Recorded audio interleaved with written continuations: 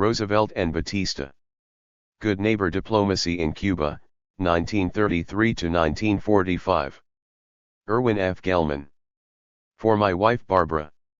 Contents: Continuity and Change, the development of one good neighbor diplomacy in Cuba. 2. The overthrow of Machado 8s. 3. The failure of constitutional government. 34. For Grau and Wells, the tragedy of defeat. 50d. The Mendieta regime, the triumph of disorder. 84. 6. The good neighbor policy takes form. 107. The path to revival, the end of the 122 Mendieta regime. 8. The winner loses, the impeachment of Jigme _ 138. 9. A time for consolidation. 159. 10. Batista legitimizes his power. 177. LL War, Prosperity, and Politics. 197. 12.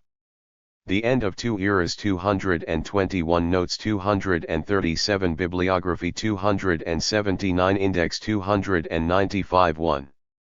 A Havana Street After a Riot, August 1933. 2. Cespedes and His Cabinet, August 1933. 3. The Pent Archie, September 1933. 4. Batista, September 1933. 5. Hotel Nacional, September 1933. 6. Batista, Blas Hernandez, and Grau, October 1933. 7. Batista and Soldiers at Camp Columbia, November 1933. 8. Mendieta and Caffery, June 1934. 9. Batista and Comrades, December 1936. 10. Batista and General Craig, November 1938. 11. Roosevelt and Batista, December 1942. 12. Batista and Cordell Hull, December 1942. Continuity and Change. The development of good neighbor diplomacy in Cuba. Since Fidel Castro's accession to power, there has been a veritable flood of literature concerning the changes that have taken place in Cuba.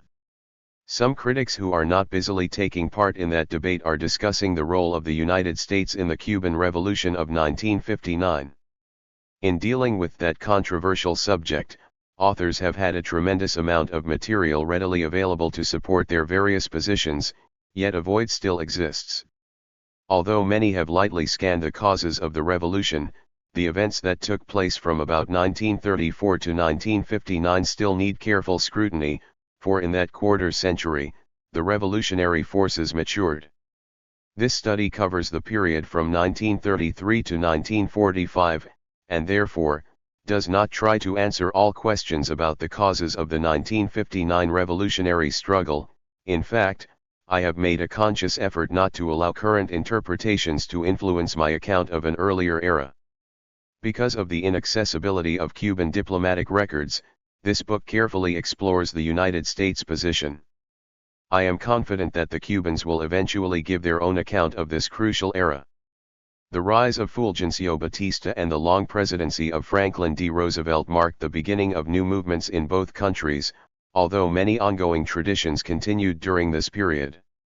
By the time Batista relinquished his political control over the island in late 1944 and Roosevelt died in early 1945, the politics that they helped to shape formed the basic ingredients for relations between the two countries that endured until Castro's assumption. 2. Of power. What happened in the 12 years of good neighbor diplomacy is the fascinating, largely untold story of the relations between a superpower and an island seeking its identity. The successes and failures of the interactions of the two nations clearly demonstrated the extent to which seemingly unrelated events affected both countries in their bilateral relations. If the old bromide "damned if you do, damned if you don't" was ever valid, it surely applies to the case of United States-Cuban relations from 1933 to 1945. In 1933 Cuba was in the midst of a prolonged economic depression. The people were also expressing increasing hostility to the brutal oppression of the dictator Gerardo Machado. The struggle to remove the tyrant intensified, but little could be done to alleviate the economic plight of the nation. Finally in August, Machado was forced to flee the island, and a provisional government led by the traditional politicians replaced the dictatorship. After a brief interlude of rejoicing and of vengeance upon survivors of the old regime, the interim government began to face mounting criticism for its failure to act vigorously for reform. Since this regime could not respond to all the complex problems on an island torn by economic and political strife, it quickly met the same fate that had befallen Machado's government. On September 4, 1933, a group of dissatisfied sergeants revolted against their superiors and took control of the military forces. To assure the success of their rebellion, they looked for allies in the civilian sector. Almost immediately after the revolt, the students and other groups that had staunchly opposed Machado and the provisional government offered to form a coalition with the new military establishment, thus driving the traditional politicians from authority. Led by Sergeant Fulgencio Batista and a well-known physician and university professor, Ramon Grau San Martin, the new regime claimed to have carried out more than just another coup d'état. Announcing that their program reflected the nationalistic aspirations of the Cuban people, the students and sergeants initiated a new period in the island's history. For a brief span of 4 months, these groups, indeed the generation of 1930 that they represented, took authority away from the veterans of the Spanish-American War and placed it in the hands of the younger generation. Their rule attempted to reform past inequities, and as a result of their efforts, the Revolution of 1933 became an integral 3. part of the island's nationalistic heritage, although its importance is often overlooked. Many have forgotten or neglected the changes that occurred during Grau's presidency. Some have claimed that this was a frustrated revolution or a pseudo-revolution, others have argued that there never really was a revolution. The critics who made these charges could not explain the positive achievements of the Grau regime. Thus they not only ignored the concrete reforms in social and economic legislation achieved under Grau, but they also minimized the most significant development of the revolutionary struggle. A new feeling of nationalism swept across the island, and it had only begun to gain momentum. By the end of Batista's presidency in 1944, the reforms of the 1933 revolution had been institutionalized. Grau's programs, including better schools for rural inhabitants, improved working conditions for laborers, and assistance to domestic industry, were all incorporated into the island's drive toward modernization. The capstone of these efforts was the Constitution of 1940, one of the most advanced documents of its kind in Latin America. Even though critics claim correctly that not all of these reforms were completely implemented, they should not assert that the Revolution of 1933 was either frustrated or forgotten. Its fires grew and spread during Batista's first era, and from its live coals burst the flames of the Revolution of 1959. Unfortunately for the Cuban nation, the beneficial consequences of the Revolution of 1933 did not extend to the country's political system. The rise of Batista was more than just the ascendancy of a new personality in Cuban politics.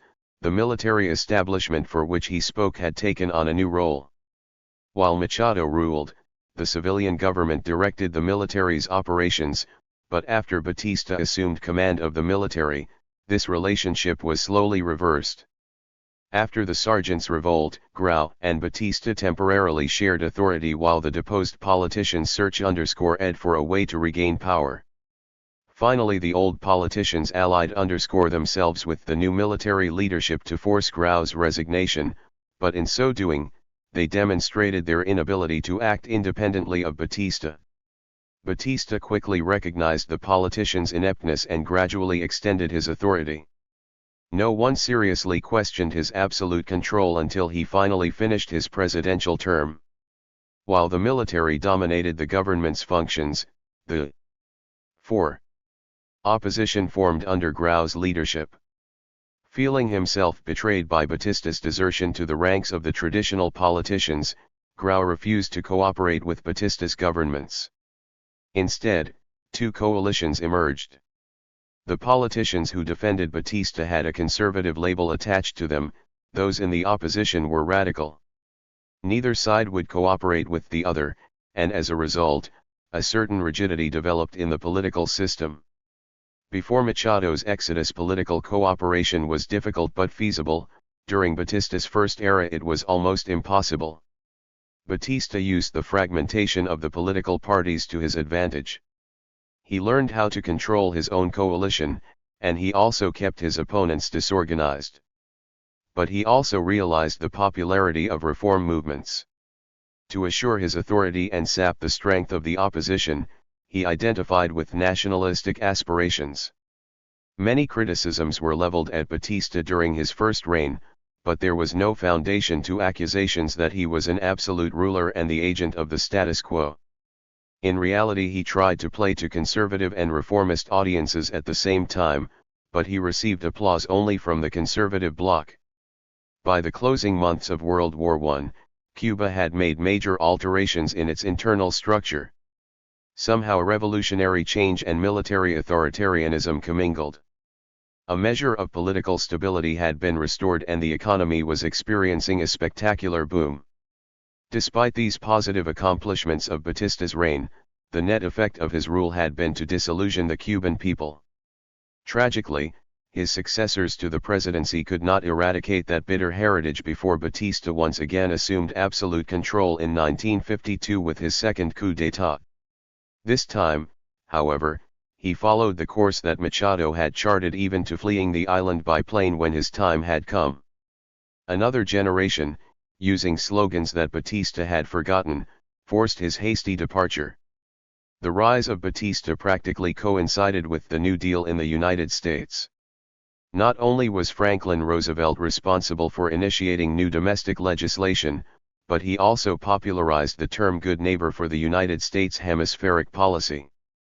By the end of his administration, he had received widespread acclaim for instituting a new type of diplomacy toward Latin America, but most of his admirers failed to understand that the evolution toward the commitments of non-intervention and non-interference had started before Roosevelt entered the White House. There was a change in diplomacy under Roosevelt, but it was in mood only. The tactics were altered, not the strategy. The fundamental objectives of the United States in the Western Hemisphere remained constant. While the good neighbor policy put a stop to use of United States troops to maintain order in the hemisphere, the United States continued to work for stability within Latin American states in order to protect American investments. An examination of good neighbor diplomacy in Cuba reveals that the policy combined change with continuity. In the summer of 1933, Roosevelt dispatched Sumner Welles to prevent anarchy in Cuba, but the ambassador failed in his mission. Realizing his failure, he even called for military intervention, and when that request was rejected, he asked for and received permission to withhold recognition from Grau's revolutionary government. No American troops landed on Cuban soil to assure domestic tranquility during those hectic days, but the slow and painful policy of non-recognition increased tension and ultimately assured Grau's resignation. Jefferson Caffery succeeded Welles as ambassador to Cuba. If Welles's activities had started controversy, Caffery's aroused even more. While Caffery reiterated the commitment to non-intervention, he allied himself with Batista to force Grau from the presidency, hoping for a coalition that the United States could copyright recognize. As a result of the manipulations of Caffery and Batista, Grau resigned. Stability was eventually restored, but in the process, many Cubans blamed the United States for stopping the revolution before it had run its course. Ironically, the Roosevelt administration used Cuba as a model of good neighbor diplomacy in spite of these events. The United States claimed truthfully that it had not landed troops on Cuban soil, and in early 1934, to strengthen its non-intervention declaration, the Roosevelt administration even abrogated the Platt Amendment, which the United States had originally forced the Cubans to write into their Constitution of 1901, legalizing Amer_Icon military intervention on the island for the sake of stability. The abrogation of the Platt Amendment defined what the Roosevelt administration meant by non-intervention in Cuba. The United States would not use its troops to maintain stability. After Caffery finished his tour of duty, the meaning of non-intervention was extended. The remaining ambassadorial appointees in the good 6. Neighbor period were instructed to abstain from any interference in the island's local politics. The United States realized that policies of interference embittered bilateral relations more than any others, so subtler programs were substituted for them. Non-intervention and non-interference meant nothing more than this change in tactics. While the United States interpreted non-intervention as an end to the overt use of troops and to the ambassador's active, public participation in local politics, the implications of the new policy were not extended to economic relations. In fact, as overt political intervention decreased, economic influence rose. In 1903 the two nations had negotiated a commercial treaty that lowered the tariff levied on Cuban sugar by the United States.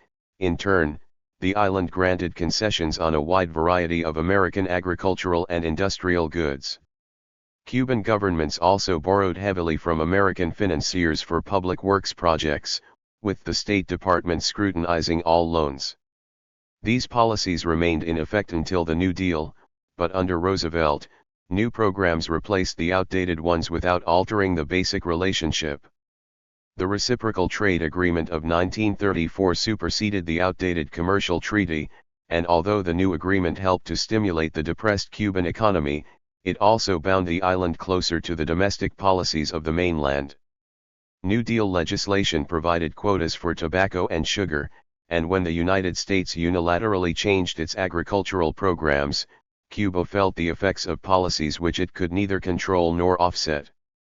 Besides launching a new foreign trade program, the United States government replaced private financing as the source of loans to Cuban regimes.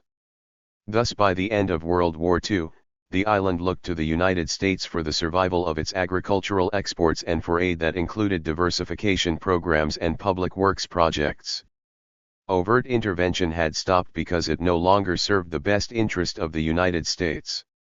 Economic domination was less objectionable in the conduct of foreign relations and just as effective, for by 1945 the United States exercised even greater control over the Cuban economy than it had before 1933.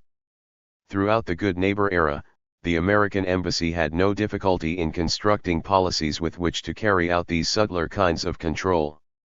American representatives continually 7. Stated that the United States would not intervene either militarily or politically, but these assurances did not change the overwhelming power of the American ambassador to influence political decisions through economic actions. Whether through economic or political pressure, he retained his privileged position. While he and his staff contrived to separate their various economic and political programs into convenient compartments, Cuban politicians were not able to comprehend the subtle distinctions, which never were clearly defined. The embassy could not understand why the island's leadership was unable to adjust to this new relationship. Instead of trying to fathom the Cuban mentality, American policymakers should have directed their attention to the inconsistencies of their own policies. As long as the basic objectives of the United States strategy toward Cuba remained unaltered, why should Cuban politicians change their guiding assumptions? These trends in the relations between Cuba and the United States, as well as the internal events in both countries, shaped policy formulation in both nations throughout the Good Neighbor period. The rise of Batista and his responses to internal pressures guaranteed political stability in Cuba, and this stability was reinforced by the American embassy's efforts to preserve internal peace for the protection of its nationals. Batista's governments also sought to continue their power by increasing sugar exports, and the United States in turn instituted the sugar quota, which assured a gradual commercial revival in Cuba. The interweaving of these economic and political programs was successful as far as it went. When changes became necessary, they were gradual and fragmentary rather than radical. The traditional relationship, evolving over 4 decades, probably could not have been expected to lead to anything else, but one thing was certain. By the end of World War II, many Cubans were blaming the United States for the inadequacies of their internal structure. Castro subsequently used this latent hostility to unite his forces, but before he was even born, other nationalists had similar ideas. In many ways the revolution of 1933 foreshadowed the revolution of 1959. Only by exploring the earlier movement can one place the later upheaval in its proper perspective. The overthrow of Machado. In the midst of the Great Depression, American voters selected Franklin Roosevelt as their president. He had promised them economic recovery and the hope of a New Deal. The political situation in Cuba showed no signs of improvement, for Gerardo Machado y Morales governed the island as its virtual dictator. Not only did voters in the United States express concern for their own domestic difficulties, but Cubans also paid close attention to events on the mainland. This close relationship had emerged long before the 1932 presidential election. Even before the Spanish-American War, the two nations had firm connections, and after the war, their ties grew still stronger. The Reciprocity Treaty of 1903 provided a reduced tariff for Cuban sugar entering the mainland, and in return, the United States received tariff preferences on a wide variety of its exports to the island. In the Permanent Treaty of the same year, the United States guaranteed Cuba's political stability by assuming responsibility for the maintenance of the island's internal tranquility. Long aware of Cuba's strategic importance, the United States also gained the right to erect naval stations on the island. These early treaties established economic leverage for the United States. Cuba had evolved into a sugar monoculture that relied on the United States for its economic survival. Even before the Depression struck the United States, Cuba felt the effects of economic insecurity.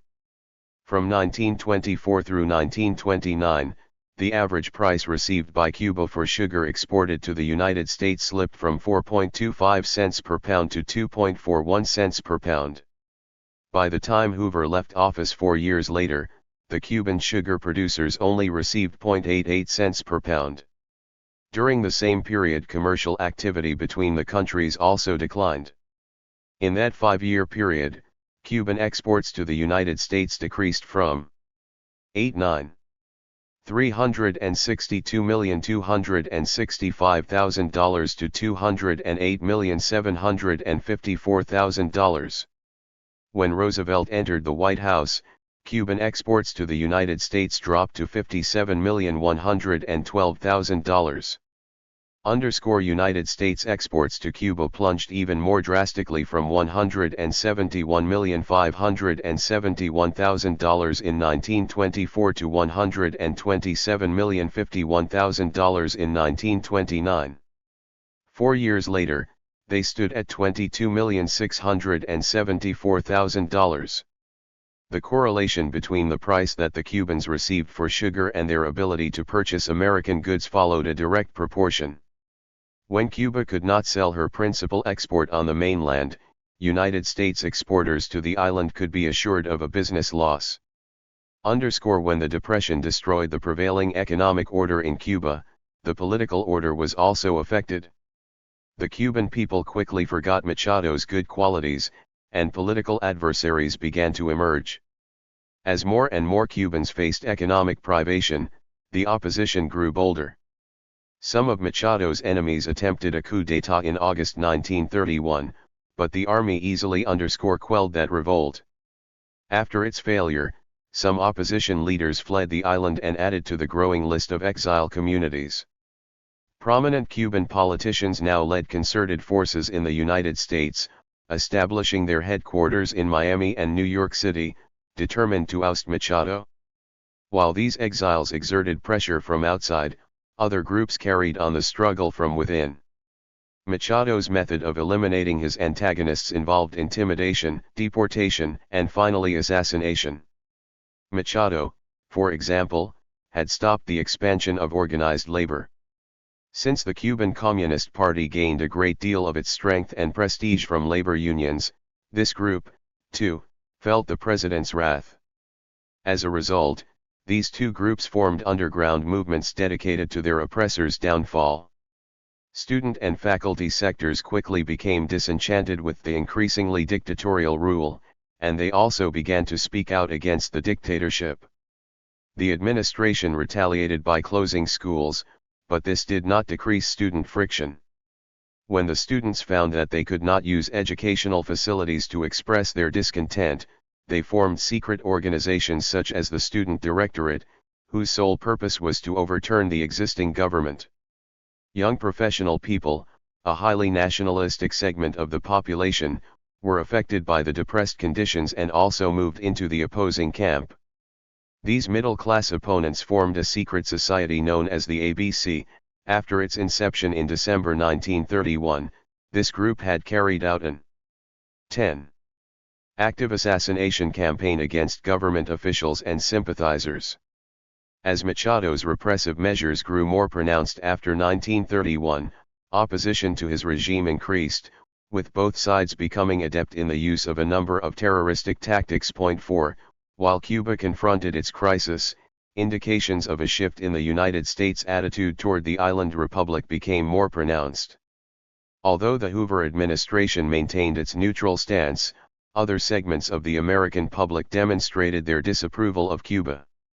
In addition to the attacks of the exile groups in the United States and the hostile newspaper and magazine accounts of Machado's brutality, business circles in the United States demanded political stability.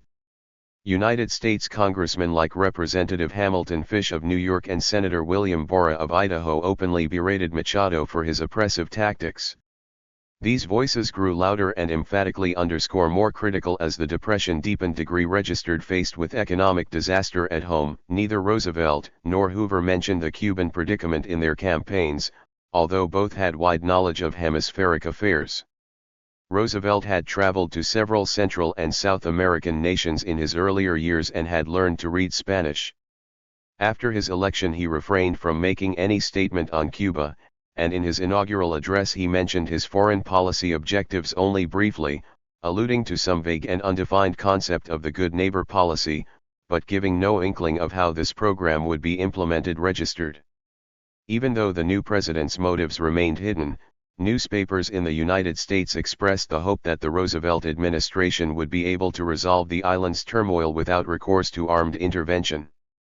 Cubans too were generally optimistic about the results of the American election.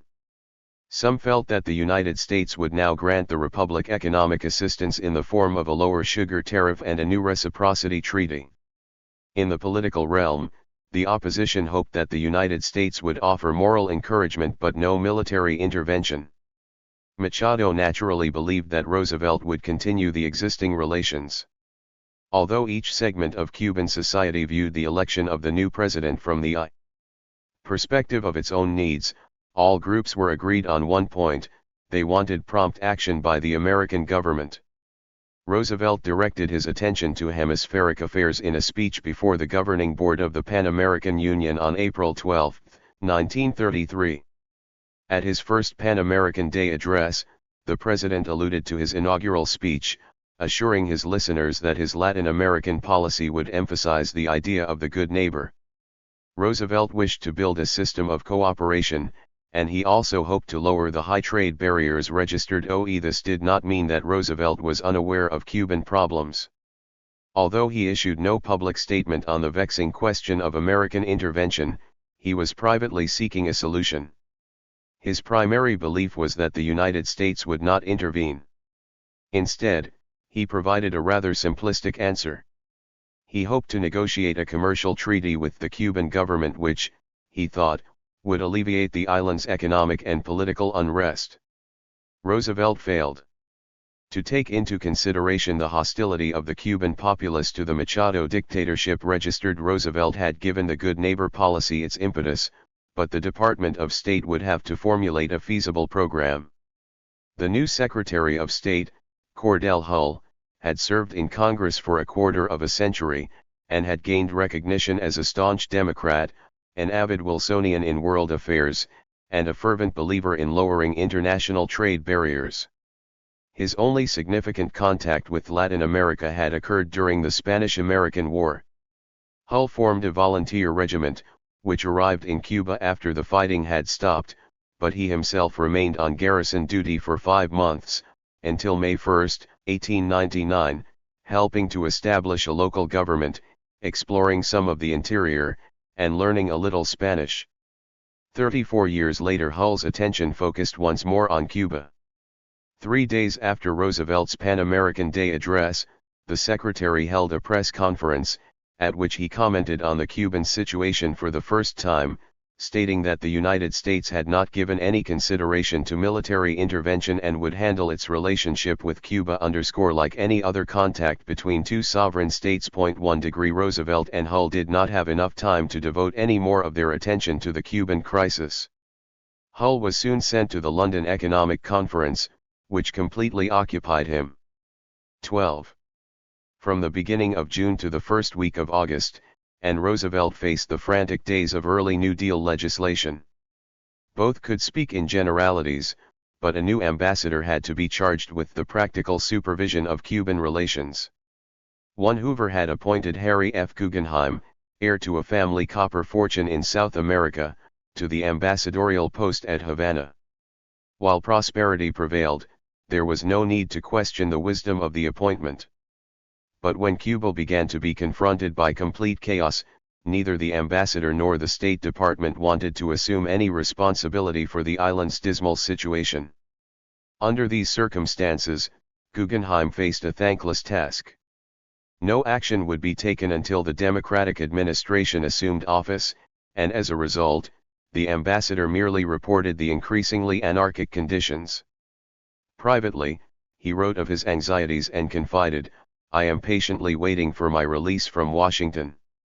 I have asked some of my friends to try to have me relieved as promptly as possible. As you can well imagine, under the present circumstances my work is difficult and I am unable to do anything really constructive." The beleaguered ambassador's hopes were soon answered. Roosevelt relieved Guggenheim of his post and announced that Assistant Secretary of State Sumner Welles would replace him. This selection was made for a variety of reasons. First, Welles was widely regarded as one of the foremost experts in the United States on Latin American affairs and especially on the Caribbean. Besides this crucial expertise, the new ambassador had the confidence of the president. Both men had been educated at Groton and Harvard. While Welles served as chief of the Latin American Affairs Division for the Department of State in Washington, Roosevelt was completing his career as Assistant Secretary of the Navy. They became acquainted and ultimately formed an intimate friendship. Shortly after Roosevelt assumed the presidency, he appointed Welles as the fourth Assistant Secretary of State, dealing with Latin American affairs. With Welles's appointment, Franklin Roosevelt demonstrated his acute concern for the island's problems and the priority that he attached to his new ambassador's mission. For Sumner Welles brought a long and distinguished record of diplomatic service to his new assignment. He was born in New York City on October 14, 1892. Upon completion of his college training in 1914, he decided on a career in the diplomatic corps. At 13, the age of 22, the young college graduate entered the Foreign Service on July 15, 1915, as a secretary assigned to the Tokyo Embassy. At the end of his 2-year tour of duty, Welles requested a transfer to a Latin American post, feeling that this area of the world was crucial to the interests of the United States and hoping to specialize in the affairs of the Western Hemisphere. The Department of State approved his request and assigned him to Buenos Aires in late November 1917. He proved to be an effective officer in his new post, and after completing his tour of duty, he became Assistant Chief of the Division of Latin America in 1920.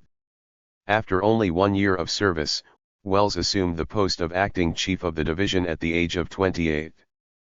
During his tenure, Welles dealt mainly with problems in Cuba, Haiti, the Dominican Republic, and Central America. Welles was forced to resign from the Foreign Service in 1925. He had spent 8 of the 10 years of his career contemplating and resolving Latin American issues. During 6 of these years, the Caribbean area received most of his attention. After he resigned, Welles undertook a series of missions at the request of the president in Honduras, Santo Domingo, and Nicaragua. In each case, Welles had far greater mobility than an ambassador and relied heavily on this unusual freedom of action. He became the initiator of preventive policies to resolve potentially explosive situations that might lead to American intervention. He was a pragmatic diplomatic agent, making good use of his intimate knowledge of Latin American institutions and acting with the self-confidence that ultimately led to the successful completion of his mission. 16. He had accepted the special roles assigned to him by Republican presidents, but after 1928, he frequently communicated with Franklin Roosevelt on subjects concerning the role of the United States in Latin America. By 1933, Wells had two principal goals for the Western Hemisphere. He wanted to remove the factors that contributed to anarchy and revolution, and he hoped to eliminate the specific causes of friction between the United States and Latin America.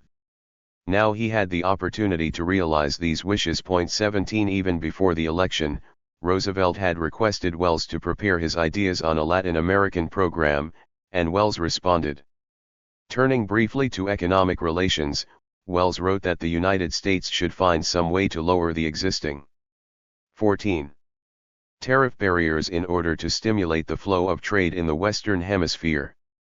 In the political realm, he argued, the United States must abandon its traditional emphasis on unilateral action in favor of a multilateral approach involving cooperation with Latin American governments.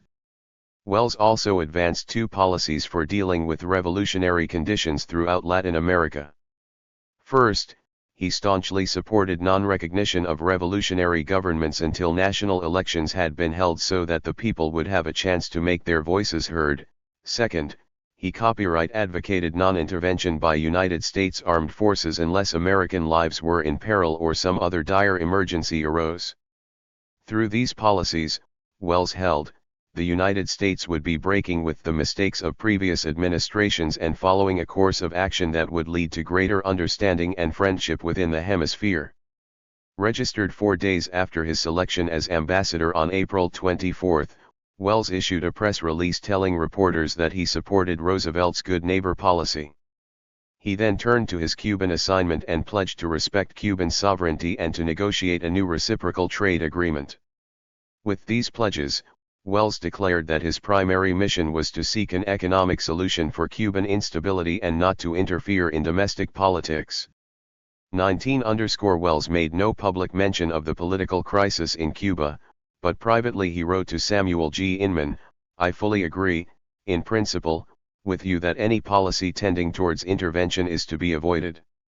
I fully concur in your belief that Cuban responsibilities must be undertaken by the Cuban people themselves so long as their method of assuming them keeps within constitutional lines. Finally, I also agree that it is impossible to undertake this work in Cuba with any definite program cut and dried before me." Wells, the seasoned diplomat, Hull, the experienced Democratic congressman, and Roosevelt, the pragmatic politician, had given their individual views of how the good neighbor policy should be initiated. Now they worked together to draft the instructions that would decide the course of action in the first application of the program. The directive that Wells carried to Cuba represented the efforts of all three men, and it was completed on May 1. After discussing the generally deteriorating conditions on the island and the growing brutality of the Machado regime, the 15th document gave Wells the delicate assignment of correcting the situation without appearing to intervene in the island's domestic politics. He was to point out to Machado that the government's terrorism and repression must stop. If the Cuban government wished, the United States would offer its help in resolving the political impasse. Besides taking these political measures, Wells was also to negotiate a new reciprocal trade agreement. While the instructions gave a wide degree of latitude to the ambassador, they ended on a cautious note. Wells must always bear in mind that Cuba was to be treated as a sovereign nation, and he should not make any decision that would increase the likelihood of the United States invoking the Platt Amendment. Late in the afternoon of May 7, Wells ended his 3-day voyage aboard the United Fruit liner Putin. An immigration launch came to meet him, and soon he reached the docks, where Cuban officials and people from the American embassy greeted him. The Cubans finally had their first glimpse of the tall, lean, erect ambassador, who dressed elegantly and appeared youthful. Upon his arrival, Wells told his audience that his first mission would be to renew the disrupted flow of commerce between the two nations in order to restore the prosperous conditions that had existed before the Depression. Overnight the ambassador became a political celebrity. To many Cubans he embodied the prospect for peace and personified a hope that temporarily allayed their frustrations. On the day of the ambassador's arrival, Machado freed some 100 political prisoners, and on the following day, he transferred the role of censorship from the military authorities to the Ministry of the Interior. 3. While some felt relief, others were skeptical. The announcement of Welles's interest in negotiating a commercial agreement led some of the leaders of the anti-Machado factions to believe that the United States had abandoned their cause. If Machado's antagonists saw few signs of encouragement, government authorities could not rejoice either, for few Cuban officials knew Welles, and his record gave little idea of his views on the political crisis. The Cuban leadership had heard rumors of statements by Welles to his friends that he would force Machado from office, and those whispers were encouraging to the enemies of the regime. Every faction was anxious about Welles's position, for all wanted and needed his 16. Support Machado to save his regime, the opposition to overthrow it, and the people to relieve their distress. How could Welles satisfy everyone at once? For on the morning of May 11 Welles presented his credentials and called for the start of reciprocal trade negotiations to revise the Treaty of 1903. Even after these began, many Cubans still speculated on the ambassador's role in solving the political dilemma. The instructions that Welles carried concerning this problem were imprecise, but before his first private interview with Machado on May 13, his plan had been carefully formulated. He told the Cuban president that the United States wanted to assist the Cuban people in resolving the political crisis, emphasizing that no economic improvement could be achieved without political tranquility. He then outlined a plan that called for national elections in the autumn of 1934, even though Machado's term did not expire until May 20, 1935. Welles also wanted the Cuban government to restore constitutional guarantees and end acts of repression by its agents. When political conditions were stabilized, he thought, the regime should also abolish censorship and end the state of martial law. Machado replied that he was then attempting to restore normal constitutional rule, and he welcomed American assistance in establishing a political truce in preparation for elections. Not only did Machado appreciate the ambassador's suggestions, but he emphatically declared that he would not be a candidate for re-election under any circumstances. If necessary, he would resign at an appropriate moment before the voting so that his administration would not be accused of controlling the electoral machinery. 6. Even though the situation was tense, Welles did not anticipate any necessity for Machado's resignation. The Cuban president still held the loyalty of the armed forces. If he left power prematurely, chaos would result, since the opposition had no constructive program beyond the dictator's removal. Without an orderly government to control the population, Welles predicted, the possibility of United States intervention would increase immeasurably. 27. Another crucial ingredient for a satisfactory completion of Welles's mission was the reciprocal trade agreement. Its negotiation would divert attention from political agitation to constructive bargaining. Welles predicted that these economic negotiations 17 would raise the spirits of the Cubans by offering the hope of increased prosperity. Not only would the public support negotiations, but the administration would also be forced to cooperate, for its very survival depended on the friendship of the United States. The ambassador continually stressed that his government could not make any definite proposals under the existing political situation, making clear to the Cuban officials that these discussions were purely exploratory. In the final analysis, Welles's program entailed the use of economic bargaining as a lever to initiate the desired constitutional and electoral reform for the national elections. 8.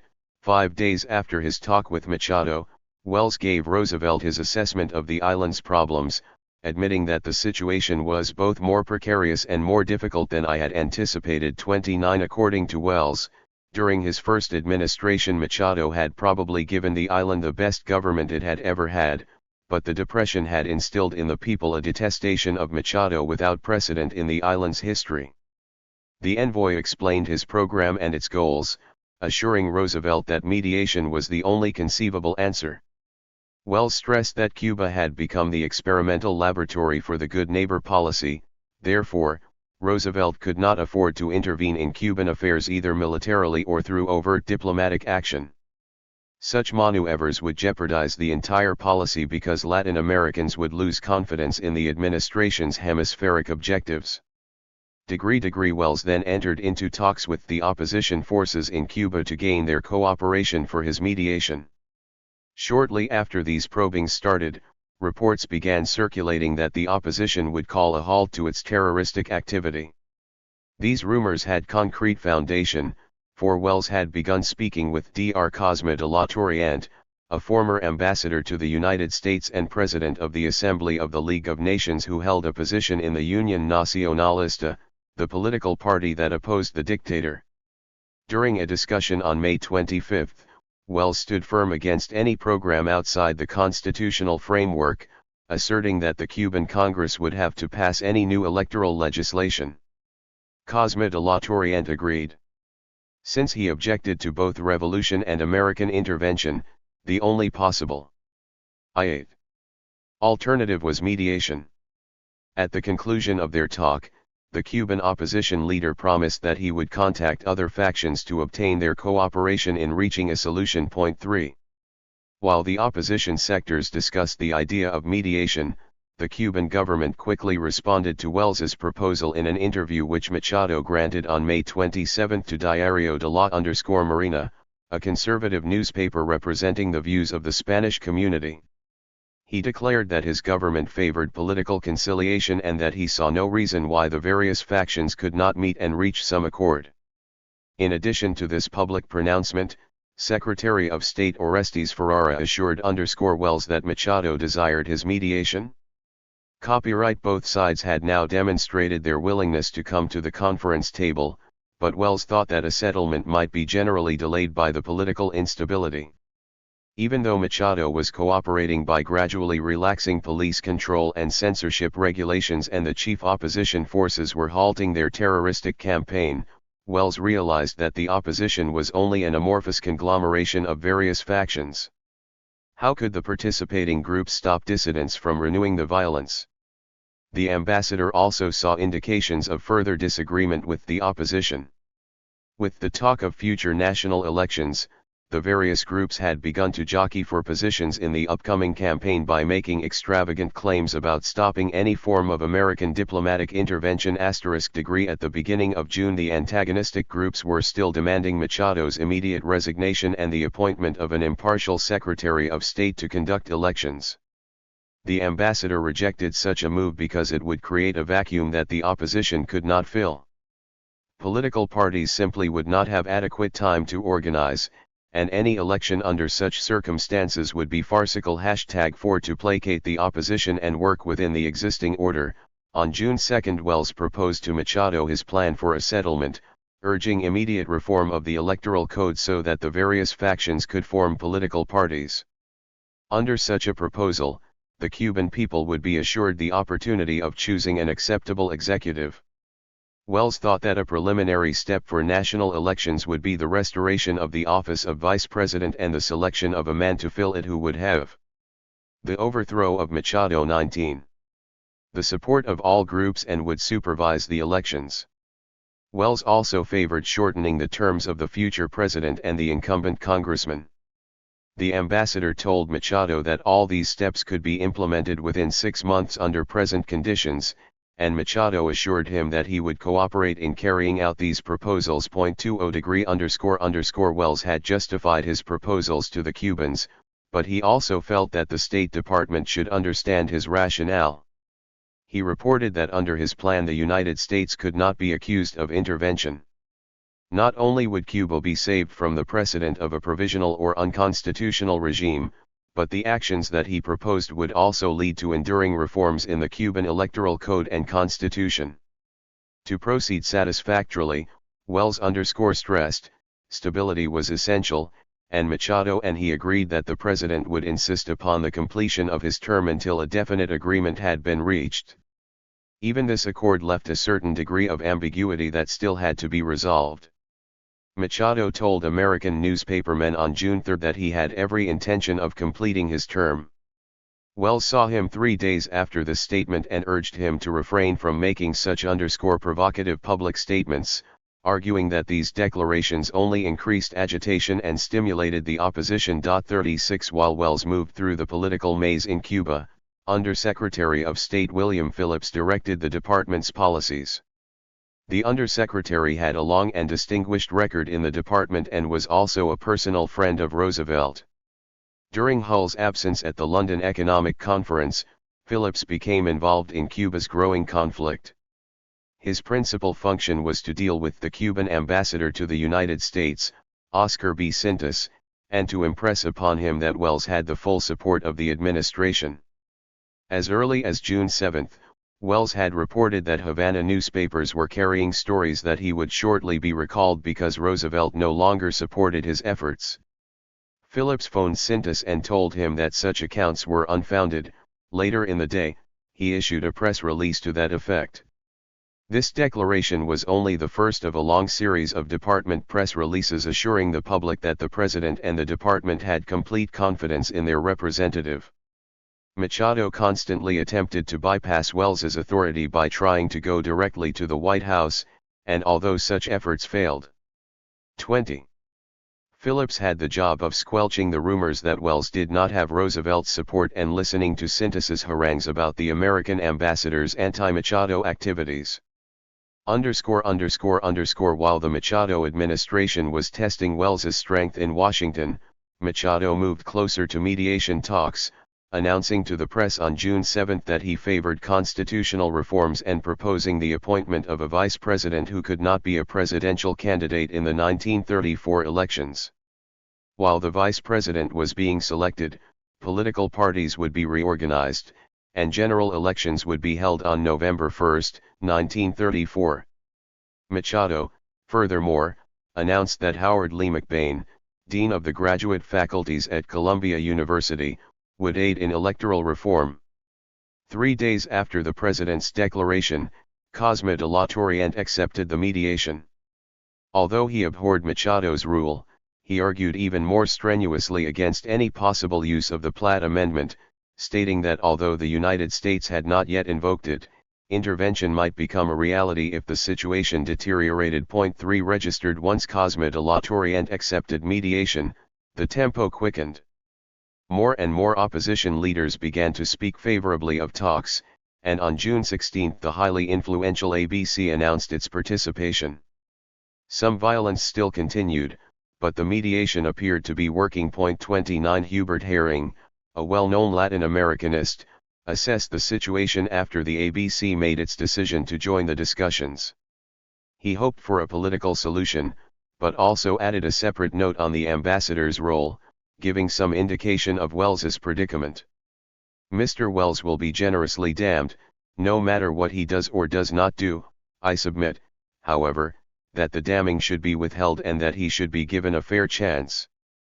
4 Because of the cooperation shown by Machado and the opposition, Phillips reported to Roosevelt on June 20 that Wells was ready to start the actual proceedings. Not only were the political forces anxious to discuss the situation, but the ambassador also felt that the Cuban people were desirous of a settlement. Wells's instructions, vague at the outset of his mission, had now taken definite form. Through his mediation efforts, he would work for political reorganization ultimately ending in a new Cuban government. With this political settlement, stability would return. 21. In such a climate, the ambassador could proceed toward his next objective: economic revival. As early as June 2, Wells reported to Assistant Secretary of State Jefferson Caffery that his entire effort in Cuba was predicated upon his having authority to undertake negotiations for a new reciprocity treaty at a very early date, for Wells had the impression that Roosevelt would ask Congress for authority to negotiate executive reciprocal trade agreements. When the ambassador learned that this legislation would not be presented, he expressed disappointment. Wells felt that he had to proceed with the negotiations in order to ensure beneficial economic and political efforts in Cuba and to aid American exporters. Phillips replied to Wells's request on June 8, giving him permission to continue bargaining on a treaty that would be submitted to the Senate for ratification in the next session. %. Besides negotiating the commercial treaty, Wells hoped to aid the Cuban economy by revising the island's foreign debt payments. Like most other Latin American nations, Cuba was having difficulty balancing its budget. While the government tried to meet its own payroll, American bankers applied pressure for payment on their loans. Wells hoped that some agreement between the Cubans and the American bankers could be negotiated to satisfy both parties, and he began his efforts to find a solution. The program had been completed. Economic stabilization would complement political peace. 44. With the completion of the preliminary negotiations, Wells attempted to clarify his position in the conflict, assuring the Cubans that he was not intervening in their domestic affairs but only offering to mediate in order to avoid such an action. He also told the Cubans that this mediation effort involved no contractual obligation on the part of the United States or Cuba, but, Wells informed the State Department, the Cubans did not understand the distinction. Even though the ambassador's position was vague, he had managed to convince the Cubans to discuss their grievances. On June 22, Machado extended an invitation to the political exiles to return to Cuba with full protection guaranteed by his government, and on the same day he confided to Wells that his government was ready to come to the conference table. Wells's persuasiveness had its effect. The Machado-controlled daily, Heraldo de Cuba, reviewed Wells's action and editorialized that he was not 22. Intervening but acting as a friend of the Cuban people. On June 24, Roosevelt also lauded the ambassador, saying that he was greatly pleased with Wells's conduct. 4 Registered even the hostile New Republic wrote in late June that for the first time in years there is a ray of hope in regard for Cuba. 4700 From their various points of view, the Cubans who joined the bargaining felt that they had something to gain. Machado probably gave his assent because he could not afford a direct confrontation with Wells. The Cuban president also seemed to believe that no matter what happened, the United States would not alter its policy of supporting the constitutional regime. Lastly, the dictator hoped to gain needed time to see if he could resolve his country's financial and political crisis. The opposition also had its reasons for engaging in the talks. They had nothing to lose as long as Machado controlled the governmental apparatus and had the loyalty of the armed forces. Certainly, Wells's prestige and support would enhance their bargaining position. In the final outcome, they would be able to claim credit for the political compromise which would never have been achieved without their consent. 48 Although the Cubans were the negotiators, Wells held the key to the talks. He had been the dominant influence in persuading the Cubans to accept mediation, working on the premise that the only way to avoid American intervention was to have Machado and the opposition reach an agreement. For 2 months Wells had advocated that the Cubans solve their own internal problems, and in his opinion most of the factions felt that mediation was the best method for reaching a settlement. When the mediation began, the two opposing forces met to resolve the island's political struggle, but the proposal had been formulated and initiated in the American embassy. Powerful forces were working for political compromise, but how many people did this effort represent? The government officials, the old politicians, the ABC, and other segments of society, lent their support. What of those sectors who rejected the mediation formula? How much of the populace did they represent? How strong was the movement against mediation before it had even begun? These questions cannot be answered with exact numbers, but the antagonists to the proposed talks were many and vocal. When 23. Machado initiated a campaign against Labor and the Communist Party early in his administration, these groups retaliated by forming the initial opposition to his regime.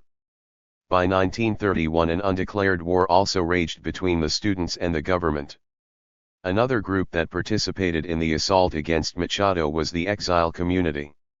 Some exiles who had originally supported the dictator were now disenchanted with his rule. General Mario Garcia Menocal, former president of the Republic, led such a group from Miami, insisting on revolution as the only solution. Wells saw Menocal as a particular threat and repeatedly requested that American authorities in Miami carefully watch his group's activities so that they could not interfere. Lastly, even within the groups that decided to participate, some members refused to abide by the leadership's decision. Their refusal to join the discussions further weakened the mediation.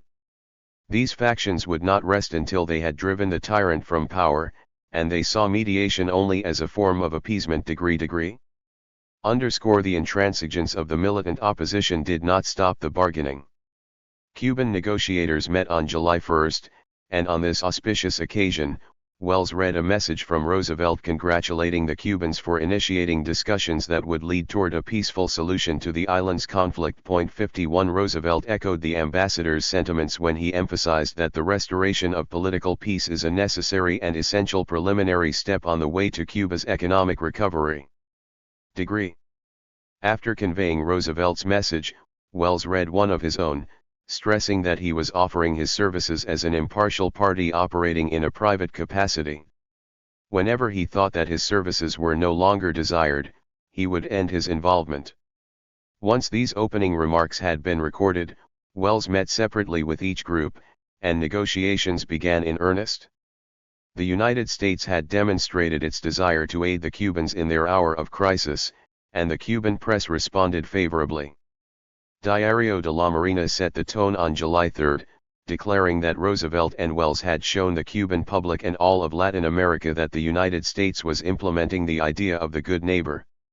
The paper now called for a concerted effort by the negotiators, because the United States had placed in our hands a thread of the initial fate of a new policy, of an American New 24 Deal which affects, in a more or less direct way, all the powers of the earth. Registered for the question that remained unanswered was how the Cubans would respond to this challenge. During the month of July, Wells saw indications that the negotiations would reach a successful conclusion.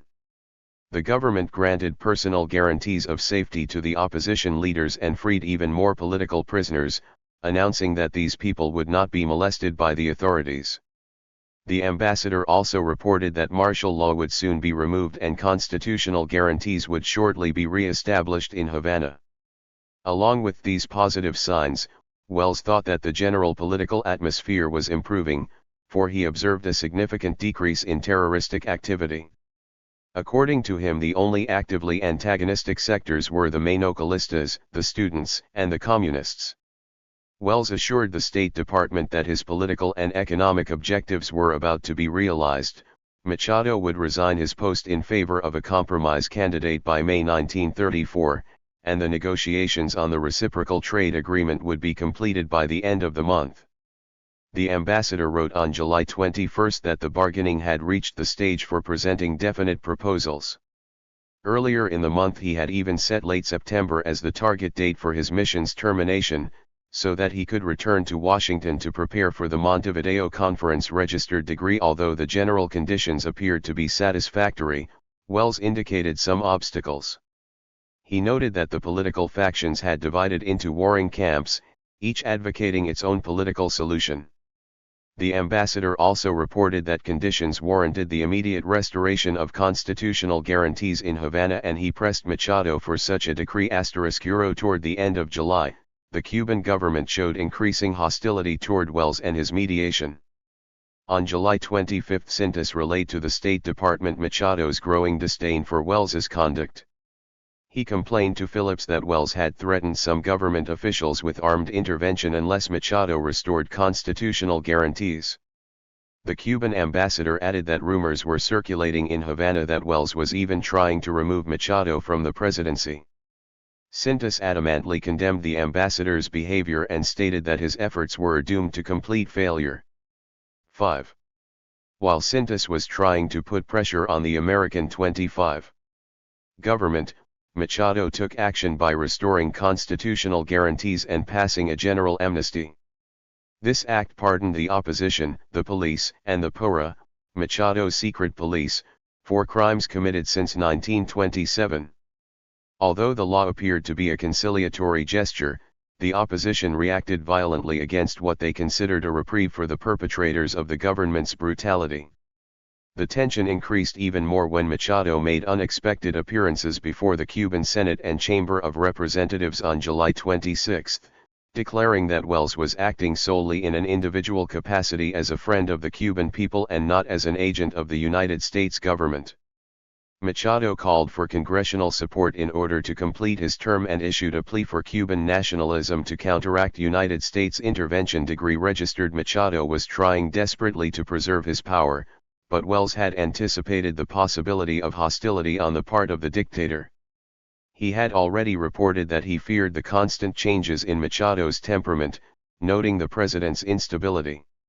Wells refused to allow the dictator's conduct to interfere with the progress of the mediation, and on July 27, the ambassador greeted the mixed commission that had been selected to draft new electoral laws.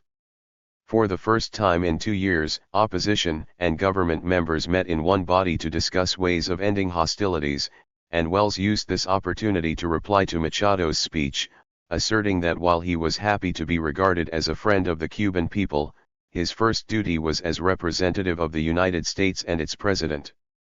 With this statement, Wells emphasized not only that he was working as the agent of his government, but also that he had Roosevelt's confidence. He had now removed any doubt that he was acting as an impartial observer, and he used the occasion to the fullest advantage. He urged the commission to find a prompt solution, warning the negotiators that until their deliberations were completed, the island could not expect any economic improvement. While the delegates were searching for an acceptable answer, Howard McBain was submitting his recommendations on electoral reform to Wells. The ambassador thought that they were excellent suggestions and began efforts to have them enacted into law. Although Wells held optimistic hopes for McBain's reforms and for the efforts of the mixed commission, their work ended in 26. Futility. Machado was not destined to leave the presidency as the result of the mediation copyright. Wells devoted his energies to the growing political complications, and he paid little attention to local events in Havana. José Izquierdo, the mayor of Havana, demanded on July 25 that every omnibus driver buy gasoline from the Sinclair Oil Company's garages, where he collected a tax. Several of the bus drivers' unions decided to strike against these grafting exactions, and by the 1st of August, clashes between workers and soldiers had been reported. The following day a wave of sympathy strikes encompassing the entire transportation industry spread across the island. In less than a week, an apparently spontaneous movement with no organized leadership had paralyzed the island's movements. The reaction of the people and the government was just as startling. The public did not riot, and the government made no attempt to force the laborers back to work. Everything simply came to a halt. Registered. The strike had started with limited economic goals and little if any leadership, but it became a powerful political offensive directed against the dictatorship. 6.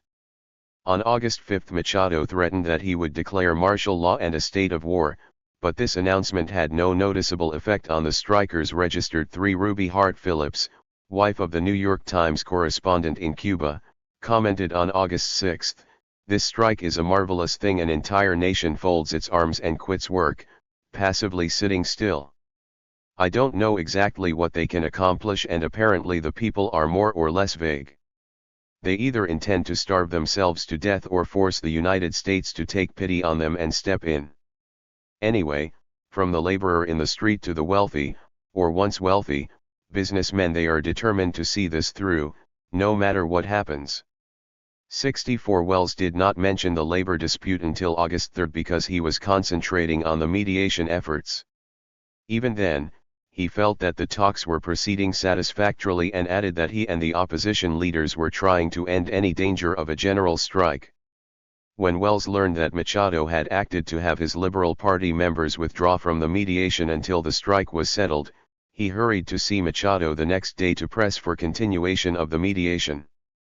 The ambassador was against any delaying tactics, especially since the commission had almost solved all the problems of reforms, and McBain's recommendations would 27 shortly be introduced to the Cuban Congress for consideration.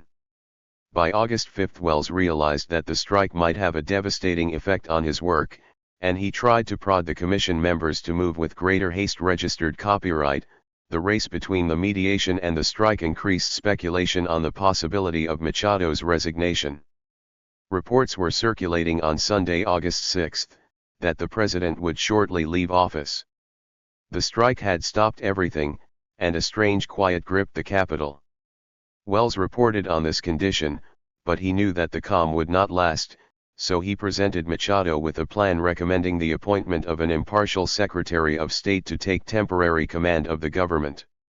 The president would ask Congress for a leave of absence, and Congress would then pass the reform legislation recommended by the Mixed Commission, shortening the congressional terms.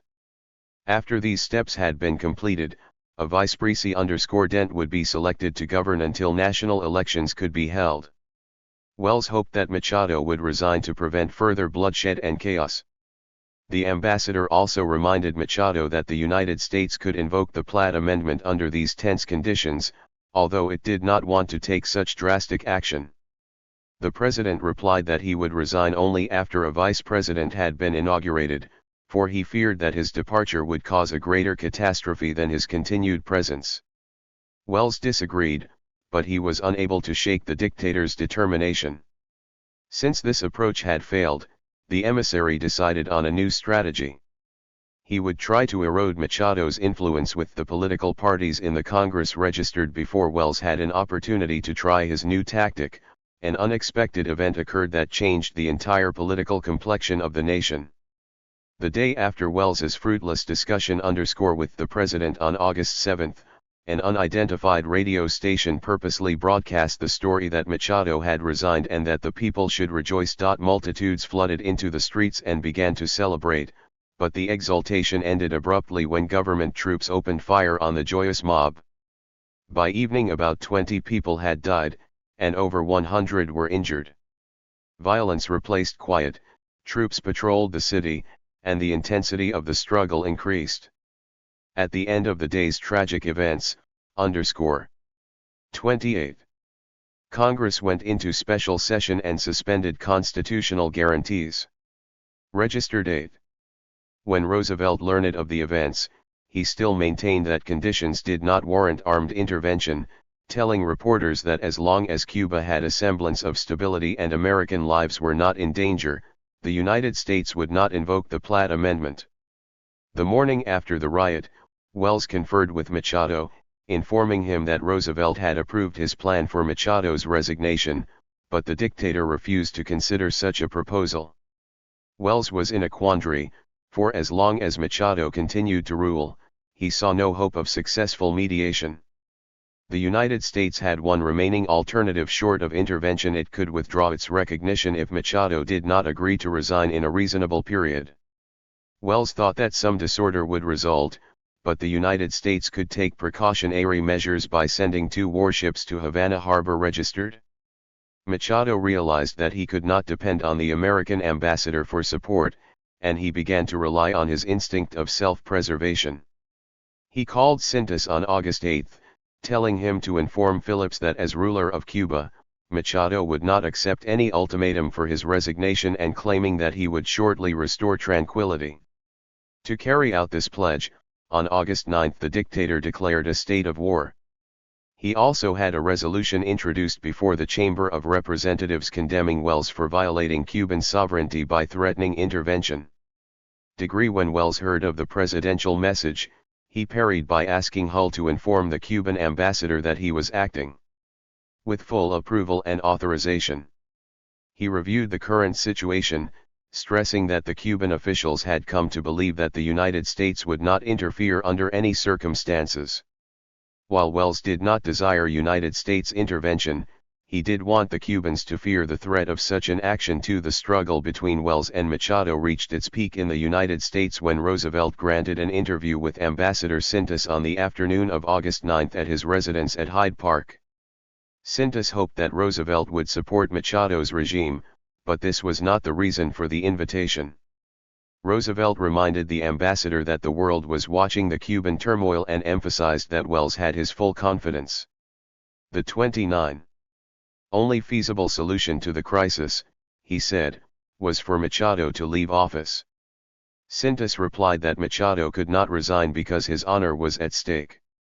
Roosevelt, in turn, suggested that Machado did not have to resign just because of the political conflict, since the Cuban people were starving, he could attribute his action to the economic crisis. Roosevelt felt that Machado's resignation would thus seem a noble gesture. 3. At the conclusion of their talk, the two issued a joint statement announcing that the problems of starvation and of depression are of such immediate importance that every political problem should be met in the most patriotic spirit in order to improve conditions at the earliest possible moment. 4. Roosevelt's simplistic solution, giving Machado an alternative reason for leaving office, had little appreciable effect on existing conditions. With its empty streets, idle workers, and scarcity of foodstuffs, Havana appeared to be in the grip of an epidemic. Ruby Hart Phillips wrote that the atmosphere is tense, no longer cheerful. People's faces are getting grim and drawn. It is now merely a question of who can hold out the longest without their nerve breaking. 7. Even though the military still controlled Havana, the strike continued unabated. Machado fought to hold his power by appealing to the nationalistic spirit that had originally swept him into office. He declared that he was trying to save Cuba from American intervention. 6. Besides appealing to patriotism, the president, with the aid of Ferrara, had the Liberal Party reject Welles's mediation. Machado put pressure on the other parties to do the same, but the politicians wavered, not knowing where to place their trust. Ferrara tried to convince Welles that Machado should remain in power until conditions improved, but Welles, buoyed by Roosevelt's statement of support, replied that Machado would have to leave. While Ferrara sparred with Welles in Havana, Cintas maneuvered in Washington, asking Hull to recall the ambassador for consultation, in order to allow Machado time to restore order. This request was quickly dismissed. Roosevelt told Cintas that Welles would remain at his station. Even though Hull would not withdraw Welles, he did want Welles to clarify his position, to assure both the American and the Cuban public that the United States was not coercing anyone on the island. There was no such thing, according to Hull, as the Welles Plan, only the Cuban Plan. 7. 30. During this critical period of stalemate, a public consensus appeared to be forming in the United States. Roosevelt had not announced any action that could be interpreted as a movement toward armed intervention. Other officials in Washington showed deep concern over the island's plight, but they favored the president's course. An argument against involvement came from the United States ambassador to Mexico, Josephus Daniels.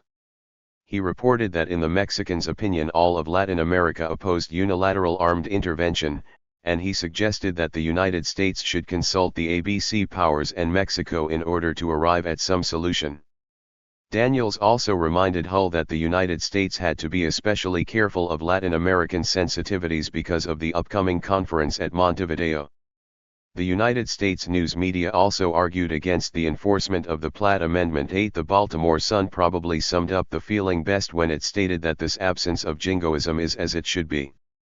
Registered, it held that the United States should continue its watchful waiting. On the evening of August 10, Welles conferred with various political leaders in order to gain their approval for his scheme of having Machado ask for a leave of absence. Welles had already spoken with General Alberto Herrera, who had consented to form a cabinet composed of all political factions. The general had been chief of staff of the Cuban army under Machado, and shortly after Welles's arrival, Machado had appointed him Secretary of the Army and Navy. He was later selected as a member of the government's mediation team, where Welles grew to trust him and decided that he would be capable of heading the government until a vice president was elected in 1934.8 degrees. Welles confided to the State Department that in his opinion Machado would accept this plan for several reasons. First, Machado would save face by appointing a member of his own cabinet, also his safety would be assured, and the Liberal Party would not have to fear reprisals by a hostile regime. The army would support its commander, and the opposition had approved the plan. Lastly, Welles assured the department, the United States could not be charged with intervention. The Cubans would make their own decisions. 8. Welles declared that the plan was essentially a Cuban solution of the Cuban problem. Registered. Before Welles had a chance to confront Machado, the Army 31 decided to take independent action. On the afternoon of August 11 a group of officers demanded the president's removal. When Machado learned of the revolt, he hurried to the army headquarters at Camp Columbia, where he found that the officers were adamant in their ultimatum that he resign within 24 hours. Later in the day Ferrara informed Wells that Machado was preparing to resign and place Herrera in command.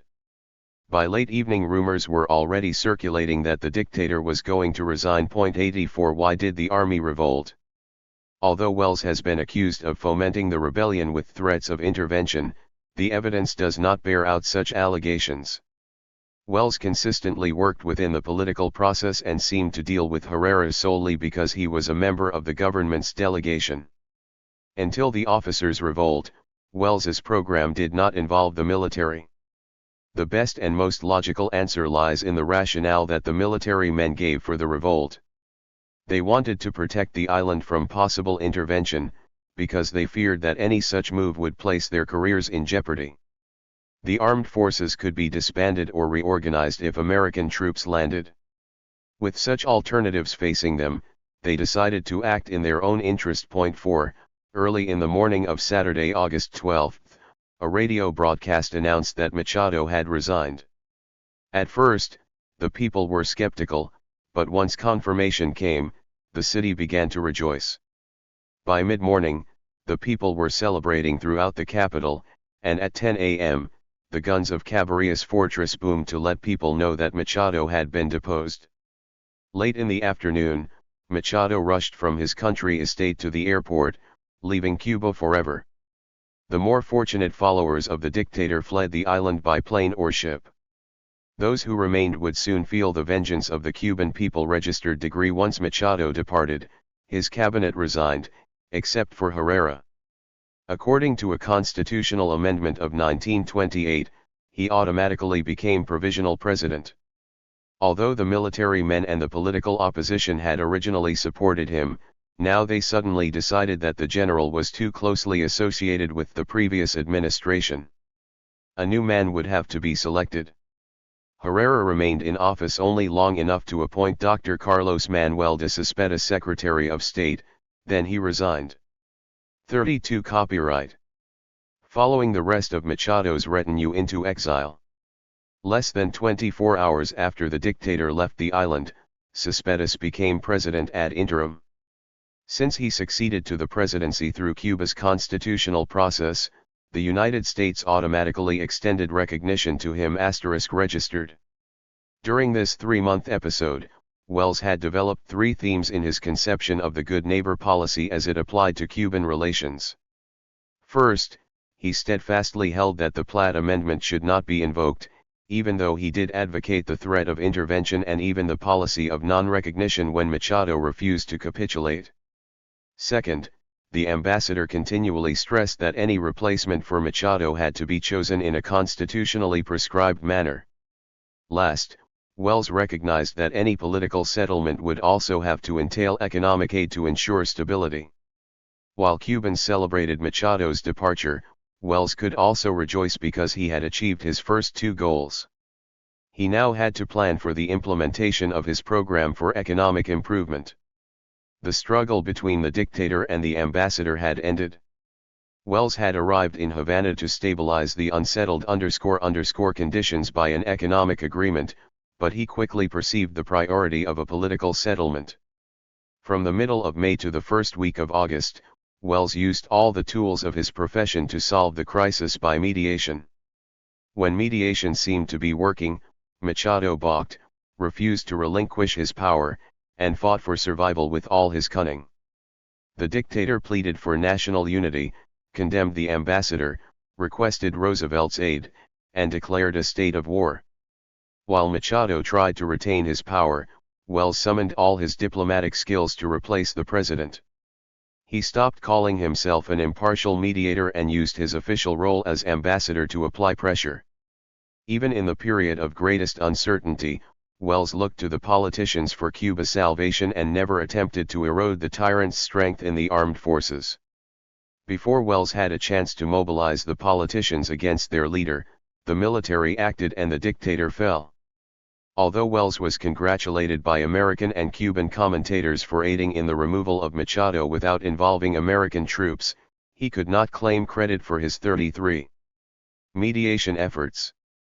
The direct cause of the victory was in the action of the military. Ironically, one of the dictator's staunchest allies was responsible for his demise. The military had succeeded where the politicians had faltered. While the Cubans celebrated their new freedom, few took time to examine the momentous implications of the armed forces' decision. But this was not the time for reflection and contemplation, for the old regime had fallen. August 12, 1933 was a time for rejoicing. The time would come for remembering and hunting those that had inflicted misery. 8. The failure of constitutional government. Cuba's national vendetta began with a manhunt for Machado's supporters.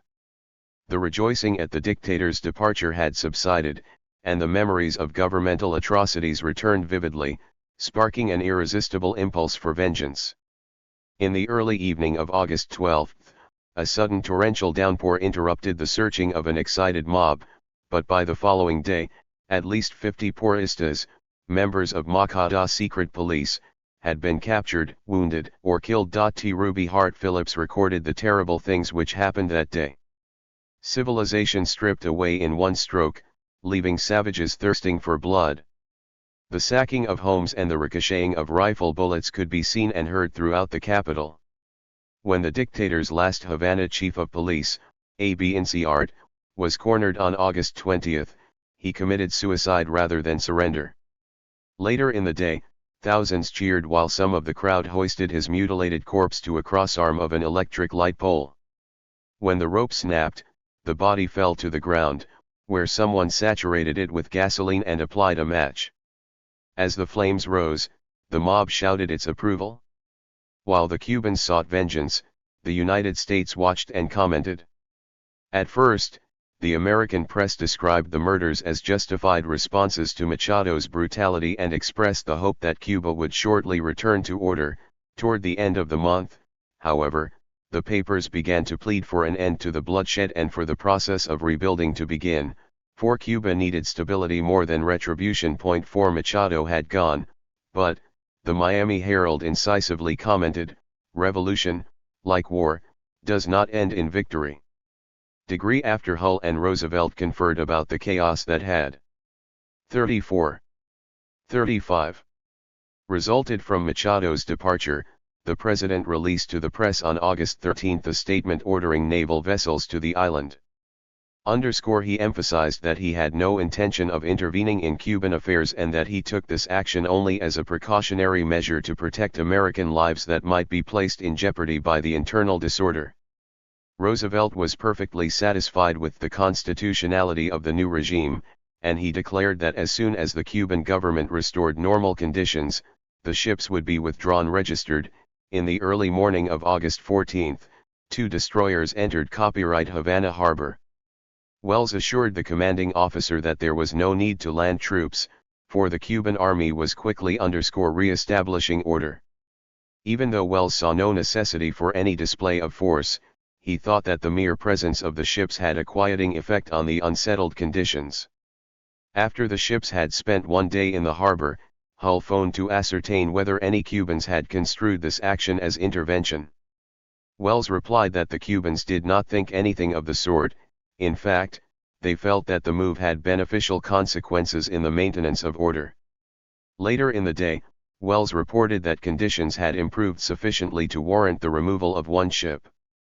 The ambassador was now confident that Cespedes could handle the situation. The collapse of the old regime quickly signaled an end to the strike in the capital, but unrest continued in the countryside. Workers on the sugar plantations struck for higher wages, better living conditions, and recognition for their unions. On August 21 laborers seized a sugar mill at Punta Alegre in Camagüey province, and within a month an estimated total of 36 mills had been captured. Communist agitators appeared to influence some of this movement, but even the communist leaders failed to grasp the magnitude of the people's disenchantment with existing conditions. When 30 of the most prominent American businessmen in Cuba went to see Wells on August 29 to complain of communist penetration into the workforce, the ambassador agreed that some foreign agitators were in Cuba, but he did not think that they represented a significant threat. He dismissed the idea of communist infiltration, reasoning that the dissatisfaction of labor stemmed from the economic structure imposed by a tyrannical regime. Only a restoration of constitutional government would improve the 36 situation, and the ambassador felt that the island was returning to normal much sooner than he had expected. 8 Even though Wells anticipated the restoration of stability, he feared that the exiles' return would quickly complicate a delicate situation. Menocal flew to Havana on August 20, and Carlos Mendieta and Roberto Mendez Pineda arrived by sea 2 days later. Mendieta was especially popular for his leadership in the Union Nacionalista, which Machado had outlawed. More significantly, he was the only prominent political leader who had refused to condone Machado's tactics or attend his second inaugural ceremony, arguing that the entire procedure was illegal.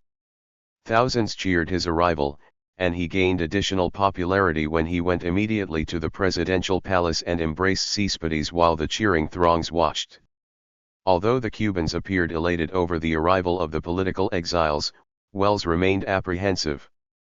Fearing that these groups would pose a threat to the existing constitutional regime, he tried to convince Menocal that the continuation of the Céspedes government was imperative for Cuba's future stability.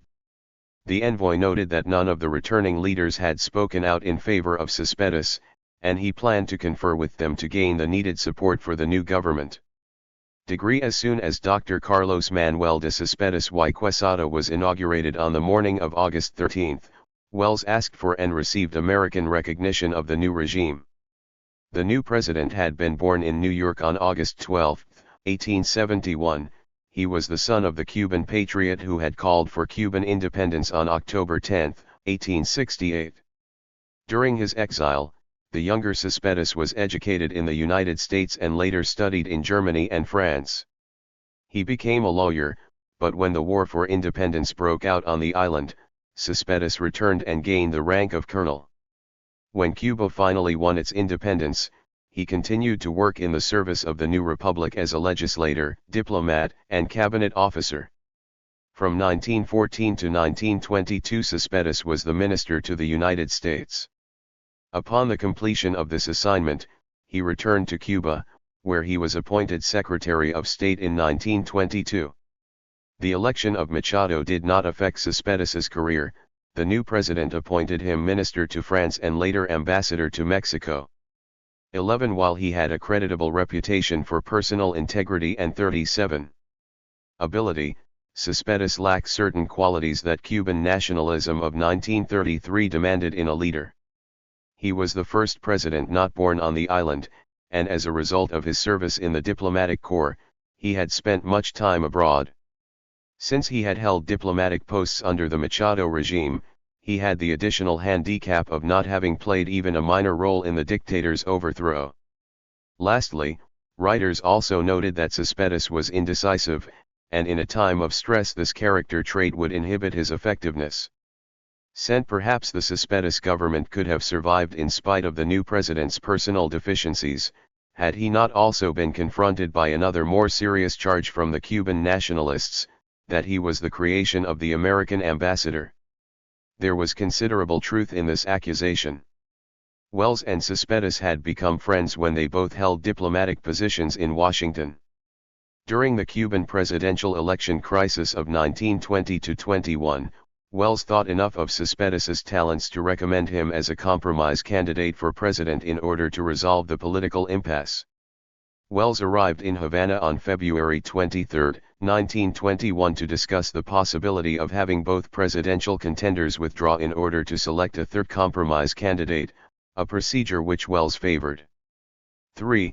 Neither Boaz Long, the American minister to Cuba, nor General Enoch Crowder, special representative of President Woodrow Wilson, had considered Céspedes, but Wells argued forcibly, the advantage of Dr. Céspedes' presidency would be first, his thorough acquaintance with the desires of this government, second, the prestige which his name gives him in Cuba; third, his complete disassociation from active politics during a long term of years; 4, his personal integrity; 5, his sincere desire to better conditions in Cuba and the copyright freedom from any desire to benefit himself financially as the result of his presidency, because of his personal fortune; 6, his amenability to suggestions or advice which might be made to him by the American legation for consciously or unconsciously.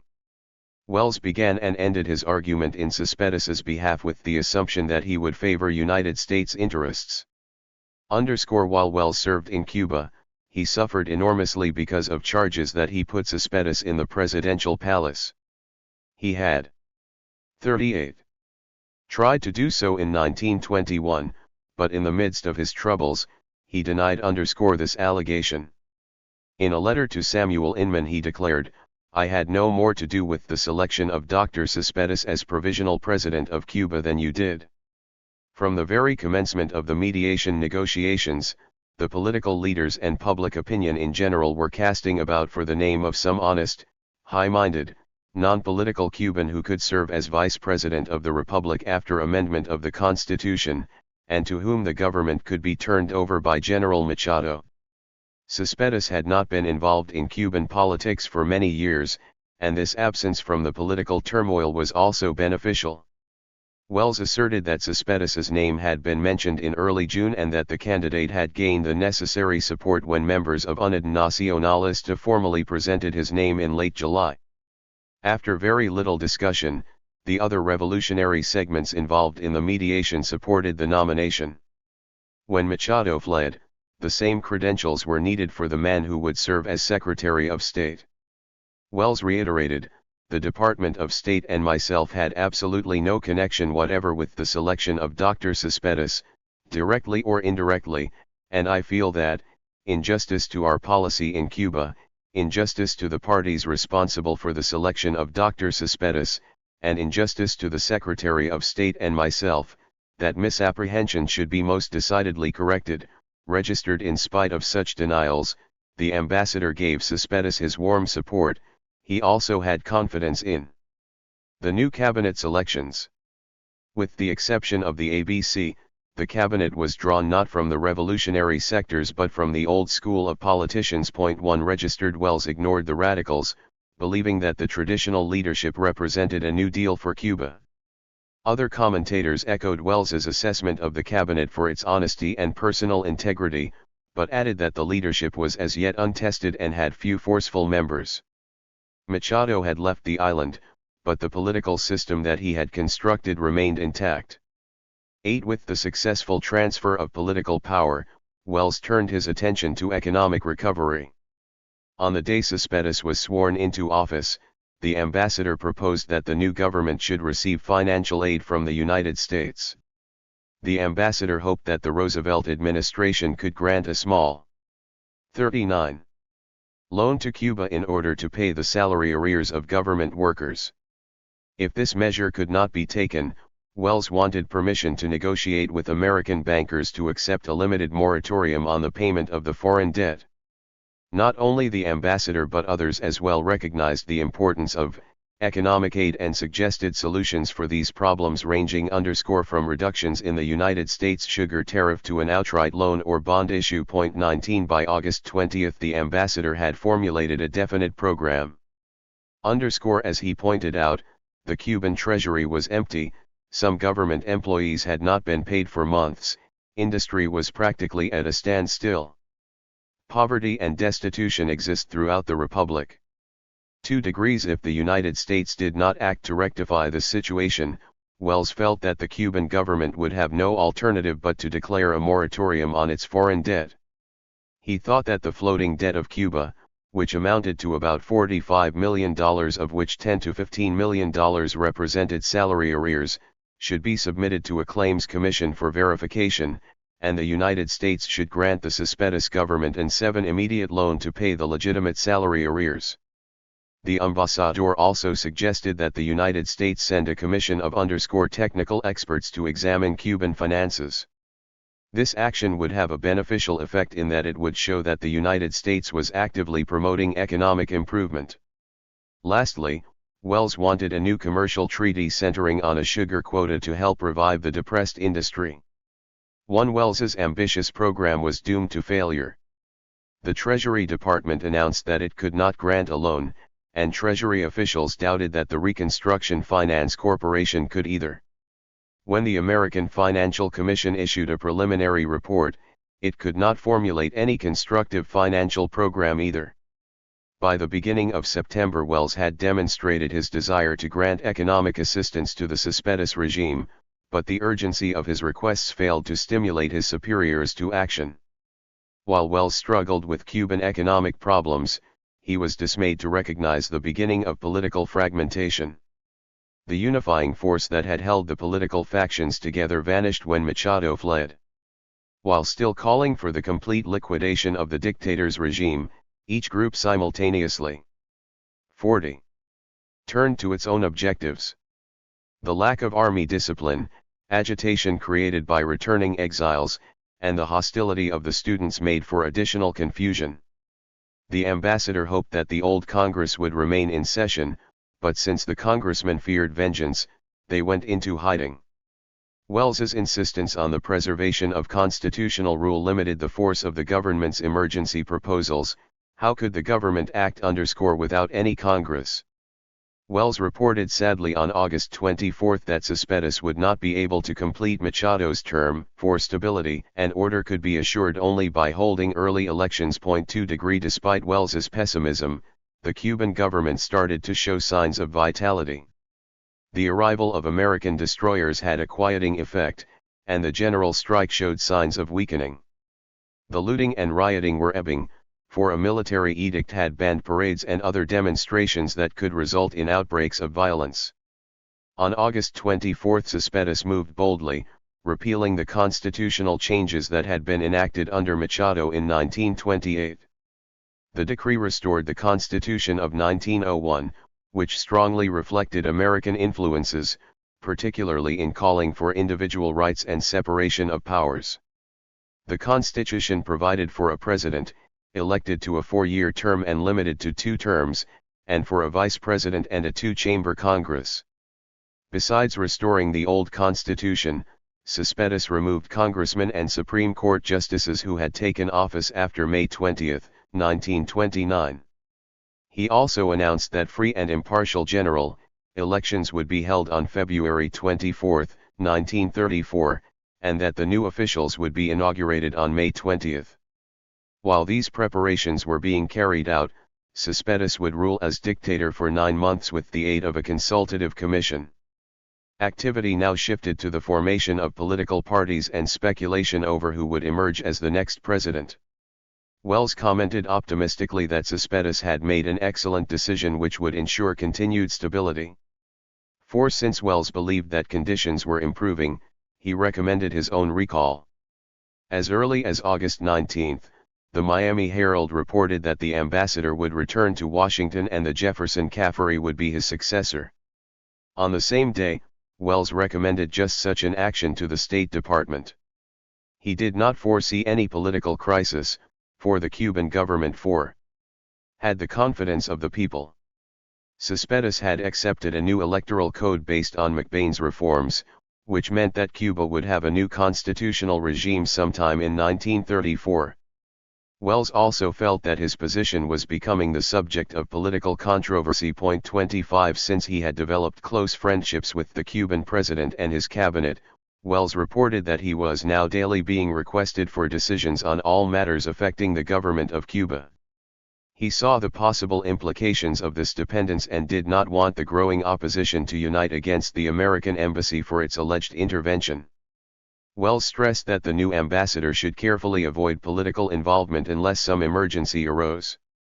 Otherwise, Caffrey should operate behind the scenes and concentrate on economic recovery. 2 Before returning, Wells wanted to initiate negotiations for a new reciprocity treaty which Caffrey would consummate. After Wells started the bargaining for the treaty, there would be nothing to keep him in Cuba unless some unexpected trouble broke out. If this happened, he felt that he could deal with the situation more easily than a new emissary, for he had already established the necessary contacts. Barring any such contingency, however, he wished to leave the island by September 1 in order to prepare for the Montevideo Conference. Roosevelt approved his plan but recommended that he remain until September 15. Meanwhile, the department would announce the termination of his mission. Registered, Wells was preparing for his departure when the first unexpected event occurred. On September 2, a hurricane struck the island, doing its worst damage in Camagtay province. The next day, reports indicated that 100 were dead, thousands were injured, and at least 100,000 were homeless. Government agencies sought to care for the people affected by the disaster, and Cespedes left the capital to inspect the devastated area in the east. 9 political storms were brewing as well. When Cespedes assumed power, the ambassador felt that political conflict had been resolved. Some disorder continued, but Wells believed that conditions would return to normal. He overlooked the pent-up antagonisms toward Machado's followers that the Cuban people had released. For him, the revolution had ended, but many Cubans felt that only a continuing revolutionary government would institute a new justice that would redress their grievances. _42. Nately for Cespedes, his government did not appear radical enough to gain popular support. The president not only lacked personal magnetism, but he was also faced with mounting unrest. The national economy lay prostrate, labor agitation grew, the recently freed Cuban press abused its newly acquired independence with inflammatory articles against the government, and no one knew how the political parties would organize. The students represented another cause for concern, for instead of returning to classes, they started to denounce the new government. Could these students finally reconcile themselves to the new regime, or would they move back into the opposition? Cespedes was also confronted by another possible source of friction, the military. Until the removal of Machado, the army had played a secondary role in political affairs, depending on the United States to prevent instability. They were satisfied with the lavish privileges that the dictator had bestowed upon them, such as high salaries, good uniforms, comfortable homes, and servants. When the officers decided to oust the tyrant, they also, unknowingly, ended their tradition of political neutrality. 31 Ruby Hart Phillips pointed out 3 days after the dictator fled, now for the first time the people realize how easy it is for the army to force a change in government. Although some people may have realized the consequences of the army's decision, the officers did not know how to cope with their new status. Instead of accepting the responsibility for Machado's demise and playing a dominant role in determining the nation's destiny, they tried to return to their original position. They succeeded only in creating a power vacuum. Mob violence flared, and discipline within the ranks corroded when soldiers joined in the frenzied search for the Porristas. 3 The OFFICIers tried to re-establish discipline at the end of August, but their laxity enabled opposition to surface from within the ranks. The common soldier had been treated reasonably well under the old regime, but he resented the caste system that allowed the officers to live in the cities while he was confined to the less comfortable barracks. In many cases, non-commissioned officers conducted the affairs of the armed forces while the officers attended to their private pursuits. After the officers left the post at night to go home, it would be relatively easy to start an enlisted men's revolt. As early as August 15, rumors began to circulate about 43. Such a revolt. 34 When the New York Times correspondent, James Phillips, warned Wells on August 20 of an impending insurrection, the ambassador dismissed the idea as idle gossip. Phillips' wife could not believe that the embassy staff had not been informed of this possibility. She wrote despairingly, "Wells simply cannot imagine there can be any trouble brewing when apparently everything is so quiet." Even if the ambassador rejected the idea of unrest within the ranks, the dissatisfied sergeants did not share his opinion. On August 26, the so-called Junto de los Ocho, formed by dissident non-commissioned officers, began meeting at the Enlisted Men's Club at the Army headquarters, Camp Columbia, to organize the lower ranks in order to obtain better conditions and opportunities for advancement. Sergeant Fulgencio Batista, the junta secretary, was to play a key role in the subsequent events and was eventually to emerge as the rebel leader. The movement reached its climax on the evening of September 4, when the sergeants at Army headquarters staged their revolt. The insurrection quickly spread to all parts of the island, and before the officers could act in their own behalf, the non-commissioned officers announced that they were assuming control. The officers were simply informed that they no longer had command of the armed forces. Overnight a new echelon of the military had been created, but there were also major complications. The sergeants had ousted the old leadership, but they had not provided for a new chain of command. How would the officers retaliate? The radical groups outside the government had planned their own coup d'état at the same time that the sergeants revolted. Circumstances would now force an alliance among these groups, which had acted independently of one another until September. Members of the student directorate rushed to Camp Columbia and convinced the sergeants to expand their movement into a new revolutionary struggle to depose the Cespedes regime. This expansion meant that the non-commissioned officers and their student allies would have to form a new government. The leadership of both groups accepted this challenge and decided to write a program. What emerged was a highly nationalistic formula calling for the reorganization of the economic and political systems by means of a constituent assembly. The new leaders also intended to carry out a program in which tribunals would punish the guilty in 44. Both the military and civilian sectors for previous crimes. At the same time they demonstrated their willingness to form a responsible government by rejecting communist influence and by honoring past debts, both foreign and domestic. These unexpected events shocked Wells. His cable early in the morning of September 5 announcing the revolt revealed his initial hostility to the new regime. The insurrection, he said, had been fomented by the extreme radical elements, and he labeled the 3 university professors in the new junta as communist sympathizers. 38 Wells predicted that in such an atmosphere disorders would shortly erupt, either in the form of another general strike or as a counter-revolution within the army. Quiet still gripped Havana, but Wells requested the dispatch of warships as a precautionary measure. Cespedes was still out of the capital inspecting hurricane damage when the sergeants and students overthrew his regime. Before he returned, his cabinet met, but the members refrained from taking any decisive steps.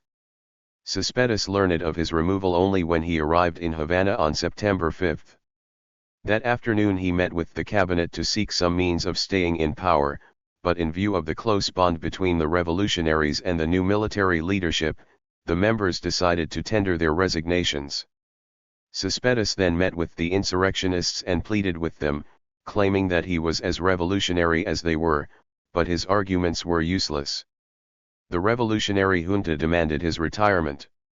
After Cespedes's initial emotionalism, he shook hands with the leaders of the junta and went home.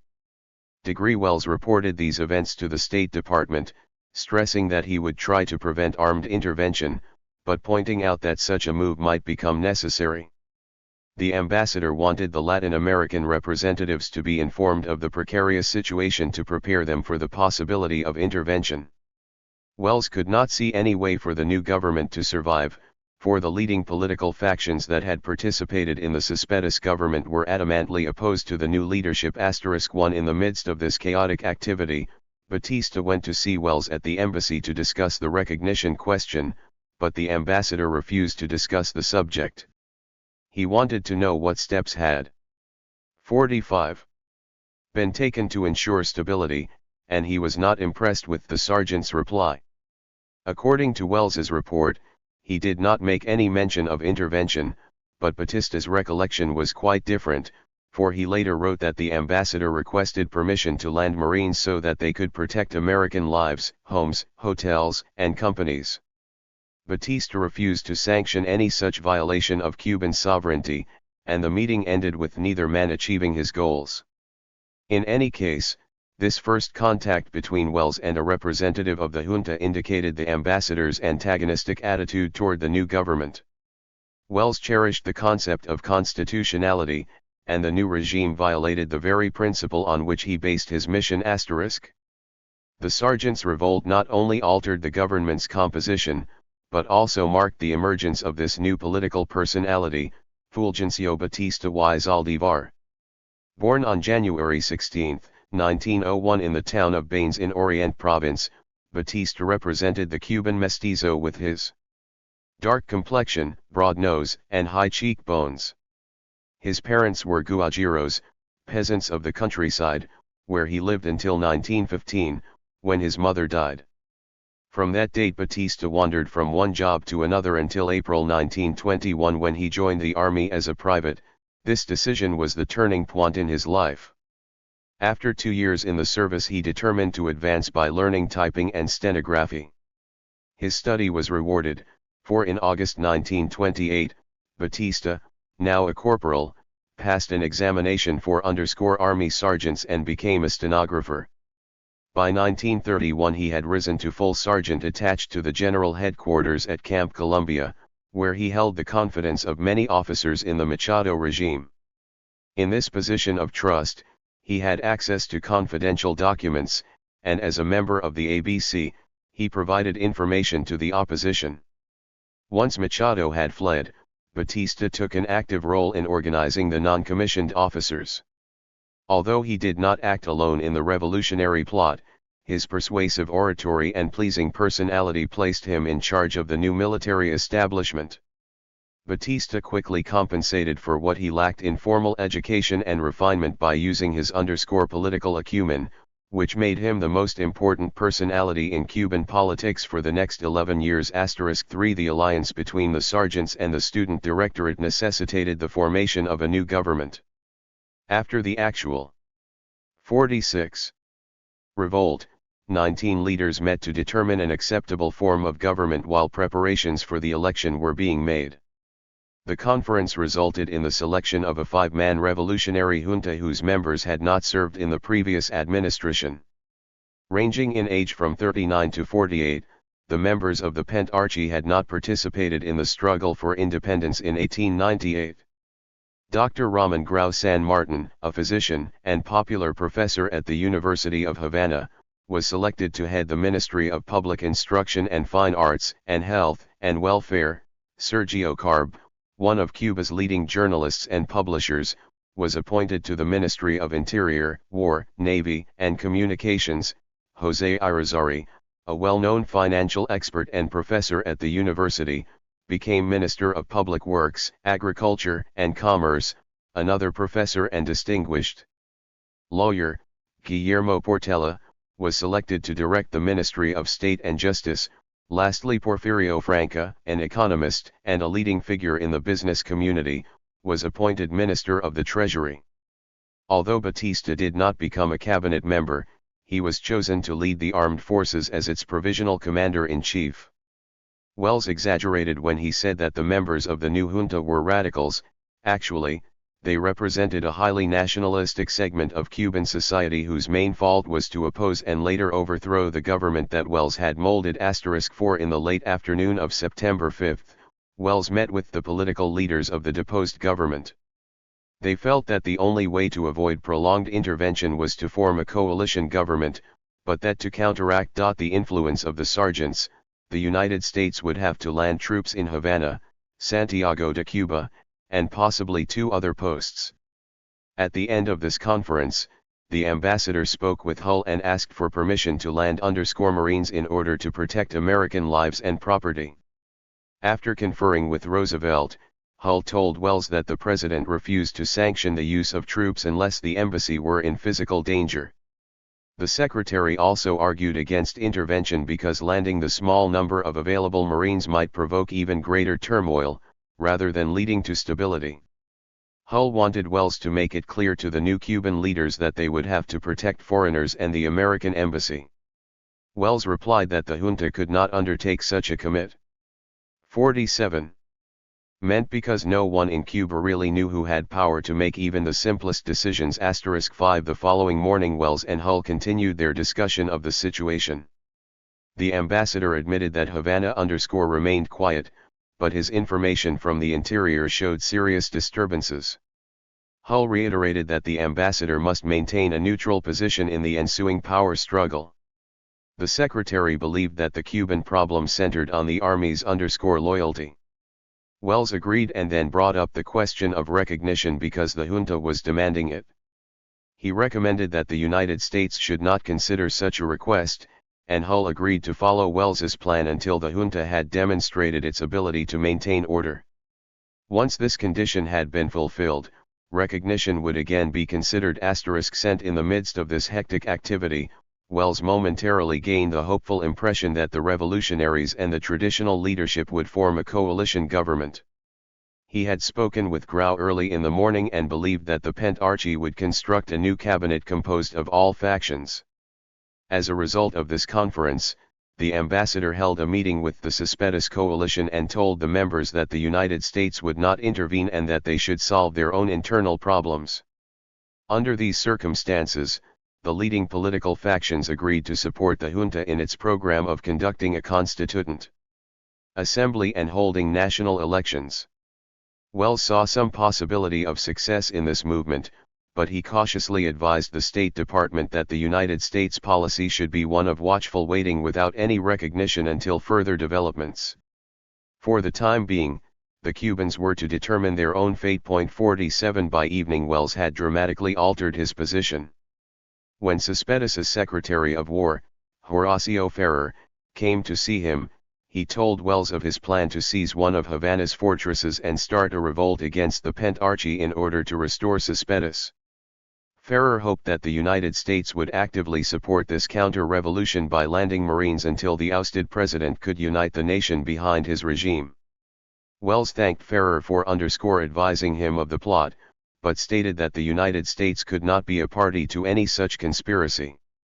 48. Although Wells discouraged the insurrectionists' hopes, he asked Hull and Roosevelt to support the plan because Cespedes had been overthrown by a mutiny. Without mentioning the Platt Amendment specifically, the ambassador argued that the United States had an obligation to help maintain constitutional government. Wells believed that the United States' best interests would be preserved if the nation supported limited intervention.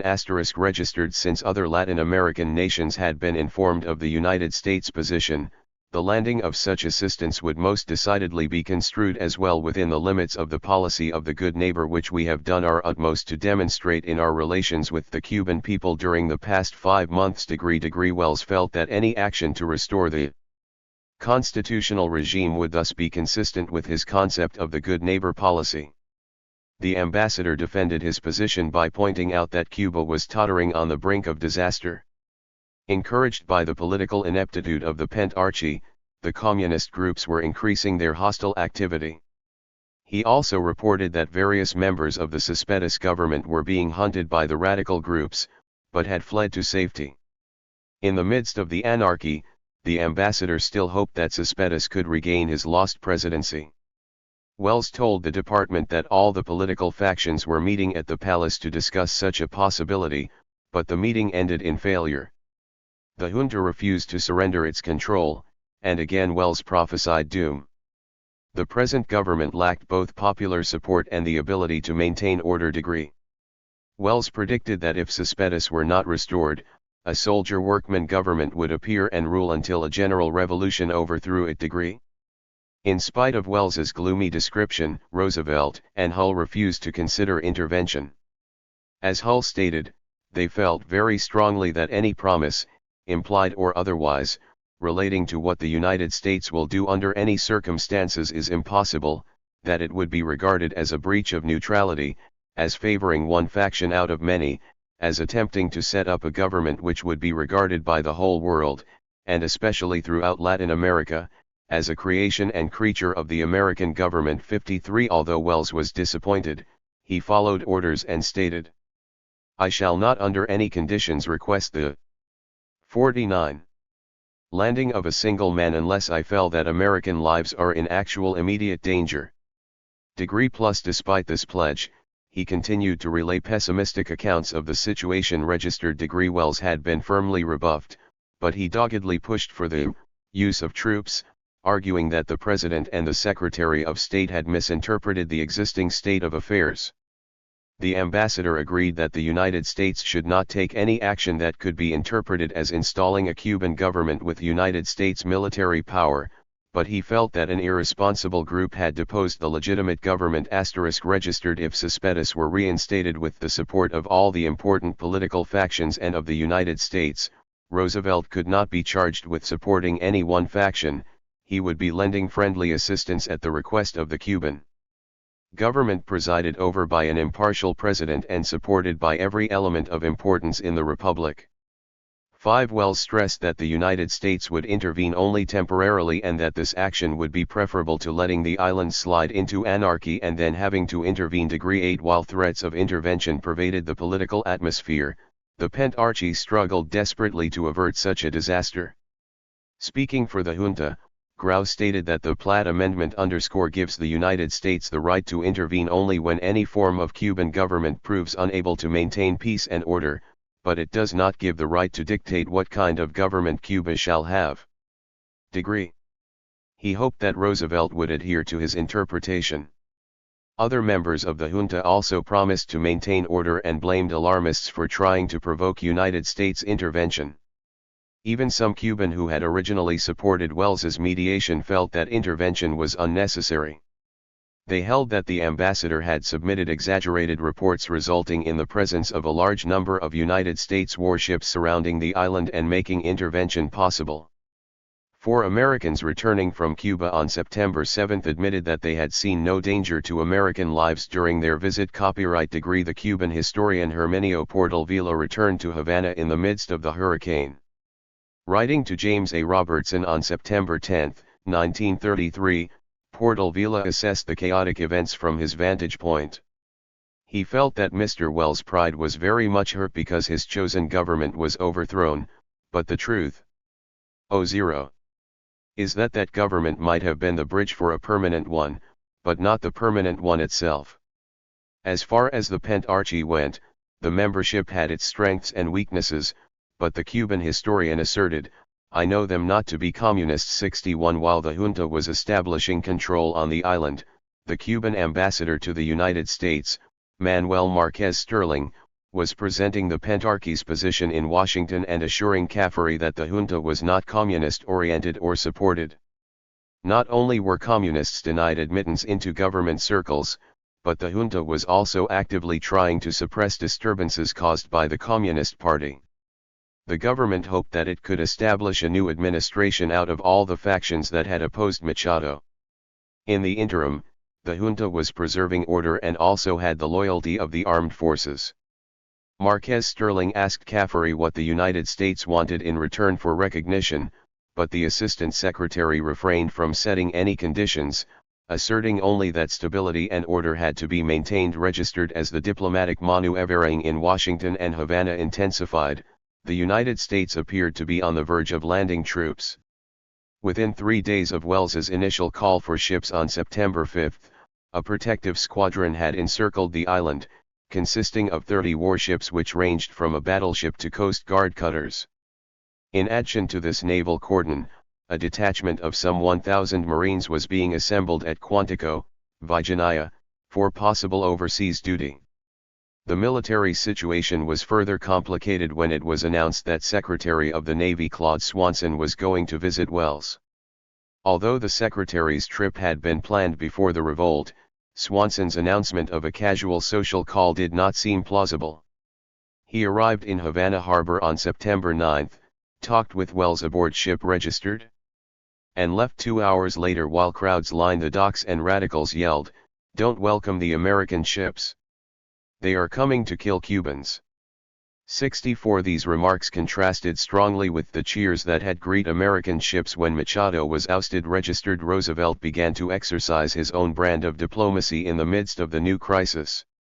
On September 6 he called in the Latin American representatives from the ABC countries and Mexico.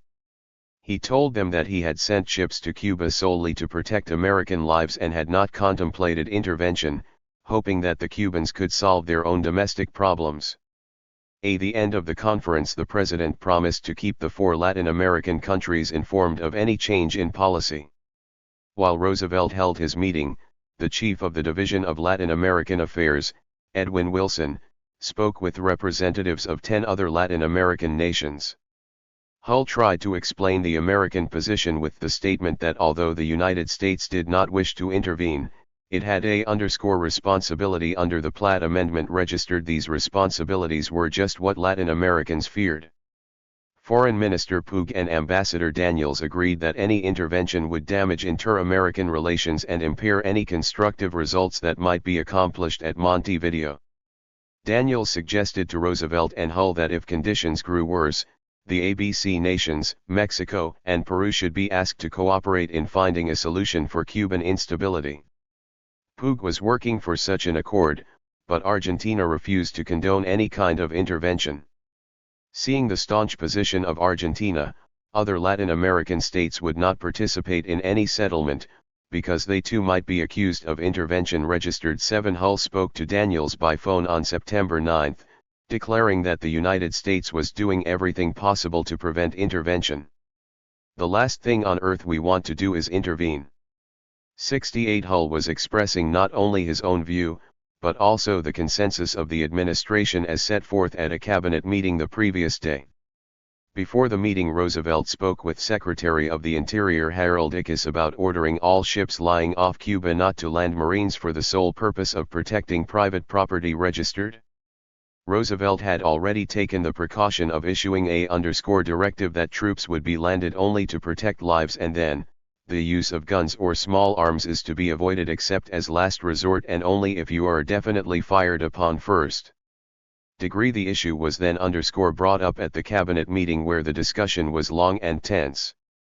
Ickes reported that the intervention question was debated and that everyone was against intervention unless it was actually forced upon us. 752. Cabinet sentiment seemed to reflect American public opinion. While newspaper editorials stressed different aspects of the new revolt, they were unanimous in their reluctance to support United States military involvement. 4 influential magazines also praised Roosevelt and Hull for their hands-off policy but demanded an economic settlement and an end to the Platt Amendment, intervention, and business domination of the island. The Nation went so far as to urge the recognition of the new regime. Probably the St. Louis Post-Dispatch best described the American desire to avoid intervention, whatever the result. Whether the new overturn means peace or war in Cuba, it is to be hoped that this country's policy of avoiding intervention will be maintained. The dispatch of American warships as a safeguard for our citizens in Cuba is sufficient.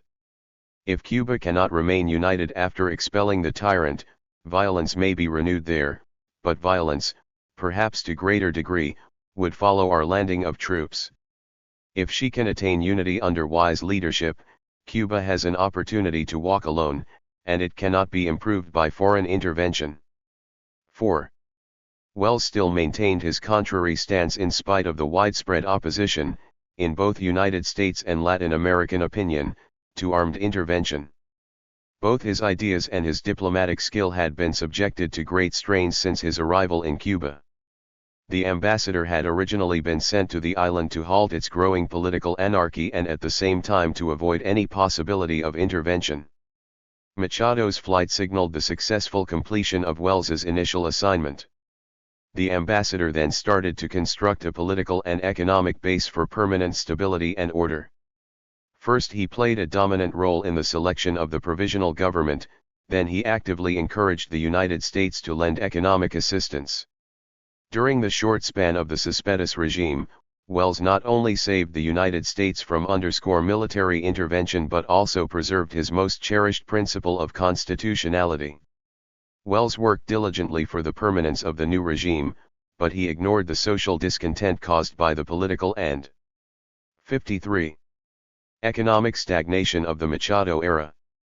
Although he noted many of the disruptive forces that existed within the nation, he never recognized the magnitude of the people's grievances against the political system.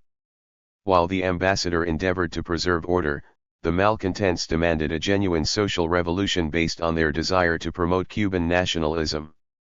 In spite of the forces working to oust the traditional establishment, Wells remained undaunted in his belief that the political structure was fundamentally sound. To assure the government's success, he requested immediate economic assistance in the form of loans or grants, followed by a reduction of the United States sugar tariff and by a new commercial treaty. Even though administration officials never acted favorably on any of his requests, Wells believed that conditions on the island had stabilized enough to warrant his return to Washington unless some unforeseen event occurred. The unexpected happened when the hurricane wreaked havoc on the eastern end of the island. Cespedes immediately went to inspect the stricken area, and while he was away from the capital, the second unpredictable event occurred. The sergeants removed most of their officers, and the students rushed to ally themselves with the military rebellion. Both of these sudden actions destroyed the ambassador's plans. During the confusion of the sergeants' revolt, Wells pressed for the restoration of the Cespedes regime with United States military intervention. As vehemently as Wells argued for force, Hull counseled against it, feeling that the United States must end its interference in the internal affairs of the Latin American states. Since the two men differed fundamentally in their evaluation of the good neighbor policy, Roosevelt not only had to decide which policy would be followed, but also had to find a way to placate both men, one of them his Secretary of State and the other a close friend and his ambassador. How could the president face both ways at once? Only a masterful politician could resolve the dilemma and hold the allegiance of both men. To Hull, Roosevelt extended his assurance that there would be no intervention except as a last resort.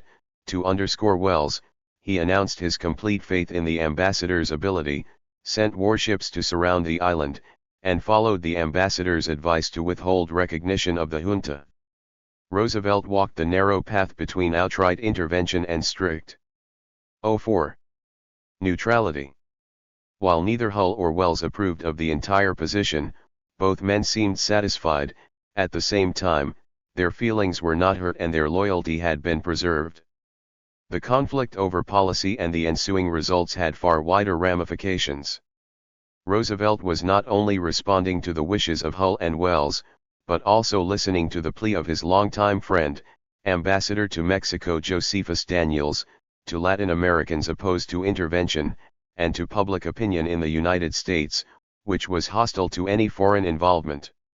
During the struggle over intervention, Roosevelt had evolved the most famous tenet of the good neighbor policy to which he would adhere throughout his administration: the United States would not intervene militarily in the affairs of Latin American states.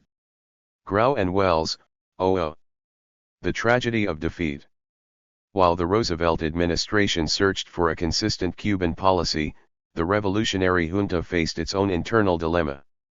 Since the regime was a heterogeneous alliance drawn together by the unexpected events of the Sergeants' Revolt, the Pentarchy never really functioned or even formalized a program. Porfirio Franco did not take office nor attend any cabinet meetings, and José Irizarry and Guillermo Portela participated reluctantly, ready to resign at a moment's notice. Only the Student Directorate, which sought a nationalistic program, and the sergeants, who groped for a means to maintain power, remained steadfast in their allegiance. For other reasons besides political uncertainty, September was an inauspicious month to take command of the government. The Zafra, the sugar-cutting season, began in January and usually went on until May, but the 1933 harvest lasted less than 3 months. In addition, workers who had been paid $2 or $3 a day for their toil in prosperous times now received only 40 to 50 cents. As a result of the depressed conditions, laborers demonstrated their restiveness by threatening and even seizing some sugar mills in the interior, and communist-led strikes and the aggressive tendencies of the labor unions in the cities aroused even greater apprehension of further conflict. After only 3 days in power, the junta decided to establish a presidential form of government with the participation of the opposition. At first the Student Directorate acceded to this plan, specifying only that the new president could not represent the old political establishment, but the students quickly reversed their decision and chose Grau San Martin for provisional president. On September 10, representatives from all factions were summoned to Is. 56. The presidential palace and informed of the fait accompli. The opposition leaders were astounded and angry because they had been led to believe that the new president would be chosen by mutual agreement. Frustrated and humiliated, the opposition leadership announced that it would not join the newly formed government. 3 On the afternoon of September 10, Ramon Grau San Martin became provisional president of Cuba. Born on September 13, 1887, in La Palma in Pinar del Rio province, he was the son of a wealthy Spanish merchant who had immigrated from Catalonia. He was educated by private tutors until he took his medical degree from the University of Havana in 1908. He continued his studies abroad, and upon his return he built one of the largest and most lucrative practices on the island, specializing in diseases of the digestive tract. Recognition of his medical competency came in 1921 when he was made professor of physiology in the medical school of the University of Havana. 4 Grau was slightly over 6 feet tall, thin, and anemic looking. Bachelor, he devoted most of time to his practice and his students. Although he never participated in politics, his close association with the students precipitated his arrest in 1930 for conspiring against the Machado regime. While in prison, he continued to conduct classes, and upon his release in 1932 he went into exile in New York and Miami, returning to Cuba after the dictator's ouster.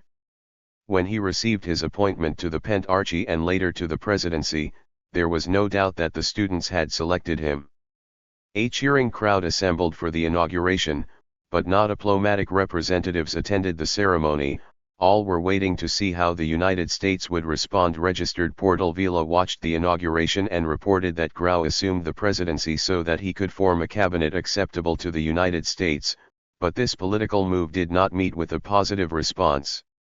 In fact, while praising the new regime, the Cuban historian attacked Welles's activity within his country and the American warships surrounding the island, the attitude of the State Department, the threatening presence of scores of American battleships, entering and leaving Cuban ports without saluting and deliberately ignoring that they were in foreign ports, have added fuel, and it is almost impossible to talk friendly relations with the United States now, everybody bitterly denouncing American imperialism and a naval demonstration whose justification nobody can understand. Whoever advised the latter, he did a most unfortunate thing. The lynching and rioting sycomen underscore the Cespedes regime have been absolutely suppressed by the new government, but the overthrow of Cespedes was brought about by a typical Cuartelazo sergeants, corporals, and privates of the Army and Navy in which, it is also true, there was no bloodshed.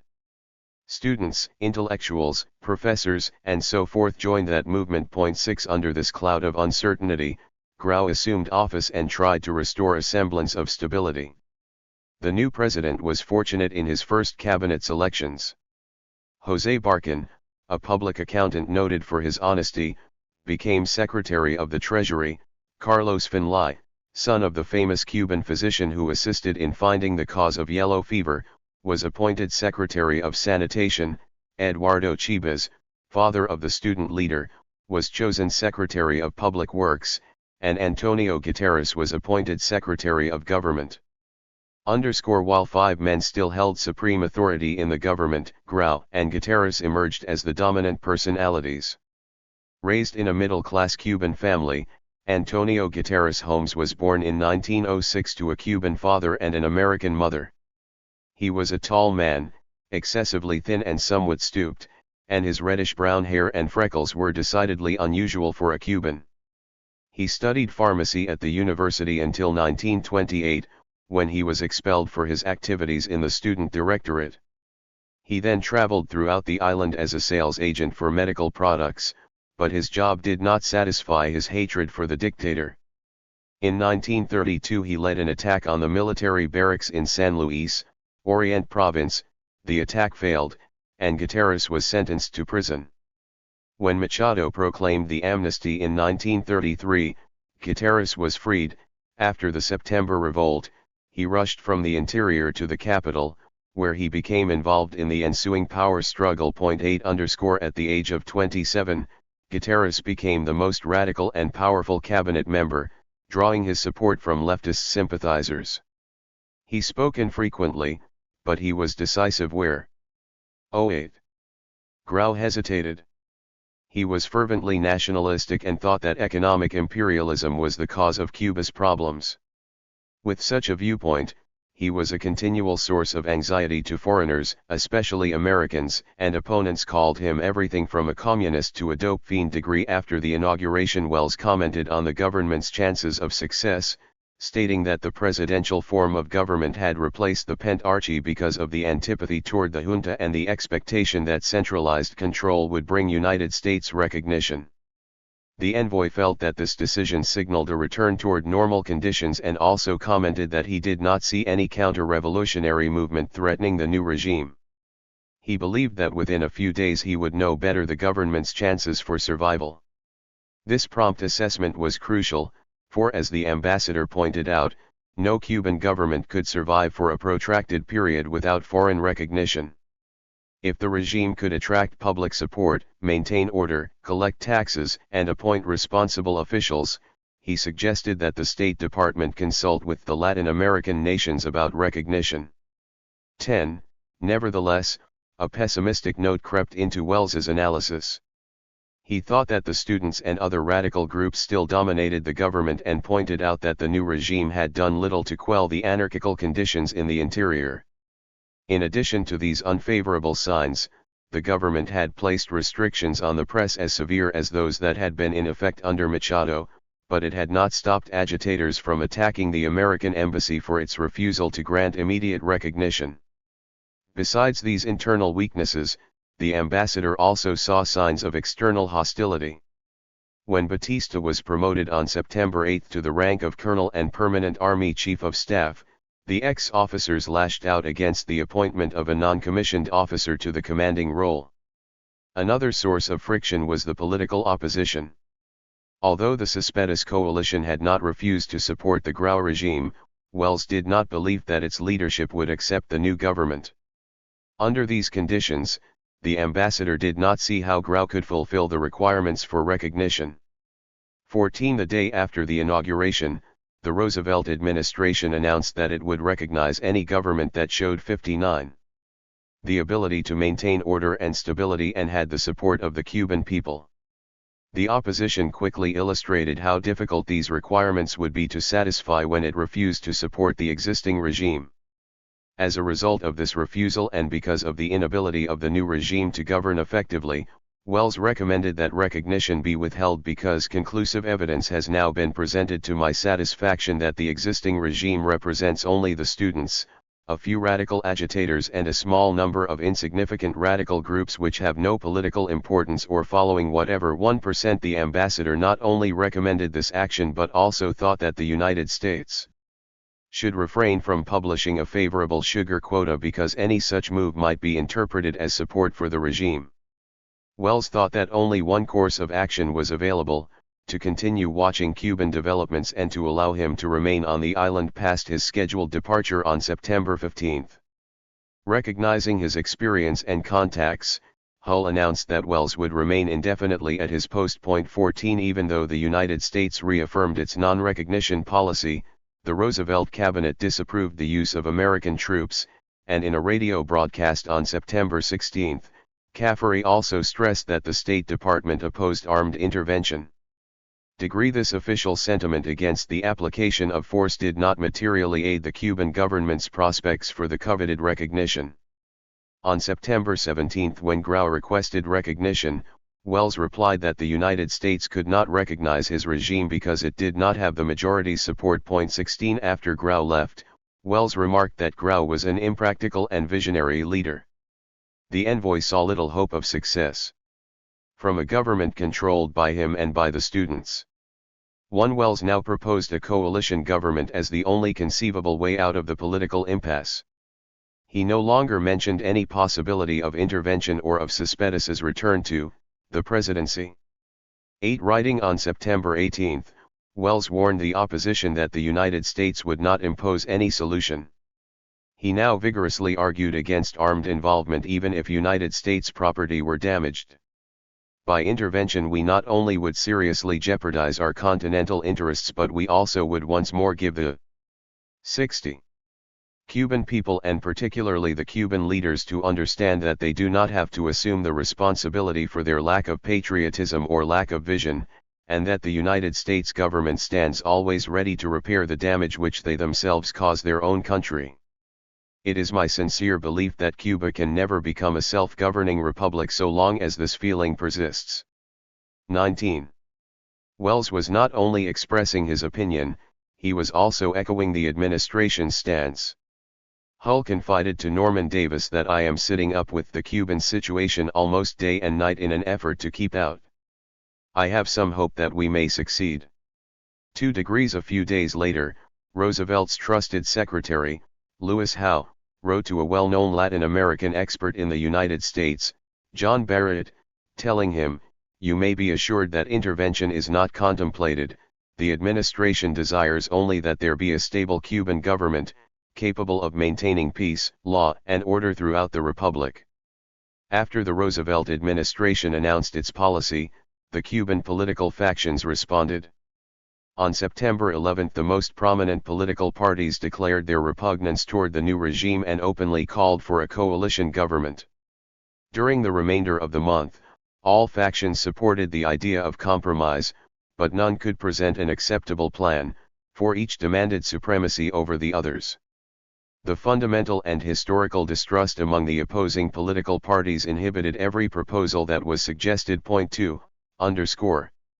While the delicate negotiations were being conducted, the island seemed to be governed by sheer inertia.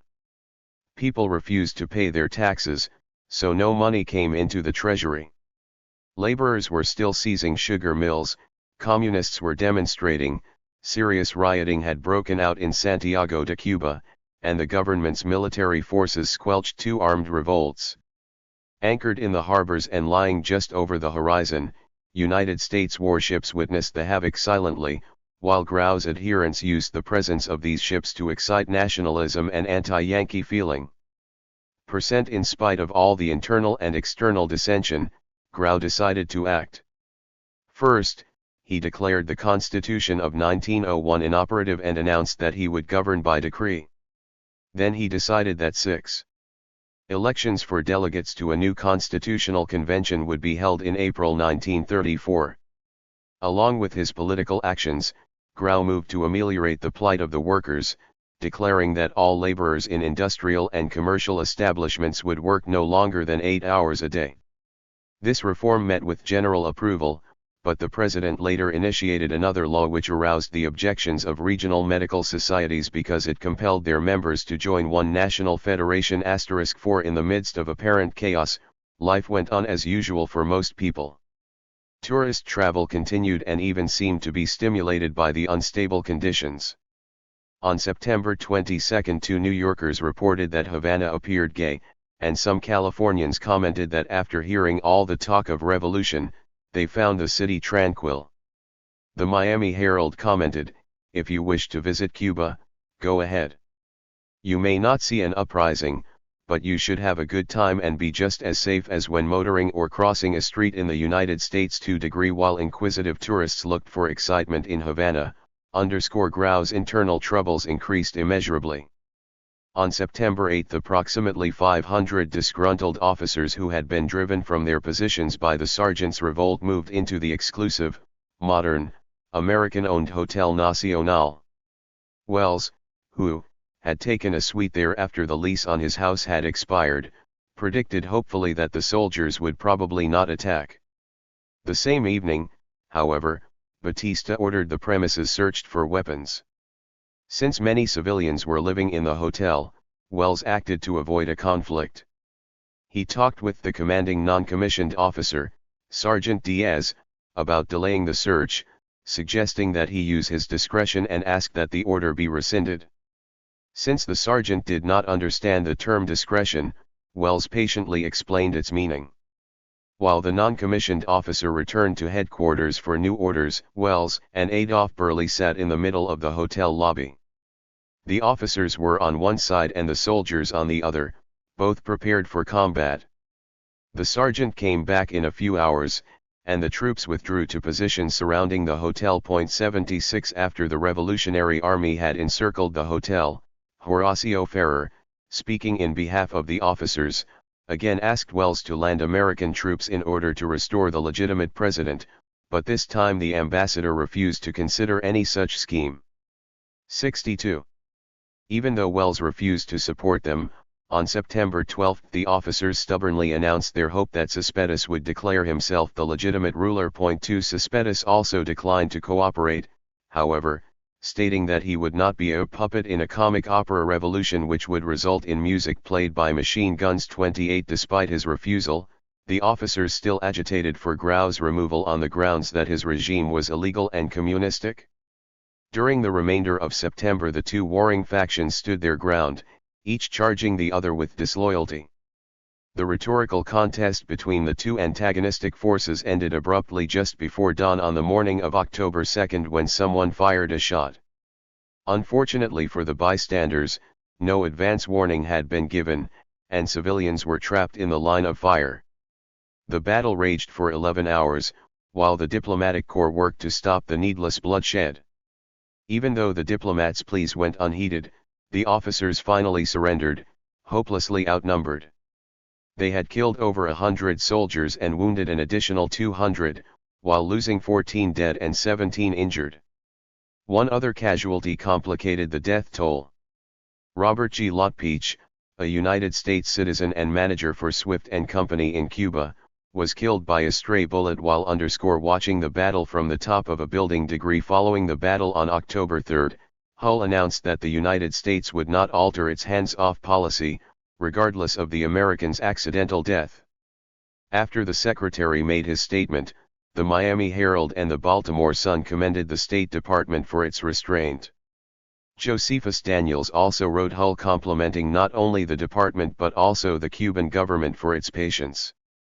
He thought that the spectacle of the officers occupying an impregnable fortress and making demands on the government was intolerable.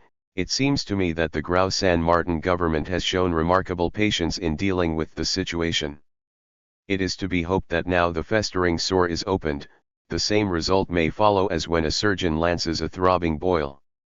Hungry mobs are dangerous and need to be suppressed and fed, but swaggering militarists are, most dangerous. 32 When the actual fighting ceased, the accusations began. Students and other radicals charged Wells with complicity in the affair. 63. Some people, including Ruby Hart Phillips, accused the ambassador's military attaché of prodding the officers to continue their resistance. Wells countered these charges by denying any responsibility, and the State Department issued an unequivocal statement on his behalf. Later, the officers also admitted that Wells did not copyright have any connection with the revolt. In spite of all these supporting statements, the rumor that Wells had allied himself with the officers became commonly accepted as a fact. 33 Possibly Hubert Herring analyzed the relationship between the ambassador and the officers best when he wrote, "It was not Mr. Wells's conspiracy, it was his bad luck." 34 In the first serious threat to the government, Grau's coalition emerged victorious, or did it? The events leading up to the battle clearly illustrated the need to consolidate the government's forces. Even though the sergeants and the students joined the regime for different reasons, both groups realized that they had to support each other to maintain the government's viability. After the hotel battle, this unstable alliance disintegrated. Instead of joining in a united effort, each side looked suspiciously at the other and tried to gain a political advantage. Both soldiers and students saw the triumph as a clear indication of the government's durability, and the latent antagonism over ideology and program now emerged in a contest for power which caused an irreparable break. Signs of the division appeared almost immediately when Wells spoke with Batista on the morning of October 4. During the month of September, the ambassador had watched the sergeant's power growing at the expense of the civilian government. Although neither man had confidence in the other, Wells now used Batista's strength to undermine the Grau regime. Batista, he said, was the only person in Cuba who had any authority and could protect American lives and property. Wells told Batista that Grau could not receive recognition because his regime did not have the support of the Cuban people. Suggesting that only the student radicals stood in the way of a settlement, he urged Batista to find a solution to Cuba's problems. The colonel agreed that a compromise was needed, but he felt that any agreement would take time to formulate. At the conclusion of their talk, Wells cautioned that another coup d'état would have an adverse effect on Cuban stability. While the ambassador altered his tactics, the Roosevelt adminis. 64. Trajan was considering changing the entire strategy. After the government's success at the hotel, the question of recognition presented itself again. On October 5 Hull and Roosevelt had spoken about the results of the battle and observed that the United States newspapers saw the victory as a consolidation of the Grau government.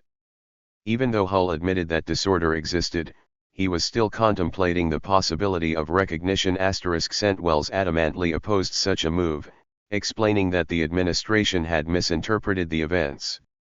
The battle did not solidify the government's forces, but only demonstrated that as Batista becomes more influential, the power of the students and Grau San Martin diminishes. 3. The ambassador admitted that recognition would help preserve the regime, but he declared that Grau's removal was inevitable. If the United States granted recognition, it would do so against the wishes of the Cuban business interests, the Cespedes coalition, and the vast majority of the Cuban people. Since no Cuban government could survive without the support of the major political groups and the confidence of commercial and business circles, Wells recommended that the United States continue its watchful waiting. 38 Batista's status was greatly increased by the hotel victory and his discussion with Wells. These events had not gone unnoticed by the students, who believed that they and not the army had been the victors. The student directorate began to realize that Batista might form a military dictatorship, so they tried to wrest power from the army. While the students initiated their campaign against Batista, Grau satisfied one of their long-standing demands when he issued a decree on October 6 making the university an autonomous institution. He declared that the Secretary of Education would no longer have any authority over the university's affairs, and he assured the maintenance of the institution by providing 2% of the ordinary Cuban budget for its support. Grau hoped that this action would placate the students and that the young radicals who had been engaged in political agitation for so long would shortly return to classes. The decree did not satisfy the demands of the student radicals, they now sought to squelch Batista's growing authority. The first open clash came on October 18, when the students attempted to replace Batista's appointee for the position of chief of police in Havana with one of their own supporters. Batista balked at such a 65. Usurpation of his authority, and in the first direct confrontation between the military and the students, the ex-sergeant emerged victorious. 5 days after this reversal, the student directorate passed a resolution demanding that Grau determine in 24 hours whether he would remain subservient to Batista. On October 30 the body sought additional support at a meeting of the University Student Assembly where between 1,000 and 1,500 students gathered to discuss their political future. The meeting resulted in disorder, however, as the student directorate could not persuade the rest of the students to follow its program. When the radicals realized that their plans were being thwarted, about 100 who supported Grau left angrily, while those who remained declared their opposition to Grau and the student directorate. By the first week of November, the student groups showed further signs of fragmentation. Some wanted to return to classes, while others doggedly advocated participation in the government. Whichever course the students chose, they could no longer be considered the same unified faction that had originally supported Grau on September 10.4 while the students argued among themselves. Batista moved closer to the conviction that Grau had to be replaced. On October 7 Batista finally reached the conclusion that the government was a complete failure and told Wells that he had scheduled talks with the opposition. 4.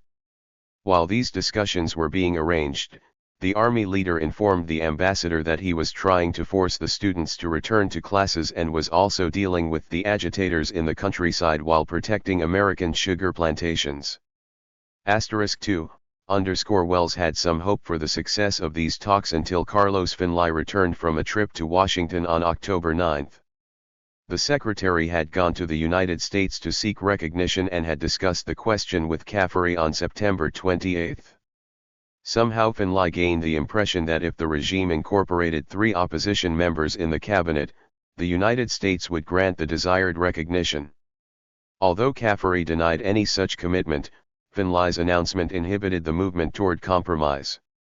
Only when the State Department issued a press release on October 11, denying that it was about to recognize the Cuban regime, did talks begin again. 43 After discussions had resumed, Wells reported on October 19, 66, that Grau sincerely wished to compromise. He would limit presidential powers, incorporate the opposition into his cabinet, and place legislative authority there. Even though Wells' optimist Calley thought that Batista and the political opposition would accept such a plan, on October 26 the students flatly rejected any idea of compromise. The effort to keep Grau in the presidency with a coalition cabinet had failed. For Wells once again failed in his efforts to reach a compromise, and at the end of October, he presented his position on the Cuban crisis to Samuel Inman. There is just as much graft going on at the present moment as there was during Machado's government.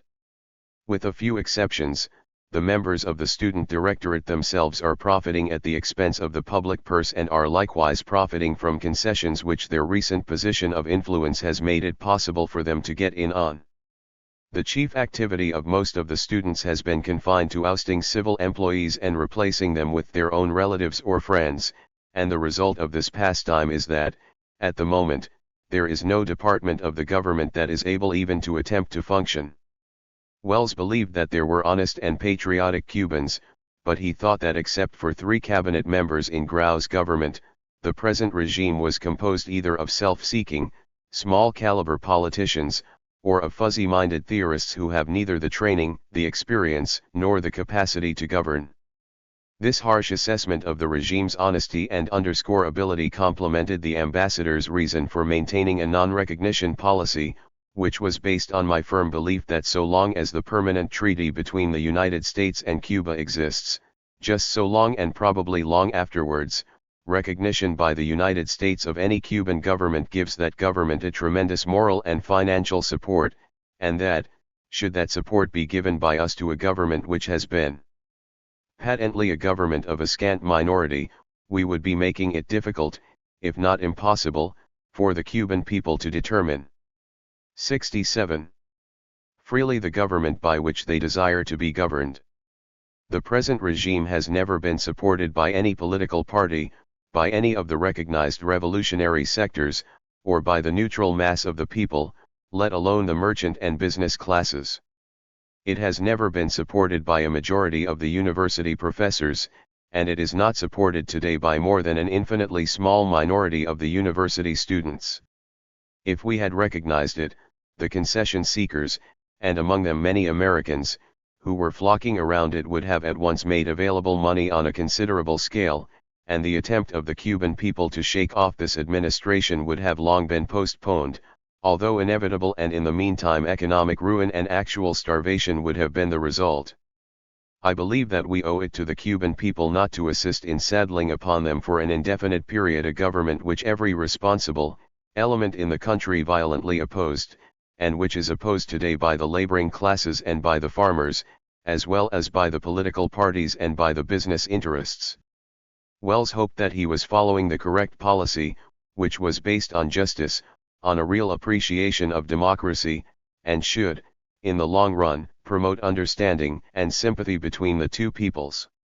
It may not prove successful, a collapse of all government may occur, but I feel that that possibility would have been infinitely more likely to materialize had we accorded recognition and assisted the minority to dictate to the majority, as the United States government did in the days of General Machado. Wells displayed his personal contempt for the leadership of the Cuban government, and he also made clear the extent to which his bias led him to advocate non-recognition. The Grau regime destroyed what Wells considered his attempt to continue constitutional rule on the island.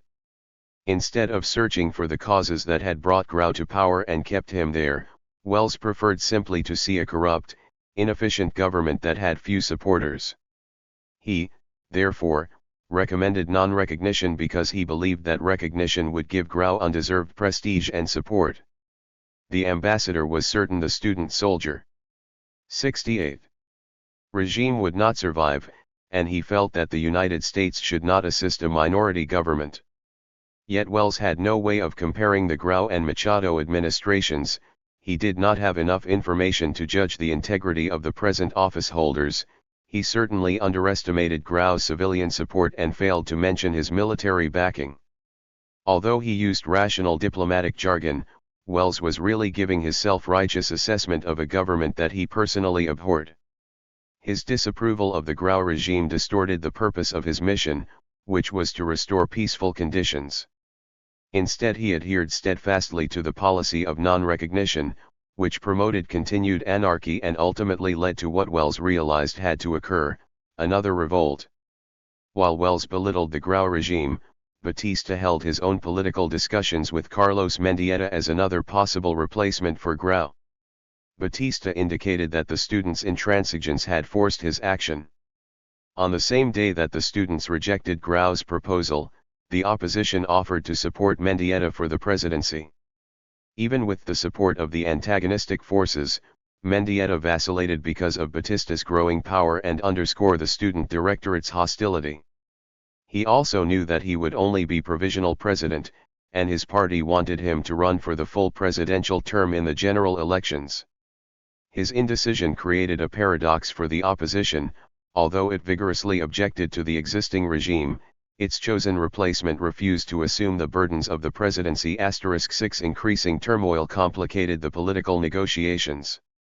The ABC Radical, a splinter faction of the original ABC, withdrew from the government on October 24, announcing that its membership could no longer support the existing government, and demanded Grau's resignation. Along with this political reversal, the government faced mounting violence in the interior caused by a railway strike, and terrorism had spread in the cities. Again, a general strike appeared imminent, but it never gained mass support. The populace simply did not know where to place its confidence. Once more the regime seemed on the verge of collapse and Grau about to resign. 47 On November 3 an internal crisis temporarily halted the efforts for a political compromise.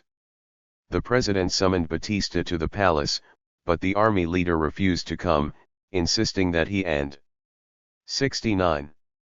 The original civilian junta meet with Grau at Sergio Card's home. At this meeting, Grau lost no time in attacking Batista, whom he angrily accused of conspiring to overthrow his regime in secret talks with the opposition. He reminded Batista that as leader of the Republic he could remove him from his position as commander-in-chief. Grau went on to say that he had no intention of ruling under these adverse circumstances and was prepared to submit his resignation. Batista answered the charges and agreed that Grau could not remain president. The angry outburst gave satisfaction to no one, but it made one point abundantly clear: Batista and Grau were no longer allies. 4 Registered Wells was deeply involved with these crucial events when William Phillips called on November 6, asking if he wished to attend the Montevideo conference. The ambassador declined because he did not want to leave until a settlement had been attained. Phillips, who was to be acting Secretary of State in Hull's absence, suddenly realized that if Caffery departed for Montevideo as scheduled, he would be left with almost no expert advice on Latin American affairs. 49 The undersecretary grumbled in his diary, "Wells is doing no good in Havana. He has become so involved with the various political parties and is being so violently attacked/ed in the local press and otherwise that his presence there has no longer any healing effect. However, he is determined to stick it out and the president certainly has no intention of recalling him. I very much fear that the Cuban situation will boil over during the next 2 months while I am in charge of the department, and I am not looking forward to any such problem." To his relief, Phillips persuaded Hull to leave Caffery in Washington for consultation. Phillips did not have long to wait for his foreboding to come true. Late in the evening of November 7, the ABC revolted, along with discordant elements of the armed forces and several other splinter groups. Commanding some of the insurgents was Colonel Juan Blas Hernandez, a celebrated and picturesque anti-Machado guerrilla leader who had staged a brief rebellion against Grau in September. Early the following morning, the insurgents attacked the Aviatution hangars at Camp Columbia, but loyal troops repelled them. In the course of the day, the fighting intensified in the city, and by evening Grau proclaimed a state of war. By the second day of fighting, the rebels had been confined to Atter's fortress. Here. 70 Copyright. Blas Hernandez was killed, and at 4 p.m. on November 9, the defeated rebels raised the white flag, thus ending the last organized resistance in Havana. At Atter's alone over 150 had been killed and 250 wounded. All told, the two-day struggle was the most costly rebellion in the Republic's history. The revolt temporarily disrupted any movement for political compromise. Batista took charge of the military and, along with most of the armed forces, remained loyal to the incumbent regime. This was not the time to debate Grau's merits, it was the moment to preserve the power of the new military. Even though the army had squelched the Havana uprising, anarchy continued to spread in the countryside. With the new outbreaks of violence, American newspapers no longer wrote of national consolidation. They now described the instability and called for all sides to reach some peaceful agreement. In the midst of this most serious challenge to the government, Grau issued his most far-reaching labor decrees. On November 7 he declared that all labor had the right to organize, except for government employees, the army, and the police. Unions were to register in the Ministry of Labor under penalty of dissolution. They were to admit delegates from the ministry into their meetings, and their officials had to be Cuban citizens. Lastly, unions could not strike without first submitting their demands to a governmental system of arbitral boards whose decisions would be binding. The very next day, when the fighting was fiercest, Grau proclaimed the most significant labor decree of his administration, the Law of Cubanization of Labor, or simply the 50% Law. This law required that at least 50% of the employees of any enterprise be native Cubans. When a position was vacated, especially one held by a foreigner, it had to be filled by a native Cuban. Grau's decree provoked a violent response from the Spanish community, which resented the discrimination against foreign-born residents. 4 days after the abortive revolt, Wells asked to see Roosevelt.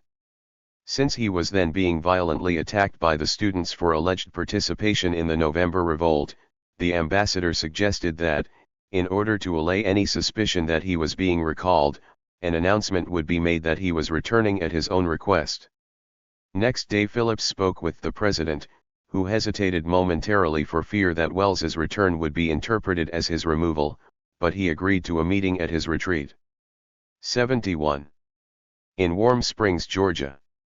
The acting secretary issued a press release on November 15, stating that Wells had requested a conference with the president. With the meeting arranged, Wells left Havana on November 17 and saw Roosevelt 2 days later. During the interview, with Wells at his side, the president phoned Phillips in the capital. Roosevelt suggested that the acting secretary meet with the Latin American representatives there, as he himself had done when Cespedes was ousted, and show them a statement that Wells would draft. The president also told Phillips confidentially that Wells would shortly be replaced. Registered. Wells arrived in Washington on November 20 and discussed his ideas with Caffery and Phillips. His plan was to prepare the statement for Roosevelt and return briefly to Havana before assuming his duties as assistant secretary. While Wells argued for the declaration, the other two men were skeptical. Phillips thought that Wells was adamant because of the utter confusion in Cuba, the lack of any knowledge of the position of the United States, and the necessity for clarifying the atmosphere by a public declaration. Registered. Even on these grounds, Phillips objected because such an assertion could only be interpreted by the Cuban government as continued rejection. On November 22, Phillips and Wells finished drafting the statement and sent it to the president. Roosevelt phoned Phillips and told him that the proclamation was completely satisfactory and that he would give it to the press. Phillips cautioned Roosevelt that the Cuban regime would disapprove, but the president did not seem disturbed. Registered. If the situation degenerated, he said, he would withdraw the embassy from Havana and all Americans from the island.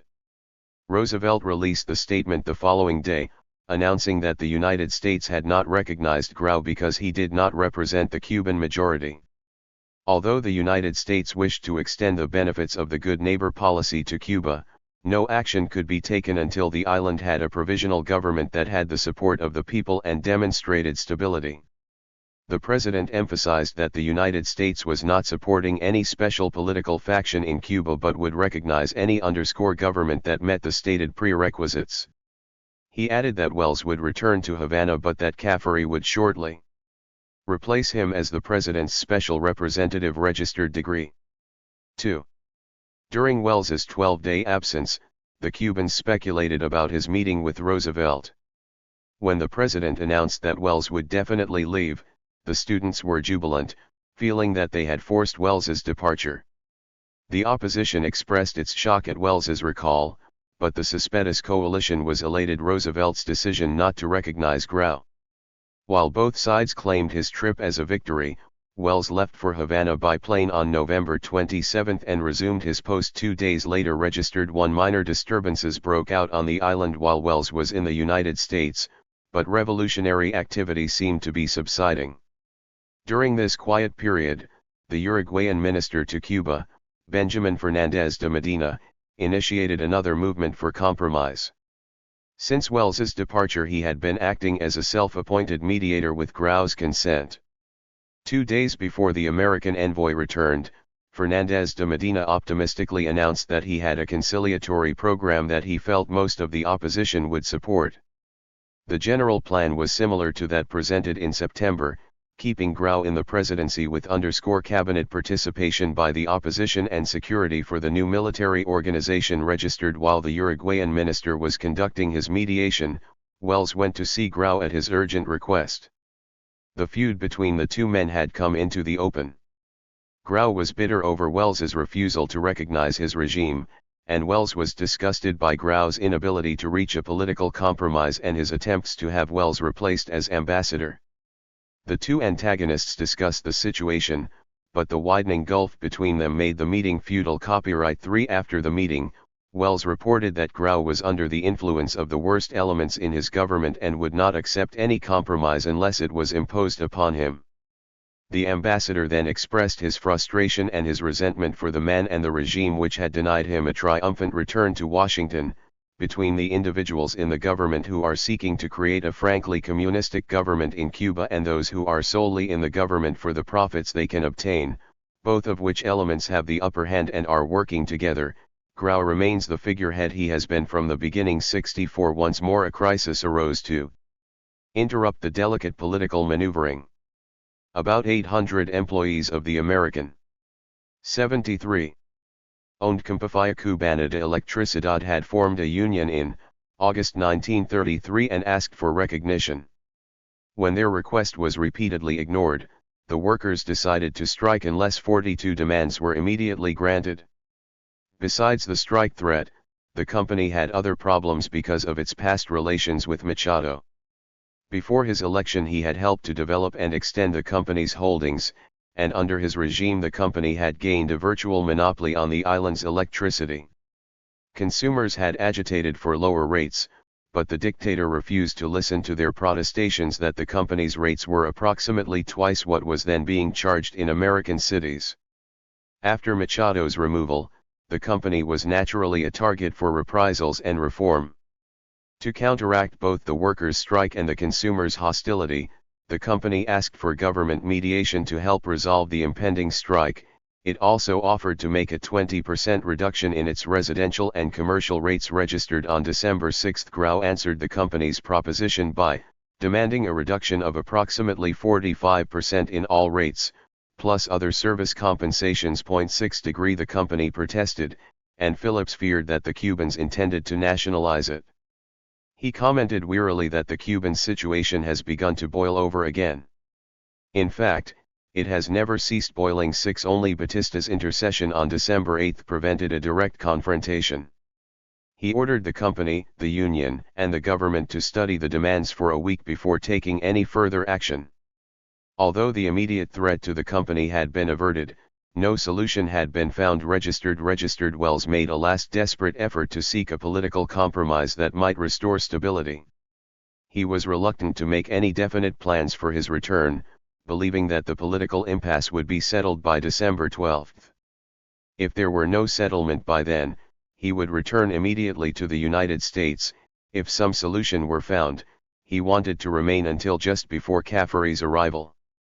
Phillips spoke with Roosevelt about the ambassador's request, and they decided that he should leave Havana by December 13 to avoid the appearance that Caffery was hurrying to Cuba immediately after his predecessor's departure registered.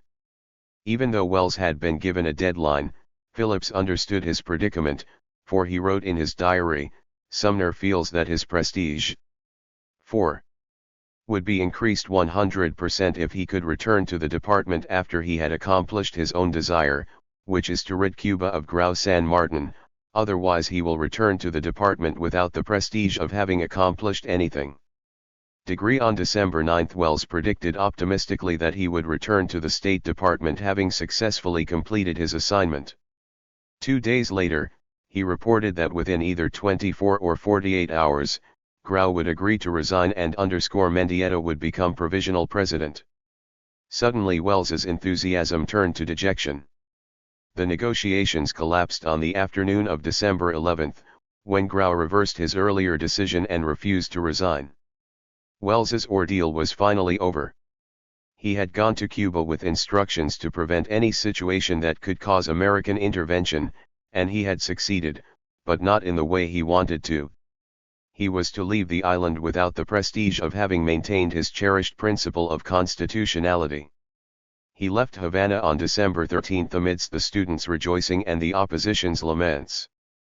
He returned to Washington 2 days later and was sworn in as Assistant Secretary of State concerned with Latin American affairs, replacing Caffery. Phillips commented that he was thankful to get him out of the Cuban mess, for he was certainly making no helpful contribution.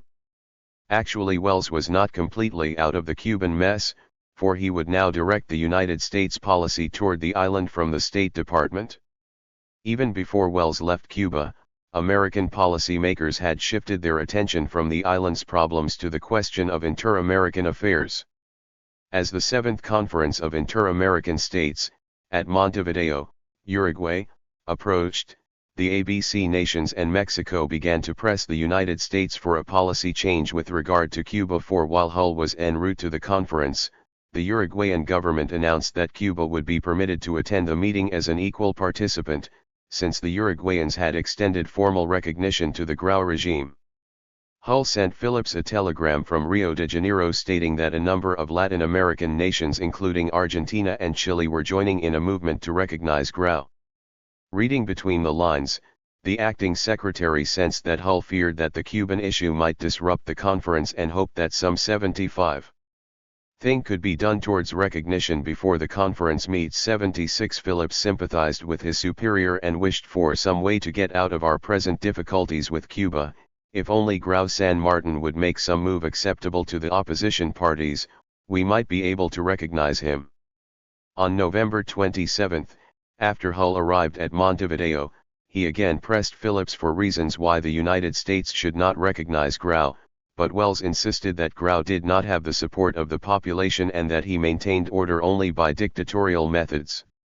The feeling persisted at Montevideo that the United States was on the verge of recognizing Grau's government. When 2 Uruguayan newspapers reported on November 29 that Hull favored recognition, he promptly denied it. This activity had its effect on Roosevelt. Responding to the increasing Latin American pressure, the president told Phillips that if the Latin Americans wished to recognize Grau, the United States should not stand in their way. Even if the Latin Americans recognized Grau, the United States would stand on the Warm Springs statement, but Roosevelt would be ready to consider any new Cuban developments. When the preliminaries were completed, the conference opened on December 3 with a remarkable degree of cordiality.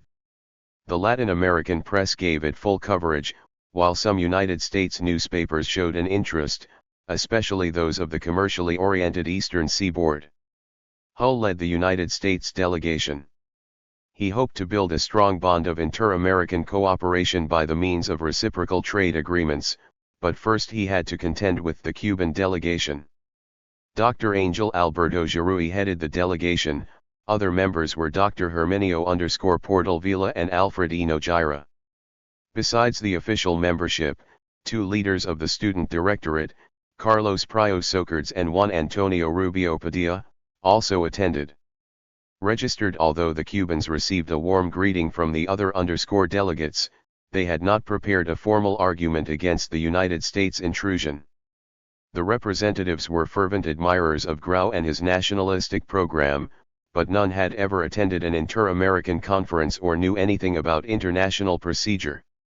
The Cubans seemed convinced that if they could persuade Roosevelt to abrogate the Platt Amendment, the island could resolve its own dilemma. They paid no attention to their 76 nation's depression or to the failure of the United States to extend economic assistance.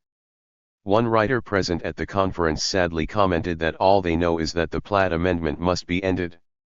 Once that is achieved, apparently, everyone will become good, true, beautiful, and happy. The Cuban delegates here are young, heroic, and faithful followers of Don Quixote. 8° Alberto Giroux fired the first round on December 13, attacking the United States for its failure to recognize Grau and cynically charging, if Ambassador Wells propagating the revolution is not intervention. If upholding a minority group against the wishes of the people is not intervention, if surrounding the island with warships is not intervention, then the United States has never intervened in Cuba. 8. After this outburst, Hull tried to prevent any further display on the part of the Cubans by inviting Portalvila to visit him at his hotel suite on the afternoon of December 18 for a discussion of the Cuban predicament. While Portalvila condemned Wells for inhibiting Grau's program, Hull advocated moderation, trying to convince his guest that the United States was about to change its policy toward Cuba. In spite of Hull's argument that the Cubans would be making a mistake by continuing to attack the United States, the Cuban visitor was not dissuaded. Registered. The next afternoon, the intervention question came up for debate, and Portalvila rose to present the Cuban argument against intervention, announcing that Cuba was born with the congenital vice of intervention. 83 He accused the United States of forcing the new republic to accept both the Permanent Treaty and the Platt Amendment. Concluding his speech, he told his audience that the United States was still intervening through its ambassador and proclaimed, "Cuba is and shall continue to be against intervention." Registered 400 While the Cubans were attacking the United States interventionist policy at Montevideo, and Hull was waging a counterattack to convince other Latin Americans that the Roosevelt administration was correcting past inequities, the American embassy in Havana was receiving new personnel.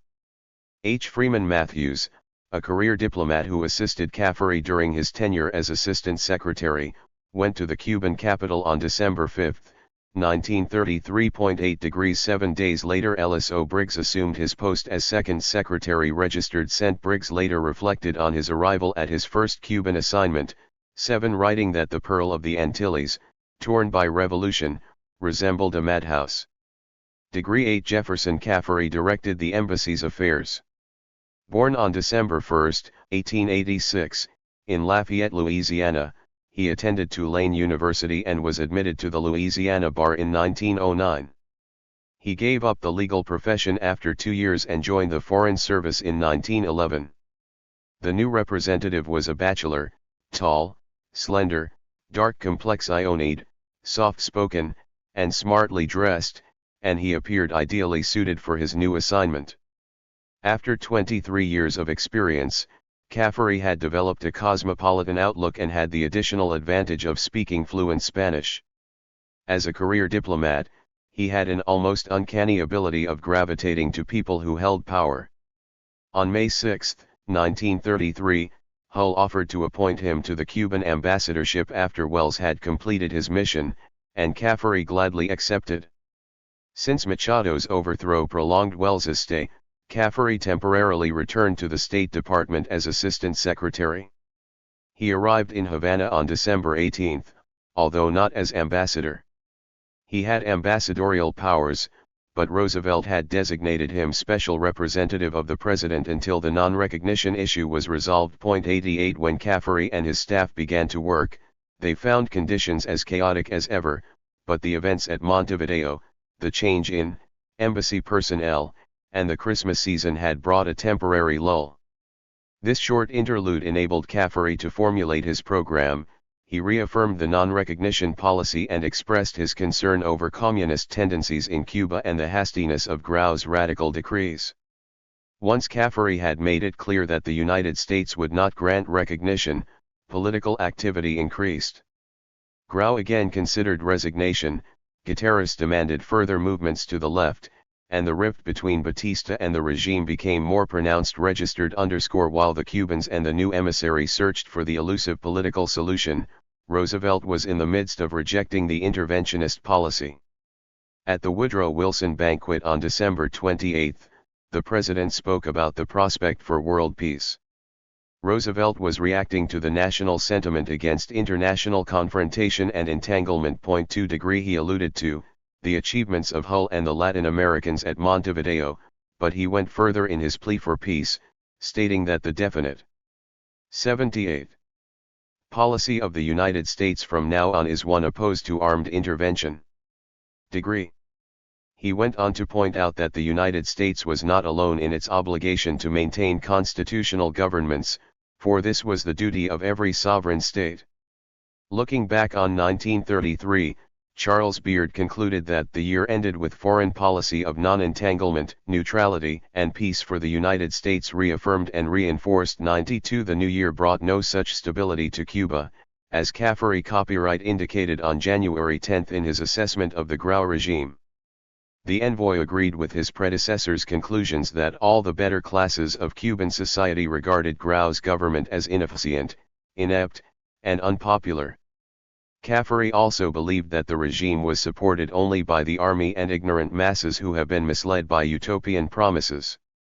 3 In spite of this negative assessment, the emissary did not think that Grau could be overthrown unless either he willingly resigned or the United States intervened militarily.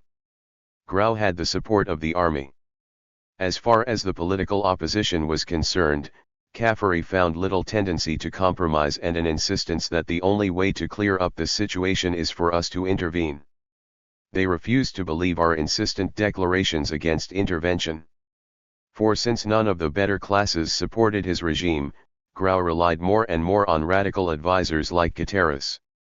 Even this radical movement did not help the opposition to unify, for, according to Caffery, each group mistrusted the other's motives.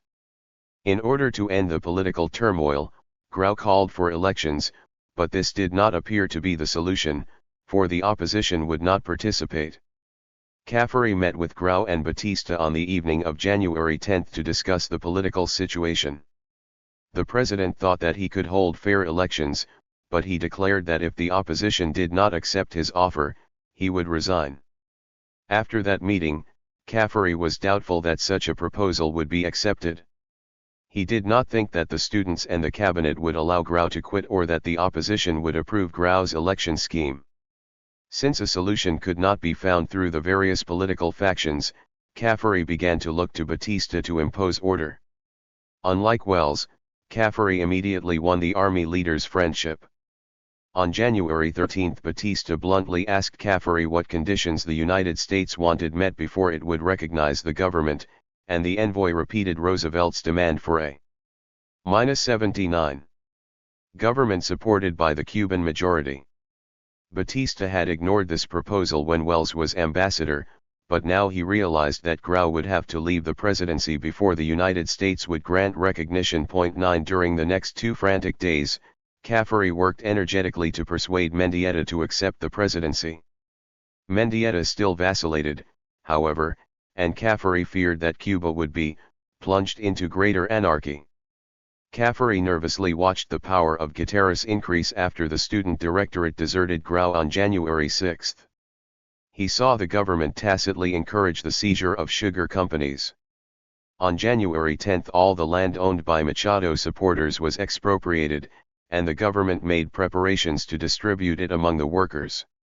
Finally, Caffery witnessed the seizure of the Cuban Electric Company after a strike on January 13 that left Havana without electricity for 3 hours. The next day Grau appointed an interventor to manage the company's plants in the employees' interests, and the strikers returned to work, literally controlling the operation. These radical actions increased the growing antagonism between Batista and Guterres, and the schism between their supporters grew even wider. The situation seemed headed for anarchy again, but in the early hours of January 15, Grau announced his resignation. He retired to his home as a private citizen late that afternoon. 28. Grau had ruled for 127 chaotic days, facing enormous resistance.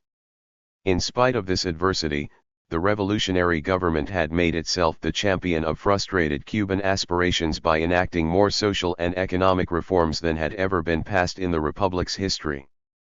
The 8-hour day, the 50% law, a minimum wage for sugar cutters, the creation of the Ministry of Labor, recognition for the unions, and university autonomy were only a few of the measures that exhibited the government's desire to correct the injustices of past administrations. In addition, some of Grau's other decrees had highly nationalistic overtones.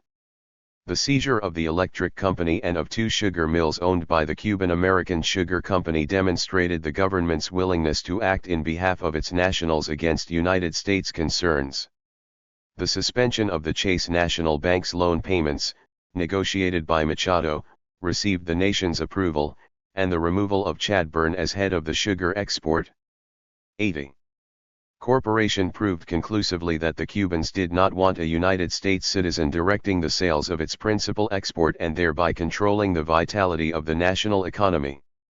Despite this strong nationalistic and patriotic appeal, the government failed to consolidate the various revolutionary factions. For the Grau regime represented not only a change in government, but also a revolution between generations, with the students constantly reminding the older establishment that it was responsible for Cuba's plight.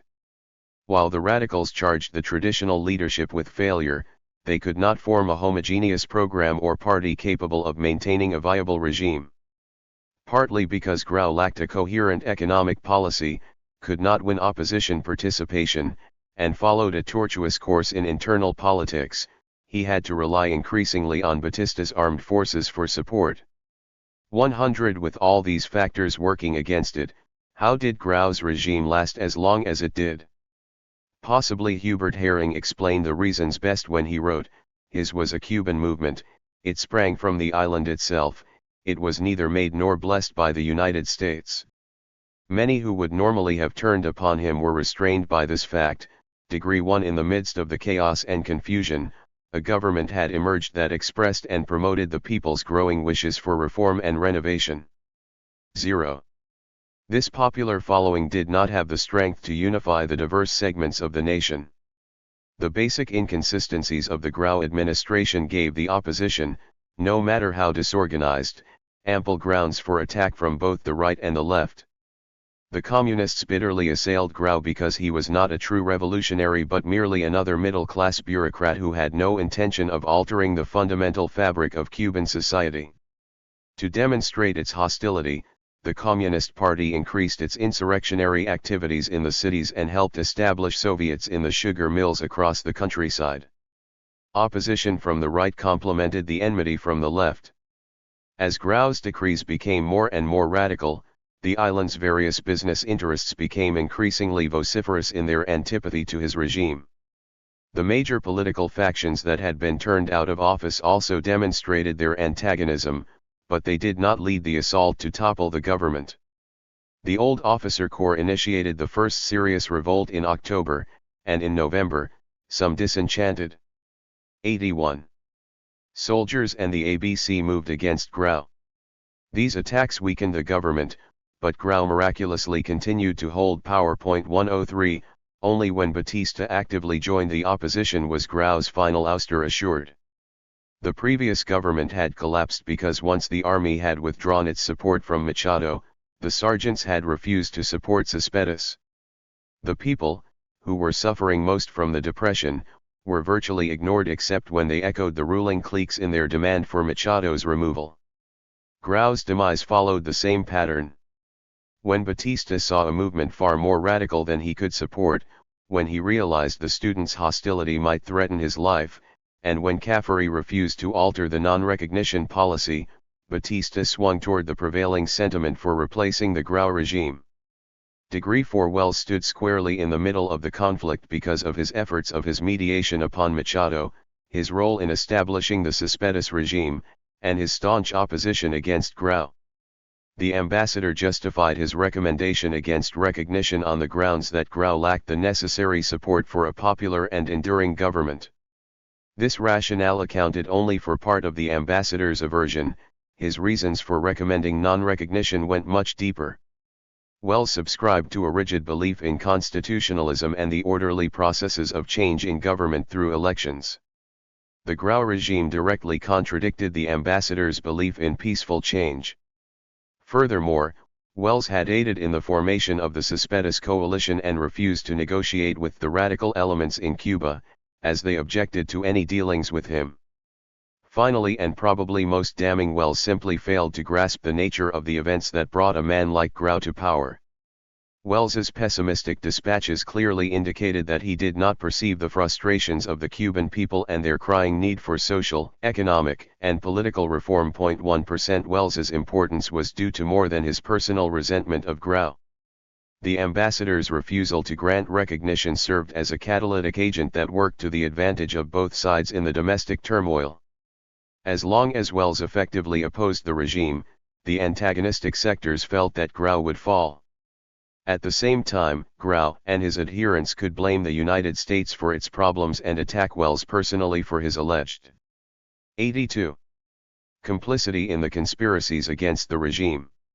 Since the government was floundering without any consistent program, it needed this patriotic appeal against the encroachment of the American ambassador to help preserve its base of support. Wells became not only the man enforcing the policy, but also a tool for the warring factions to use as they wished. 16 While the various factions tried to attain power and Wells conducted the embassy's affairs, Roosevelt sought to create a consistent policy toward the island.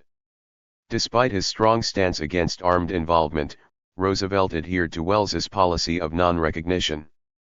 Even after the battle at the hotel and the proddings of Hull, Phillips, and Daniels in favor of granting recognition, the president supported his ambassador. If he had done otherwise, he would have had to repudiate his representative and personal friend, and he was not prepared to consider such an action. He showed his support of Wells by allowing him to draft the Warm Springs Declaration. Even in the midst of this reaffirmation of the non-recognition policy, Roosevelt was moving slowly away from an interventionist policy. The Montevideo success, the continuing chaos on the island, and the isolationist sentiment at home forced Roosevelt to reassess the Cuban policy, and by the end of the year, the president had firmly committed the United States to non-intervention. 10. In spite of these subtle movements toward a policy change, the various charges and countercharges against Wells and Grau clouded the fundamental issues. Not only were both men individuals, but they also personified the existing United States policy and the Cuban revolutionary struggle. The two individuals based the conduct of their affairs on entirely different philosophical and practical assumptions. The United States through its ambassador strove hopelessly for stability and order. Grau represented the nationalistic forces within the island that were crying for the justice so long denied them by an oppressive regime and for the livelihoods lost in a cruel and impersonal economic depression. To implement a program of massive renovation required a Herculean effort of all Cubans. Such a program, however, was hopelessly bogged down in the traditional antagonism and bitter squabbles of the different political factions that were vying for supremacy. The resignation of a president and the dismal failure of an ambassador's mission resulted from these conflicting issues. Grau 83 might have survived had he compromised, but his adherents refused to give the opposition a voice in the government and at the same time demanded more and more radical reforms. Wells might have brought about recognition had the Cespedes coalition announced its support for Grau, but again the antagonistic forces would not consider such a proposal. As the result of the rigidity of all parties, Grau stumbled along from day to day, never certain that he would be president the following morning. When he finally resigned, he placed the blame squarely on the United States, declaring angrily on January 17, 1934, "I fell because Washington willed it." 108. Many commentators have made equally harsh judgments. Degree But what of the inflexibility of the Cubans? Certainly Wells and his successor would not have persisted in their position without concrete evidence to support their views. During the 4 short months of the Grau regime, although Wells and Grau helped to shape the succession of events, they did not dictate the outcome. Both were part of larger struggles occurring simultaneously in their respective countries. The Roosevelt administration was attempting to alter a relationship with Cuba that gave the United States virtual control over the island's economic and political life, while the Cubans were seeking to establish their own identity and determine their own destiny. Both nations were trying desperately to liquidate the past, but one was moving too slowly, the other too fast.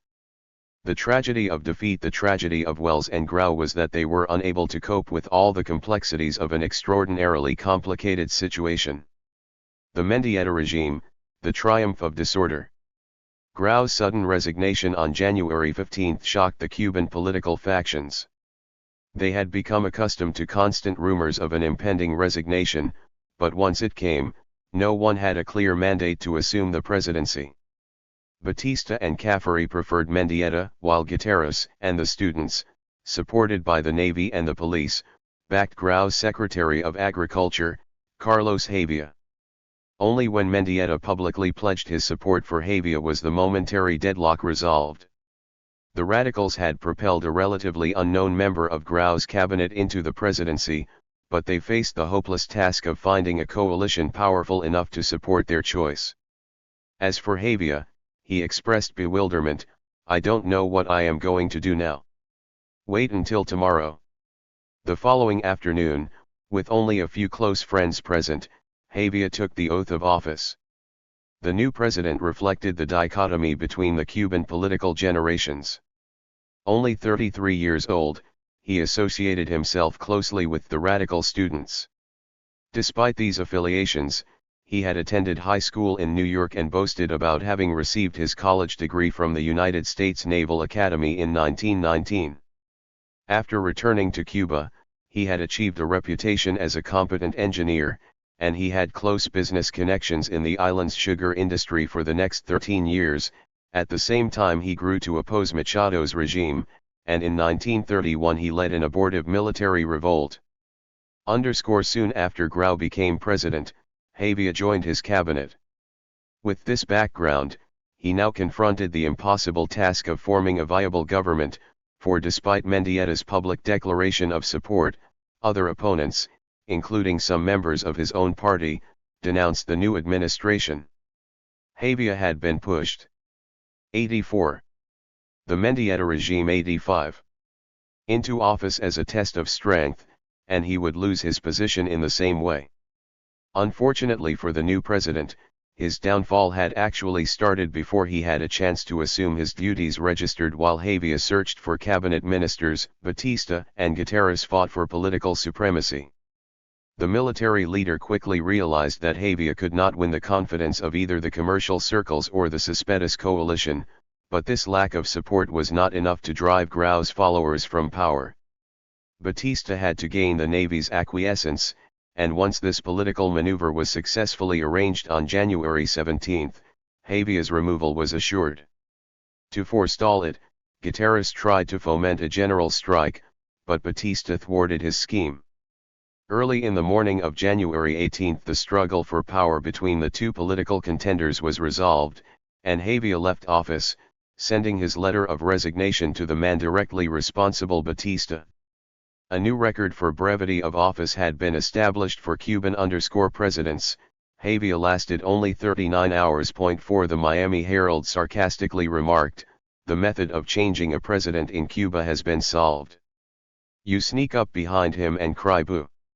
With Javia's removal, Secretary of State, Manuel Marquez Sterling, temporarily assumed the presidency and announced that the political factions would meet in the morning to choose a successor. The outcome was a foregone conclusion. After only 1 hour's debate, Carlos Mendieta y Montefer, colonel in the Spanish-American War and political leader of the Unión Nacionalista, became president. Registered after the politicians expressed their approval, Ruby Hart Phillips reported, "That island went crazy with excitement and relief. The public crowded around the palace for blocks, they cheered until they were hoarse. They cheered President Roosevelt, Ambassador Caffery, and Assistant Secretary of State Wells. In fact, Cuba has again recognized the United States. For a brief moment, the prospect of peace replaced political turmoil. The 61-year-old Mendieta had been involved in Cuban politics for a quarter of a century.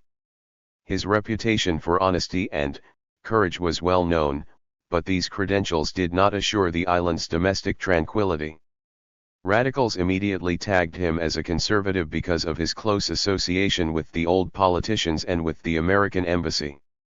His greatest weakness, however, came from his own personality. The new president, 86, suffered from an inability to make firm decisions, compounded by an almost obsessive desire to win sympathy from every segment of the divided Cuban society. Unwilling or unable to take bold actions against his adversaries, Mendieta gave the impression that the government was about to collapse, and his vacillation stimulated the opposition in its efforts to topple the regime. Caffery did not concern himself with the new president's personal deficiencies. Instead of opposing the new regime, the envoy reversed the United States policy of the preceding 4 months by recommending recognition on the day Mendieta took office. To hasten the recognition procedure, Hull, who was returning from the Montevideo Conference, arranged to stop at Key West, Florida, in order to meet with Caffery. Although Hull refused to give reporters an official statement after the conference, he left the definite impression that recognition was imminent. Registered while Hull continued on his way to Washington, Caffery sent additional dispatches to the State Department, asserting that Mendieta's accession was having a stabilizing effect on the island. The people were celebrating, Mendieta was maintaining order, and he had won the allegiance of every major faction on the island except for the extreme left and the old Machado advocates. Grau's unexpected departure for Mexico improved the situation even more, for with their most charismatic leader out of the country, the opposition forces had to cast about for new guidance. 1 degree The optimism expressed by the old politicians, the opposition's confusion, the American embassy's support, and the strong pleas from the United States news media quickly determined Roosevelt's course of action. He recognized the Cuban government on January 23. When Caffery extended formal recognition on the following afternoon, most Cubans rejoiced over the dramatic turn of events. 1. Others, like Josephus Daniels, also congratulated Roosevelt. Even the Grau admirers in Mexico, said Daniels, admitted that you have taken a step that will not only help Cuba but strengthen sound Pan-Americanism. 2. In the midst of this widespread approval, the news media in the United States urged further action. Copyright. The Baltimore Sun welcomed Roosevelt's decision, but strongly recommended the negotiation of a new commercial treaty.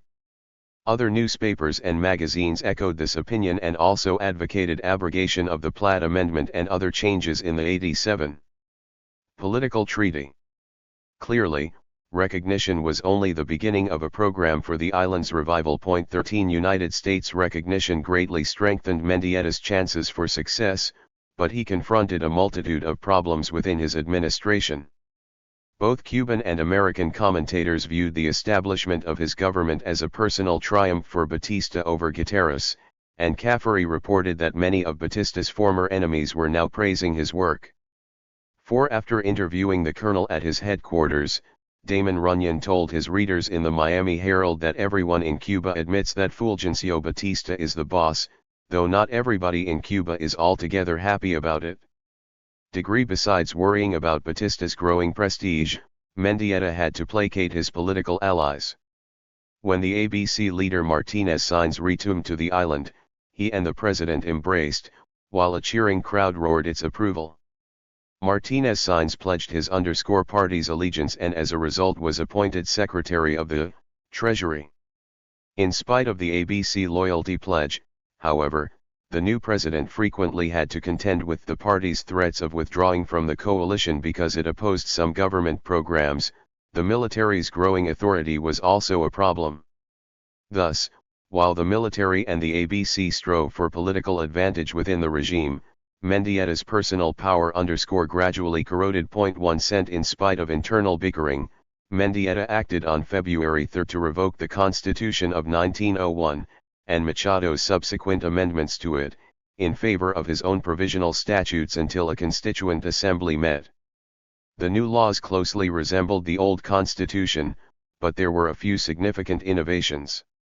The constitutional rights of individuals were strongly reaffirmed, political offenders no longer faced a possible death sentence, the ley de fuga, which allowed a guard to shoot a prisoner who was supposedly trying to escape, was abolished, women over 21 received the right to vote, a council of state with from 50 to 80 members was established to function as a legislative body, and the executive's prerogatives were curtailed. 3 days after this proclamation, the government added Decree No. 3 to thwart future labor unrest. This decree empowered the administration to prohibit workers from striking until after a compulsory waiting. 88. Period, and also placed limitations on sympathy strikes. Any labor union that violated this law would be dissolved. Finally, in order to appease political offenders, on February 9 Mendieta declared an amnesty for all the participants in the upheavals of 1933, with the exception of Machado's supporters. 17 These actions sustained the impression that Mendieta's assumption of power was having a stabilizing effect on the nation, but grumbling malcontents quickly appeared. Like Graus, Mendieta's regime was soon attacked by an amorphous group of antagonistic forces. Labor soon responded negatively to what it considered a reactionary government. A small but vocal chorus of left-wing students and other young radical intellectuals openly opposed the regime. Since these groups no longer had a voice in the government, they turned to terrorism as a political weapon. 18 Once the violence intensified, Guterres became the government's chief source of anxiety. He was already something of a legend for his escapes from the various traps that Batista soldiers set for him. Finally, the police arrested him on August 8 for plotting the overthrow of the government. After protests by his supporters, a special court called then Tribunals de Urgencia, established to prosecute terrorists, quickly absolved him of the conspiracy charge, but the police still held him in custody for unlawful possession of firearms. Then, without any explanation, this charge was dropped, and on August 16 a group of enthusiastic supporters triumphantly escorted their hero home. Undaunted by the arrest, Guterres continued his daring defiance of government authority, and on September 18 Cafuri expressed his grave concern about the radicals' future plans. I believe it to be true that Guterres will endeavor to find means to assassinate Batista and other chiefs of the military forces particularly disliked by the Auténticos. 2 This possibility haunted government officials throughout 1934 and during the early months of 1935. But Guterres's intrigues against the government were not Mendieta's immediate concern. As soon as labor was convinced that Mendieta would be the next president, a general strike was called, and shortly after his inauguration, government employees and electrical workers quit work. Later, the National Railway Brotherhood defied a presidential decree prohibiting strikes for 90 days and walked off their jobs on January 28. At first, Mendieta did not know how to respond to these violations of his labor decrees, and, 89. Throughout the early part of February, a veritable flood of workers joined in the movement to discredit the government. But their efforts failed. On February 9 the government announced a special emergency law authorizing the state to end strikes, and the movement began at once to subside. Thanks to the new legislation and to Batista's personal antagonism toward the work stoppages, the armed forces moved with precision to end the labor disruptions. Still, economic disorders prevailed throughout the island, and Ruby Hart Phillips wrote dejectedly, "Really, nothing has been done. Strike after strike has been called, conference after conference to settle this or that without the slightest result. Mendieta is apparently trying to please everybody, and the result may bear out the fable of the man who tried to please everybody and only succeeded in drowning his donkey. I hope Mendieta doesn't drown the island." Phillips had correctly analyzed part of the dismal picture, but she overlooked one significant fact. Labor could disrupt the administration's effort to restore stability, but by themselves the unions could not muster the necessary forces to topple the regime. While the disruptions of labor wreaked havoc, other groups organized for the specific purpose of removing Mendieta. Although Grau had departed, his followers met on February 8 and formed the Partido Revolucionario Cubano, commonly referred to as the Auténticos. As the party of the authentic revolution, it advocated social and economic reform, but the driving force behind the movement was political, for the party's principal objective was to place Grau in the presidency at the next general elections. Caffrey recognized the importance of the ex-president's influence and carefully watched the party's operations. After observing its activities for a month, he concluded that Grau still had tremendous popular appeal and that even without his direction, the party was steadily increasing its membership. While the leadership disavowed the use of terrorism, Caffrey thought that the Auténticos' persistent attacks against Mendieta's government were inciting others to move in that direction. He hoped that the Mendieta regime would gain popular support before the Auténticos became too powerful, for he feared that Grau's return might stimulate the opposing forces to more aggressive action. 3. While the Auténticos initiated their campaign against Mendieta, the Communist Party directed its efforts toward the same end. 90. Because of the widespread poverty and political uncertainty, Cuba was fertile ground for communism. The party's activities centered in Havana through its domination of the island's most powerful left-wing union confederation, the Confederación Obrera de Cuba, led by the communist activist, Lázaro Pina.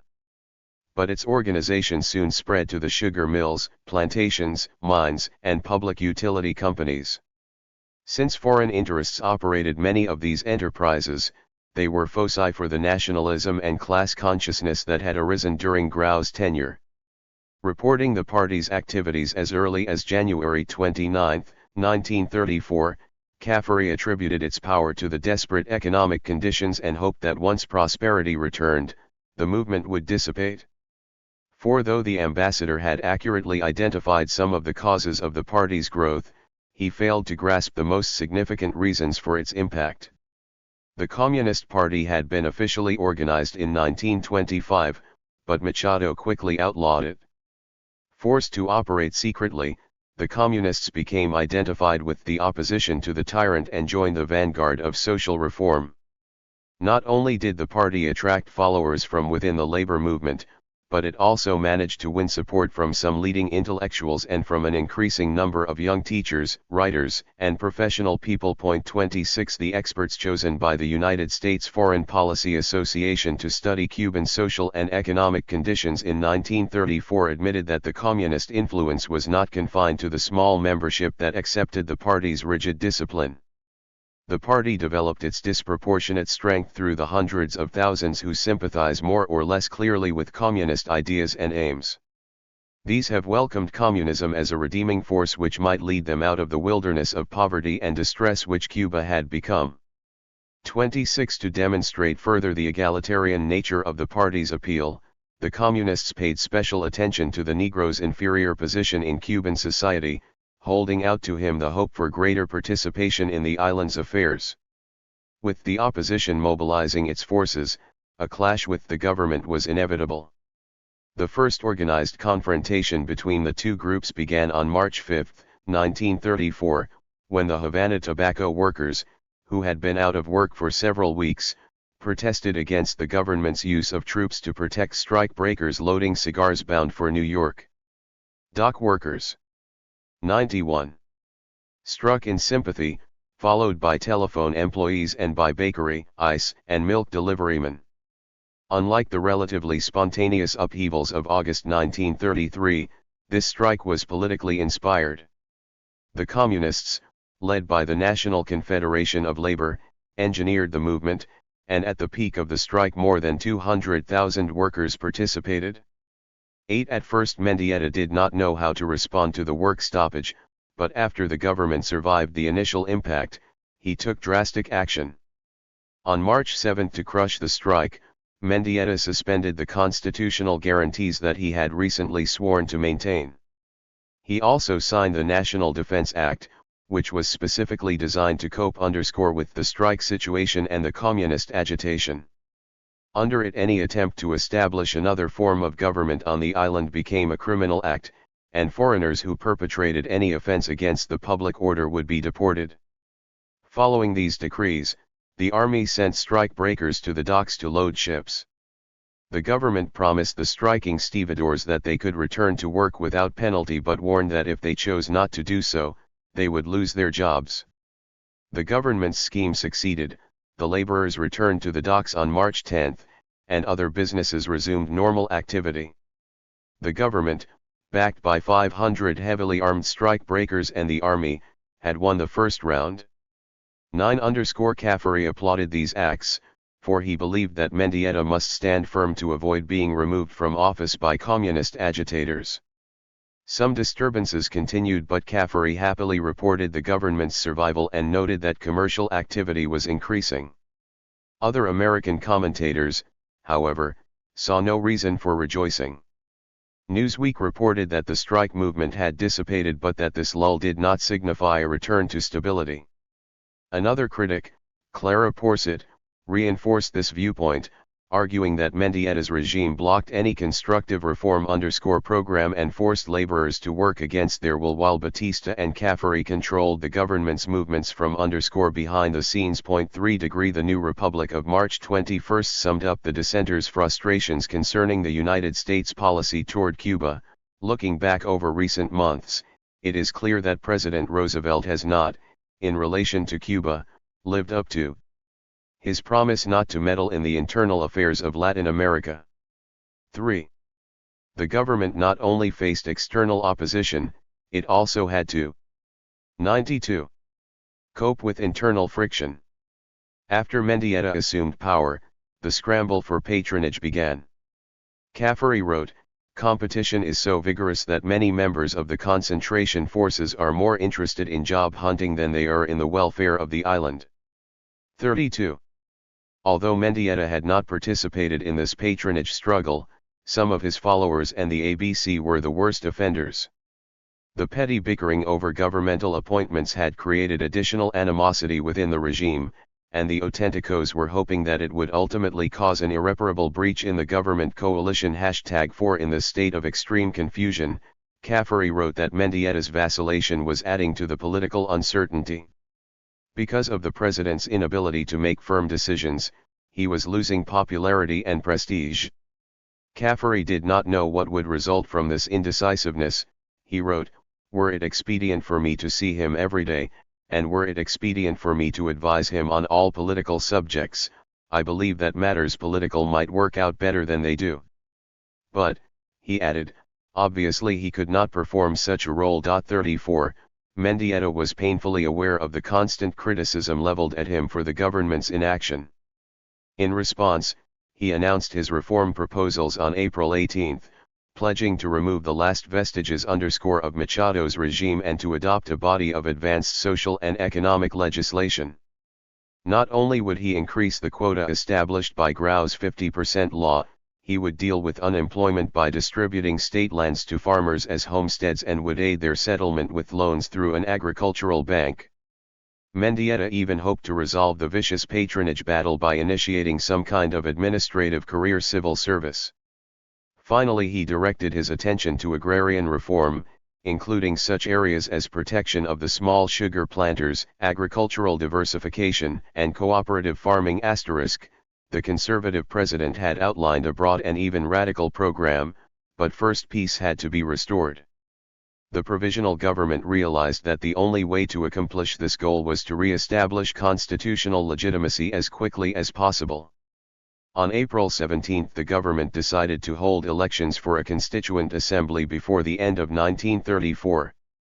On July 10, after almost 3 additional months of discussions between the Council of State and the Cabinet, the members approved a law extending suffrage to 93 women and announcing that all Cubans over 20 years of age should register with the electoral census. In order to carry out the decree's provisions, a superior electoral tribunal was established to conduct the census and the elections. To the electorate, which totaled 1,650,598, the government announced in late August that elections for a constituent assembly were scheduled for December 30, 1934. With this declaration, the government began to set up the necessary machinery to take the electoral census, and the enumerators started work in late September. In spite of constant delays, the government reported a month later that 9/10 of the eligible Cubans had been inscribed on the rolls. 36 The apparent success of the government's efforts soon faded, for 10 days later the cabinet unanimously decided to postpone the elections until March 1935. When Mendieta approved the decision, some of the opposition demanded his resignation because he had promised elections before the year's end and had broken his promise. Mendieta answered that honest elections could not be held because political parties were not sufficiently organized and the government did not have adequate time to set up the necessary voting machinery. The president had every intention of fulfilling his election pledge, but he thought that his delay would give the island a better chance to conduct fair elections. 3 While the country prepared for elections, the various political parties began to take concrete form. Within the government coalition, Miguel Mariano Gómez, son of Cuba's second president and leader of his own political faction, increased his influence in the administration. Another prominent political leader, Mario Menocul, former president of the Republic, supported the incumbent regime. Even the Liberal Party, discredited by long association with Machado, renewed its efforts to win respectability. By 1935 politicians had begun to remember its former voting appeal and were vying for its support. 38 These political factions still backed the government, but Mendieta lost the support of one of his earliest and staunchest adherents. In late June the ABC decided to withdraw from the government coalition. Ever since Mendieta's inauguration, the party had steadily lost influence in government councils, while the military increased its dominance. Under these conditions, the party felt that it had no choice but to retire from the coalition. At first the ABC refrained from attacking the incumbent regime, but by 94, the end of the year, Martinez Sáenz had taken his party into the opposition camp. To counteract this loss of support, the government made overtures to the Auténticos, but when Grau returned to the island in May, such an alliance proved impossible. Caffery reported on June 2 that Grau was already talking of elections before the end of the year in order to dole out patronage to his hungry followers. According to the ambassador, it is obviously a fact that he is miserable about being out of office for. Once Grau resumed his activities, the Auténticos expanded their campaign against the government and demanded its resignation, but on September 27, just when the party seemed to be making progress in its new assault, Grau left the island once again. His followers claimed that the government had not given him adequate guarantees for his personal safety, but the Auténticos neglected to mention that Grau also needed medical attention. They still castigated the government vociferously, but without its leader, the party lost some of its cohesiveness. 2. Not only was Mendieta confronted by opposition from the organized political parties, the government also faced continued resistance from the students. Early in May the university students voted to return to classes and banish communism from the premises, but by fall, they had reversed their moderate course. On the first anniversary of the Sergeants' Revolt, the students expressed their discontent with the government by burning Batista in effigy. Later in the month, student groups became even more extreme and declared that if Mendieta did not resign, they would fight the regime with every means at their disposal. Since Grau had granted the university autonomy, Mendieta refused to intervene in the hostile demonstrations. While the student agitated, educational activity remained at a virtual standstill, as it had during Machado's last days. 43 Students were not the only ones to manifest open resistance to the government. On August 21 Batista crushed an attempted coup d'état by two former military allies. Besides this direct assault on the military, strikes continued to plague the island. On August 11 postal and telegraph employees walked off their jobs, demanding payment of salary arrears. Repeating its actions in the March strike, the government employed troops and strike breakers to continue service and threatened strikers with dismissal if they did, 95. Not return to work. Some employees began trickling back to their posts, but the vast majority refused to accept Mendietta's ultimatum and stopped the restoration of telegraph and postal service by a campaign of sabotage and by stealing essential equipment. By the end of the month the government and the employees finally reached an agreement, but on the strikers' terms. Although service returned to normal, Mendieta had to abandon his promise to fire all those who refused to go back to their posts after the government's directive, and this cost him still more prestige. For the communists decided to capitalize on the disorder by taking independent action, and they planned an ambitious general strike for October 8. Led by the National Confederation of Labor, they succeeded in paralyzing most of Havana's transportation network for a time, but the government's troop deployment and the hostility of rival labor unions spelled doom for their effort. The communist scheme failed, but not before one person died and 15 more were wounded in what proved to be needless bloodshed. These continuing crises in all quarters necessitated frequent alignments in the cabinet, but the government coalition remained surprisingly consistent. The traditional political parties plus the military alliance clearly held political power. With the exception of the ABC, the groups that Grau had excluded from his government now occupied the presidential palace. The old politicians had replaced the revolutionary advocates, more conservative Cuban leadership had triumphed over those who wished to destroy the existing regime. In spite of the recurrent government crises, the opposition was rendered powerless by the Cuban political tradition of disunity. When the ABC defected from the government coalition, the radicals gained a powerful ally and claimed that the Mendieta regime was composed solely of conservative factions. Even with this additional ammunition, however, the antagonists could not drive Mendieta from office. Like the various factions that had opposed Grau, the new opposition could not unite against a common foe, and every group took its place at a different point on the political spectrum. Divided by political ideology and by the rival ambitions of their leaders, the antagonistic sectors Auténticos, ABC, Communists, and the multitude of other nameless cliques could not find the magic formula for cooperation against the Mendieta regime. Cent. 96. Besides the historic antagonism among the opposition factions, each group faced its own internal division and disillusionment. The rivalry for leadership in the ABC was causing an intra-party schism.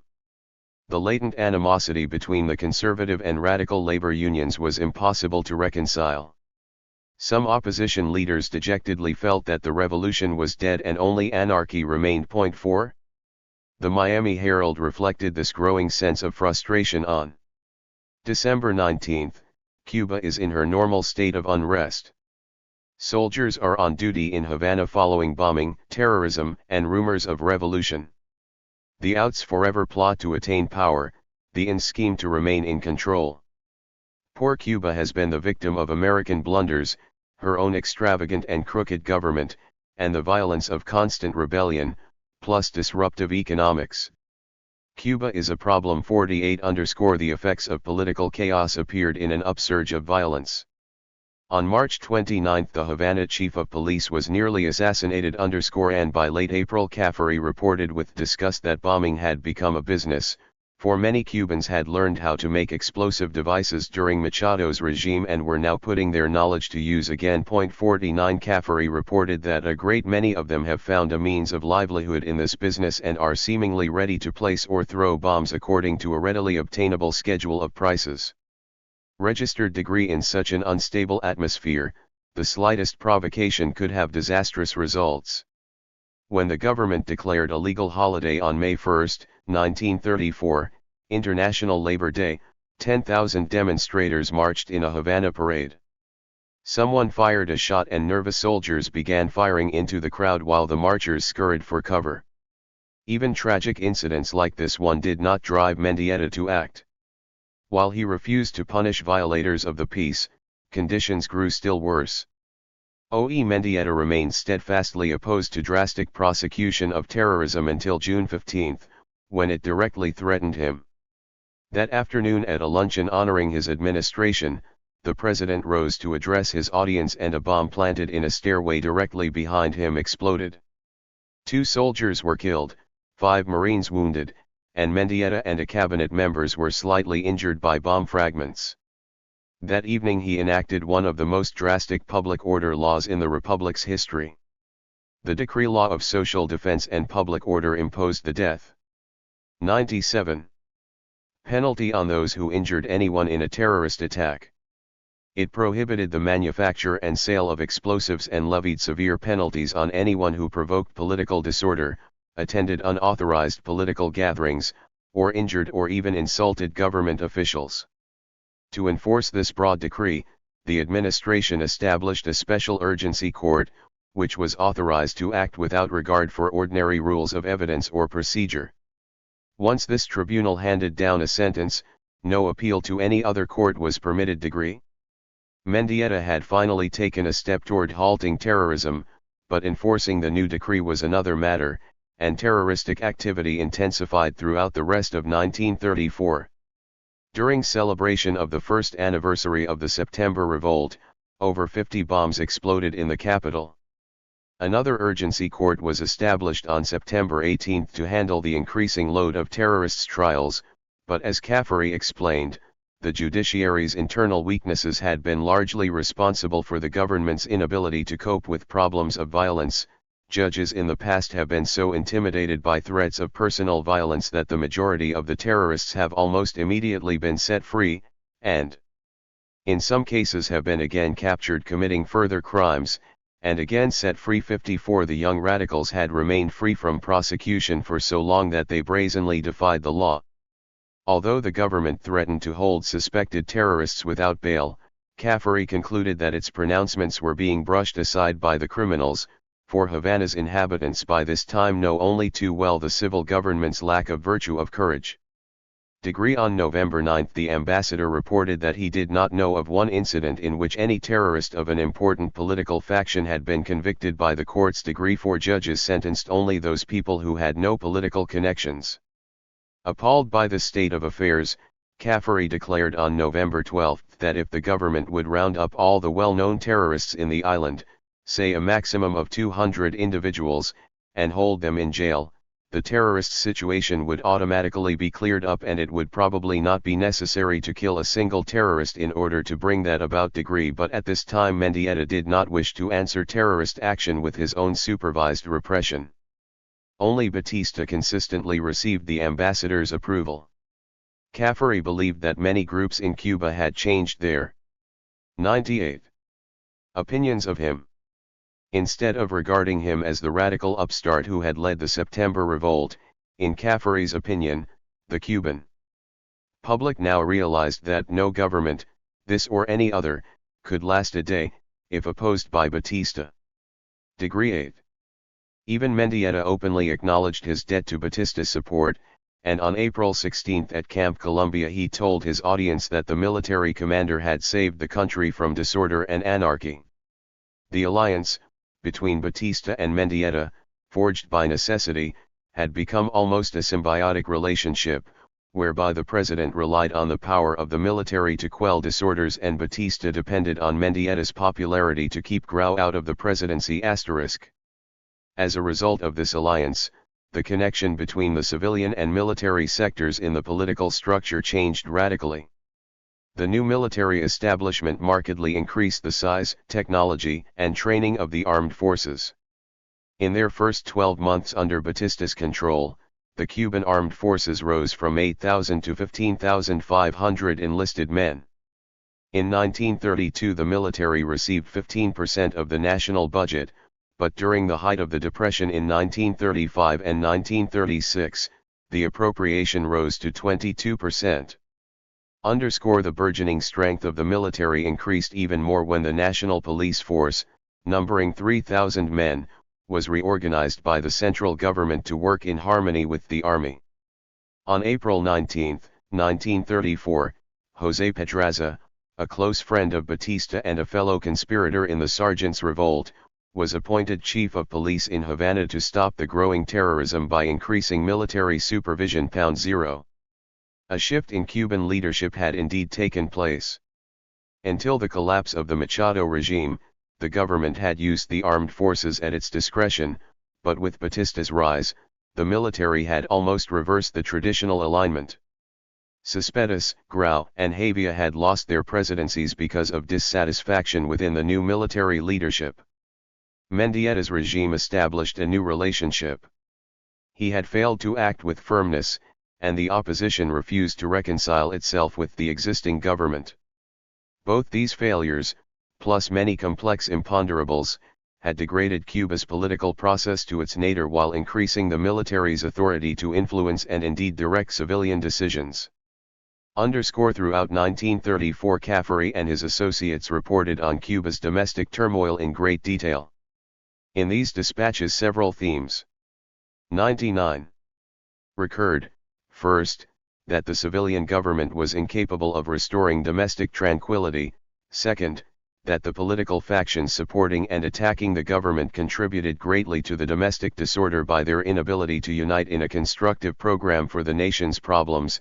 And third, that the judicial system, instead of creating an atmosphere of law and order, only added to the confusion. If the embassy's dispatches were to be taken at face value, only Batista could receive credit for keeping Cuba from plunging into anarchy. What the American embassy failed to analyze was the cost of the military chieftain's growing authority. While Batista's opponents cried out against the increasing militarism, Caffery and his staff merely noted its stabilizing effects. The ambassador was not alone in his support of the incumbent regime. The Roosevelt administration openly sustained Caffery's position by initiating the program that would remain the basis of American policy toward Cuba for the next quarter of a century. The Good Neighbor policy takes form. Throughout 1934, United States diplomats were well aware of Mendietta's precarious position. Political ineptitude, economic depression, and terroristic activity replaced the recognition issue and created new anxieties for the Department of State. To compound the policymakers' problems, the Roosevelt administration was severely criticized for recognizing Mendietta when he had been in office less than a week, especially since he could not restore domestic peace. Why had the United States not recognized Grau in the same short period? Hostile writers had their own simplistic answer. They thought that the administration would not support Grau because he was a radical and hence unsympathetic to American political and economic interests. Mendietta, however, was a conservative and the antithesis of his predecessor. Clearly he was an acceptable choice for the traditionalist policymakers and thus won Roosevelt's blessings easily. Although this argument had some validity, critics ignored a fundamental question in the issue of Cuban recognition. They concentrated on the differences between the two politicians and overlooked the relationship between recognition and the more general issue of non-intervention in Latin America. Wells had rigidly maintained that the United States could not support a government that had seized power illegally. Arguing from this position, he had advocated and received permission to implement the non-recognition policy. This crucial decision was not seriously debated at the time within the administration, but after the United States signed the non-intervention agreement at Montevideo and Roosevelt publicly pledged not to intervene in the internal affairs of Latin American states, Hull, Phillips, and Daniels argued. 101. Forcefully for the end of the non-recognition policy. They reasoned that if Roosevelt hoped to gain the confidence of the Latin copyright American nations, his policy would have to be consistent, and thus the United States would have to end its special relationship with Cuba. Critics of the State Department's Cuban policy were not aware of this internal struggle. Even after Wells returned to Washington, everything seemed the same, but behind the scenes, Caffery was working energetically for a change. When Grau finally resigned, the new envoy argued for recognition on two basic premises: that it was essential to restore the island's political stability, and that without official relations, the United States could not carry out the good neighbor concept in Cuba. Caffery justified recognizing the Mendietta government, therefore, as easily as Wells has justified non-recognition of Grau. Unfortunately for the Cubans, recognition was not a panacea for all their domestic ills. The Roosevelt administration realized this fact and acted to help restore economic stability. Only 9 days after Mendietta's inauguration, the United States made its first effort to help the island.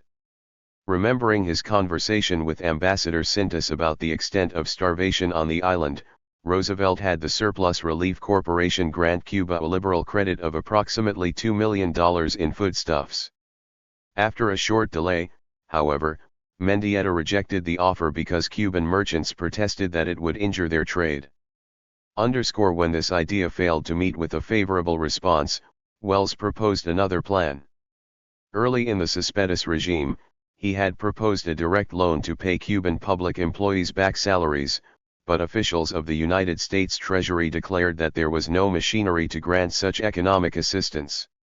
In the interim, the Roosevelt administration had created the first export-import bank to foster trade between the United States and the Soviet Union, but this program failed to materialize. Using the still intact structure, the president announced the creation of the second Export-Import Bank to provide credits and stimulate trade with Cuba. On the last day of April, the bank loaned Cuba $4 million to purchase silver bullion for coinage into pesos, which it could use to pay government employees' salary arrears and to fix a minimum wage for them.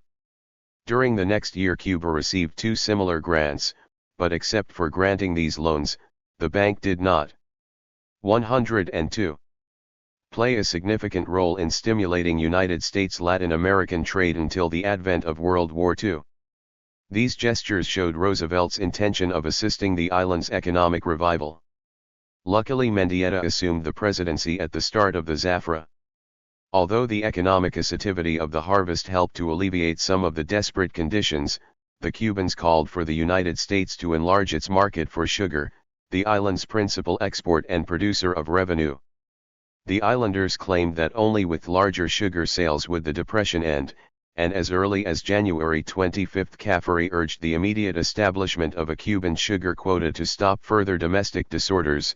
Masses of the Cuban population are now in dire want and obviously an easy prey for communist agitators. Even the present satisfactory government would not be able to stand very long against starving masses of people.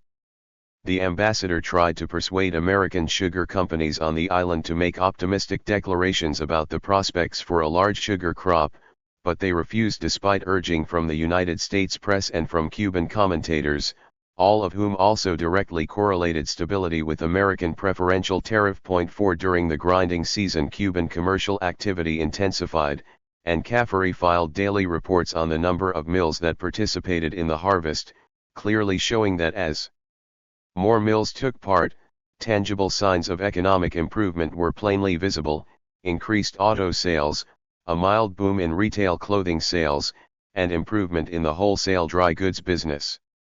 These signs of economic revival were attributed directly to the increased income of the sugar workers. Late in March, as the grinding season slackened, Caffery conferred with the Cuban Secretaries of State, Finance, and Agriculture, who had a simple message for him. Without an adequate sugar quota and an increased preferential tariff, they said, no prospect will exist of restoring peace and tranquility to this country.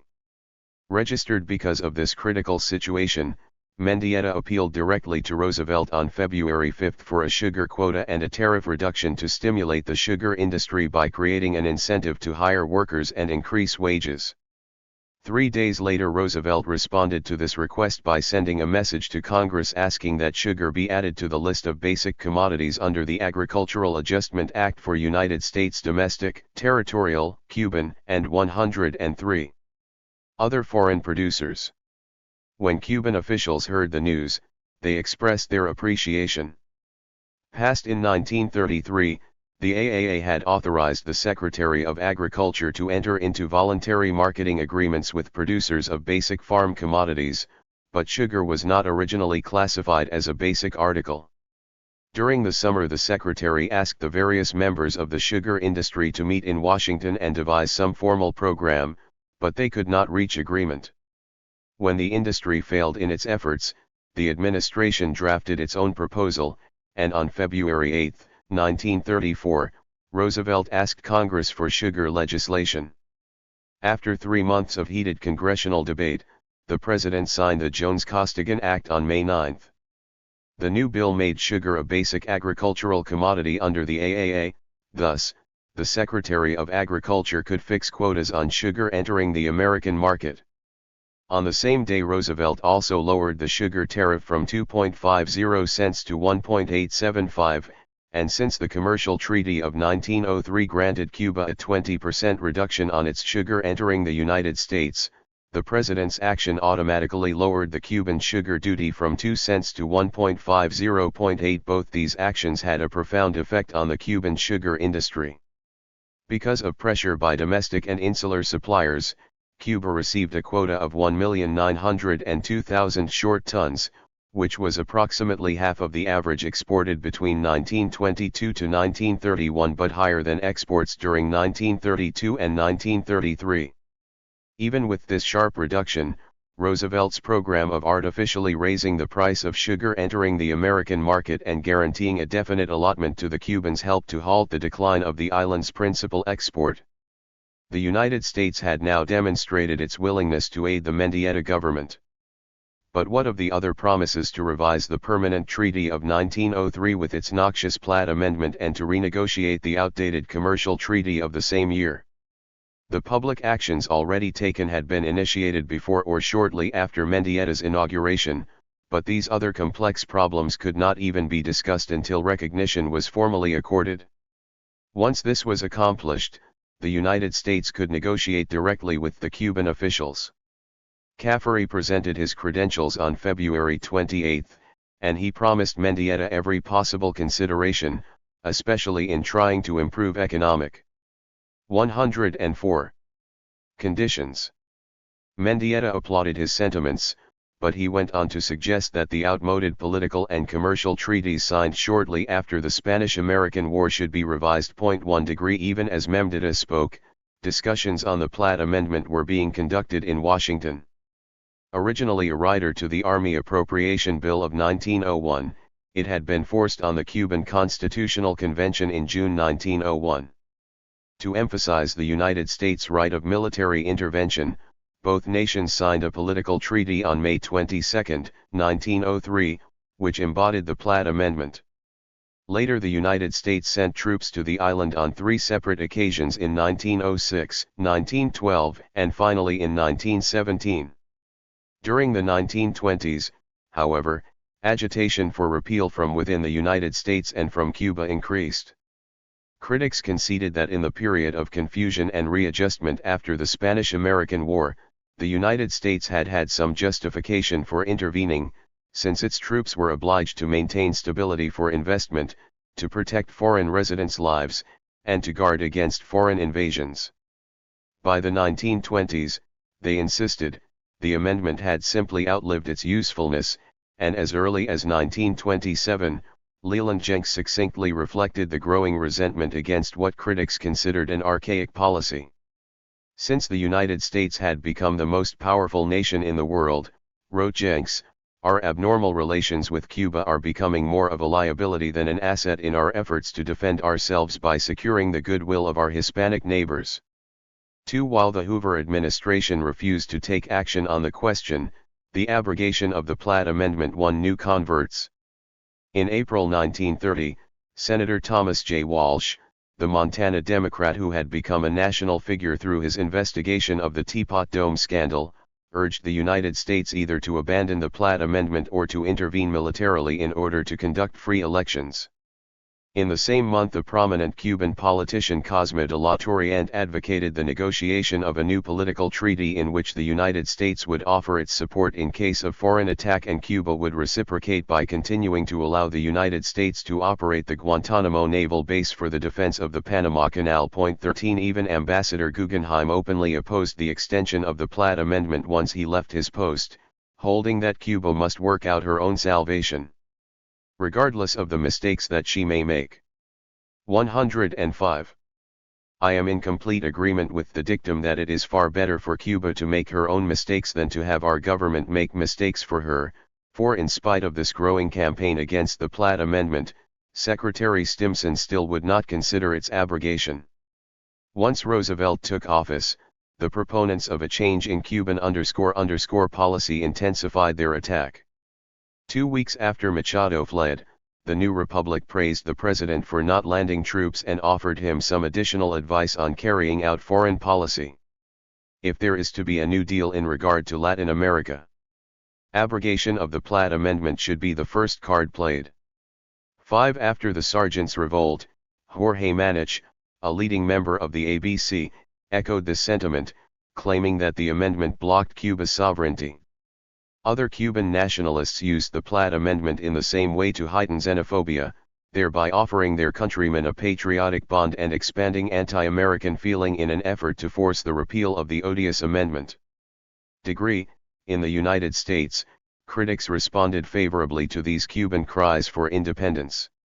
In December 1933, the new republic repeated its call for abrogation, and in early 1934, the nation advised Roosevelt to scrap the entire political treaty. 17 Scholars too protested against the existing policy. Hubert Herring wrote that the time has gone forever when we can have neighbors who are half slave and half free. That has been the status for 35 years and it has produced nothing but disaster. 18 Graham Stewart, a prominent political scientist specializing in United States-Latin American relations, reviewed the amendment's history and concluded a new deal in our relations with Cuba is required and the Platt Amendment should be revised materially or junked, and the latter would be preferable. The right to intervene still exists under international law and no special treaty provision is necessary. 19 There was also considerable opposition to the Platt Amendment among prominent politicians. Key Pittman, Democrat from Nevada and chairman of the Senate Foreign Relations Committee, told reporters on August 10, 1933, that he favored scrapping the Monroe Doctrine in the interest of amity between the United States and Latin America. Renunciation of the doctrine, he added, would assure Latin America that the United States was sincere in its commitment to non-intervention. 2 Degree Pittman spoke in general. 106. Idas, a month later Senator Borah, the ranking Republican on the committee, came out explicitly in favor of abrogating the Platt Amendment as a policy long repudiated by the American public. According to Borah, the amendment was a mistake in the first place and it has never benefited the people in either Cuba or the United States. 21 Sensing the growing hostility toward intervention, Roosevelt cautiously placed his administration on the side of abrogation. Although he refused to recognize GRAO, Roosevelt announced in the Warm Springs Declaration of November 1933 that once Cuba had a stable government, the United States would be willing to renegotiate the permanent treaty. Even this assurance did not stop debate. On January 18, 1934, Congressman Hamilton Fish of New York, a Republican member of the House Committee on Foreign Affairs, called for the abrogation of the Platt Amendment, and 11 days later he submitted a resolution advocating its repeal or revision. His action corresponded to a similar Senate resolution, made 5 days earlier, stating that the Platt Amendment was being examined to determine whether it should be repealed. When both houses of Congress requested information on the current status of the amendment, Hull told the chairman of both Foreign Relations Committees that the State Department was giving the matter its careful consideration. 22 While agitation within the United States increased, the Cuban ambassador to the United States, Manuel Marquez Sterling, conducted his own campaign. After a distinguished career as a journalist, he had been appointed ambassador to Mexico in 1929, but he resigned 2 years later in protest against Machado's oppressive regime. He moved to Washington, where he continued his voluntary exile until Cespedes selected him as ambassador to the United States on August 17, 1933, giving him the primary mission of abrogating the Platt Amendment. Before the new appointee had a chance to carry out his assignment, the Sergeants' Revolt destroyed any possibility of reaching an agreement. The implementation of the non-recognition policy obliged Marquez Sterling to await the moment when some government would win recognition. 73 Even though he held no official position, the Cuban diplomat continued his efforts. While the Montevideo Conference was in progress, he went to see William Phillips about press articles which 107 intimated that the United States was considering the abandonment of the Platt Amendment. The acting secretary referred his visitor to the Warm Springs Declaration and also informed him that no official steps could be taken until the United States recognized a Cuban government. Continuing his lobbying, Marquez Sterling requested and received a private interview with Roosevelt on December 20, and before he returned to Cuba as Grau's designate Secretary of State, he frequently spoke with Wells about the island's problems. Marquez Sterling finally left for Cuba on January 10, only to see his plans altered again by another change in the presidency. Nevertheless, the trip was not wasted. He spoke with Caffery about repeal and also consulted Mendieta and his chief advisors. After these talks, he took up formal ambassadorial duties in Washington, presenting his credentials on the last day of January. After a delay of over 4 months, Marquez Sterling resumed his original task and began discussing abrogation with Wells again on February 1. After several preliminary talks, Wells officially asked the ambassador on March 30 to renegotiate the permanent treaty. Marquez Sterling's persistence was finally having results, for Wells was equally convinced that the United States' right of military intervention had to be eliminated. At Wells's insistence, formal talks between the two men began on April 2. After 2 weeks of conferences, Wells presented Marquez Sterling with a revised treaty, which he immediately sent to Secretary of State Cosme de la Torreante, hoping for a prompt reply. Instead, the Cuban secretary hesitated, and without instructions from his government, Marquez Sterling suggested his own changes on May 1. When the Cuban government finally sent a response on May 12, the assistant secretary and the ambassador quickly resolved the differences in the drafts, and by May 22, they had finished the final document. 2 men, working for only 4 months but with minimal friction, had found the formula that would end more than 3 decades of heated debate. 5. With the negotiations completed, Roosevelt transmitted the revised treaty to the Senate for ratification on May 29. In his message to the Senate, the President announced, "By the consummation of this treaty, this government will make it clear that it not only opposes the policy of armed intervention, but that it renounces those rights of intervention and interference in Cuba 108, which have been bestowed upon it by treaty." 26. With this strong presidential support in addition to the prevailing sentiment against the Platt Amendment, the treaty immediately went to the Senate Foreign Relations Committee, which unanimously approved it without any changes. It was a brief document containing 5 sections: the cancellation of the original treaty, the confirmation of the first intervention's legality, American retention of the Guantanamo naval base, measures for protection against epidemics and contagious diseases, and finally the means for ratification.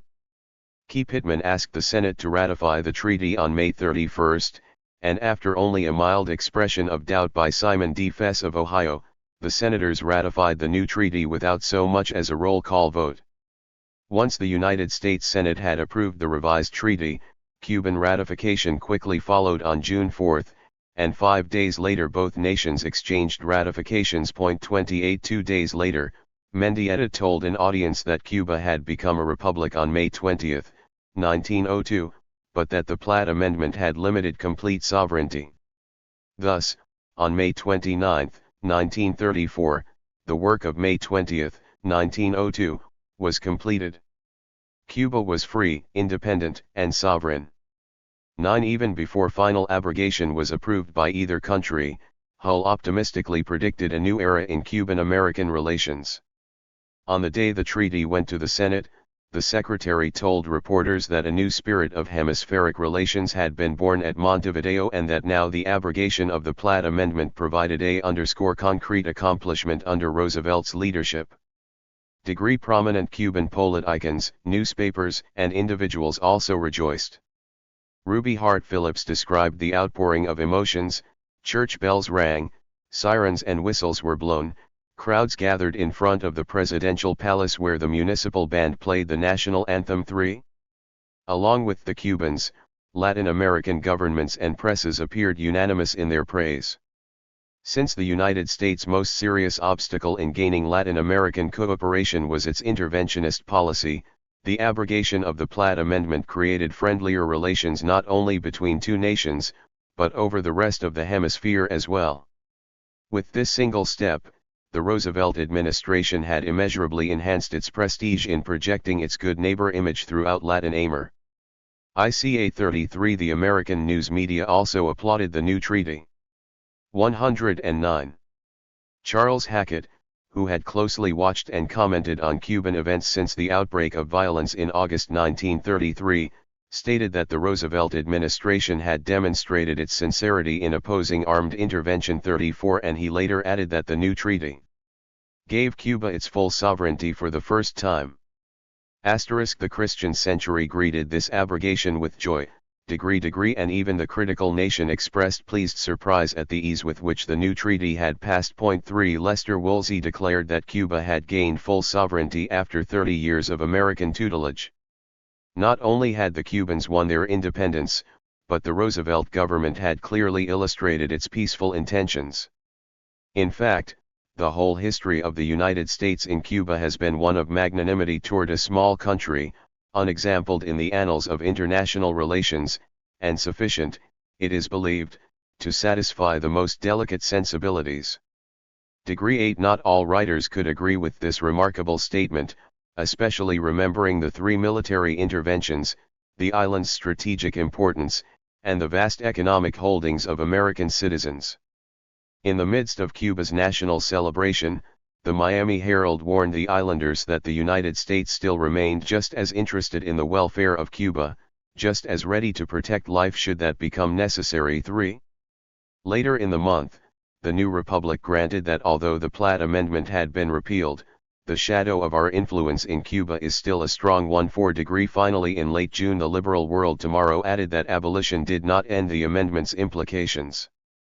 The United States, it pointed out, could still direct Cuba's destiny through the threat of intervention or other political and economic pressures. 4 Although most American observers were convinced that the abrogation of the Platt Amendment completely fulfilled the promise of the good neighbor policy, events on the island immediately before and after the celebrated episode proved that the United States had not significantly altered its Cuban policy. The presence of American warships in Cuban waters furnished the first evidence of inconsistency between the announced and actual policies. Roosevelt had ordered the first vessels to the island when Machado fled, and at the end of January 1934, 25 American ships were still assigned to the Cuban waters. On February 1, Rear Admiral C. Freeman, who was in charge of the squadron, discussed with Caffery the removal of some ships and 110. Decided to keep some forces, including a vessel in Havana Harbor, ready for emergency action. 42 1 month later, Admiral Freeman proposed that the American vessels be removed as quickly as possible, but Caffery reflected, in view of the existing communist menace here, I did not desire to put myself on record as fixing any definite date for withdrawal from Havana Harbor. 43 On April 9, the Admiral told the ambassador that a time limit should be set for the warship's withdrawal. This time Caffery replied that the ships should remain throughout the summer because if they left too soon their departure might suggest to the Cubans that the United States thought the Mendieta government a failure. Such an impression might consequently be followed by disorders throughout the island. 44 The ships remained as Caffery had requested, furnishing assurances to Cubans that the United States supported the existing regime. Even the abrogation of the Platt Amendment did not sway Caffery. The day after Roosevelt sent the new political treaty to the Senate for ratification, the Navy Department asked to withdraw the cruiser Richmond from Cuban waters, as a longer stay would be contradictory to convention terms. 3 days after the exchange of ratifications and the Cubans' joyous celebration, Caffery argued in favor of keeping the Richmond at her present station. When he conferred with Mendieta and Cosme de la Torriente, they agreed that the time was not appropriate for the removal of the American naval presence. Caffery's superiors agreed. In a memorandum of June 18, Wells wrote that he and Navy Department officials had reached an understanding that no action would be taken towards the ship's withdrawal, and Roosevelt also approved the proposal. 46 1 month later, Admiral Freeman again pressed the ambassador about the vessels in Cuban waters, reiterating that the Navy wanted to reduce its task force and reassign its units. Caffery answered that some ships might leave, but he still insisted that a light cruiser should remain in Havana Harbor and a Marine battalion be ready for immediate action. Finally, on September 1, 1934, the last of the squadron left Havana Harbor. The fleet had remained in the area since August 1933. The Platt Amendment had been officially abrogated in June 1934, but with the advice of the ambassador, the consent of the Cuban government, and support from Wells and Roosevelt, the ships continued to cruise in the area for an additional 3 months. The critics who believed that American naval forces could operate freely without a formal treaty had been proven correct. The debate over the withdrawal of the ships went beyond communiques within the United States government. Whether they lay just over the horizon or anchored in Havana Harbor, American warships created tension. Cuba had witnessed 3 previous landings of American troops, and the people protested against the presence of the ships. On July 6, the Cuban newspaper Ahora claimed that they had remained to protect United States business interests. Ever since Machado fled, American warships had steamed in Cuban waters, as if to remind us we are not altogether free, despite our will. But, the paper continued, no matter what American corporations do, Cuba will be independent, because we do not want to feel ashamed in our own land. We demand from our provisional government that it make an immediate effort toward the withdrawal of the Sentinel, whose only mission seems to be to restrain the acts of men who want to be free. 10 days later, the Society of Cuban Women sent a telegram to the Department of State urging the ship's removal. The Society appreciated the good neighbor idea, but the women were apprehensive about the American warships in Cuban ports and requested their immediate evacuation. Even the experts sent out by the Foreign Policy Association to study social and economic conditions in Cuba could not condone the inconsistency of abrogating the Platt Amendment while allowing American ships to stay in Cuban waters. According to their report, the Roosevelt administration showed commendable restraint in not landing Marines in Cuba during the repeated crises of the last 2 years. Nevertheless, the good effect of this policy on Cuban opinion was to a certain extent dissipated by the fact that American warships remained in Cuban waters for almost a year. 5° Other incidents also added to the American embassy's problems. On May 24, 1934, just as Caffery was getting ready to leave the Copyright Embassy, an automobile sped by firing a volley of bullets. The assassins missed their principal target, but one sentry was critically wounded. After this attempt, the Cuban government provided the embassy with soldiers at all times, and Caffery became the first American envoy in Cuba to have a constant bodyguard registered. Violence spread through the entire island. The bombings in 112 Havana had become daily occurrences, and the Cuban authorities could not suppress this terrorism. The American Consul General in Havana, C.R. Cameron, thought that the terrorists were smuggling dynamite from Florida to the island. To stop this menace, on June 29 Roosevelt signed a proclamation at Hull's request, making the sale of arms to Cuba unlawful except with the permission of the Secretary of State. 2 The American embassy continued to be a center of controversy. On July 17 Caffery learned that the ABC had stored several hundred rifles and other arms at its old legation building. Although the building had not been used for several years, it was still American property. As soon as he learned of the armament's existence, Caffery had them shipped to Camp Columbia, but opponents of American policy demanded to know why they were there in the first place.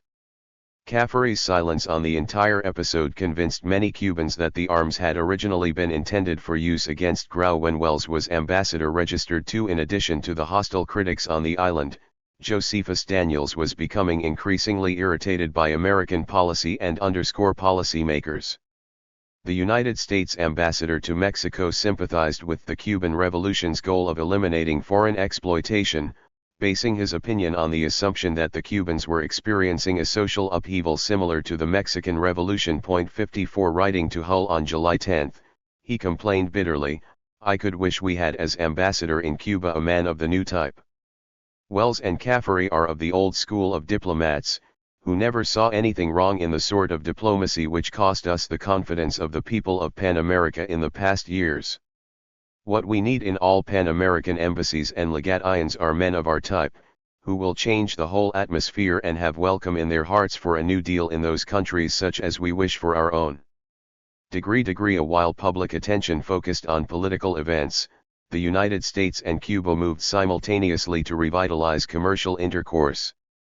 This activity, though perhaps less spectacular than political diplomacy, had a far greater immediate impact on American policy in Cuba. The Roosevelt administration had already assisted the island's sugar industry with the Jones-Costigan Act and the president's tariff reduction on sugar. These measures helped to revive Cuba's desperate economic plight, but their effect, 113, was only temporary. Until Cuba diversified its economy or somehow revived its sugar industry, many of the islanders would face the daily prospect of starvation. The State Department was well aware of this situation and also knew that in order to regain its former trading position with Cuba, the United States would have to lower its sugar duty still further. Copyright The restoration of trade between the two nations was crucial to Cuba's survival, but it was equally important to Hull, who wished to use it as a model for his long-standing plan of lowering international tariff barriers. When he became a member of Roosevelt's cabinet, Hull pressed the president for tariff reform, but domestic considerations made Roosevelt reluctant to raise the subject. Not until March 2, 1934, did Hull gain Roosevelt's lukewarm support for tariff legislation. On that date the president asked Congress to pass the Reciprocal Trade Agreements Act. The secretary fought vigorously in favor of this bill on the grounds that tariff renovation would stimulate domestic recovery. When the act was signed on June 12, Hull expressed his delight. The Roosevelt Copyright Administration had embarked on a program that was to become the basis of New Deal foreign economic policy. While the various interest groups debated the merits of the proposed legislation, the United States was already working on a new commercial treaty with Cuba. Wells had originally initiated exploratory talks in Havana, but Grau's presidency stopped the negotiations until after Mendieta's inauguration. Unlike Wells and Marquez Sterling in their negotiations for the abrogation of the Platt Amendment, Caffery and his staff conducted the delicate transactions on the island instead of in Washington for several reasons. The embassy in Havana had commercial data unavailable to the State Department, a broader knowledge of Cuban economic affairs, and easily accessible commercial contacts. With these considerations in mind, Hull approved his ambassador's plan *, registered early in February. Caffery and the Cuban officials began to discuss the possibility of a new commercial treaty, and on February 19 serious bargaining started.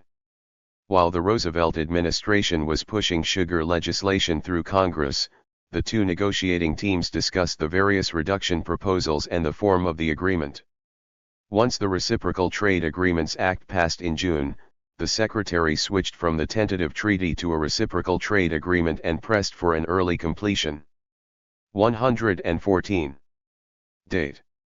Despite Hull's impatience, the agreement was delayed by continued disagreements over the substance of the tariff reductions and by the resignation of the Cuban Secretary of Treasury. Nevertheless, by the middle of July the Cubans had received the United States proposal for reductions. With this phase of the negotiations completed, the Cuban and American delegates met in day and night sessions to finish the agreement, and by August 21, they had succeeded. Hull wanted the first reciprocal trade agreement signed in Washington, so Cosme de la Torriente left Havana to perform the ceremony. After 5 months of intensive negotiations, the first reciprocal trade agreement was signed on August 24, 1934. Although it had been concluded under the new legislation, it stood in a separate category from later reciprocal trade agreements, for it continued the special customs treatment begun under the original Commercial Treaty of 1903. Each nation guaranteed exclusive preferential tariff reductions on certain commodities, no matter what rates either one might grant to third countries. Even though Hull was an avid supporter of the Most Favored Nations clause, he abandoned it in this agreement to demonstrate how mutual tariff reductions could restore trade. Copyright Under the agreement, the United States received preferential rates of from 20 to 75% on 426 items covering a wide range of agricultural and industrial products. In turn, the United States granted tariff preferences ranging from 20 to 50% on 35 Cuban articles amounting to 90% of Cuba's exports to the United States.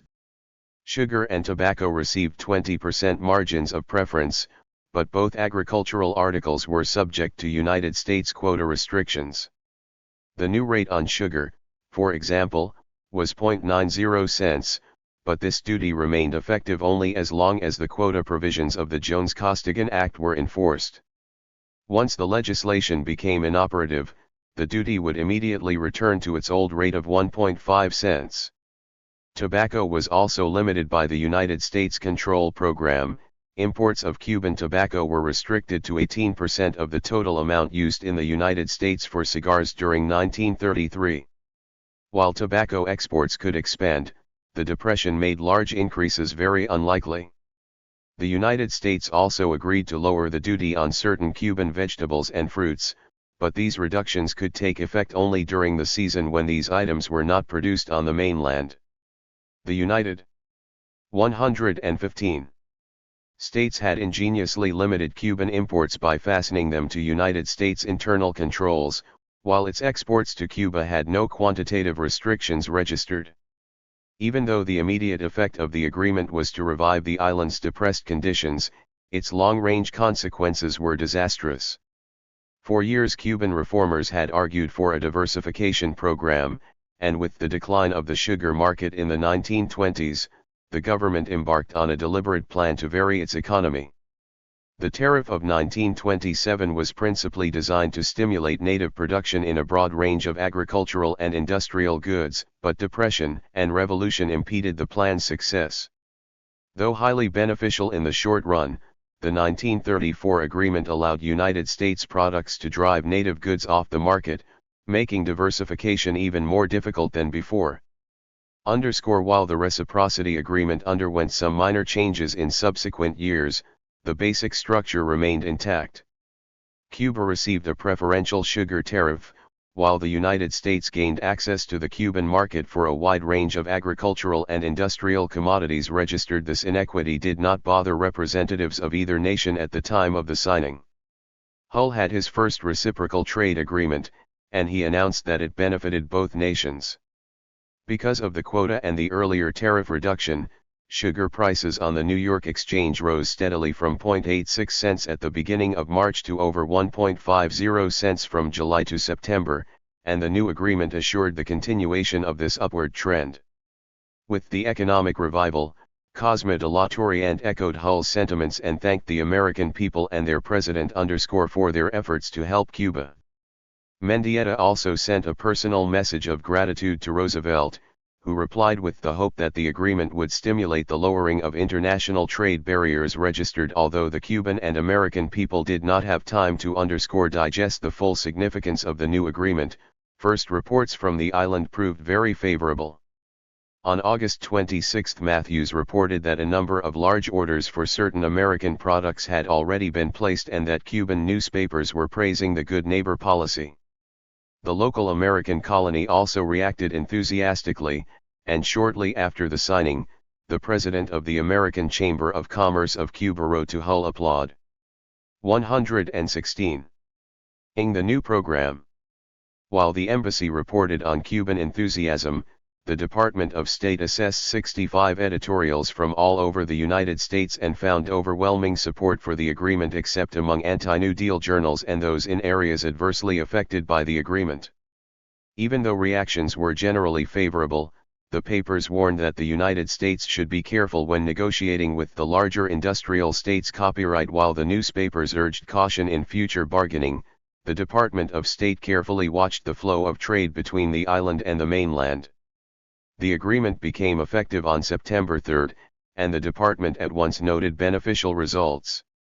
Caffery reported a tremendous increase in the shipment of American products to Cuba throughout September and October, and on November 6, Lawrence Duggan, chief of the Division of Latin American Affairs, added that the first statistical study of the agreement showed an acceleration of trade registered in order to stimulate United States recovery. And when converts to the reciprocal trade program, the department continued compiling and releasing statistics that indicated the expanded movement of goods to Cuba. These press releases may have had positive results in the United States, but the effects in Cuba were just the opposite, for the ABC, the Auténticos, and the Communists began to attack the agreement because of its one-sided advantages. Duggan wrote that although these charges might be unfounded, the fact remains that the releases issued in Washington showing enormous exports to Cuba without emphasizing the corresponding advantages to Cuba have provided ammunition to the opponents of the Mendieta regime. 66 The embassy quickly responded to demonstrate the agreement's equity. Walter J. Donnelly, the commercial attaché, spoke before the American Chamber of Commerce of Cuba on November 28, noting that American sales to Cuba had increased, but he added that in order to extend this growth, the Roosevelt administration would have to increase Cuban purchasing power. Although Cuba had granted the United States reductions on a wide variety of goods, the American government had given the Island a reduction on its sugar duty and a quota which greatly benefited the Cuban economy. Registered Caffery spoke before the same influential group of businessmen 117. On February 20, 1935, stressing the benefits of the agreement and, noting the dramatic trade increase, but he also warned that the advantages had not reached all levels of Cuban society. He cautioned his listeners that the concentration of purchasing power in the hands of a few is not as desirable as in the hands of many. In Cuba today, the people need food, clothes, and other supplies. It is the lack of these that produces restlessness, agitation, and finally revolution.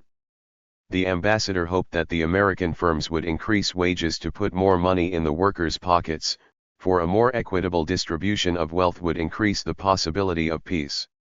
Hoping to impress this point on his audience, Caffery concluded that such a course of action was not altruism but sound common sense. 68 The two basic programs of the Good Neighbor policy, the new political and reciprocity treaties, had now been put into effect in Cuba, but shortly after the signing of the Reciprocity Agreement and the sailing of American warships, the paradoxical nature of the United States' intentions came into question during the hearings of the Senate Munitions Committee, better known as the Nye-Committee.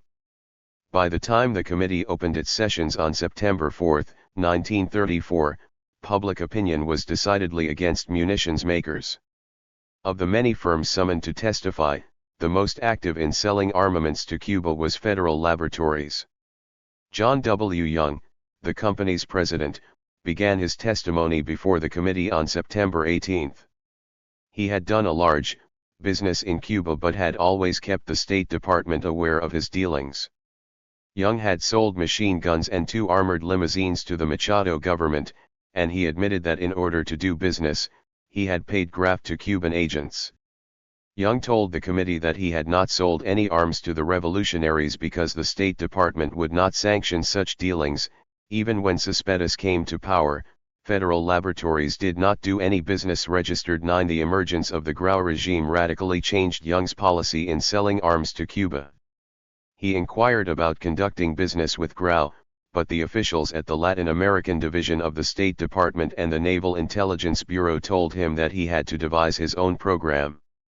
Young then went to Havana to examine the situation and talked there with Cuban officials and members of the opposition. 72 Upon returning to 118 Washington, he again conferred with State Department representatives, who told him that there was no ruling, no law, no treaty to their knowledge that could control the situation. I could do business either way I wanted. Given this leeway, Federal Laboratories made the most of the situation by selling arms both to the government and to opposition forces. After Mendieta was inaugurated, Young's relations with the government changed again when the Cuban president asked him to serve as a consultant to help plan, direct, and train a national police force. Before the hearings, the munitions maker had already received $12,000 for himself and 2 assistants for 5 or 6 weeks in Cuba on the project. Young had also taken the former chief inspector of the New York State Police, Alberto B. Moore, to Havana to aid him after the Cuban government had cleared his visit with the American embassy. One of Young's plans for modernizing the Cuban police was the use of a new product that he was trying to sell: tear gas. The Cubans accepted his advice and on April 23 used this weapon for the first time to disperse about 500 demonstrators. When the first bomb exploded, the mob fled, leaving one person dead from the toxic fumes. According to the press, the police were jubilant over the results of their experiment, and Pedraza acclaimed the effectiveness of the gas. 73 On July 29, 1934, federal laboratories sent a memorandum to its agents about the prospects for increased business. The company claimed a large expansion of sales, especially in its export trade. The Cuban government had already purchased over $400,000 worth of gas hand grenades, tear and sickening gas, gas riot guns, Thompson submachine guns, and a fleet of radio patrol cars and armored cars equipped for fighting rioters. Federal laboratories urged its employees to find new markets for the company's program. With conditions of unrest as they are today throughout the world, you have a real opportunity before you if you only get back of this thing and push the federal program. For Cubans might be starving, but a good businessman could always find a market for his products. Young's testimony, the delayed removal of the warships, and Cuba's continued domestic chaos clearly demonstrated that the first efforts of the good neighbor policy in Cuba had not solved the island's problems. In spite of this, Roosevelt gave the unmistakable 119 impression that his administration had embarked upon a new policy. 4 years after the abrogation of the Platt Amendment, he stated that the abrogation was additional definite proof that the United States was opposed to any further armed intervention in the hemisphere. Secretary Hull affirmed the president's declaration, and indeed he went even further in his memoirs, claiming, if the case of Cuba was to be the focus of our acts and intentions, happier one could scarcely have been chosen. 76 Even more than the president and his Secretary of State, Sumner Welles led the movement to convince the American public that the United States had changed its fundamental relations with Cuba. Through all types of media, personal appearances, radio addresses, pamphlets, and later his memoirs, Welles was the principal administration spokesman for the good neighbor policy in Cuba. 77 Speaking before the Institute of Public Affairs at the University of Virginia on July 2, 1935, he declared that the policy of your government toward Cuba has been for the past 2 years, in the best sense of the word, the policy of the good neighbor. Not only had the United States canceled its right to intervene, he continued, but also our relationship with Cuba stands on exactly the same footing as our relationship with any other sovereign independent nation of the world. 8 He spread this message wherever he went and always repeated 3 main themes.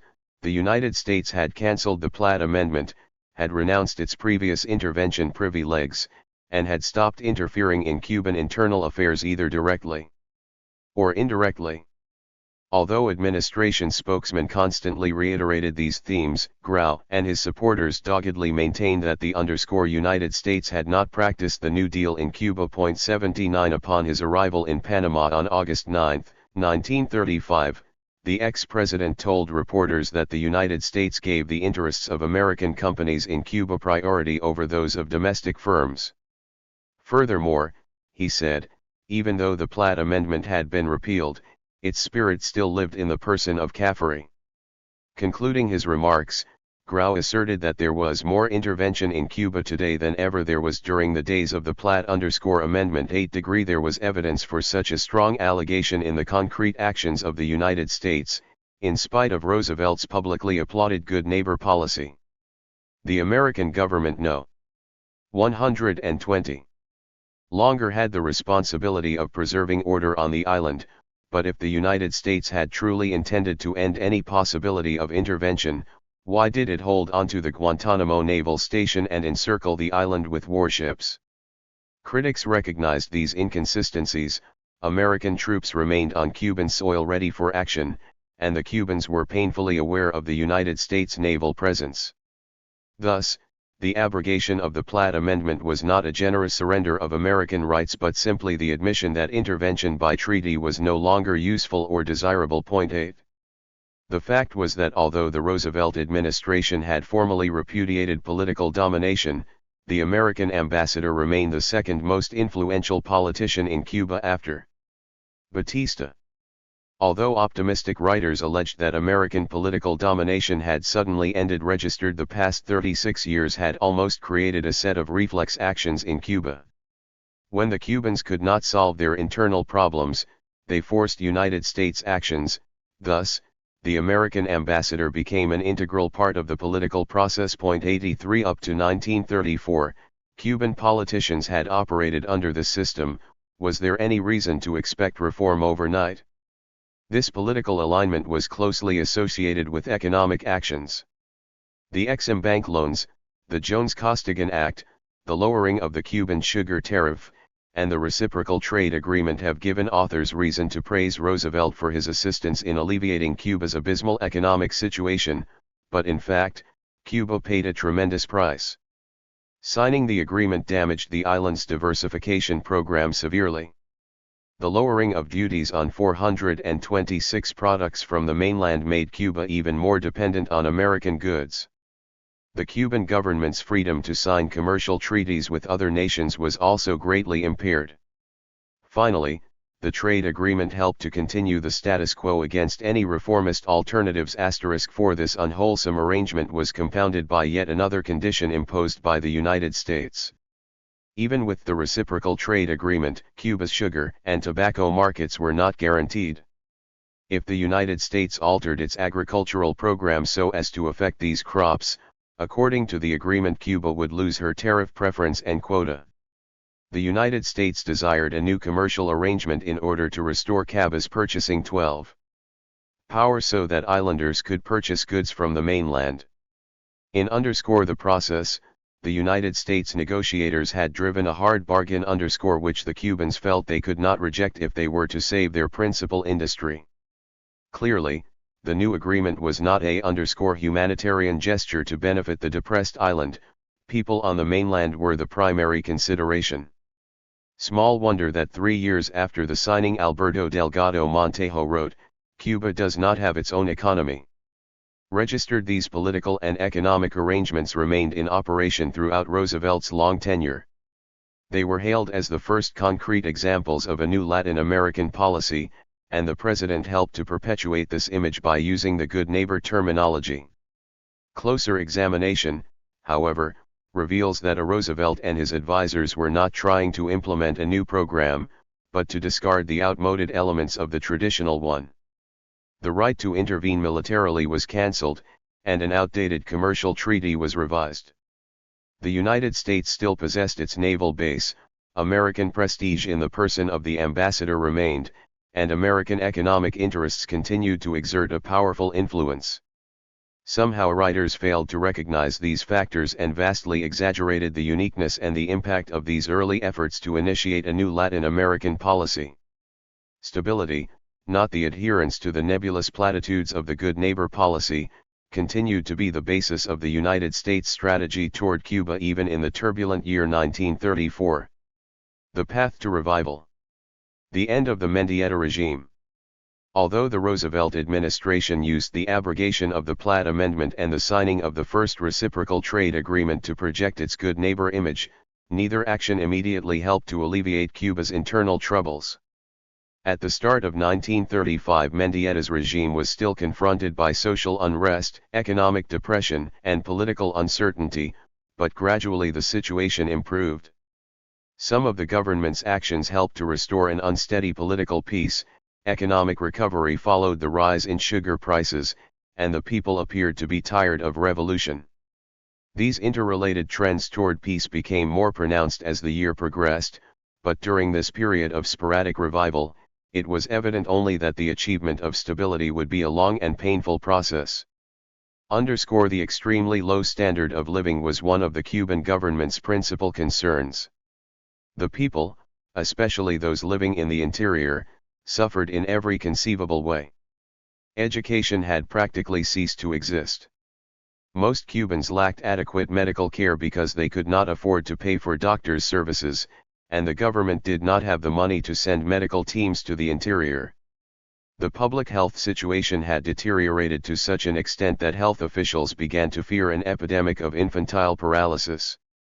People who were able to eke out a living spent about 60% of their total income on food. Cyrus Wicker of Miami University, who studied Cuba's economic situation in 1934, reported that starving faces could be seen throughout the island. He estimated that at least 400,000 inhabitants lived in dire poverty. 1 When the British government surveyed the island's economic conditions in early 1935, it confirmed 123 Wicker's findings, declaring that 2/3 of the population lived on the marginal line of subsistence. Observers began to compare Cuba's plight in 1935 to the desperate state of affairs that had existed on the island at the close of the Spanish-American War. The plight of a people living through a depression was not difficult to understand. Cubans wanted money to buy the necessities of life, but in a society with a limited number of jobs, the workforce represented the minority, the jobless or those in danger of losing employment were the majority. Grau had given the laborer a minimum wage, an 8-hour day, maternity insurance, and workman's compensation, but he never initiated unemployment insurance. After labor won protection for its members, it retarded economic improvement by blocking the introduction of new machinery in order to prevent further layoffs and dismissals. 3 Conditions were so wretched in 1935 that the Foreign Policy report suggested that Cuba's only available source of new income was farming. The Cuban government had to push for this program, the report warned, for unless the problem of providing food for the masses of the people is solved, there can be little prospect of political stability or ultimate reconstruction. This conclusion was reasonable but incomplete in that it neglected Cuba's population explosion and the demographic shift to the urban areas. According to the Cuban census of 1899, the island had a population of a little more than 1.5 million. In the next 3 decades, the island's population rose to almost 4 million because of a growing birth rate, a declining death rate, and immigration, which showed an annual increase of almost 75,000 or 3.43%. Although the Depression coupled with revolution drastically decreased the growth rate to approximately 8,000 a year from 1931 to 1935, the movement to the cities and towns continued. In 1931, for the first time in Cuban history, city dwellers outnumbered their rural counterparts. Because of this demographic shift, combined with the nation's reliance on sugar and tobacco, farming could not supply the urban majority with enough food. 5 Political agitation added to the social unrest. Mendieta, still president, was almost killed on New Year's Day when a bomb was thrown at his car but failed to explode. Although other terroristic actions slackened, the continued violence made the civilian government more reliant than ever on Batista's military power. In the midst of this uncertainty, the incumbent administration tried in 124 vain to reach an agreement with the opposition parties. Once these attempts failed, Mendieta became convinced that the only solution to the island's predicament would be the convocation of a constituent assembly registered. Although the political situation remained as chaotic as ever, the annual Zafra, starting on January 15, significantly stimulated commercial activity. To ensure a successful harvest, the government detailed troops to the sugar mills so that saboteurs and agitators could not cause any disruptions. These precautions seemed to have a quieting effect, and there was also every reason to believe that the inhabitants were more interested in earning a living than in demonstrating against the government. Violence had not completely abated, but economic revival was the opposition's worst enemy. In spite of the brightening economic picture, the activity of the student groups still remained unpredictable. Even though the university students staged a strike in early January, the American embassy paid little attention to what it considered just another anti-government demonstration. Late in the month, however, police coverage of the walkout increased. The police wounded 1 student and arrested 13 others for rioting. With this new government affront, the students voted for an indefinite strike, and they even gained faculty support for their right to participate in political affairs. As the movement gained momentum, other groups pledged their cooperation, and by the end of the month, the strike was no longer merely the expression of one faction's disenchantment. More than just another student demonstration, it was gaining new followers each day, and the participants now planned a general strike to topple the regime. Registered watching these events from the embassy. On February 26, Caffery lashed out against the government for its ineptitude. The continued failure of the civil government to act has increased the responsibility of the army for the preservation of order, and at the same time has encouraged the strike leaders. This time, however, Mendieta surprised the ambassador by publicly attacking his critics, vigorously defending his position, and denouncing the strike movement as unpatriotic and an obstacle to elections. In addition, the government tried to prevent additional organizations from joining the strike, while Batista met with his military advisors to 125. Discuss the maintenance of order. In the meantime, he took the precaution of having extra troops patrol Havana's streets. 1 degree by March 1, the strike looked more ominous than ever. Within the government, 6 cabinet members resigned because of the regime's failure to act against the strikers. From outside, the opposition leaders claimed that they had mobilized over 300,000 followers, united in a desire to overthrow the government. The _ABC and the Auténtico parties joined forces and actively sought other organized support in an effort to remove Mendieta. Although the Communist Party operated independently, it avidly supported the strike's political objective. For a brief moment, the leaders of the March 1935 strike hoped that they could duplicate the conditions that had existed in August 1933.11. This illusion of unity and the uneasy peace ended on March 6, when 5 bombs exploded in Havana's Customs House and Treasury Department, leaving 1 person dead and 8 wounded. The opposition factions, claiming to speak for 500,000 Cubans, called for Mendieta and Batista to resign. The adversaries gained other powerful allies when the unions from 5 government departments issued a manifesto urging a general strike and declaring that current conditions on the island had not changed since the Machado regime.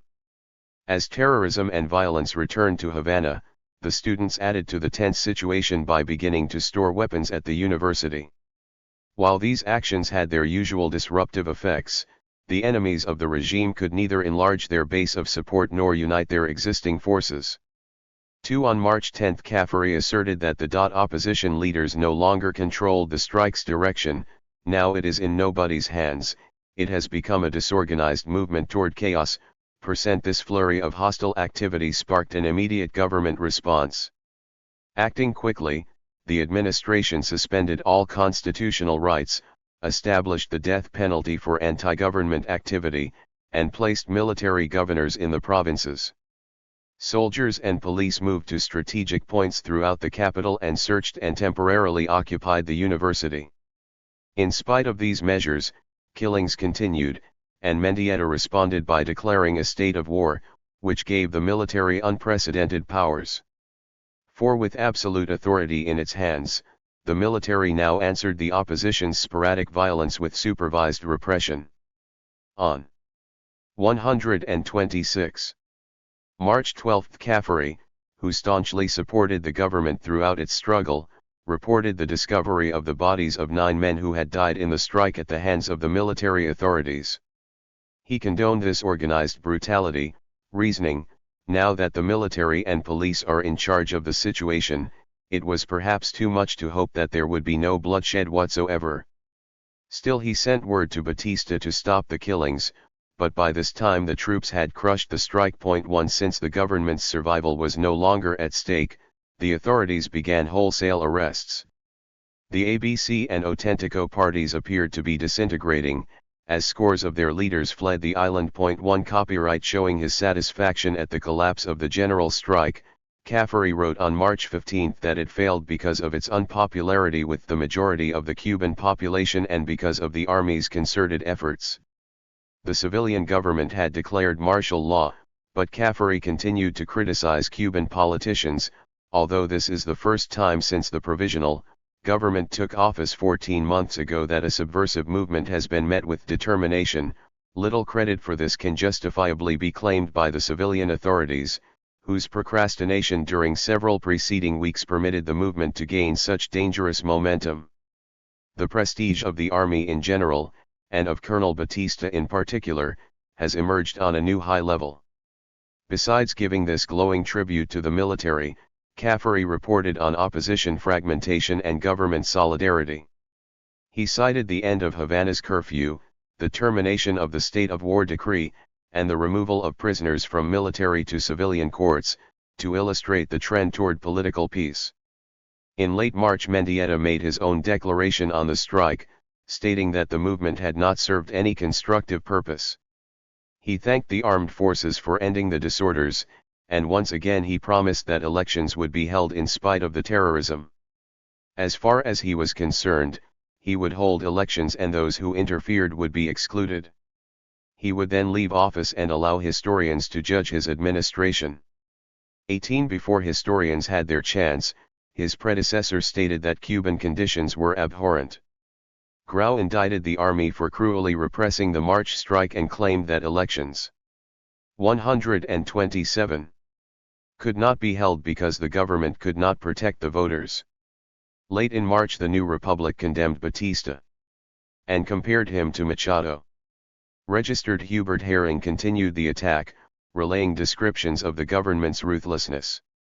He did not understand how the Roosevelt administration could take the position that the Cuban people were loyal to Mendieta.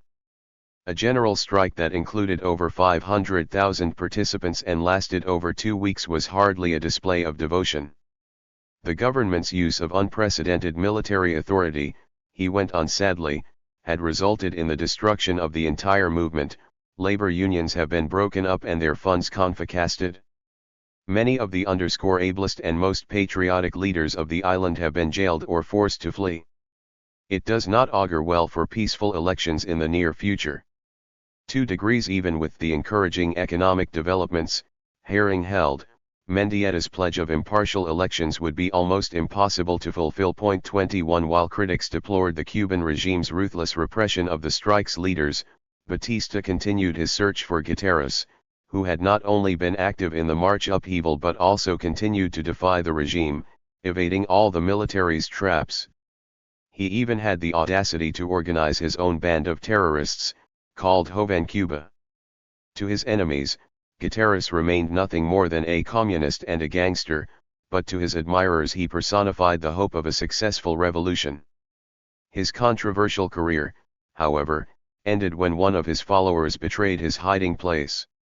Early on the morning of May 8, Batista's troops surrounded him and 20 armed supporters at the ancient El Morillo fortress on the north coast of Matanzas province.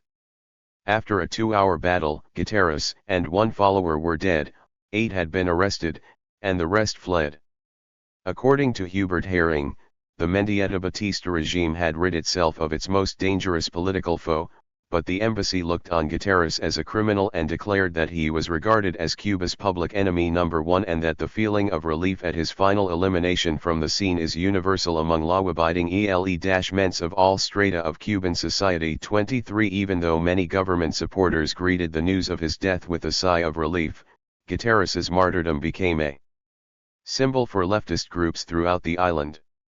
Joven Cuba swore to kill everyone connected with its leader's betrayal and carried out this threat with 128 brutal efficiency over the next 2 years. Later, to demonstrate his continued hold on Cuba's radicals, they erected a monument on the spot where he died. For Guterres's death, coupled with the collapse of the principal opposition factions, helped to assure an uneasy political stability. Even during the peak of the strike, Caffery claimed that it was decidedly unpopular with the public. 25 In support of this statement, the Miami Herald told its readers on March 9 that Cuba was experiencing a general strike, but that the sugar mills are grinding and the tourists are touring, finding Havana fair as ever. 26 The majority seemed weary of the years of revolutionary upheaval. Noting this sentiment, Caffery declared on March 21 that the feeling of relief at the clearing of the atmosphere is almost universal. The people, he continued, were tired of disorder, and now that the terrorism had been reduced to a minimum, the public seemed more imbued with a respect for law and order. He thought that the Cubans were generally relieved because the agitation had ceased. Concluding his assessment, Caffery added that although the Cuban situation was still unpredictable, he felt that Cuba today and the Cuban people are happier, more contented, more prosperous, and less harassed than they have been in years. 27 Since his arrival, Caffery had argued that once commercial activity increased, political disturbances would diminish. The strike had interrupted an economic revival, but business continued to show a new vitality. At the close of the Zafra on April 9, Caffery declared the harvest a tremendous success and gave the army all the credit for keeping the strike from spreading to the sugar fields. The difference between the agitation in the cities and the quiet in the countryside led the ambassador to believe even more firmly that there was a direct correlation between economic prosperity and political tranquility. As sugar prices rose steadily, exports and imports showed improvement which, in turn, stimulated more bank clearings and a return to buying on credit. Laborers received better wages, and small farmers produced more goods for a public that now had the money to buy them. The increasing revenue allowed the government to spend more money on public projects. *8 Caffery took great pride in this movement and on April 29 proclaimed success for the program that he had helped to formulate. Politics, in the Cuban mind, has for so long symbolized violence, threats, terrorism, and revolution, that the general public desires only to be 129. Left in peace to enjoy the rapidly increasing prosperity, a prosperity which, I am happy to say, it is now being realized is due to the Costigan-Jones legislation and the trade agreement. 29 While some might have argued with the cause and effect relationship posited by Caffery, the economic revival was clearly visible. In 1933 Cuba imported only a little over $22 million worth of goods from the United States and exported just over $57 million worth of its products to the mainland. 2 years later, the island's imports had jumped to over $55 million, and its exports had almost doubled in value. The vast expansion was attributed to the Jones-Costigan Act and the Reciprocity Agreement. Before they went into effect, the price quotation of the New York Exchange read 1.23 cents per pound for sugar, while the London market paid 0.97 cents. In 1935 sugar prices in the American market had increased to 2.33 cents, while the London price moved up only to 1 cent. According to the Royal Bank of Canada, the Cuban sugar industry was in a better position in 1935 than at any time since 1929.30. Once Cuban purchasing power increased, American exporters reaped the benefits. Assessing the effects of the new agreement after its first 12 months, the State Department found that the export of United States agricultural commodities to Cuba had expanded by 174% and non-agricultural exports by 86%. Cuban exports to the mainland had jumped by a phenomenal 281%, but this amazing expansion was deceptive. Excluding sugar, Cuban agricultural exports to the mainland increased by only 17%, and this growth came mainly from tobacco sales.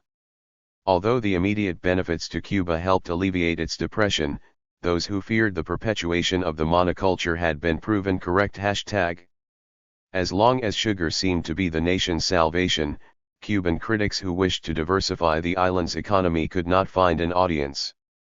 Sugar was the dominant industry, and on February 19, 1935, the Union Social Económica de Cuba formed to continue the existing commercial relationship. 6 months after its founding, a commission of 18 of its members visited Washington to confer with American officials. They met with Roosevelt on August 12, and he told them that he was happy to see the island showing signs of prosperity. He also called the trade agreement a practical demonstration of the good neighbor policy. Dr. Guillermo Pater. 130. Son Y. de J. Duragui, a longtime Cuban diplomat and now the ambassador to the United States, thanked Roosevelt for his role in helping Cuba move toward recovery. When the commission returned to Cuba, it received favorable press comment for its attempts to extend the benefits of the reciprocal trade agreement. The existence of this lobbying group showed that Cuba's sugar interests would do everything in their power to continue the economic accord established in 1934.32. Even the increased commercial activity and the restriction of a tenuous political peace did not stop hostile critics from continuing their attacks on the Mendieta government. On July 3, Carlton Beals, whose book The Crime of Cuba had damned the Machado regime, published an article entitled "The New Crime of Cuba." He described Roosevelt's Cuban policy as a dismal failure whose result is that only another Machado is today able to govern Cuba. His name is Colonel Fulgencio Batista. Wells, he wrote, had denied recognition to Cuba's only popular regime, and Caffery not only continued his predecessor's mistakes but also helped to return the island to the control of the old politicians, whose regime was modified only by the inclusion of Batista's military forces. Only after the establishment of a conservative administration did the United States abrogate the Platt Amendment, because the State Department could still dominate the island's policies. In Bealls's opinion, Cuba had regressed from the rule of a civilian dictator to that of a military tyrant. In the name of the New Deal in Latin America, we have nailed Cuba back on the same old cross. 33 While some Americans were content to read Bealls's condemnation of United States diplomacy, others decided to see conditions for themselves. On the evening of July 2, a group calling itself the Commission to Investigate Social and Economic Conditions in Cuba landed in Havana, planning to spend 2 weeks studying the prevailing situation on the island. 17 members, led by the well-known leftist playwright Clifford Edets, had been chosen to conduct the study, and although they claimed to be unbiased, they had made several antagonistic statements about the Mendieta government. As the ship docked, a number of American newspapermen and Cuban opposition leaders waited for the passengers to disembark, but others, less friendly, were also on hand. When the ship was in its berth, Cuban police went on board, arrested the visitors, and held them for interrogation. The Cumas 13. Zion began its study of Cuba inside the Tiscornia detention camp. 4 in the morning, Edets phoned Vice Consul D.D. Edgar, demanding to know why his group was being held. After several hours of probing, the vice consul learned that the government had denied the delegates entry because they were not tourists and had come only to provoke disorder. He told Edets that he could appeal the decision, but instead the commission decided to leave. On the evening of July 3, they embarked on the same ship that had brought them *degree from the time of their incarceration, and for the next 2 days, the Department of State received 50 protests concerning the detention of the commission and the lack of protection by United States officials in Havana. The protests came mainly from leftist organizations, but some were from such prominent writers as Waldo Frank, Louis Mumford, and Lincoln Stephens. 6 The department's standard reply was that the American representatives in Havana had not been remiss in their duties but had acted promptly once the commission contacted them. Joseph F. McGurk, acting chief of the Division of Latin American Affairs, pointed out that Cuba had the right to determine the admission of aliens, and that any representations by another government seeking to interfere with or to influence the administration of measures exclusively within domestic competence could only be regarded as unwarranted intrusions upon that sovereignty. 37 Of this reasoning did not satisfy Edets, who cabled Caffery on July 5 demanding an immediate official explanation. Outrageous treatment. Deportation. American Commission. The ambassador replied on the same day that the Cubans had every right not to allow the commission to enter the island, and he added that Edets had never requested his assistance. 38 Naturally, this defense of the Cuban government did not satisfy the commission. 6 days after receiving the ambassador's reply, the delegation, now the Provisional Committee for Cuba, passed 2 resolutions: first, that they were deported on false charges; second, that Caffery had known what was happening to them and that since he had not come to their aid, he should be removed from his post. 9 Ironically, the commission that had originally condemned the ambassador for intervening in Cuban domestic affairs now censured him for not intervening on its behalf. McGurk, who took charge of the reply, reiterated that a 132 sovereign nation could admit whomever it wanted, but instead of ending there, he went on to correct some errors in the resolution. First, the group had not been deported for lack of Cuban citizenship; second, it had decided to leave without an investigation even though the consulate had offered one. Diplomatic officials in Washington knew nothing of the commission's project and did not see how their Havana personnel could have acted with greater speed since they too were unaware of the mission. Finally, even though the channels of communication were available, Edets had not contacted the embassy until the following morning. With respect to the part of the resolution demanding Cafari's removal, McGurk concluded, "You are informed that the ambassador at Habana enjoys the fullest confidence of his government. 4° Even this strongly worded statement expressing both support for the ambassador and doubt of the Commission's credibility did not end the affair. On August 1 the Provisional Committee for Cuba sent representatives to see Under-Secretary Phillips, protesting the unfair handling of their case, and late in October, they even contemplated forming another delegation to return to Cuba*. Along with these activities, the Commission gained further publicity in the New Republic, which claimed that America's Cuban policy had reached a new low point. 4.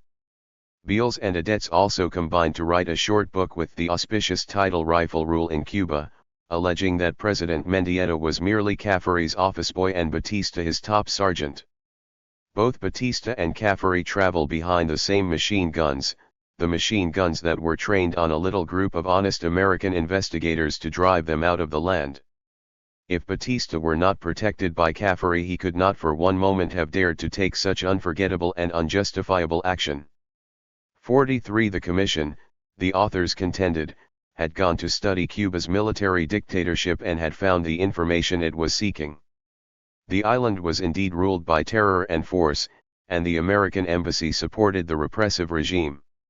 Even though Cuba's tyrannical government had put a stop to their study, this did not end comment and exposure but in fact increased critical discussion. The mission was therefore a great propaganda victory, although it had failed to achieve its ultimate goal, since Cuba still suffered from dictatorship and Yankee imperialism. For each of the involved parties, the Commission, the State 133 Department, and the Cuban government claimed that it had followed the proper course of action. Possibly the Miami Herald best analyzed the affair on the day the delegation returned to the United States. According to the paper, a group went to Cuba to examine conditions there, as if the United States did not have enough problems of its own. American citizens frequently felt the need to probe other nations' troubles, but these individuals carried with them prejudices and preconceived ideas as to what they wished to find. Hence, there would be no value attached to their effort. Adets insisted that his party was unbiased, but he contradicted himself by declaring that the group's mission was to discover how American interests were subverting the island's independence. The newspaper thought that the only possible result of a mission with such a purpose in mind would be additional enmity between the two countries. When the mission aborted, the paper concluded, "Snoopers from the United States, unfavorable to big business, will hardly contribute anything of importance to the situation and they may stir up a mess. The Cuban government does very well to sit down on them." Despite such adverse comment, left-wing circles in the United States continued their campaign, and Cuban opposition leaders also attacked the Mendieta regime. Continuing his assault, Grau accepted an invitation to give a series of 3 lectures in Panama City. He arrived on August 9 and did not even wait to reach his podium. Speaking to reporters at the docks, he stated that the Roosevelt administration had not practiced the New Deal in Cuba. According to him, the interests of American companies came before those of the Cubans. The Platt Amendment had been abrogated, but it still existed in the presence of Cafari. After this preview, he presented his first lecture on August 12.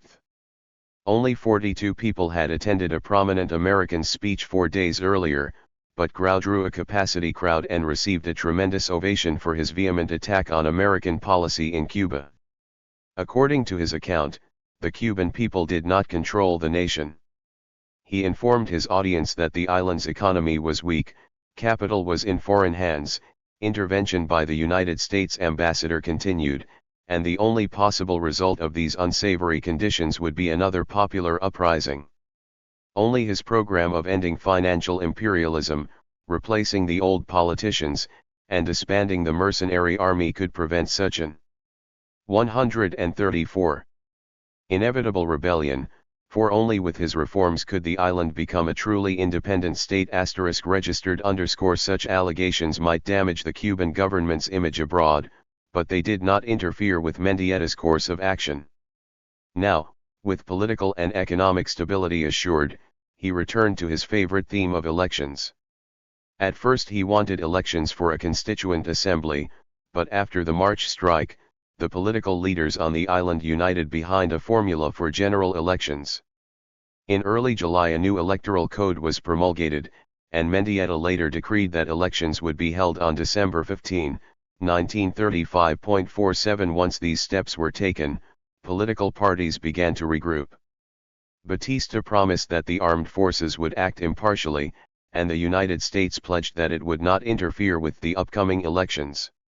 Even with these guarantees and cafares, efforts to have the opposition factions participate in the contests, these groups refused to take part. 48 They were certain that elections would be a farce, and Grau went even further: if we participate, we will be cheated or massacred. 49 Such statements did not stop the traditionalist politicians from electioneering. By the beginning of November 4 definite parties had emerged. The largest and best organized, the Conjunto Nacional Democrático, nominated its leader Mario Menocol for the presidency on October 12. His main competition came from two political parties that had decided to combine their forces. Acción Republicana nominated Miguel Mariano Gemmay to lead the fusionist ticket, and Federico Laredo Bru of Unión Nacionalista was selected as his vice presidential candidate. The third most powerful force was the Liberal Party, which had been reformed under the prominent journalist Ramón Vasconcelos, and on September 30 the party selected journalist Carlos Manuel de la Cruz to lead the ticket. Finally, and least significantly, Conjunción_Centralista Nacional chose the ousted ex-president Cespedes to try again for the presidency. While the parties organized and the political tempo quickened, Mendieta and Batista continued to state that the government would conduct honest and impartial elections. With such constant assurances, the campaign seemed to be proceeding satisfactorily, with the usual political maneuvering. The Menocolistas tried to join forces with the liberals, but they refused. Once this alliance failed to materialize, the liberals began to negotiate with the 135 fusionists. In the midst of this complicated political bargaining, Ramón Vasconcelos worked diligently for the new coalition, promising that his party would remove its own presidential ticket to support the fusion candidates, but Manuel de la Cruz refused to resign. Finally, torn by internal feuding, the Liberal Party split. Two provisional assemblies directed by Vasconcelos supported the fusionists, while the other three assemblies stood behind their original choice. As a result of this action, Gemmay emerged as the leading contender. Menocol began to fear defeat, and Manuel de la Cruz denounced those of his party who deserted him. This kaleidoscopic political picture became even more confusing on November 19 when the Supreme Electoral Tribunal ruled that the tripartite pact between the Gemmay forces and the dissident liberals was invalid, since the Liberal Party's members must vote for their own presidential nominee. Immediately after this announcement, the fusionists denounced it as politically designed to assist Menocol. They demanded furthermore that the government enact legislation to overrule the tribunal, or they would withdraw from the contest. While the fusionists waited for Mendieta to act, the Menocolistas held that the tribunal's pronouncement must be respected. With less than a month remaining before the elections, a crisis had arisen which seemed to have no acceptable solution. Mendieta appointed a Cuban commission to devise a compromise, but the political parties rejected its plan. After this idea failed, on November 29 the president invited Dr. Harold W. Dodds, president of Princeton University, to help resolve the impasse. He was well prepared to serve as a technical advisor in electoral matters. Before becoming president of Princeton, he had been a professor of politics there, served as an electoral advisor to Nicaragua from 1922 to 1924, aided in the Tacna Arica plebiscite between Chile and Peru during 1925, and presided over Nicaragua's National Board of Elections in 1928. Shortly after his arrival in Havana on December 2, Dodds met with Mendieta, and for the next 2 days he conferred with the various political factions. After this brief stay, he gave his report to the Cuban government on December 6, suggesting that elections be rescheduled for January 10, 1936, and that the fusionist presidential ticket be allowed to stand in those provinces where the Liberal Party had approved it. Later in the day, the government accepted his proposals. 53. 136. While Dodds's recommendations were cloaked in electoral code jargon, his decision was a clear-cut victory for the fusionists. They received the news with delight, the opposition reacted with consternation. On December 8, Menokal and Cespedes announced jointly that they would not participate in the elections while Mendieta was in office because of his favoritism toward the fusionist ticket. The two political leaders stated that they would reserve their decision only if a new and impartial president not involved in the political struggle were appointed. Following this declaration, both men and many of their supporters resigned as candidates in the elections. The fusionist group naturally deplored their opponent's stand, but the fact remained that under the existing circumstances, Mendieta's dream of impartial elections was crushed. 4 Faced with virtually no opposition to Gómez and possible rebellion from other antagonistic factions, Mendieta stated in a manifesto on December 9 that, in order for elections to be held on schedule, he would resign. Personally affronted by Menokal's charge of partiality and frustrated by the intrigue of Cuba's political parties, Mendieta submitted his resignation to the cabinet on the morning of December 11. Once his resignation had been accepted, he left the presidential palace. His ordeal of almost 23 months was finally over. Mendieta had not been a strong executive. The feuding of his allies and the antagonism he faced from the opposition baffled the old politician, who never really seemed to understand how to cope with Cuba's vast internal problems. The same unstable political and economic conditions that had plagued Grau also haunted him, with one tremendous difference. Grau was easily able to recognize his adversaries Batista, Caffaré, and the old politicians. Once he identified these individuals, Grau called on the factions that had supported him in his nationalistic crusade.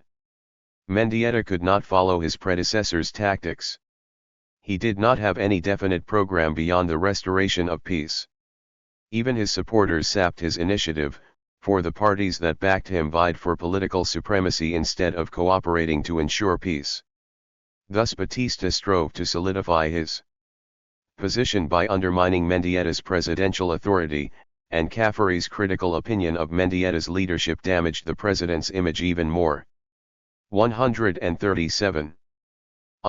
Hubert Herring claimed that Mendieta was a weak man, but honest and of eager goodness of will.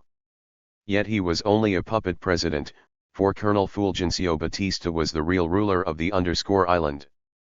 Registered much of this statement is valid, but Mendieta had an importance that transcended the often confusing events of his presidency. His regime was not remembered for a long list of positive achievements.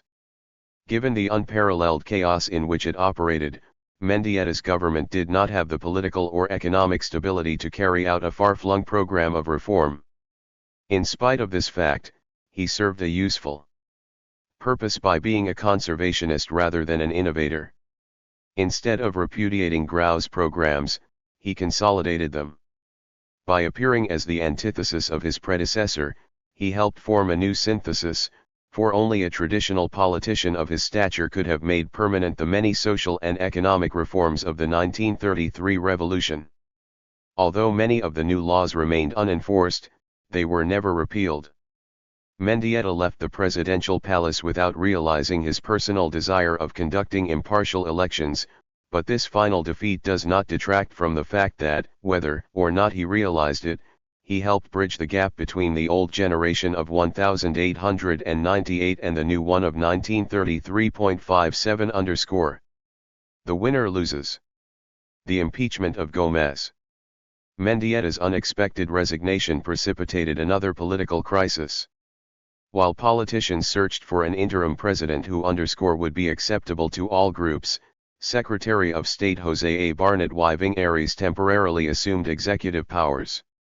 In the midst of the confusion, the Council of State and the Cabinet met on the evening of December 11 to select a successor, but they could not reach a decision. While they argued, the liberal presidential candidate, Manuel de la Cruz, accused the United States of interfering with Cuban domestic politics. The Dodds mission, he argued, had caused Mendieta's downfall and had demonstrated the failure of American diplomacy. Menocal, on the other hand, called the resignation a necessary and patriotic gesture, and the next day his party declared that Barnett should remain as provisional president. This announcement settled the momentary impasse, and at noon on December 13 Barnett took the oath of office, promising impartial elections. The 71-year-old diplomat was well suited to his new role. Since he had been in the Foreign Service for over 32 years, he had not been involved in domestic policies. With his appointment, a serious presidential deadlock was avoided, and just as important, the Menocalistas once more agreed to take part in the elections scheduled for January 10, 1936.1. The immediate problem was solved, but the presidential change had not altered the overall political situation. Grau and other opposition leaders reiterated that their groups had no intention of participating in the elections because Batista still controlled the regime. Thus, during the closing weeks of December, the campaign had narrowed down to the same two candidates who had appeared in the early fall, Gellman and Menocal. Both old politicians now. 138. 139. Intensified their activities and announced their satisfaction with the government's impartiality. Even the Liberal Party's official rejection of its original nominee in order to support Gellman did not cause any delay, for the Menocalistas continued to express their confidence in the government's fairness. 2 Additional assurances of impartial elections came on December 30, when Secretary Hull told reporters that the United States did not have any preference or prejudice toward any particular electoral candidate, political group, or party. The Platt Amendment, he said, had been abrogated, and the Cuban people were solely responsible for their domestic affairs. The government had made the necessary election preparations by the start of the new year. Not only was this the first presidential race since Machado's election in 1924, but the voters were also choosing congressional and gubernatorial candidates. The 1936 contest featured one other innovation: for the first time in the island's history, women cast ballots. The evening before the voting, 2,000 soldiers were dispersed around the countryside to ensure orderly polling, and the polls opened early on the morning of January 10. Some minor disorders occurred, but the polling took place with remarkable calm. Charles Matthews claimed that this was the quietest election in Cuban history. The early returns assured the fusion ticket's victory, and when the final results were tabulated, they showed that with 1,650,598 registered voters, Gomez received 515,749 votes and Menocal 420,681. The coalition had triumphed, but even in victory, some ominous signs appeared. Only 61% of the eligible voters had exercised their franchise. Although the opposition factions that had not joined in the elections were still a minority, they could use these statistics to support their contention that almost 2/5 of the voting public had given a vote of no confidence to the government backed by Batista's military might. This display of continued hostility indicated that the opposition factions would not reconcile their differences with the new regime. May would assume the presidency with the active allegiance of slightly over 30% of the voters, and even this figure was deceptive. Shortly after the elections, the victorious coalition was already starting to show signs of cracking. The minority president's support was dwindling to an even greater extent, registered the 46-year-old victor, Miguel Mariano Gómez y Arias. 140. Did not worry immediately about these thorny problems. By winning the election, he followed a family political tradition, for his father was the second president of Cuba. Despite his youth, he had a long career as a politician, serving 12 years in the House of Representatives and twice being elected mayor of Havana during Machado's regime. Even as mayor, the short and slender Gómez displayed his independent nature by attacking the national government's tyrannical rule. Now May was president, and like his predecessors since August 1933, he faced many obstacles. His long association with the traditional politicians weakened his ability to enlarge his base of support, and he also had to preserve his coalition's unity. These were minor anxieties compared to his major problem. Batista had dominated the island's politics since the Sergeants' Revolt, and even before the elections, the nation had warned, the United States may attain its desire of having a constitutional president in Cuba, but the island will be no nearer freedom than it was under Machado. Registered the question of whether a civilian would once again take command of the government would be answered only after Gómez's inauguration on May 20. In the meantime, Barnett had to cope with the immediate issue of United States-Cuban commercial relations. At the peak of the reform movement in December 1933, Grau had decreed an increased sugar quota for the colonos, people who cultivated sugarcane but were unable to grind it themselves. This new allotment system damaged the position of American firms. Since Cuban independence, they had purchased huge sugar plantations in order to guarantee their own supply and to lower production costs. Now not only were they forced to process cane for the smaller Cuban farms, but they lost some of their own quota as well. As a result, United States mills claimed that they were being discriminated against, and they grew increasingly irritated at the Cuban government's policies concerning internal quotas. They saw only one recourse, to ask the United States Congress for protection. On October 11, 1935, Duggan expressed his disapproval of such pressure. He said that it would be most unfortunate for a publicly aired dispute to arise at this time between the foreign interests and domestic interests in the Cuban sugar industry. The issue, he felt, was a domestic one. The larger sugar interests were fighting the smaller ones for quota advantages, and he did not want the State Department to interfere in the struggle. 1°14. Duggan was partly correct in his analysis, but he did not see the larger issue implicit in quota regulations. The passage of the Jones-Costigan Act had protected the crops of American domestic producers through the use of quota restrictions. When granted a definite allotment the Roosevelt administration to the Cuban industry, native producers began to agitate for a larger share of the lucrative American market just as domestic growers on the mainland had done. Thus by late 1935 United States sugar interests in Cuba were confronted with an economic squeeze by their fellow sugar producers at home and by the domestic concerns on the island. All wanted part of the quota, but there was only so much to go around. The problem of crop distribution grew as the 1936 sugar harvest approached. The State Department was acutely aware of the Cuban government's earlier actions against foreign firms in behalf of its own. According to Arturo Manas, a Cuban lawyer representing a large number of United States sugar companies on the island, the Cuban officials commonly believed that the American government would not interfere in this issue because it supported the nation's rising living standard. The implication was clear: the Cubans felt that the United States would not protect American sugar interests on the island. Wells spoke to Caffery about the problem, and they decided that the embassy would not take any official action. Instead, the ambassador would continue to press from behind the scenes for equitable treatment of United States companies. Caffery discussed the problem with Mendieta during his presidency, and he agreed to withhold any objectionable decree. In spite of the ambassador's efforts, the sugar people talked of nothing else, and agitation for further crop redistribution grew. Barnett entered office in the midst of the sugar quota debate. Before he had a chance to take any action, events on the mainland further complicated the issue. On January 6, 1936, the United States Supreme Court declared that a tax on processors of agricultural commodities was unconstitutional when used as a device to control production. This one decision jeopardized Roosevelt's entire agricultural program and immediately caused an adverse reaction in Cuba.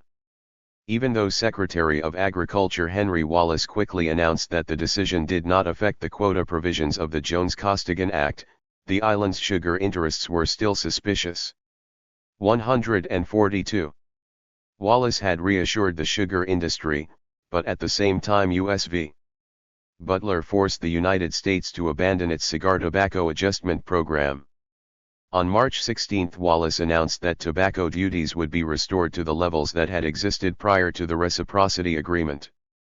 Soon after this decision, Caffery warned that when the Cubans come to realize the full significance and import of the announcement, we must expect loud protests and expressions of keen disappointment. Adverse climatic conditions, he added, had already damaged the tobacco crop, and the restoration of the earlier tariff duties would emphasize Cuba's loss to an even greater extent. 14 Cuban and American officials discussed the possibility of a restricted supplemental agreement on tobacco, and even though Duggan argued that such a concession would not affect any American group and would only aid Cuban growers, no action was taken. Copyright. Although the tobacco growers had a legitimate complaint, their protestations failed to prompt an official government response because of the sugar industry's power to shape and direct economic policy. Despite the loss of the tobacco concession, sugar still represented the island's livelihood, and the industry's spokesmen were not willing to risk their position. If the reciprocal trade agreement were cancelled in the hope of regaining the tobacco concession, the sugar industry might lose some of its original reduction, and the producers were not willing to take such a gamble. Thus the Supreme Court's decision affecting United States domestic legislation had grave repercussions in Cuba. It negated the island's second most important concession in the reciprocity agreement, driving the island to increase its dependence on sugar. At the same time, the sugar industry showed its willingness to sacrifice another industry to maintain its own advantage. While the Roosevelt administration was trying to salvage its agricultural program, the Cuban government was enacting legislation to regulate the sugar industry. If Barnett's interim presidency did anything of importance, it was the enactment of Decree Law No. 522 on January 18, 1936. This law established quota regulations that would remain in effect for 6 years. It helped stabilize the industry by ending the struggle between the various factions for quota advantages. Most important to the American interests, it established the Sugar Stabilization Board with 19 members, which would be the controlling group in 143. The regulation of the industry, and awarded 6 of these representatives to the Americans, thus affording them protection against political favoritism and discrimination. Matthews applauded the new law. He informed Duggan on January 24 that he had been working on it since the previous spring. His efforts had paid rich dividends. Frankly, I am quite delighted with it, and the general consensus of opinion is unquestionably that it is very fair. 16 The only problem he saw was the possibility that other legislation might revise or repeal this decree law, and throughout the life of the decree, the embassy pressed diligently for its continuation without significant alterations. 7 Despite Matthews's general optimism, Caffery wanted the United States to consider additional legislation to protect its sugar companies in Cuba. He feared that unless the government took further action, the American firms would slowly lose more and more of the Cuban market because of the discriminatory practices of Cuban officials. The island's quota system, the profitable American market, the increased efficiency of the sugar mills, and the length of the dead season all suggested that the Cuban government and its domestic sugar interests would try to improve their position at the expense of the Americans. Although United States producers tried to counteract the efforts to decrease their quota, they were largely unsuccessful. The fierce battle over the passage of Decree Law No. 522 demonstrated the Cubans' desire to discriminate against American interests even more, but fortunately for the Americans, these efforts failed. The American companies, Caffery claimed, had been treated fairly only at the embassy's insistence, but the Cubans were still trying to gain a larger quota for their mills. On April 22 he urged, "I do not wish to convey the impression that American sugar interests have been guiltless of serious errors in the past, or that the maintenance of the status quo is the soundest long-run policy for the economic life of this republic. I do wish, however, to make it clear that the present protection is due to the embassy's activity and interest. The only way to protect the gradual elimination of the United States sugar companies from the very substantial position which they now occupy in Cuba," Caffery reiterated, was for the Roosevelt administration to enact some kind of regulation for their protection. 18. The ambassador's strong plea met with a negative response from 144. His superiors. Duggan felt that considerable progress had been made with the passage of Decree Law No. 522 and that Gellman's election assured American companies of fair treatment. As for American legislation, on April 27 he wrote that the embassy's suggestions were objectionable because the United States government would be directly injected into the quota fight or in determining when an unfair discrimination had resulted, justifying a reduction in the Cuban quota. He also pointed out that the Jones-Costigan Act already gave the Secretary of Agriculture the power to limit quotas. Although Duggan did not want to use this lever, he did feel that discreet reference to it might be useful when confronting Cuban officials. Even though the direct issue that faced the department was discrimination by the Cuban government, only an improvement in the world's situation would help foreign producers. The department, Duggan urged, should work for an international sugar conference to establish a world price that would help relieve the pressure for a place in the American market. 9 Wells supported Duggan's opinion. Even though the Secretary of Agriculture had the power to control quotas, the United States would be reluctant to use it on imports from foreign nations. Wells added, in the long run, it is believed that the American sugar interests will secure more favorable treatment as a result of an agreement reached directly by them in cooperation with the Cuban sugar interests and the Cuban government than by any scheme of control exercised by the government. 2. Degree-Caffery's proposal of economic coercion on the part of the United States had been overruled by his superiors. The State Department had made the point that it would not interfere in Cuba's decision to regulate its sugar crop despite the loud protestations from American sugar firms. At the same time, however, the embassy would continue to press for equitable treatment. While the officials in Washington debated their role in protecting American sugar interests, they were taking steps to ensure their investment by gradually moving out of the industry.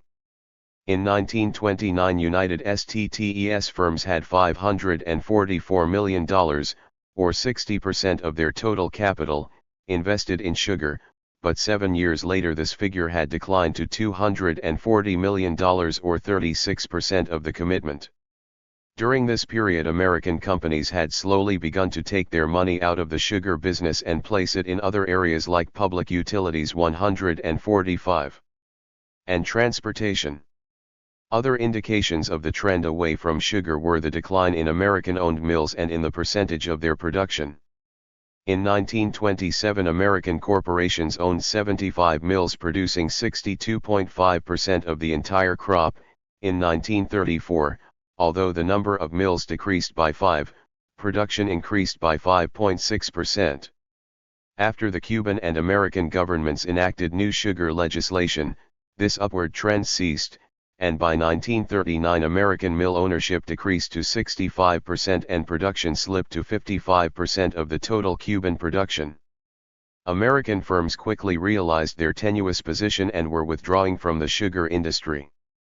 Cuba's economic prosperity enabled its citizens to begin to purchase sugar properties. Since 1934 the island had exhibited a commercial recovery attributable in part to the lack of political and labor agitation. Even more important, the United States tariff on Cuban sugar had allowed the island to benefit from higher prices and a definite market allotment. Although some Cubans argued against this overwhelming reliance on sugar, the island's producers called for the continuation of reciprocity. The State Department published an analysis of trade between the two nations after the first 2 years of the reciprocal trade agreement.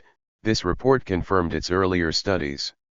The United States gains came from a wide variety of its agricultural and industrial commodities, while Cuban sugar alone accounted for the tremendous increase in the value of the island's exports. In 1937 the Department of Commerce issued similar findings. The total foreign trade between the two countries had reached its highest level since 1929, with Cuba ranking first among Latin American nations exporting to the United States and occupying the third spot as a source for United States products going to Latin America. With this steady economic upswing, Cubans appeared to be losing interest in political agitation. Of course, the rhetorical contest between the old politicians and the reformers continued. The critics still claimed that the revolution was destroyed, while the conservative leaders counseled slow political development.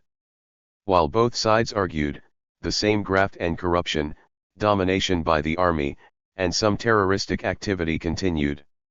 Immediately after the election, hopes for a return to political peace grew, but as the inauguration drew closer, this optimism abated. As soon as Congress convened on April 6, the victorious coalition began to 146 crumble, for instead of acting in a legislative capacity, members of both houses maneuvered for supremacy. The day before the inauguration, Justo Luis Pozo, a leader of the Union Nacionalista, claimed that once elections were over, fusion ceased to exist and each party was free to take independent action. Gómez added to the fragmentation of the victorious political parties by ignoring the island's economic and political problems. He left Cuba at the end of March and toured the United States for 2 months, returning home shortly before his inauguration. 3. The threat of political disintegration did not interfere with the inauguration, however, and on May 20, 1936, the 34th anniversary of Cuban independence, Gellman became the 6th constitutionally elected president. Early in the evening, the new chief executive went before Congress and read his inaugural message. It was vague and generally inoffensive, but Gellman warned the armed forces that the civilian government was now in charge of the nation's affairs. To emphasize this point, he appeared without Batista at the inauguration. Gellman also showed his independence by selecting a cabinet without consulting the coalition that had placed him in office. For these actions, like his pre-inauguration absence, were costly political blunders. Instead of considering vital legislation, congressmen preferred to look for ways of securing patronage. When the administration tried to organize a united front to enact important proposals, some parties were willing to cooperate, but there were never enough participants for a working majority. Because of this political inaction, congressional functions were paralyzed, none of the nation's crucial problems were being solved, and the new administration's prestige was already greatly damaged. 25 As 1936 drew to a close, the duly elected executive and legislature were proving their ineptness. While the politicians were losing stature, Batista was winning new supporters. He had already started to modernize the armed forces by supplying them with new barracks, homes, and hospitals. Besides these internal improvements, he publicized the army by touring the provinces. To assure his continued power, he made certain that the new Congress would be composed of men who would listen to his dictates. Only his relationship with Gómez was cloudly. Even before the inauguration, Batista had constantly promised to support the new government. Despite his reassuring 147 statements, there was continual speculation that the two leading political personalities were at odds. No one knew precisely where either man stood. Batista controlled the army and increased his stature, while Gómez fought to restore civilian authority. Both men seemed cordial to each other, but what would happen if and when they clashed? 26 Such problems probably did not cross Batista's mind when he decided to start 705 rural civic military schools which had been authorized by Barnett in early 1936. The decree provided that the commander of the army should designate various members of the army to serve as rural school teachers. The men chosen for these positions had not made the military their career but were civilians who were inducted into the army before beginning their work. Late in the summer of 1936, about 750 sergeant teachers arrived in Havana and paraded before Gellman, his cabinet, and Batista. On the third anniversary of the September Revolt, the schools opened to 35,000 elementary school children and 20,000 adults in rural areas. The program became extremely popular, but by the end of the year Batista faced a problem. The original decree called for the project to be financed from the military budget, but it was proving more costly than expected. How could Batista continue his rural education plan and at the same time modernize the armed forces? The military leader found the obvious answer to his problem. He had new legislation introduced in Congress to finance the rural schools program. Under the new bill, each bag of sugar would be taxed 9 cents, bringing in an estimated annual revenue of $1.5 million. The bill was introduced in the Senate, and it was passed unanimously on December 4. Up to that moment, the American embassy showed no particular interest. Batista saw no difficulties and left the capital to attend troop maneuvers, and other segments of Cuban society seemed favorable to the 9-cent law. Neither the American ambassador nor the military chieftain saw it as underscore anything more than a means to finance the school project. What they failed to take into account was the fact that the law gave the army official control over rural education and thus took additional plus power from civilian authorities. 8. If Batista and Caffery overlooked this crucial issue, Gómez did not. On December 9, with Batista away from Havana, the president, without consulting his friends and advisers, called in the 148th House leaders and asked them to defeat the bill. If they did not listen to his advice, he warned, he would veto it. Gedmay's action surprised Batista. At first the colonel wanted to return and personally lead the fight for its passage, but such a move would immediately precipitate a crisis. Instead he remained at troop maneuvers while friends of both men searched for a compromise. 29 During the second week of December, the crisis was carefully hidden from the public and press. Congressional leaders looked for a compromise, but neither man would listen. Although the military officers were greatly agitated, Caffery reported that they were not acting unreasonably but were trying to get the necessary votes to override a veto. The Secretary of Agriculture Jose G. Sixmay saw Caffery on December 15 to present the administration's position and urged him to make a public statement in favor of the veto. The ambassador answered, "I asked the secretary if he realized that such a declaration might involve the probability of our having to land troops back here. I told him that, in my opinion, under no circumstances would my government authorize me to make such a declaration." He was doing everything possible that he could do personally and informally to urge moderation on the part of the military, and, he declared, I had very strongly advised them against violence or a violent attitude. The officers told him that they did not intend to take any rash action, and they affirmed furthermore, that whatever is done by supporters of the bill will be done legally and constitutionally.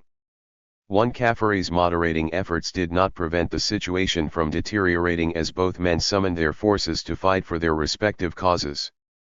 On December 17 the ambassador wrote, "It is difficult to perceive the possibility of any satisfactory way out of the impasse," but he reassured the department that no revolt would occur because Colonel Batista has again sent me definite assurance that whatever is done will be entirely constitutional and legal and quite free from violence. 32 The cabinet member who had seen Caffery only 2 days earlier to win his support for the veto now asked for his cooperation in obtaining Gómez's resignation.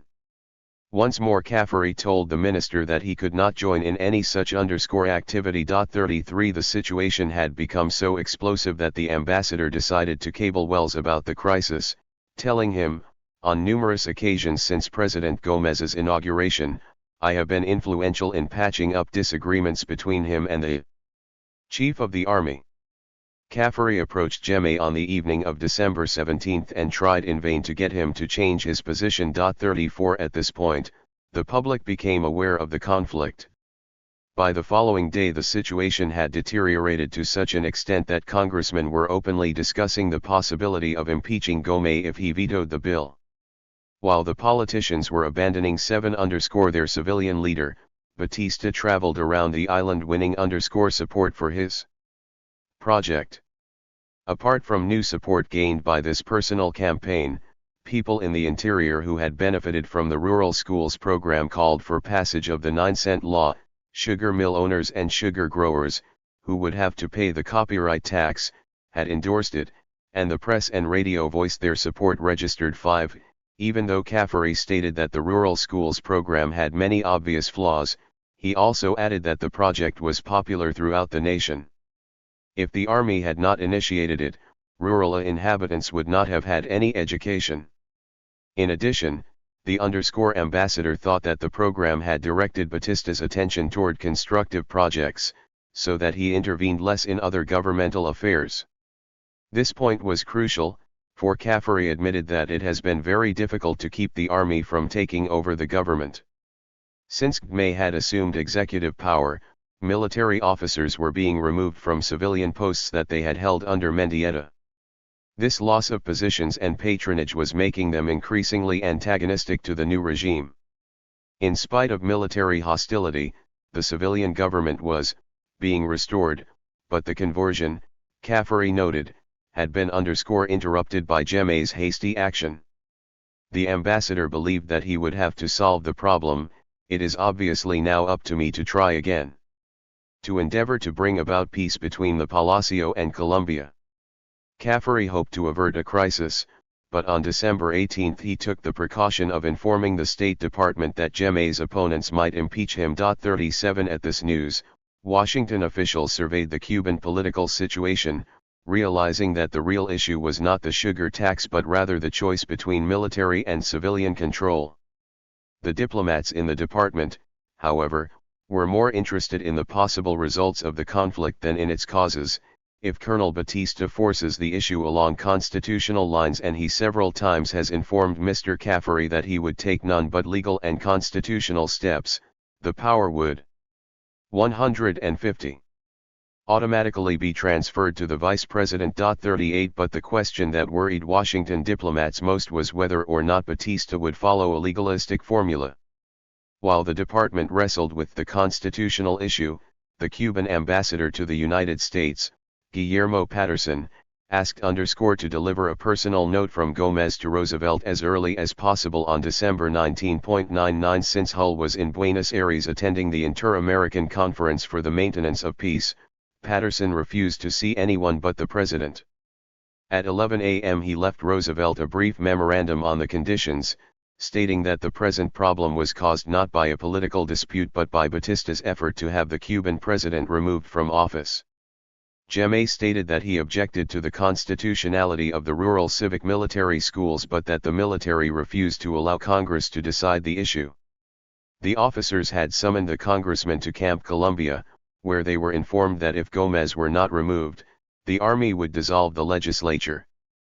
The memorandum ended, a violence of this nature, if successful, would establish a military dictatorship in Cuba with destruction of democratic principles and would cause a grave state of unrest in the Republic. 4 Although Gómez did not ask directly for Roosevelt's active support, the implication was clear. Ironically, at the same time that he was asking the President of the United States to intervene in the island's domestic affairs, the delegates at Buenos Aires were declaring the illegality of interference and intervention in the affairs of Latin American states. Gellman's appeal did not persuade Roosevelt to intervene. After discussing the situation with Acting Secretary of State R. Walton Moore, Roosevelt said that he would not intervene in any way, but he hoped that Caffery would point out that the Cuban president's action of calling in congressional leaders to lay before them his opinion of the sugar tax bill was exactly what other Democratic presidents did and thus was not to be considered grounds for impeachment. Caffery was to convey this opinion to the appropriate people. When Moore phoned Caffery on December 21 to relay Roosevelt's suggestions, the ambassador declared that he had already used that argument. He then added that the opposition dismissed any conciliatory gesture because it was determined to remove Gómez on any available pretext. 151. Gellman's opposition was acting with surprising speed to accomplish its objective. One day before debate on the sugar tax bill began, some House members had already drawn up his indictment. #2 On December 15 Caffery urged Batista to stop the impeachment movement, but Batista made it abundantly clear to me, that due to the intense agitation and intense feeling in the army his own job would be endangered in case he is defeated in this controversy. Therefore he is not as open to reason as he has always been previously up to this time. 44 The movement for impeachment accelerated the following morning when leaders of both houses received petitions for a special session to consider charges against Gellman. During the regular session the House passed the 9-cent tax bill by an overwhelming majority of 106 to 43 and immediately sent it to Gellman for his expected veto. 4 Now there was no hope of stopping the opposition forces, and Matthews sent the following dispatch: Mr. Caffery feels that the breach between the two men has developed to such an extent as to make a reconciliation impossible and that sooner or later one or the other will have to give way. 46. Gellman had lost the initiative. His plan to take power from the military had backfired. Crowds marched through Havana's streets in support of the bill, military officers put pressure on congressmen to vote for impeachment, and the press and radio urged the passage of the bill. On the morning of December 20, a cabinet member saw Caffery and intimated that Gellman's only hope was the United States moral intervention, but the ambassador said that this was impossible. Later in the day, Gellman even decided to accept a congressional decision to override his veto, but his acquiescence came too late. The opposition was bent on his removal. 47 The House convened on Monday, December 21, 1936, to await the anticipated veto, and Gómez did not disappoint the members. He based his action on the idea that education should be controlled by the civilian and not the military branch of government. I cannot fail to note that this law awakens in me fears as to the possible division of the people into irreconcilable classes, separating the Cuban family, until now undivided by religious sentiment, caste, nor race. If the educational system drifts into a separation of civilian life from the military. 48 After the message was read, the House quickly began the procedure for overriding the veto. Caffery, 152, hoped that the members would limit themselves to that one act, but he was mistaken. They voted to reconvene later that afternoon so that they might take up the indictment against the president. 9 For the first time in the history of the Republic, Congress was going to try a chief executive. Unfortunately for Gómez, the Cuban Constitution did not specify any definite crimes as grounds for impeachment. Watching these events, Caffery thought that the opposition had the votes for an indictment in the House. He added that even though Gellman had precipitated the crisis, the Congress was acting legally but with unseemly haste as well as levity and cowardice. He declared, although the present proceedings have little to recommend them, the fact is that the Army and Congress are quite decided to remove President Gómez from office, and I see in sight the likelihood of no public protest whatever in the Republic against his removal. 51 Late that evening the House indicted Gellman for putting pressure on congressmen to support him, coercing Congress by his veto, being inactive, and failing to increase the productivity of the nation. To accuse the president simultaneously of inertia and authoritarianism may seem absurd, but the opposition leaders were not concerned about consistency. 52 One of Gómez's supporters, Eduardo Suárez Rivas, staunchly defended him, contending, to proceed so lightly in a matter of such gravity as the false accusation of the President of the Republic is not the spontaneous determination of the representatives freely acting, but rather the result of a military coup, plotted in the barracks and shrouded in a cloak of legality. 3 Nevertheless, 111 members of the House cast their votes for indictment, while only 45 chose to vote against the charges. 4 Following the lower chamber's action, the Senate convened the next afternoon to hear the veto message and then the House indictment. First, the senators overrode the presidential veto by a vote of 26-6. Such a lopsided count indicated that the opposition forces could easily convict the president, as they needed only a simple majority of the 36 senators. The Senate adjourned until the afternoon of December 23 to try the president, and in the interim, the press suggested that Gómez resign. His fate virtually sealed, Gellman waited for the final verdict, and in the early morning of December 24, the Senate officially convicted him by a vote of 22-12. 153. Thus Gellman was the first president to be removed from office by Congress. Upon receiving notification of his conviction, he immediately left the presidential palace for his private residence. After leaving office, he issued a statement claiming that the charges were without foundation and added that he had been betrayed by the very coalition that had supported him only 11 months earlier. He had tried to carry out his duties by vetoing the 9-cent tax because it gave even more power to the military, which already controlled 1/3 of the national budget. Now, he said, Batista should openly take power. He ended his message without making any reference to the role of the United States. Subsequently he charged Caffery with complicity in his removal, for the ambassador had not only refused to intervene in his behalf, but had also consorted with the military. The ex-president's activities did not end there. Over the next year he tried in vain to regain his position by appealing his case through the courts. Registered _ While Cuba experienced her constitutional crisis, the St. Louis Post-Dispatch, reflecting journalistic opinion in the United States, proclaimed the advent of a military dictatorship. When the confrontation between Gómez and Batista gained publicity on December 19, the paper commended the Cuban president for his stance but added that unless he compromised, the military would remove him from office. 4 days later the newspaper warned that as long as the armed forces had supreme power, true democracy cannot exist. Even though the Cuban Congress operated under the guise of legality, the result was still the establishment of a military dictatorship bordering on fascism. Gellman would become another martyr who had tried and failed. After his conviction, the paper declared, "The army is master of Cuba." It had control of the rural education program, now it controlled the executive too. So Cuba joins the group of militaristic countries where the soldier is schoolmaster. Other American newspapers and magazines also deplored the defeat of Cuban democracy and compared Batista to Mussolini and Hitler. 8 But the Cubans did not see the impeachment struggle from the same perspective. After Gómez's removal, the people did not demonstrate for his return but instead quietly accepted the congressional action. Mario Lazo, disappointed by the perversion of the democratic process, asked his Cuban friends why the legislative leaders were not satisfied with just overriding the veto. 154. And they answered, to them the essential thing was that Batista had brought order out of chaos, had given the country stability it so greatly needed, and the issue of military versus civilian rule was secondary. By instinct they were attracted to the young new leader, who had met so much success and was already regarded by many as a caudillo.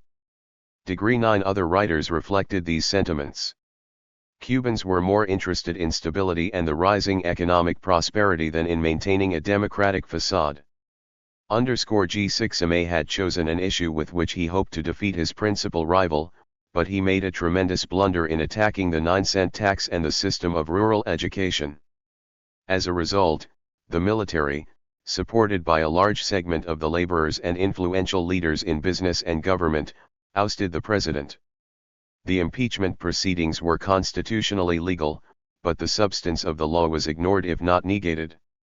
Ironically, while Caffery's Cuban and American critics accused him of intervening in the island's domestic affairs, Gellman went directly to Roosevelt for his assistance, and cabinet members requested support for the ambassador. None of these paradoxical considerations seemed to bother Cuban officials at the time, for the removal of Gómez resolved a more important question. Ever since his first revolt in September 1933, Batista had steadily expanded his authority. When a civilian government returned to power in 1936, no one knew the exact status of the military forces or their commander, but once the president was removed, this issue was settled. Now Batista was the island's undisputed political boss. Once Cuba's internal conflict had been resolved, another event followed which affected the course of United States-Cuban relations. Jefferson Caffery left his post in March 1937 to assume new duties as ambassador to Brazil. 61 Caffery was by far the most controversial figure appointed to the Cuban ambassadorship during Roosevelt's long tenure. His opponents attacked him from every conceivable vantage point. In early 1935, one critic claimed that Caffery was ruling the island through its own military forces. 6. The New York Post, on May 16, 1936, accused him and Batista of establishing a reactionary state, perpetuating the policies of the Coolidge-Hoover era, and making a joke of the good neighbor policy. 63 Similar protests and demands for Caffery's removal came into the Department of State and the White House throughout his 155 tour of duty. Although his enemies varied in their language, their message was similar. They advocated his immediate removal on the grounds that, as shown by his continual intervention in Cuba's internal affairs, he had refused to implement the good neighbor spirit. 04 Caffery also had his defenders. One American who spent 5 months on the island in early 1936 wrote to Roosevelt about Caffery's outstanding job. As far as he was concerned, there is no _1 better equipped than Mr. Caffery to spread the good neighbor policy. 6 Mario Lazo later added that the ambassador was entitled to recognition for a great service rendered to Cuba. 66 Roosevelt and Hull personally defended his conduct registered, and in his memoirs Hull wrote that Caffery proved himself one of _our outstandingly capable representatives. 68 In early 1936, Hubert Herring assessed the American ambassador from yet another perspective, showing how difficult it was to analyze his impact. Herring had commented on Cuban affairs since Machado's dictatorship, and he realized the problems that Caffery faced. The opposition forces attacked him for his support of Batista and the old politicians. The government coalition praised him for assisting in the maintenance of constitutional rule. About the only thing firmly proved by the developing drama is that the American ambassadorship in Cuba deserves first place on the list of impossible jobs. 6. Herring's analysis not only showed the wide gulf between Caffery's defenders and his detractors but also illustrated some of the difficulties in assessing his 3-year tour of duty. Perhaps Caffery himself gave the most enlightening clue about his Cuban policies. On March 8, 1935, he wrote to Roosevelt that the most successful diplomats were those who had the ability to establish good working relations with officials of the host country. Degree in his Cuban experience, he acted on this principle. When he took charge of the embassy in December 1933, he was acutely aware of the island's chaotic conditions and of Welles's adamant opposition to Grau's regime. As Roosevelt's special representative, he had somehow to change the existing government without invoking the Platt Amendment, and also to find a method of reviving the island's depressed economy. To accomplish these goals, Caffery immediately 156. 8ly began to discuss the political impasse with Cuban leaders in both the opposition and the administration, but more important, he won Batista's confidence. In the midst of this complicated political maneuvering, Grau's unexpected resignation and Mendieta's assumption of the presidency partly solved the ambassador's first problem. Even after Roosevelt granted recognition, Caffery still helped to shape Cuba's internal political structure. Distrustful, almost disdainful, of the Cuban political leaders, Caffery formed an intimate working arrangement with Batista, who, he thought, repeatedly saved the island from anarchy. He complemented his close ties with the military leader by his part in negotiating the reciprocity agreement, firmly believing that once foreign trade increased, political unrest would abate. Like Welles, Caffery chose to become an integral part of Cuba's political process. The combination of economic revival with military control restored the stability that Caffery desired. To assure the success of his program, the envoy continued to influence and even to direct internal policies, often knowing more about what was going to happen than the Cuban president did. In his overt actions, such as supporting Mendieta's shaky government with the presence of American warships, influencing domestic sugar legislation to protect United States companies, and forcing the military to maintain a constitutional facade in the removal of Gómez, Caffery had a fundamental effect on Cuba's internal development. When he left the island, he could claim that its political and economic problems had been partially resolved. But his critics could also rightly attack him for ignoring what they considered to be the good neighbor policy of non-interference in Cuban political and economic affairs. Caffery might have retorted that these charges, though true, were side issues to him. His purpose was to restore stability, and he had accomplished his primary task. The ambassador was correct in believing that a kind of stability had returned to Cuba. Yet he must share much of the responsibility for perpetuating many of the island's internal difficulties. His disparagement of the civilian leaders and his admiration of Batista drove Cuba's political system into greater disrepute. Although he never advocated military intervention, he used the presence of the 157 warships to support the Mendieta government and thereby maintained his political influence even after the abrogation of the Platt Amendment. He refused to assume the role of official mediator that Welles had taken on, but during the conflict between Batista and Gómez, he showed not only his involvement in the domestic crisis but also his power to direct its outcome. Finally, Like his predecessor, he refused to deal with the opposition forces unless they joined the government coalition. Since Caffery held to this position during his tenure, idealistic reformers like Grau could accuse the United States of retarding revolutionary innovation. The Cubans themselves shared the responsibility for the country's failure to achieve political tranquility, but they used Caffery as their scapegoat. Cuban politicians refused to seek a compromise, preferring to make Caffery, like Wells before him, seem responsible for their division. Peace had been achieved, but the price was the further fragmentation of the nation, making a reconciliation between the chief factions impossible to accomplish.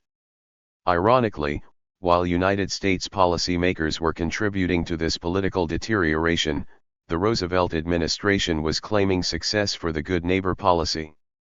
In the Democratic presidential platform of 1936, the foreign policy plank listed the abrogation of the Platt Amendment as a positive achievement.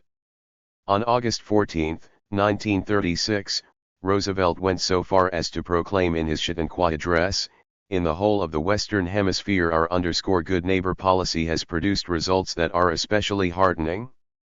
Roosevelt's Latin American policy stood as a unique exception to the American isolationism of the mid-1930s. He had outlawed military intervention as an instrument of diplomacy, revived trade within the Western Hemisphere, and gained personal stature throughout Latin America for his efforts. 73 The American public acclaimed this policy, and so did Batista and the island's traditional leadership. As for the Cuban opposition forces, they voiced their consternation. While they never attacked Roosevelt directly, they deplored the policies of his subordinates, Wells and Caffery. They had witnessed the abrogation of the Platt Amendment but saw warships remain at their post. They had watched the subservient action of their Congress in the impeachment of the first constitutionally elected president since the fall of Machado, and they noted the intensification of the sugar monocle. 158. Tour after the signing of the Reciprocity Agreement. If Roosevelt had envisioned initiating a new program throughout Latin America with the announcement of the Good Neighbor policy, many Cubans felt that this commitment had not been implemented on the island. As far as they were concerned, the application of the Good Neighbor policy was merely another way of maintaining the status quo. A time for consolidation. For the first time since Machado's ouster there was no question about the presidential succession. 12 hours after Gellman's removal, Vice President Federico Laredo Bru took the oath of office at noon on December 24, 1936. Roosevelt assisted this reasonably smooth transfer of political authority by permitting automatic American recognition because the new chief executive had assumed his duties in the constitutionally prescribed manner. The tense situation did not immediately end, however, for some people began to spread rumors that Laredo Bru would shortly resign or be replaced, while others speculated that Gómez would ultimately return to the presidency. In an effort to squelch this idle gossip, Batista and prominent government leaders publicly pledged their support for the new administration, but even this display of solidarity did not stop all of the widespread speculation. 1 A new man had assumed the presidency, but in many respects, he symbolized the return to the old politics even more than his deposed predecessor. Born in Remedios, Santa Clara Province, Laredo Bru had fought in the War of Independence, entered local politics, and become a prominent leader of the Unión Nacionalista. After Machado fled, he joined the cabinet of Cespedes, and under the Mendieta regime he became president of the Council of State. To seal the fusion pact in 1935, Gómez chose him as his running mate. Now he was president. Unlike Gellman, Laredo Bru demonstrated his political acumen from the outset by declaring, since he realized that he would have to share power with the military, that he was a friend of the armed forces. This statement, coupled with his previous record, helped to calm the potentially explosive situation. As for Batista, he had gained a stunning political victory with the removal of Gómez. The 9-cent tax easily became law, increasing 159. 160. The prestige of the armed forces to an even greater extent. The Cuban economy was reviving as well, for the sugar harvest was progressing normally with prospects for an excellent crop, and tourism showed a marked increase. Even the students seemed weary of revolution. When the university reopened on April 2, more of them enrolled than ever before, and most seemed content to attend classes rather than participating in political controversies. The only apparent sign of antagonism was the congressional division into militarist and civilian factions. Reconciliation between them would take time, but with the conclusion of the tense political confrontation, the island looked forward to peace. 3 Even this apparent tranquility depended on the continued rise in sugar exports. When the industry had been placed in jeopardy, the whole fabric of society was shaken, and uncertainty returned when, on March 1, 1937, Roosevelt proposed a new sugar bill to meet the Supreme Court's earlier objections to the AAA. As the bill moved through Congress, the Cubans carefully watched its progress, and while they waited for final passage, the islanders faced a temporary business decline. Adding to the confusion, Gomez's supporters began to spread rumors that the United States was punishing the island for impeaching their leader. This gossip reached such fantastic proportions that on March 25 Matthews reported, "It would be difficult to find anyone in Cuba, however well informed, who does not closely associate these two questions in a relationship of cause and effect." The rumors persisted until September 1, when Roosevelt signed the new sugar law. Once the Cubans realized that it was similar to the Jones-Costigan Act, economic uncertainty ended, and business resumed normal activity. Again the Cubans had been forced to realize the extent to which their economic and political stability depended on the domestic sugar program of the United States registered. While the Cuban sugar industry lobbied in the United States for a larger quota and a higher price, Cuba was also participating in an international sugar conference in London, hoping to devise an effective program to boost the price of sugar on the world market. On May 6, 1937, Cuba and the other major sugar exporters agreed to limit their exports for a 5-year period. Unlike the abortive Chadbourne Plan of 1931, in which only 40% had participated, the London Agreement won the support of the 161 nations that controlled almost 90% of the world production.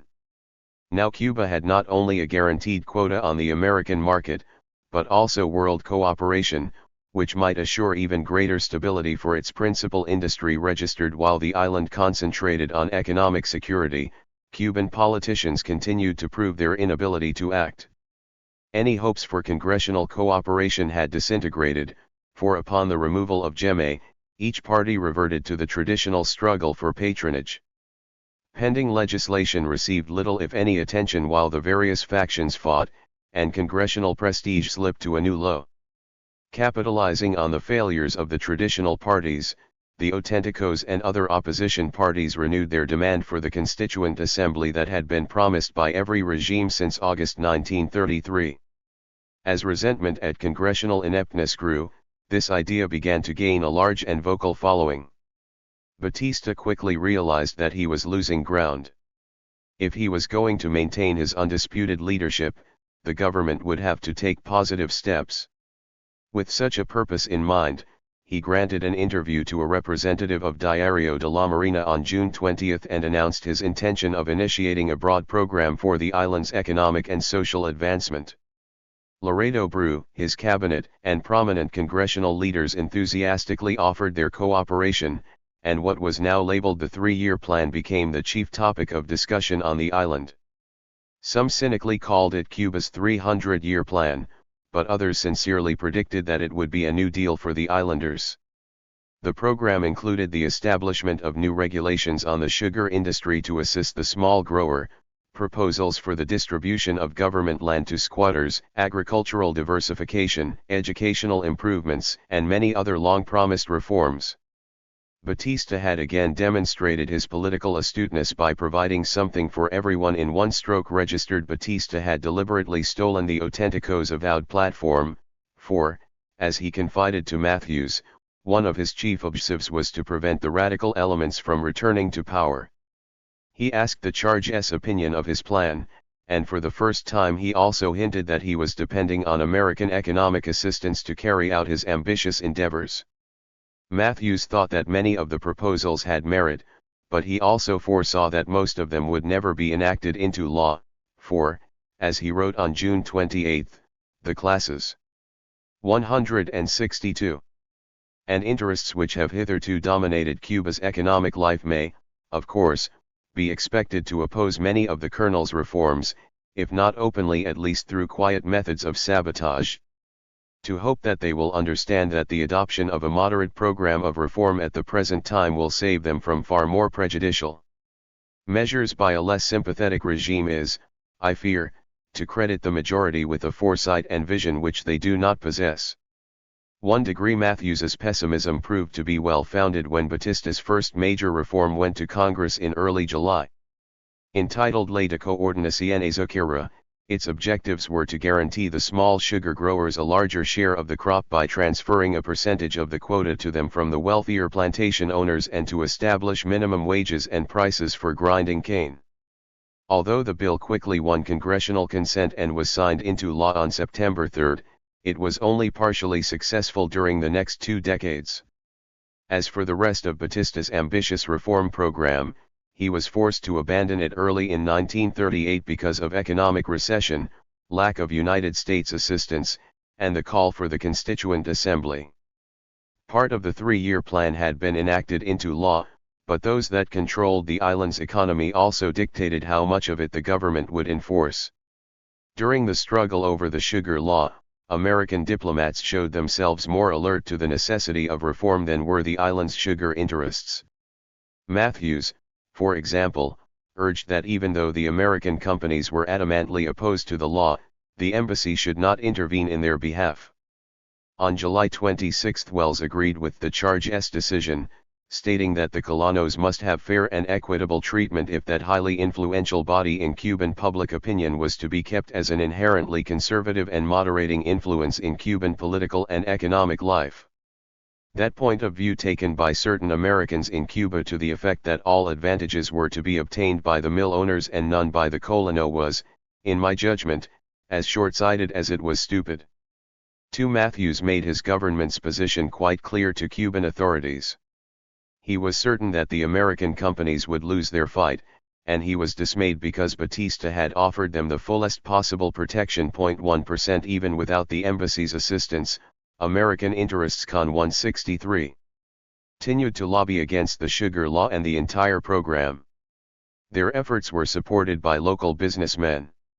These men, representing for the most part the spirit of entrenched greed, wrote Matthews, will certainly engage in the most determined attempts at undercover sabotage, and I believe that they will, as they have always in the past, succeed in keeping their present dominant economic position immune from any serious inroads.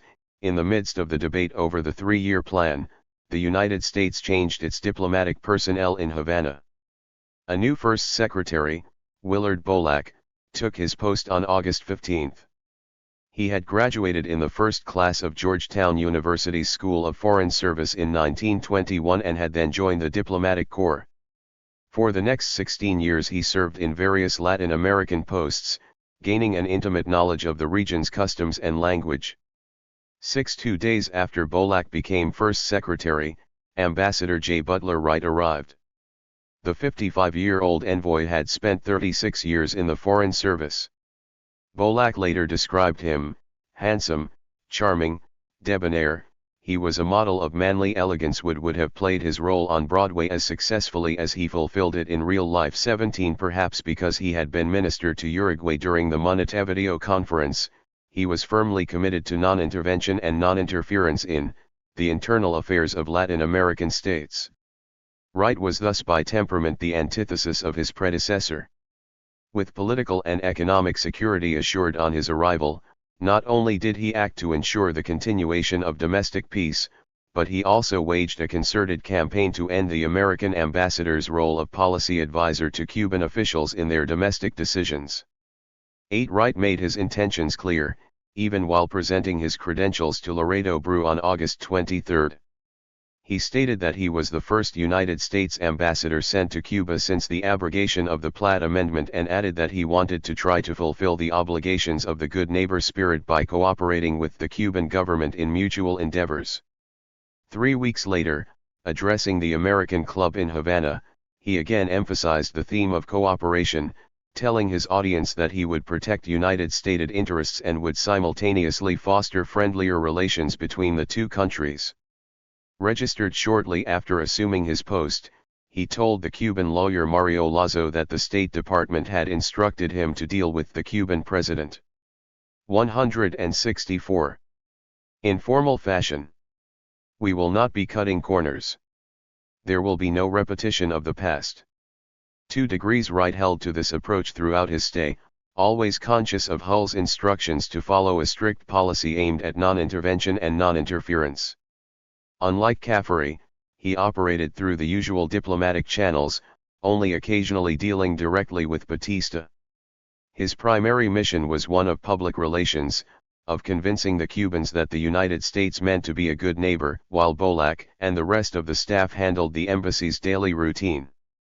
Unfortunately for the ambassador, this policy proved more difficult to carry out than to announce. Wright's first detailed assessment of Cuban conditions, dated January 15, 1938, explained the complex problems that confronted him. The economic indicators showed that the island was continuing its business revival. The price of sugar was satisfactory, tobacco exports were increasing, the new sugar legislation aided Cuba's small farmers and laborers, and the tourist trade was thriving. But while the economic situation was improving, the ambassador noted ominous developments in the political sphere.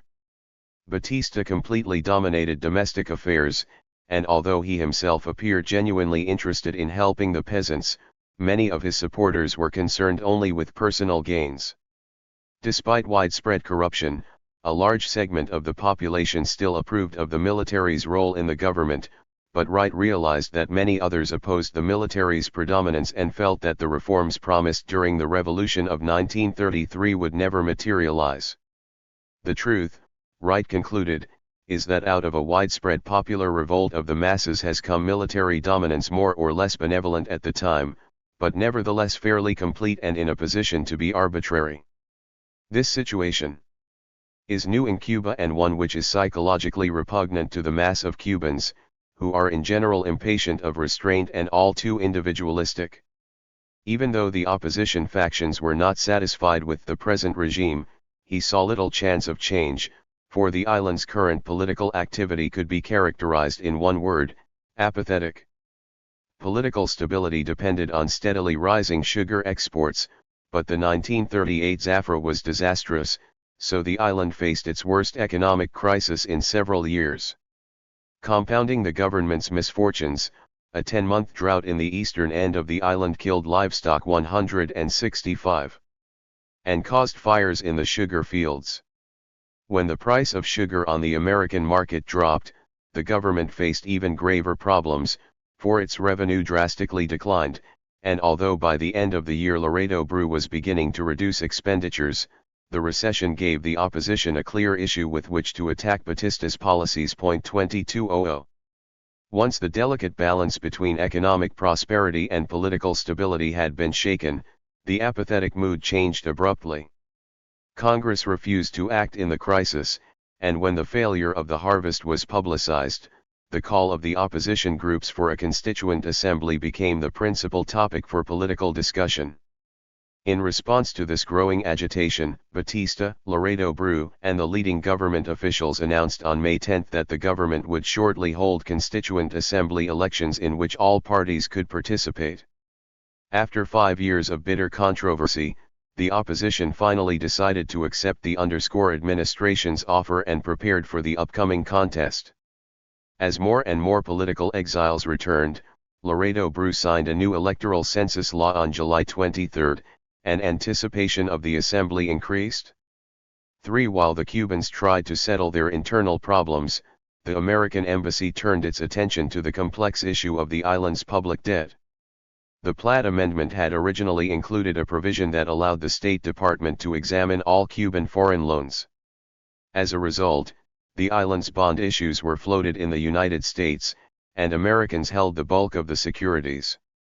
Once the Depression struck, Machado and Cespedes had continued payment at a reduced level, but Grau shocked the bondholders when he announced the first formal default on the foreign debt in the Republic's history. On April 10, 1934, Mendieta reaffirmed his predecessor's decision by signing a decree declaring an indefinite moratorium on all servicing of the foreign debt. During his chaotic administration, the State Department refused to intervene on behalf of its investors, but it did help to sponsor the Foreign Bondholders Protective Council to bargain for payment on the securities. Once the United States abrogated the Platt Amendment, further complications arose. The Roosevelt administration no longer had the responsibility of scrutinizing Cuba's foreign loans, but it did have an obligation to assist American investors who had legitimate claims. 4.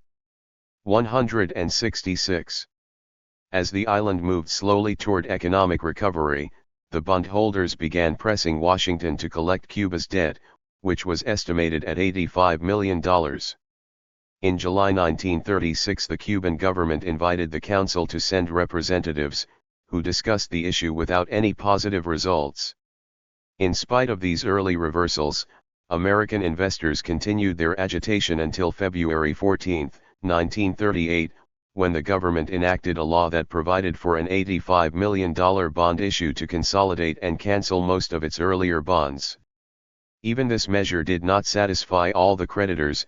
Purdy and Henderson Company and Warren Brothers, both holding bonds of over $15 million, had been excluded from the settlement.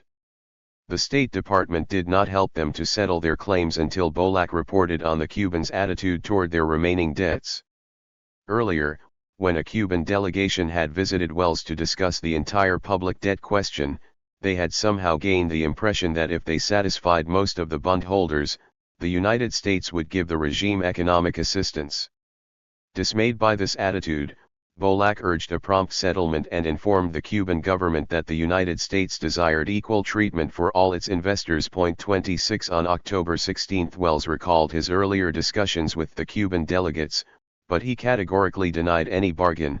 There has never been any indication by me of additional economic benefits as a quid pro quo for an adjustment on the part of Cuba with its bondholders. 27 In spite of Wells's clarification, the Cuban government refused to reach a settlement with the unpaid bondholders. The island's recession and the bickering within Congress inhibited any movement toward a final solution.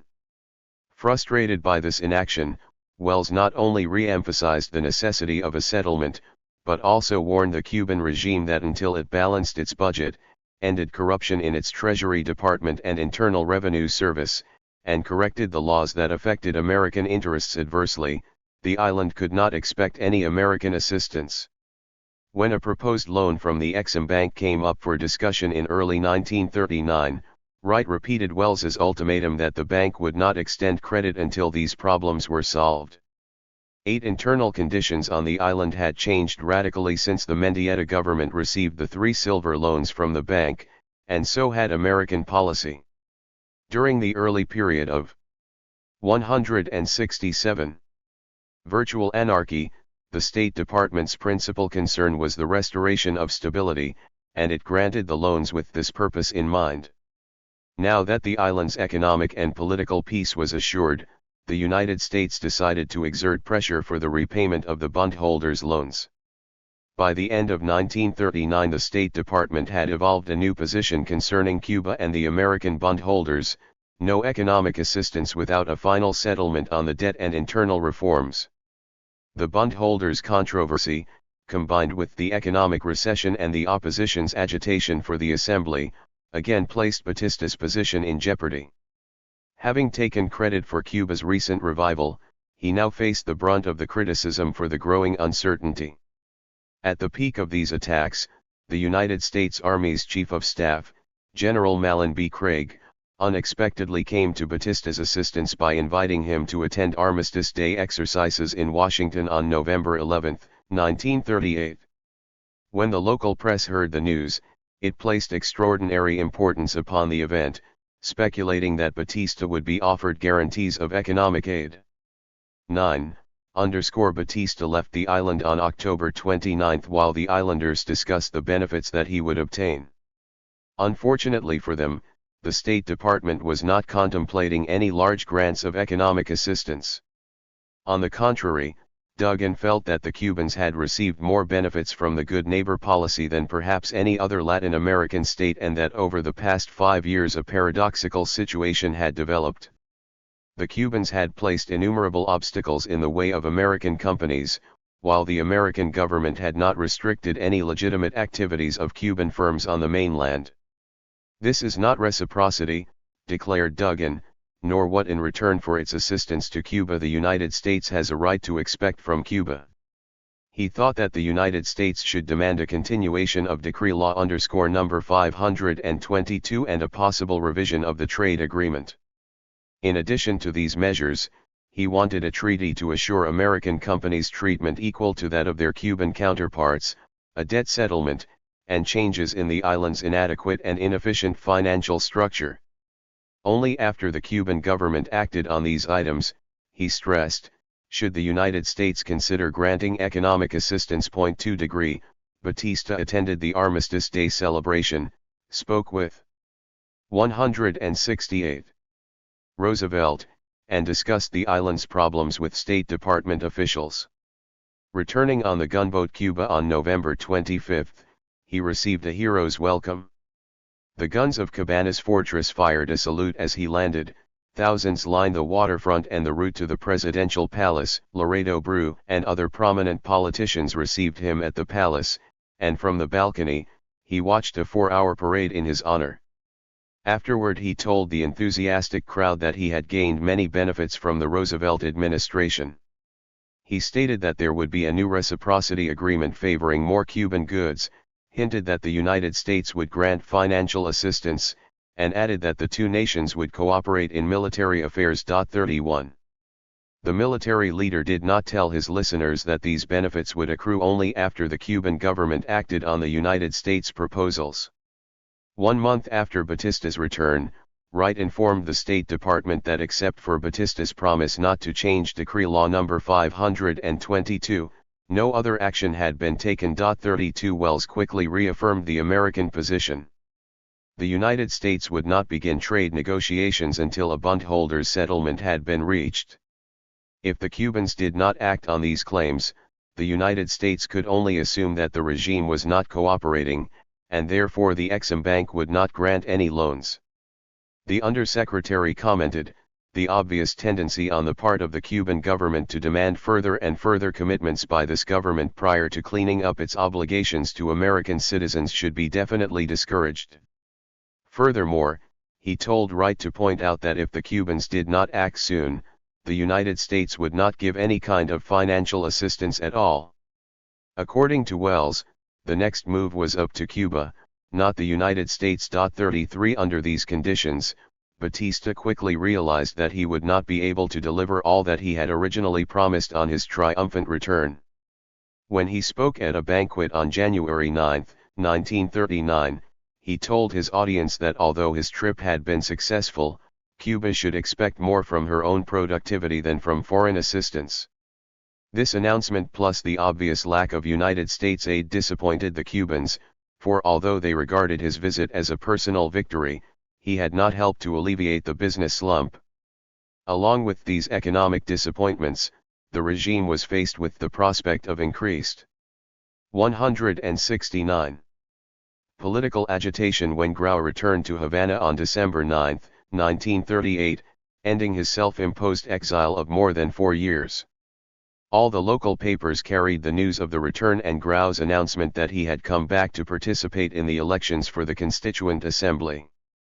Faced with the demands of the United States, for internal reforms, the uncertainty of the economic conditions, and the increasing demand for the Assembly, Batista's popularity plummeted, and with it Cuba's stability. 34 While Batista tried to regain his lost prestige, the opposition groups acted to form a united front.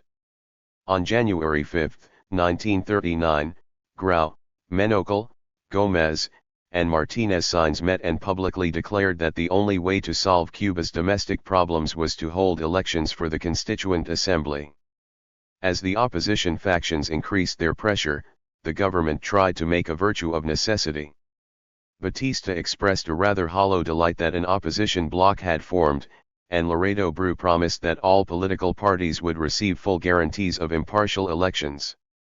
Behind the scenes, political activity intensified. Batista vied for support from both the right and the left, the opposition forces organized and reaffirmed their demand for elections, and the political parties began to form coalitions for the upcoming campaign. On April 17, Laredo Brew signed a new electoral code law, and 3 months later the political parties were organized and ready for the elections. 2 degree toward the end of May, one writer described the confusing state of affairs.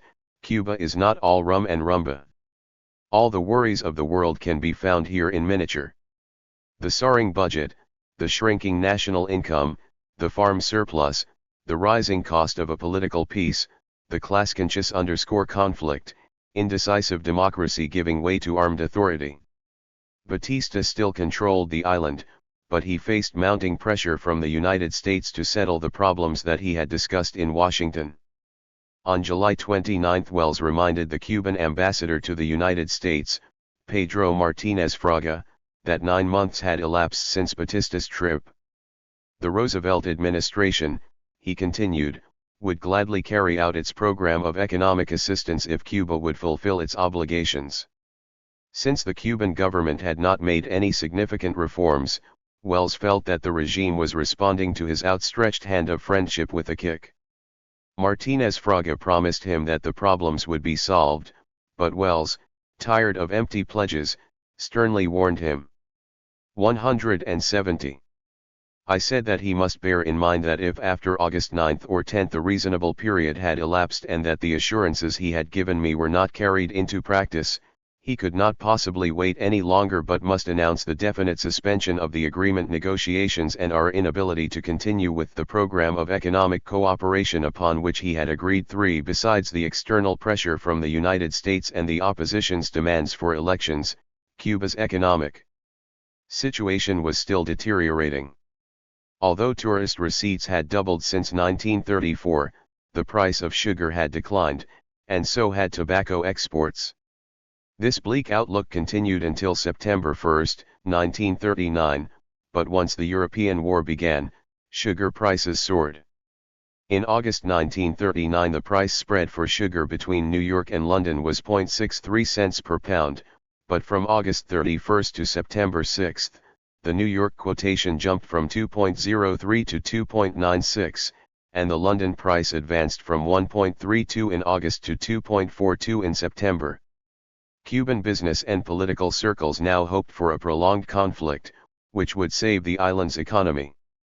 Following Roosevelt's declaration of neutrality, Laredo Brew signed a similar decree, while the business interests rejoiced at the newfound prosperity. 38 Hopes for economic salvation soon faded when Roosevelt shattered Cuban dreams by suspending the quota provision of the 1937 Sugar Act on September 11, 1939 because of excessive sugar purchases by both consumers and speculators immediately after outbreak of the war. Since the tariff reduction on Cuban sugar remained in effect only as long as the United States domestic program was in force, the duty was automatically raised from 0.90 to 1.50 cents per pound. Roosevelt's action, taken as a result of domestic pressure, had also cancelled Cuba's principal benefit under the trade agreement. Instead of having an advantage in the American market under the quota system, it had to cope with approximately equal prices on both the world and the American markets. 9 The Cubans received Roosevelt's action with consternation. It had shattered their dreams of unbounded prosperity created by excessive war profits. Since the American government had not consulted the Cuban government before Roosevelt acted, the first response of the Cuban public was to assume that the United States was retaliating for Cuba's failure to fulfill her obligations. When the Cuban government recovered from its initial shock, there was 171 talk of denouncing the entire agreement. But more prudent counsel prevailed, and on September 19 the Cuban Sugar Stabilization Institute adopted a resolution which declared that the suspension had violated neither the International Sugar Agreement nor the Reciprocity Agreement. The group hoped, however, that the United States would restore the quota to protect the island's sugar industry. While the Cubans pressed for a resumption of the quota, copyright Germany attacked Poland, and the United States called for a meeting of foreign ministers in Panama City, at which the participants established a neutrality zone around the Western Hemisphere. Although the Cubans signed the Declaration of Panama, they were more concerned with their sugar problems, and both the delegation and the Cuban public paid closer attention to sugar and tobacco rates than to the question of wartime cooperation. After the meeting ended, the islanders did not seem interested either in its results or in the European conflict. 4. Even though State Department officials concentrated on the gloomy reports from Europe, they were also aware that something had to be done in Cuba to restore economic stability. Shortly after Roosevelt suspended the sugar quota system, American and Cuban officials began negotiations on a supplemental trade agreement, which was completed on December 18. While the Cubans received a few new concessions, they were principally concerned with the underscore provisions that restored the lower duties on tobacco that had been cancelled in March 1936 and with the resumption of the 0.90 cents per pound duty on sugar.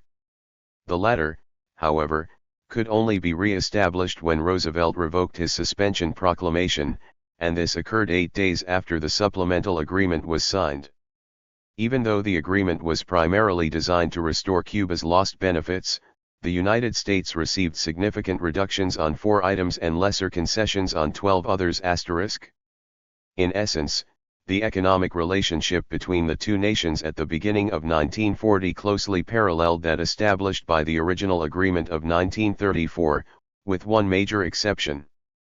Although the Cubans had regained their 2 principal concessions, they realized their vulnerability to domestic pressures in the United States. 2 events apparently unrelated to United States-Cuban economic relations: the action of the Supreme Court in 1936 and the outbreak of war in 1939 had widespread repercussions on 172. Cuba's tobacco and sugar industries. Now that the island's businessmen had witnessed the results, the unilateral actions of the Roosevelt administration, they began to express their dissatisfaction with the existing economic arrangement. They argued that while the United States had not given them adequate guarantees for their products, the Cuban government had never taken any steps to impede the privileged position of American exports to the island. These concrete inequities in the reciprocity agreement started widespread agitation for a new agreement almost as soon as the supplemental one was concluded, for nothing in the supplemental agreement protected the Cubans against a repetition of the United States' earlier actions. The island's commercial interests were tired of supporting a so-called reciprocity agreement which was entirely unequal. The signing of the Supplemental Reciprocity Treaty and the restoration of the sugar quota came too late in the year to aid the government coalition in its struggle to win the Constituent Assembly elections. 2 weeks before the balloting, one observer predicted that the opposition forces had already won 30 to 35 delegates out of the 76 to be selected. On November 15, 1939, the Cuban people chose the delegates for the long-awaited Constituent Assembly. The elections were quiet, and the early returns indicated close contest. As late returns began to show the opposition's victory, the opposition leaders praised the government's impartiality, calling the elections the fairest in Cuban history. When the results became final, they showed that the opposition had won 41 of the 76 seats. 4 The election revealed some interesting developments in Cuban politics. Out of an electorate of 1,611,583, there were 1,044,043 votes cast, or 65% of the total. Even with opposition participation, this election drew only slightly over 107,000 more votes than the 1936 elections. If the parties were divided by political leanings, almost 70% of the voters had preferred those groups claiming to represent the right, while the reformists or extreme left-wing parties only received 30%. Yet this apparent conservatism was deceptive, for the auténticos, with little discipline or organization, led all parties in the number of voters and delegates to the assembly. Thus, while the established groups demonstrated the power of their organizations, The large Autentico vote illustrated the success of the party's appeal for 173. The Constituent Assembly elections of 193,944. Political party leading figure, leaning vote delegate pro-government liberal Ramon Vasconcelos right 179,239 16 Union Nacionalista Mendieta right, 125,915 9 Union Revolución Blas Roca left 92,663 6 Aria Comunista, Conjunto Nacional Carlos Salad Rigas right 70,525 3 Democrático Realista Sergio Carb 6 right 36,338 Popular Cubano None right _ 9,663 0, 514,343. 35 Opposition Auténticos Grau left 215,050 18 Democrático Republicano Menocal right 163,445 15 Acción Republicano Geme right 78,097 4 ABC Martinez Signs right 64,001 4 Agrario Nacional Alexander Vergara left _ 9107 #O 529,741 Reform in the government. Just as interesting as the voting pattern were the coalition alignments. The traditional politicians in the government coalition had accepted communist support, and within the opposition camp, the reformist-minded Auténticos had aligned themselves with conservatives like Menocal, Gme, and Martinez Signs. These various parties had certainly cooperated not along ideological lines but for or against Batista's rule. If the elections proved anything, they gave some vague indication of the colonel's inability to control the island's volatile political parties at the end of 1939. Illustrating this unusual alignment most graphically was the Communist Party's support of Batista, especially since an alliance between the two seemed so unlikely. The party had criticized him bitterly since 1933 for his repressive tactics and for his refusal to grant it legal status.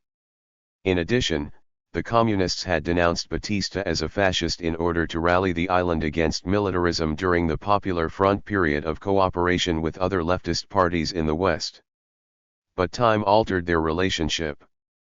As the elections drew closer, Batista, recognizing the need for political support, arrived at an accord with the Communist Party, and, in return for his financial support and protection, the party agreed to assist him and his platform. The results of the pact quickly became evident. On May 1, 1938 the daily communist newspaper Hoy 174 began publication. On September 13 the party was officially inscribed in Havana province, and by early 1939 Batista removed restrictions on communist labor unions. As a result of these actions, the party grew in size and strength. The political events that had drawn Batista and the Communist Party together emphasized the main concern of Cuban politicians. Ideology played a secondary role to the attainment of power. Registered even this additional support did not provide the margin of victory for the government coalition. After the results showed the opposition's triumph, Batista took personal charge of his forces. Although he had not officially announced his presidential aspirations, various politicians had advocated his candidacy since early 1937, while he remained flattered but non-committal. In the midst of defeat, Batista made the crucial decision to direct the government party's efforts by ending his self-imposed silence on the presidency. On December 4, 1939, he told newspapermen that he intended to leave the army. 2 days later he kept his promise and resigned his commission. He accepted the presidential nomination of the government forces on December 11. Now the officially announced candidate began to prepare the most elaborate and expensive campaign in the nation's history. Registered in the swirl of political events, an unexpected tragedy affected the conduct of United States-Cuban relations. On December 4, J. Butler Wright died at his post. Wright had been a vocal advocate of non-interference, and, equally significantly, he had carried out his concept of the good neighbor policy by withdrawing the embassy from its involvement in local politics. He had witnessed the partial success of the 3-year plan, economic recession, Constituent Assembly elections, and Cuba's reaction to the European War. Even though he constantly reported on the instability of the government's civilian and military leadership, he refrained from intervening in domestic affairs. Wright's efforts to remove himself from internal conflicts did not seriously affect United States-Cuban economic policy. The State Department demanded a debt settlement for its investors and also the continuation of Decree Law No. 522 for American sugar companies operating in Cuba. These were minor anxieties compared to basic commercial policy. Although spokesmen for the Roosevelt administration continued to use the Trade Agreement's 175 program as concrete evidence of the good neighbor spirit, the Cuban agreement could not be accepted as truly reciprocal. Cuba lost her two chief tariff reductions in the 1934 treaty, but American exporters never experienced any loss. To make matters worse, Cuban officials had not been consulted before their concessions were cancelled, nor did the Cuban government have any legal recourse except abrogating the entire agreement. The Roosevelt administration had bound the island's economic destiny so closely to the American domestic agricultural program that Cuba had to suffer from events over which it had no control. Even though the reciprocity program disappointed the Cubans, the political relationship between the two countries was slowly changing. In one crucial respect, Wright had succeeded where Wells and Caffery had failed. He had removed himself from direct participation in local affairs. This was his major contribution, and his reward was the conspicuous lack of criticism from the opposition during his tour of duty. Ironically, while Wright moved away from interference, the State Department under Wells's direction compensated by demanding a bondholder settlement and internal reforms in return for economic assistance. However, even this pressure was slight in comparison to the overt dictation practiced by Roosevelt's first two ambassadors. The abrogation of the Platt Amendment had ended the United States' responsibility for the maintenance of domestic tranquility, and although the American ambassador was still the second most important figure on the island, he scrupulously avoided any involvement in the direction of local politics. Wright's job was simplified by the relative domestic peace that prevailed during his 3 years as ambassador. The reviving though erratic economy had restored some of the island's lost prosperity, and the rise of Batista had assured political stability. The time had come for Cuba to consolidate the internal gains achieved during the Revolution of 1933. To be sure, the opposition could still claim with some justification that the island's economy rested on an unwelcome sugar monoculture and an equally abhorrent military dictator, but Cuba was slowly changing its character. Grau's reforms had become institutionalized, and Batista's rural civic military schools and the 3-year plan were efforts to correct long-time problems. The elections for the Constituent Assembly had not only proven the government's ability to 176 hold reasonably fair elections, but also demonstrated the effectiveness of the Auténtico's reformist pronouncements. While the controlling economic and political interests tried desperately to maintain the status quo, each government from 1933 to 1940 had been forced to make concessions to the laborers, the small farmers, and the students. In this 7-year battle between right and left, the latter had won some significant concessions. A new decade was about to begin, bringing another important presidential election, a constitutional convention, and a world war. As these events unfolded, the American government reiterated its commitment to non-interference while the internal changes brought on by the Revolution of 1933 became more pronounced. Cuba had ended the turbulent decade of the 1930s, she hoped that the new one would offer peace and prosperity. Batista legitimizes his power. The defeat of the government coalition in the assembly elections brought a temporary lull in political activity while the various parties planned their next moves. Hoping to capitalize on their victory, the winning groups called for a postponement of the general elections on the grounds that they did not have sufficient time to prepare for the campaign.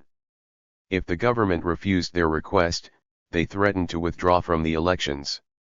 While these groups agitated for a delay, Batista and his supporters resisted. This new conflict produced a serious deadlock, for the opposition parties dominated the assembly, while Batista's forces controlled Congress. Neither group could act without the other's consent, but at the beginning of 1940, no one had a solution to the perplexing problem. While the various factions fought, Laredo Brew remained in the background. He had gained enormous prestige through the successful completion of the Supplemental Reciprocity Agreement with the United States, and he had also proved his durability by remaining in office longer than anyone since Machado. On December 26, 1939, he ended his silence by announcing that he would meet with both sides to devise an acceptable schedule for the general elections. For the next month politicians presented numerous proposals, and finally, on February 4, 1940, they reached an acceptable compromise. The Assembly would be allowed to draft the new Constitution and transitory provisions, but until the new president took office, the Congress would continue to legislate. The date for general elections was later postponed from February 28 to July 14, and Laredo Brew, whose term expired on May 2, agreed to remain in office until the inauguration on October 10.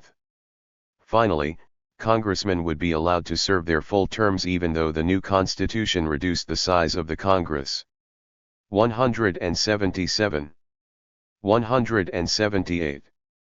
Thus, the new one would be composed of the incumbents plus the new members, and its inflated membership would slowly be reduced in future congressional elections. To ensure the acceptance of this program, Grau and Batista had personally participated in the conferences that led to the settlement, and they imposed the agreement on their followers. Point 3 When the solution was announced, Laredo Brew proclaimed that this compromise was a momentous event because this is the first time that Cubans by themselves, political opponents, face to face, without outside interference, without being impelled by ambition, have reached an understanding between themselves to conduct their political activities on a plane of the truest democracy. Even Bolac, who was usually pessimistic about the ability of Cuban politicians to cooperate, added that the public acclaimed the plan and that the outlook for political stability and a successful assembly was unusually favorable for. Although the embassy refused to become involved in this struggle, Bolac carefully reported the development of the stalemate and the possibility of a military coup. On January 11 he warned, if this occurred, it is almost certain that some effort at reprisal would be made, and it is possible that the country would drift into a situation resembling in some measure, at least that which pertained prior to the downfall of President Machado. 5 Despite the gravity of the situation, the State Department remained impartial. When Menocal asked Wells to comment on the possible position that the United States might take if the opposition factions withdrew from the elections, the Undersecretary refused to speculate. By removing the Roosevelt administration from the conflict, Wells compelled Cuban politicians to resolve their own internal dilemma. Registered while the Cubans directed their attention to the settlement, the new American ambassador to Cuba, George Messersmith, arrived in Havana on March 2. The 56-year-old envoy had been an author, lecturer, and teacher before joining the consular division of the Foreign Service in 1914. He then carried out most of his service in Europe. As consul general in Berlin during the rise of Adolf Hitler, he was one of the first to warn against the growing Nazi menace. Bolac later wrote a vivid description of his new chief. Serious and grim, Messersmith had no hobby but his work and no recreation except mystery stories and an occasional game of 179. Chinese checkers. Hammered away at every problem until it was solved. He never gave up. He never relaxed.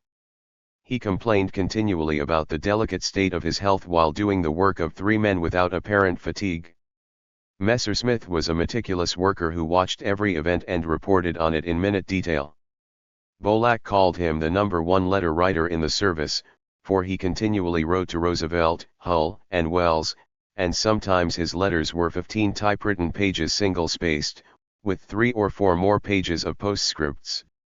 Bolac admitted that the ambassador's tireless efforts must have been rewarding, for his greatest merit was that he was always successful. 8 The new ambassador was hardly settled in his quarters when he began to observe the machinations of Cuban politics. Both Batista and Grau realized that the key to victory was the support of Menocal's Conservative Party. Each tried desperately to secure the former president's backing, and by the middle of March, Menokal had made his decision. Even though he had aligned his party with Grau in the assembly elections, he now reversed his course and reached an accord with Batista. The Auténticos, of course, hoped to stop such an alliance, and although they succeeded in creating some dissension within Menokal's party, the conservative leader forced his followers to accept his decision. He announced that he had personally approved of the union because it would assure the government parties of a majority in the general elections and would thus give Cuba a conservative government. He expected some defection, but felt this a small price to pay in order to defeat the radical proposals of the Auténticos. Copyright The Batista-Menokal Pact was a severe setback for Grau, even though the remaining opposition parties reaffirmed their support for him and he received an unexpected ally from the Liberal Party of Santa Clara Province. This group voted to join him because of its bitterness over Batista's concessions to Menokal in the selection of district candidates. Politicians now busily surveyed the political situation while both presidential candidates began to campaign. 1 degree Messersmith reported his impression of these events to Hull on March 26. Cuban politics is pretty rotten, and the tradition is strongly established here that to the victor belongs the spoils. In this respect the Cubans are in their political life where we were some 100 years ago, and, in many ways, our situation then and 180. Theirs now are not very much different except that there is greater venality among Cuban politicians than there was among ours. 1. While some politicians focused their attention on the elections, the delegates to the Constituent Assembly opened their sessions on February 9.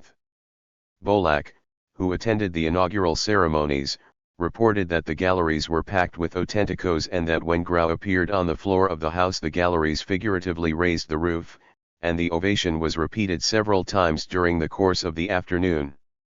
2 other prominent opposition leaders, he continued, also received warm greetings, but not the government supporters.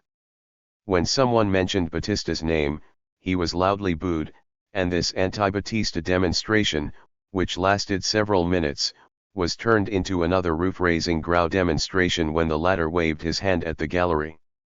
13 To no one's great surprise, the Assembly elected Grau its president. The delegates were then assigned to draft specific articles and went to work energetically. 14 Messersmith expressed his concern that they were acting too hastily, without giving careful consideration to the various proposals.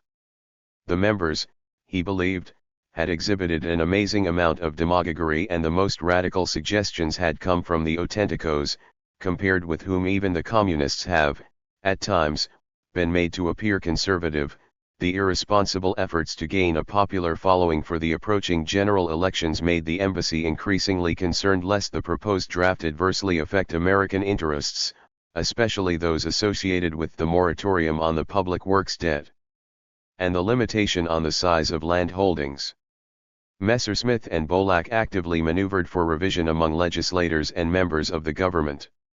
Their efforts had little effect, but embassy officials took their failure calmly, confident that even though the Cuban delegates might incorporate their nationalistic aspirations into the Constitution, the government would not take any drastic action in reducing the size of foreign plantations or canceling American bondholders' claims. 1 Registered while the embassy was busily assessing the various articles, the Assembly delegates and government officials traveled on a special train to Guatemala, a small town in Camagüey province where the Constitution of 1869 had been proclaimed, in order to sign the new document. It stressed such individual rights as the vote, free 181 speech, and free assembly. It guaranteed autonomy to the university, and it promised universal primary education. The Constitution also consolidated the gains of labor since 1933 by recognizing its right to organize, strike, and bargain collectively. There were also provisions for an 8-hour day, a 44-hour week, a minimum wage, and social security. Other sections expressed the hope that Cuba might end such vexing problems as large land holdings and internal graft and corruption. The delegates showed their distrust of the president by limiting him to one 4-year term and allowing re-election only after an 8-year interval. The autonomy of the Congress and the judiciary was confirmed in the hope that they might help to check presidential domination. In a real sense, the 1940 Constitution was a hopeful catalogue of many reforms that had been proposed since the birth of the Republic, especially those that had been adopted after 1933. Of the 286 articles, 61 dealt specifically with social and economic issues. In spite of the general optimism that prevailed once the Constitution was signed, time proved that it was no panacea for the maladies that beset the Cuban body politic. 1 observer watched the constitutional celebration with a skeptical eye. 2 days before the polls opened, Messersmith wrote Wells in all too familiar language about the difficulties that he anticipated. I am on the whole getting more of the opinion that we must take a stronger and firmer stand here, and that if we fail to do so we will be prejudicing seriously the interests of Cuba and ourselves, and not helping the picture of inter-American cooperation on the whole. He feared the possible effects of the European war on the Cuban economy and took exception to the islanders' attitude toward the position of the United States. Because the island was necessary for hemispheric defense, he reported, many Cubans thought that they could intimidate the United States into granting economic assistance. As evidence he cited the hostile constitutional provisions which might be used to cancel the public works debt and to attack those Americans who held large sugar plantations. Even though he approved of the good neighbor policy, he added, what I do foresee is that with the new situation which we have to face, and with the increasing importance of the factor of self-preservation, we will have to take a stronger stand, not only here but in some of the other American republics. 18 As far as the elections were concerned, Messersmith doubted the /1 and 2 qualifications of both candidates. Grau, he said, is not a strong man and not a man of decisions, and there is no adequate reason to believe that he would be influenced in his acts by the decent men who are supporting him. There is much more reason to believe that he would follow in the main the worst influences around him. 9 Batista had surrounded himself with a group of unscrupulous politicians who are interested only in getting out of their position what they can while they are in them. 2 To assure Batista's victory, in early January his supporters began to place pressure on American sugar companies for campaign contributions, and 6 months later they devised a plan whereby these firms would give them 2 cents for each bag of exported sugar. 21 Even though one company gave $60,000 and others added to Batista's coffers, Messersmith declared that most of them refused to be shaken down. 2 When company representatives came to the embassy for advice, Messersmith told them that if they chose to participate in Cuban politics to this extent they could not expect help from the embassy in case they got in trouble with the authorities later on. 3 Besides asking for money, Batista supporters also hoped that American firms might direct their workers to vote for their candidate. As most of them met these advances coldly when made by the military, said Messersmith, it is reasonable to assume that Batista will not love them the more. 24 The pressure for campaign funds was not confined to sugar companies, for, as the manager of the local branch of the Chase National Bank told Messersmith on June 26, a Batista supporter had requested $1 million loan to finance his leader's campaign. When the banker refused, the Cuban expressed anger. Messersmith resented the intimidation of American business firms by Batista supporters. He warned Wells that the United States must act more vigorously to protect its citizens, for not only did they expect adequate safeguards, but the Cuban people also would welcome a firmer stand by the American government. As the campaign drew to a close, the cooperative spirit which had made possible the political compromise vanished. The opposition forces charged the military forces with interference on Batista's behalf and demanded that they stop their activities. 26 5 days before the balloting, Messersmith informed the State Department that these allegations were true and added, most observers 1 and 3 assert that in a fair election Grau would win, but the prevailing opinion is that the election will not be entirely fair and that Batista will win. 7 The embassy warned that throughout the island the bitterness between the opposing blocs had reached critical proportions. The campaign in its closing days had taken on the appearance of a violent struggle. 8 At the height of the political tension, the Cuban people went to the polls on July 14. Astonishingly, the election was relatively free from violence, for only 5 people were killed and 40 wounded, but the results did not surprise anyone. Batista won by a vote of 805,125 to 583,526. An analysis of the voting showed that about 3/4 of the eligible voters had participated, almost 400,000, or 10% more than in 1939. While the opposition media claimed that the military prevented a fair election, other newspapers called it the most orderly in the island's history. The Cuban weekly cartels, which had not been favorable to Batista's candidacy, applied the techniques of the Gallup poll to the election, showing that an overwhelming percentage of its sample regarded the elections as orderly and the military and police authorities as impartial. They accepted the fact that Batista had won and that his victory represented the will of the majority.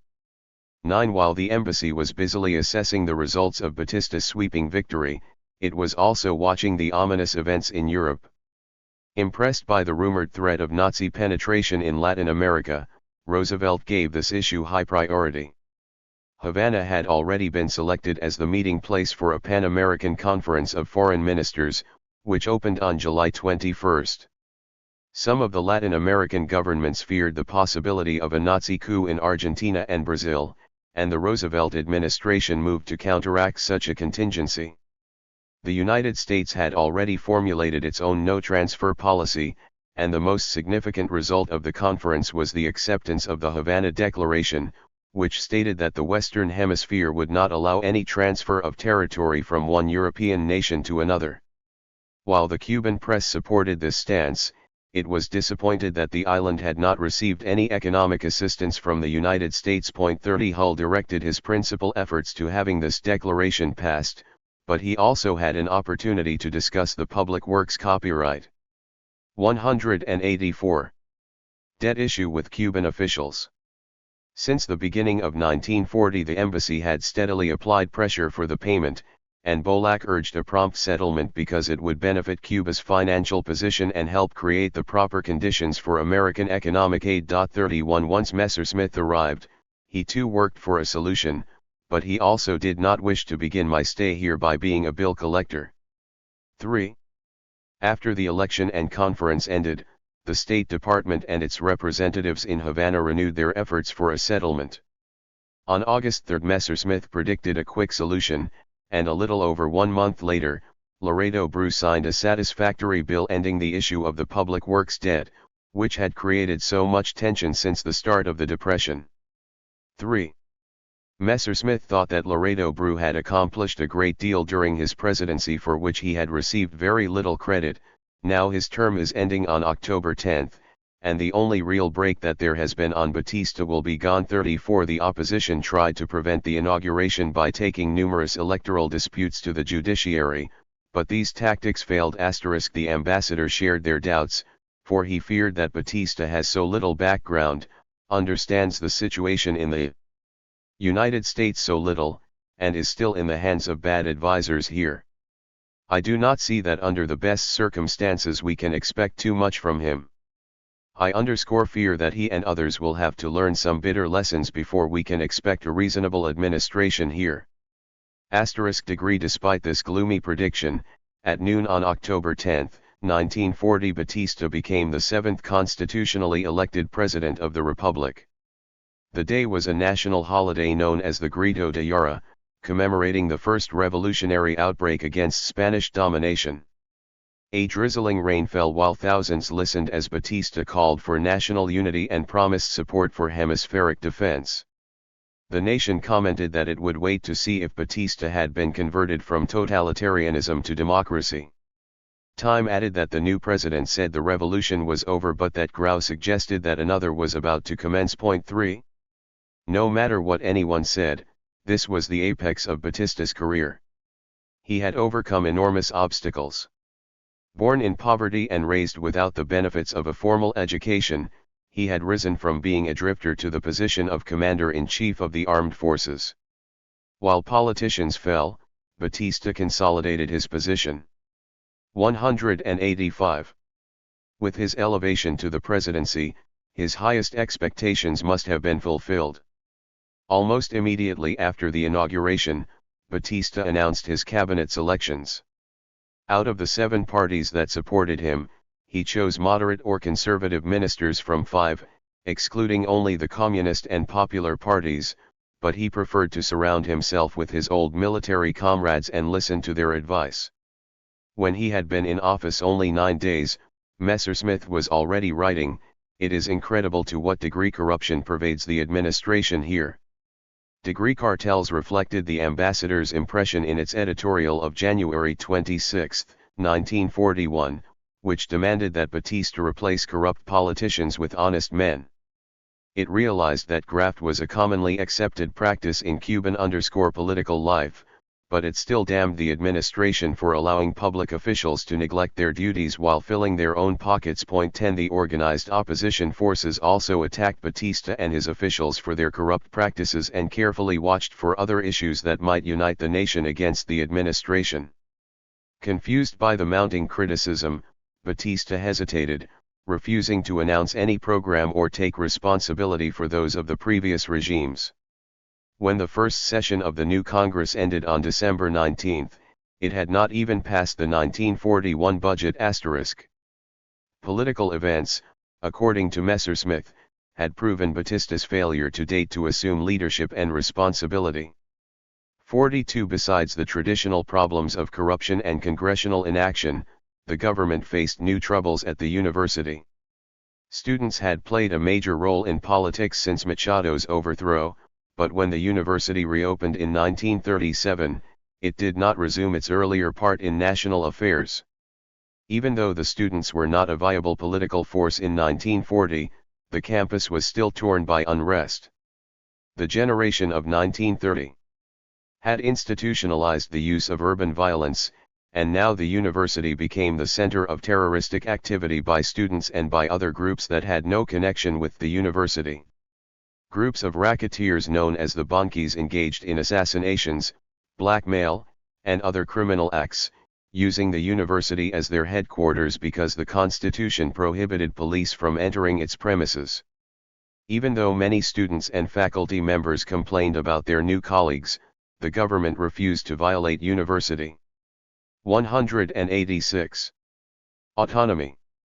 Batista was well aware of the students' potential power, and as long as this movement had no political overtones, he decided to let the university solve its own dilemma. 3 Batista's troubles extended to his own coalition when some of his allies demanded the expulsion of the Cuban Communist Party, theoretically on the grounds of its stand against hemispheric defense. In fact, the coalition feared the party's growing influence. For the first time in their history, the Communists were part of a victorious coalition.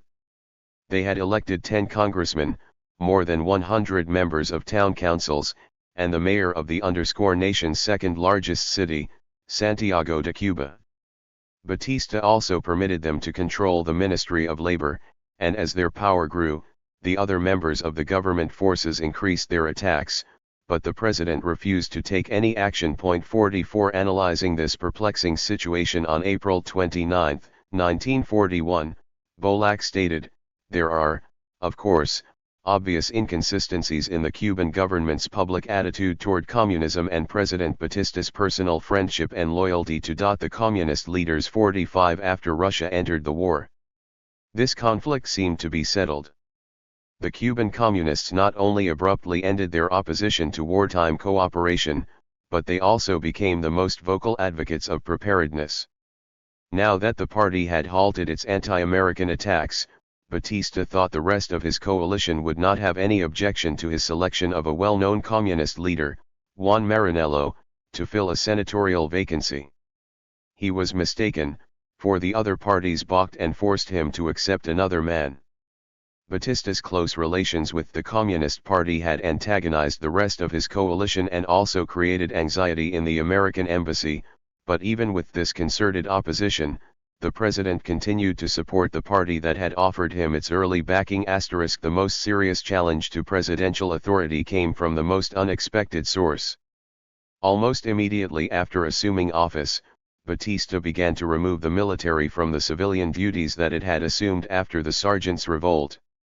Early in 1941, Batista authorized civilian officials to take over certain functions, such as the policing of the customs house, which the Navy had carried out since 1933. Batista acted partly because of the widespread and well-publicized naval graft, but also because he did not completely trust the Navy's commander, Colonel Angel A. Gonzalez.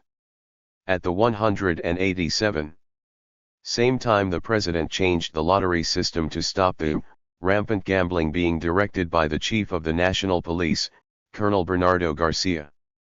When Garcia protested, Batista forced his resignation. 4. During the period of mounting tension between the military leaders and Batista, the armed forces were confined to their barracks. On the last day of January, the disenchanted colonels met to discuss the difficult situation. The chief of the army, José Eleuterio Pedraza, who had been a close ally of Batista in the 1933 revolt, was especially distraught over Garcia's removal because he and Garcia were good friends. Showing his open dissatisfaction, Pedraza refused to accept Batista's new chief of police and declared that he would personally assume these duties along with his others. He saw the president the following day and warned him that he could not count on the support of the military. According to Pedraza, the colonels no longer backed Batista, but had instead switched their allegiance to him. Registered Messersmith recalled in his memoirs that for the first 3 days of February the president was practically a prisoner. In the Palace 49 he seemed helpless, but this appearance was deceptive. In fact, he was planning his moves. At 4 a.m. on February 3, he reinforced the palace guard and drove to Camp Columbia to confront the military leaders. When he arrived, he demanded and received their pledge of loyalty. By 9 a.m., Batista had suspended constitutional guarantees for 15 days, taken personal command of the armed forces, and had the 3 seditious colonels arrested. 5 Although Messersmith had warned earlier that there is real danger of revolution which may or may not involve civil strife, 51 Batista stopped the rebellion without bloodshed. He quickly re-established constitutional rule and exiled the 3 men, but, to show his confidence, he allowed all 3 to return. None ever participated in military affairs again. Messersmith described the climactic end of the crisis. The president wanted me to know that everything was in order, that no one had been hurt, and he would be very glad if I were to come over to see him. When Messersmith called on Batista on February 4, the president looked extremely fatigued. 3 And with good reason, for he had just survived the only direct challenge to his authority that took place during his first administration. The ambassador applauded the maintenance of civilian rule, and 188. The Cuban press and public also appeared unanimous in their approval. 4 American reactions were mixed. The once hostile nation told its readers on February 15 that during the past 2 or 3 years he has re-established a large measure of practical democracy. His promptness in restoring full civil rights after temporarily suspending them at the time of the arrests, seems to indicate that he means to continue his experiment with the democratic method. Registered. Even with such praise, the new republic did not see any change in Batista's methods. On February 17 the magazine reaffirmed its anti-Batista position, stating, "If he has really turned democratic in any degree, we are not aware of concrete evidence of it." 5 But most Americans favored Batista's position, and in August 1941, John Gunther reflected the prevailing sentiment when he declared that his main accomplishment is the restoration of civil authority. The failure of the February revolt ended any threat to Batista's political authority, but it did not solve Cuba's economic problems. Even before the elections, Messersmith had reported that Batista was hoping for assistance from the Exim Bank, but the ambassador felt that this was not possible until the public works debt had been settled. After Batista won the presidency, Martinez Fraga asked the State Department for a loan to help supplement the Cuban budget. Messersmith opposed the idea both because of Cuba's outstanding obligations and because he believed that the Cuban ambassador had exaggerated the island's financial predicament. Rumors still persisted that the Cuban government would ask for a loan of between $15 million and $65 million. This time Messersmith objected vigorously and recommended that no economic assistance be granted until Cuba had settled with its American creditors, reorganized its Treasury Department and possibly some other agencies, altered its sugar quota system, and given assurances to American businessmen against discriminatory practices. In addition, he advised a careful examination of Cuba's budgetary and tax structures and suggested that tight American controls be placed on any loan degree. 8. The Cuban government was acutely aware that the United States would not assist it until a debt settlement was concluded. While the regime proposed the legislation necessary to settle this issue, the government also started to negotiate for a loan. Martinez Fraga, the initiator of the scheme, continued his efforts in 189. Washington to gain State Department support. Meanwhile, a bill authorizing a $50 million loan was introduced in Havana. In quick succession, the Cuban Congress passed laws to settle the remainder of the public works debt and to contract the proposed new loan. Cubans received the loan bill with some misgivings. Some hoped for the aid, but many feared that the new administration would use it unwisely. 59. On November 9, Messersmith expressed his concern. Although he believed that the United States should assist Cuba, he added, "But it is even more important that what we do should be done wisely and constructively, rather than in a hurry, no matter how much the Cubans press us." 6 degrees. Despite the controversial nature of the loan, the Cubans continued to lobby for it by sending a delegation to Washington for negotiations, but by the end of the year, the Exim Bank had taken a position against such a large grant, and the commission returned home empty-handed. Once the Cuban public learned of the fiasco, Batista received sharp criticism for promoting a scheme that the United States had rejected. To shift the burden of the blame, Martinez Fraga became the scapegoat and was forced to resign. Batista's impetuous action had greatly damaged his new administration's prestige, for he had promoted an idea that he hoped would solve the island's economic problems in one stroke, without consulting either his chief advisors or, even worse, the American ambassador and his government registered. Even though Messersmith strongly opposed this loan, he clearly favored some assistance program. On January 8, 1941, he advocated economic aid because Cuba had lost her European sugar market and needed a loan to put additional workers in jobs. Besides this need, the island had to have money for its agricultural diversification and public works programs. Since any loan required close supervision by the Exim Bank, Messersmith felt that there would be no chance of corruption. 62. Even more important, the ambassador argued that the United States must help preserve Cuba's political stability.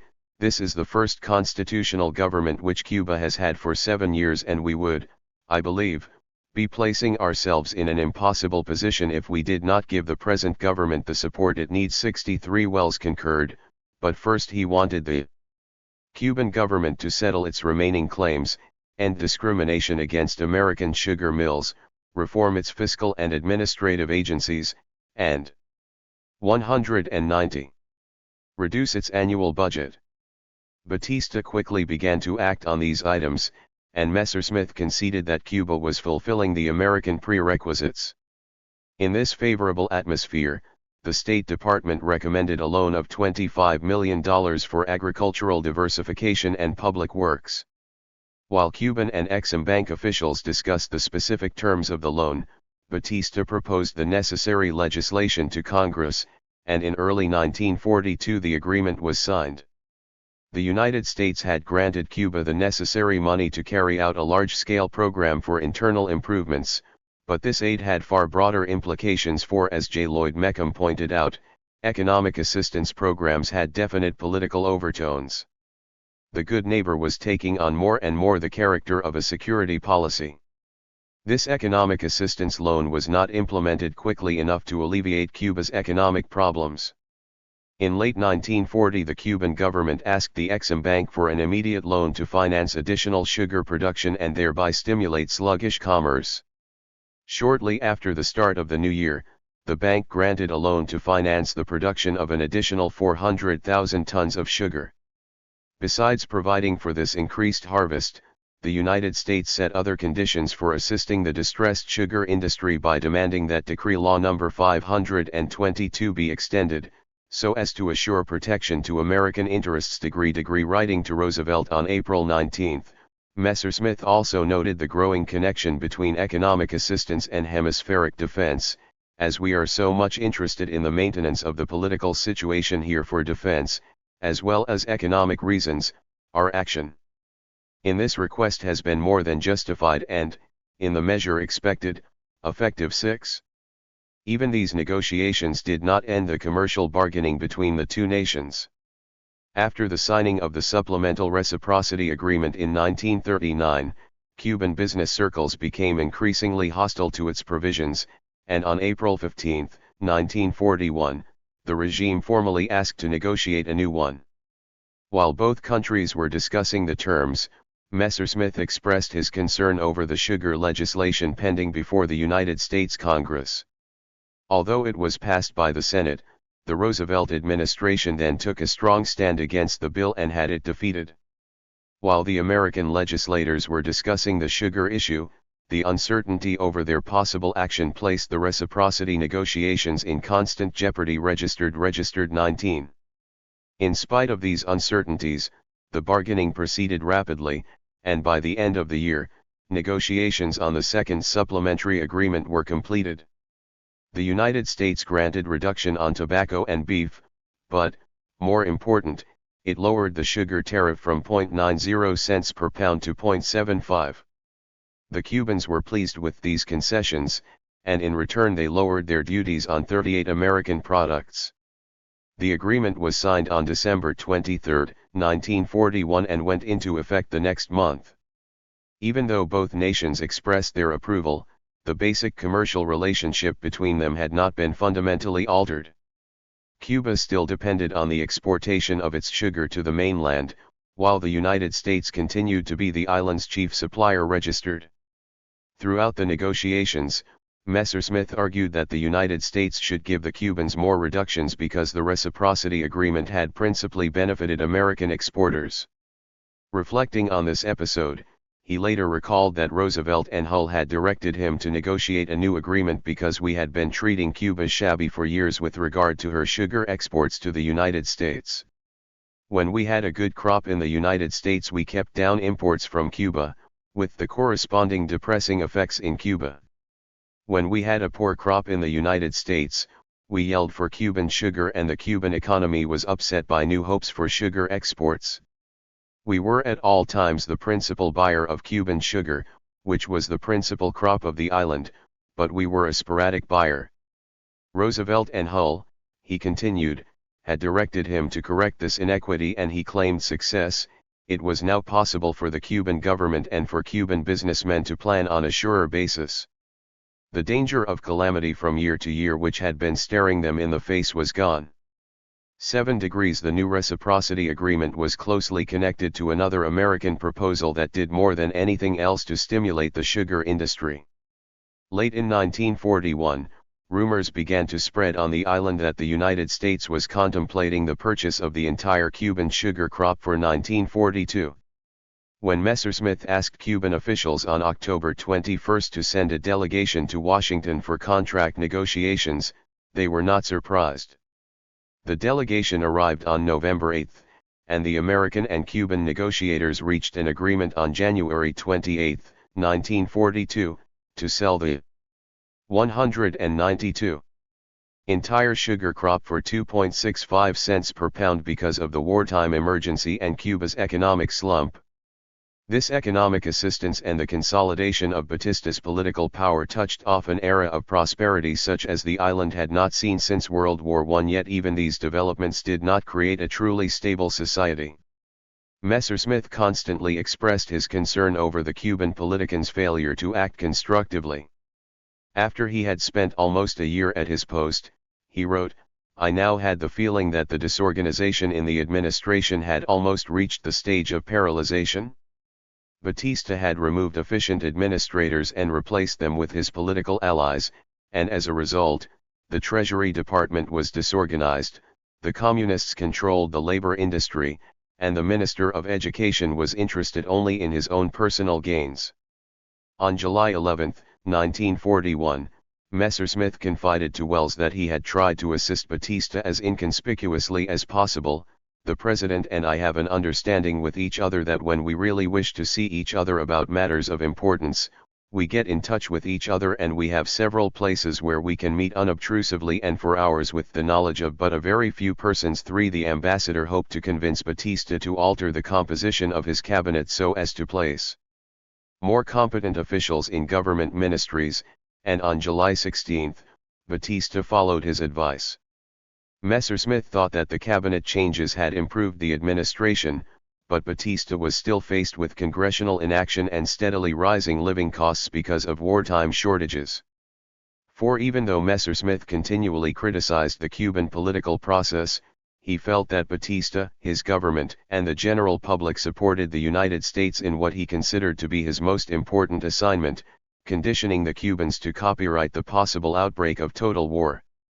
His constant support for economic assistance to bolster political stability came from the conviction that the United States could not afford chaotic conditions on such a strategically located and economically important island. The embassy carefully reported on the islanders' growing identification with American interests over those of the Axis powers. On June 15, 1940, Messersmith wrote that the European copyright line of defense had almost collapsed and that the new defense perimeter was the Americas. In these days we have to fight fire. Batista legitimizes his power. 193. With fire, and I myself am confident that with some of these countries the interests of the good neighbor policy involves not necessarily the use of the big stick but a much stronger and more definite attitude than we have taken. If Latin America wanted to assure itself a place in the United States market, the ambassador believed that these nations had to cooperate with the American defense position. I cannot emphasize too strongly what I believe is the necessity for this firm and unequivocal leadership. The American states expect it, and, I believe, want it now. 76. The leaders of most Cuban political parties aided Messersmith's anti-Nazi effort by speaking out against European totalitarianism. On September 9, 1940, Laredo Bruce started the government's program against the Axis by prohibiting broadcasts of ships' movements in Cuban waters, and 18 days later the Partido Nadista Cubano was dissolved. The ambassador thought so much of the Cuban cooperative effort that on January 15, 1941, he wrote to Roosevelt, "So far we have been getting 100% cooperation from the Cuban government in defense matters, and it is my endeavor to keep it so." 2 weeks later, Batista ordered the suppression of all totalitarian propaganda in Cuba, including flags, insignia, plays, movies, and radio programs. Even the Spanish community, so closely identified with the Falange, the Spanish Fascist Party, publicly pledged its support for Batista's regime and his policy of cooperation with the United States. At the end of 1941 the Cuban nation appeared to be solidly behind American defense objectives. 79. The Cuban government also demonstrated its support of United States policy by entering into secret military talks. Batista and Wells had already discussed military cooperation when Batista visited Washington in 1938, and now Wells wanted to start negotiations on a concrete program. Messersmith, therefore, was to discuss the use of airfields and port facilities and methods of protection and vigilance for the Cuban coastline. In early June and again in late August 1940, military missions arrived in Havana to discuss defensive measures, and at the conclusion of these talks, the Cubans formally gave the United States permission to use the island for its own defensive purposes as well as for the defense of the entire hemisphere. Registered degree. While the United States was negotiating military agreements with various Latin American states, it also passed the Lend-Lease 194 Act, on March 11, 1941, to give additional assistance to its allies. Almost immediately after the passage of the act, Cuba submitted a request listing its military needs. While the governments discussed the terms of the aid, Secretary of War Henry L. Stimson suggested that although various Latin American nations were asking for aid, the countries doing the fighting, like Great Britain and China, should have top priority. In spite of this argument, the government felt that it should grant Cuba $7,200,000 worth of military equipment. The agreement was signed on November 7, thus binding the island even closer to the effort for hemispheric defense registered. The United States gained other military advantages on the island. Early in the spring of 1941, the State Department requested and received an extension of the agreement that allowed each nation to use the other's airspace. In addition, the War Department and Pan American Airways had made a secret agreement during 1939 to improve airfields in various Latin American nations, and the company was already working on the one at the Camagüey Airport. These plans for improving air facilities were complemented by the Navy's desire to enlarge its perimeter around Guantanamo Naval Base for defensive purposes. The Navy originally wanted sole jurisdiction, but the State Department argued for joint American-Cuban participation to avoid nationalist outcries. An agreement was concluded which provided for a jointly controlled defense area to be managed by a board of United States and Cuban officers. Although there were minor changes in the formal text, by the end of the year the agreement had been completed registered. The United States programs of economic assistance and military cooperation proved their effectiveness when Japan attacked Pearl Harbor. One day after Roosevelt asked for a declaration of war, the Cuban Congress unanimously passed its own resolution of war against the Japanese, and 2 days later, it followed the same course of action toward Germany and Italy. Batista quickly evoked emergency wartime powers to freeze enemy funds and requested immediate United States aid to expand the Cuban armed forces. At the same time, Messerschmitt asked the State Department to send another military mission as soon as possible. 83 On December 20, the ambassador reflected his pleasant surprise over the Cuban war response. I might state that, while I had always felt that the Cuban people would respond to any action we might take with 195 respect to war, I had not anticipated that the public response would be as enthusiastic, general, and gratifying as had been the case. 84, in the midst of the excitement generated by the entry into World War II, Messerschmitt was preparing to leave for a new post. Roosevelt had called him in November to inform him that he would replace Josephus Daniels as ambassador to Mexico. Although Messerschmitt was pleased with his new appointment, he wanted to conclude some unfinished business.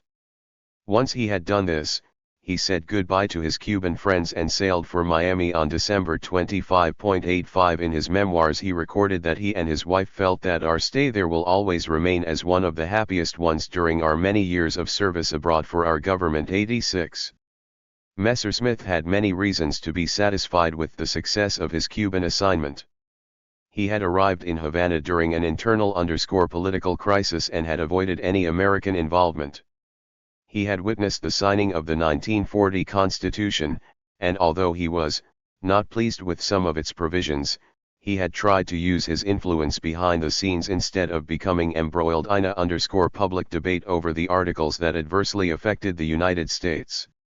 Finally, he had watched the presidential elections, Batista's triumph, and the consolidation of Batista's power after the February revolt.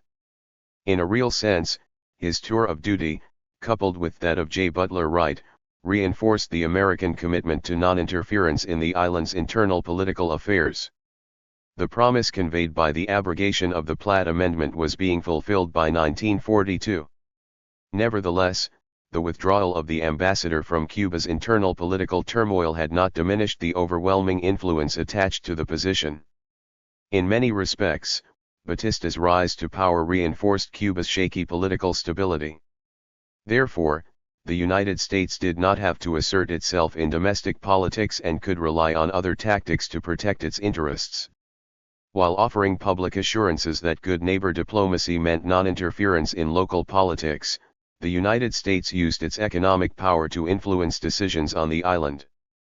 During Messerschmitt's tenure, this tactic was constantly employed to achieve the desired results. Wells maintained, for example, that Cuba would have to settle its public works debt obligations before the United States would. 196.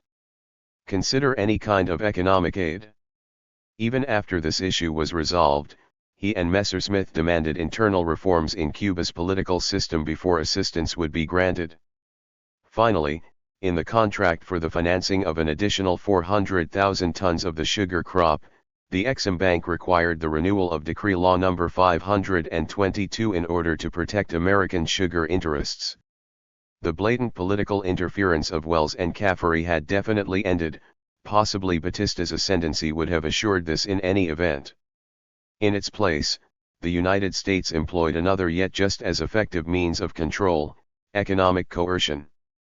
While assistance programs replaced political direction, Messerschmitt worked steadily for hemispheric solidarity. In his efforts he frequently connected economic prosperity with political stability, and he firmly believed that these interrelated movements would assure Cuban cooperation in the event of war. His beliefs proved correct. When he sailed, he knew that the island was solidly behind the American commitment, directing its efforts against fifth column activity, popularizing the war effort, cooperating with military bases, and selling its entire 1942 sugar crop. Bolak's assessment of his superior was accurate. Messerschmitt was always successful. War, prosperity, and politics. Batista's unequivocal support for the United States after the Pearl Harbor attack strengthened the American effort to gain hemispheric cooperation, but at the same time, the Cuban declaration of war created new problems for the American embassy. Since Messerschmitt and Bolak had already been transferred to new assignments, Charge d'Affaires Ellis Briggs, who had served under Caffery as his second secretary, temporarily assumed charge of the embassy. Recalling those hectic first days of the war, he described his early difficulties. Although the United States had already purchased Cuba's entire 1942 sugar crop, labor disputes in the sugar fields and strikes on the docks interrupted loading schedules. As if these problems were not enough, the arrival of survivors from ships torpedoed by German submarines gave Cuba the impression that the Axis controlled the shipping lanes. The United States military forces had to protect the island's 1,600-mile unguarded coastline in order to assure the Cubans that they were safe. The Cuban people were all for the war, declared Briggs, but they wanted to be convinced we were fighting it. While the American and Cuban governments focused their attention on the conduct of the war, the island's politicians were preparing for the 1942 congressional elections. Although 431 candidates filed to run for 58 seats, the public showed little interest in the campaign, since no significant issues were at stake. On March 15, 1942, approximately 50% of the eligible voters went to the polls. In what the embassy described as remarkably quiet, generally honest, and impartial elections, the government bloc won 46 of the contests. While the winning coalition celebrated its victory, Grau, disgruntled by the results, denounced the elections because of the government's alleged corruption. While such charges of fraud were typical of the losing side in 197, 198 Cuban elections, they indicated rising interest in another impending campaign. Even though the presidential elections were over 2 years away, politicians had begun to speculate on the possible candidates. In the midst of this internal political maneuvering and wartime activity, Roosevelt sent his last ambassadorial appointee to Havana. Spruey Braden was different in at least one respect from his four predecessors. While they had been career diplomats, he had served as a mining executive in South America for almost 20 years before joining the United States diplomatic mission at the Montevideo Conference in 1933. After participating in that meeting, he became the American delegate to the Chaco Peace Conference, called to end a long and bloody war between Paraguay and Bolivia. Once the belligerents had signed a peace treaty, Braden was appointed ambassador to Colombia. Now he moved to the crucial Cuban post at the age of 48, with 9 years' experience as a New Deal diplomat. Braden felt that he had gained a certain amount of expertise in that time. He was a firm advocate of the good neighbor commitment, but he felt that it should be a reciprocal policy. The United States would give assistance to Latin American states, but they must respond in like fashion. Point 4 While his Cuban critics accused him of interfering in local affairs, Briggs recalled mainly that Braden was as competent as he was indestructible. 5. And Mario Lazo spoke in similar terms, calling the ambassador vigorous, tough, forthright to the point of bluntness, and a man of high principles. These widely divergent opinions of Braden made him the most controversial ambassador since Caffery. Braden arrived in Havana on May 15. While he familiarized himself with his new duties, Batista asked the opposition to support his war program. Hoping for cooperation, he began discussing the possibility of a war cabinet that would include representatives from all the parties. His existing cabinet even resigned to give him greater maneuverability in the selection of new appointees, but his efforts proved futile. Although the opposition leaders favored an Allied victory, they insisted that they could not participate in Batista's corrupt administration. Thus, when the president announced the composition of the new cabinet, it contained many of the original members without any participation from the opposition. Batista's efforts to form a united front had weakened the 199 cabinet's prestige, and Briggs felt that the net effect of futile political maneuvering and jockeying for position has been to augment public disgust with most of the parties and the majority of their leaders. 8. Despite the internal political discord, the Cuban government vigorously moved against fifth column activity by interning enemy aliens. The police arrested August Leuning, a German spy who was using a secret radio to inform submarines of ship movements in Cuban waters. When the government tried him for espionage, his trial aroused intense public interest. He was convicted and then executed on November 10, the only Axis agent to meet such a fate in any Latin American nation during the war. But even though Batista strenuously prosecuted the war effort, many Cubans remained ambivalent. Some criticized the United States military strategy, while others complained of the economic privations that they had to endure.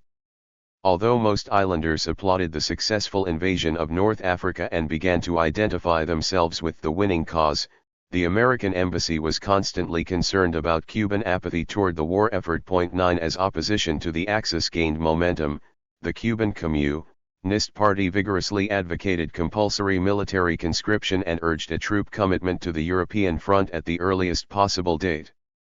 Inasmuch as Batista was entirely committed to the war effort and was also closely acquainted with many Cuban communist leaders, their support now made it possible for his government to grant formal recognition to the Soviet Union.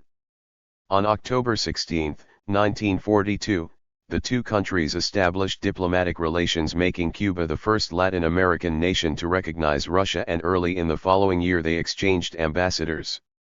The establishment of diplomatic relations and the Communist Party's growing prestige on the island caused grave concern in the American embassy. Today the Communist Party is becoming an increasingly important factor in the general unrest now taking place with the dislocation of labor and industry under war conditions. While the embassy did not want to exaggerate the party's influence, there was no doubt that it was gaining power because of Batista's active support.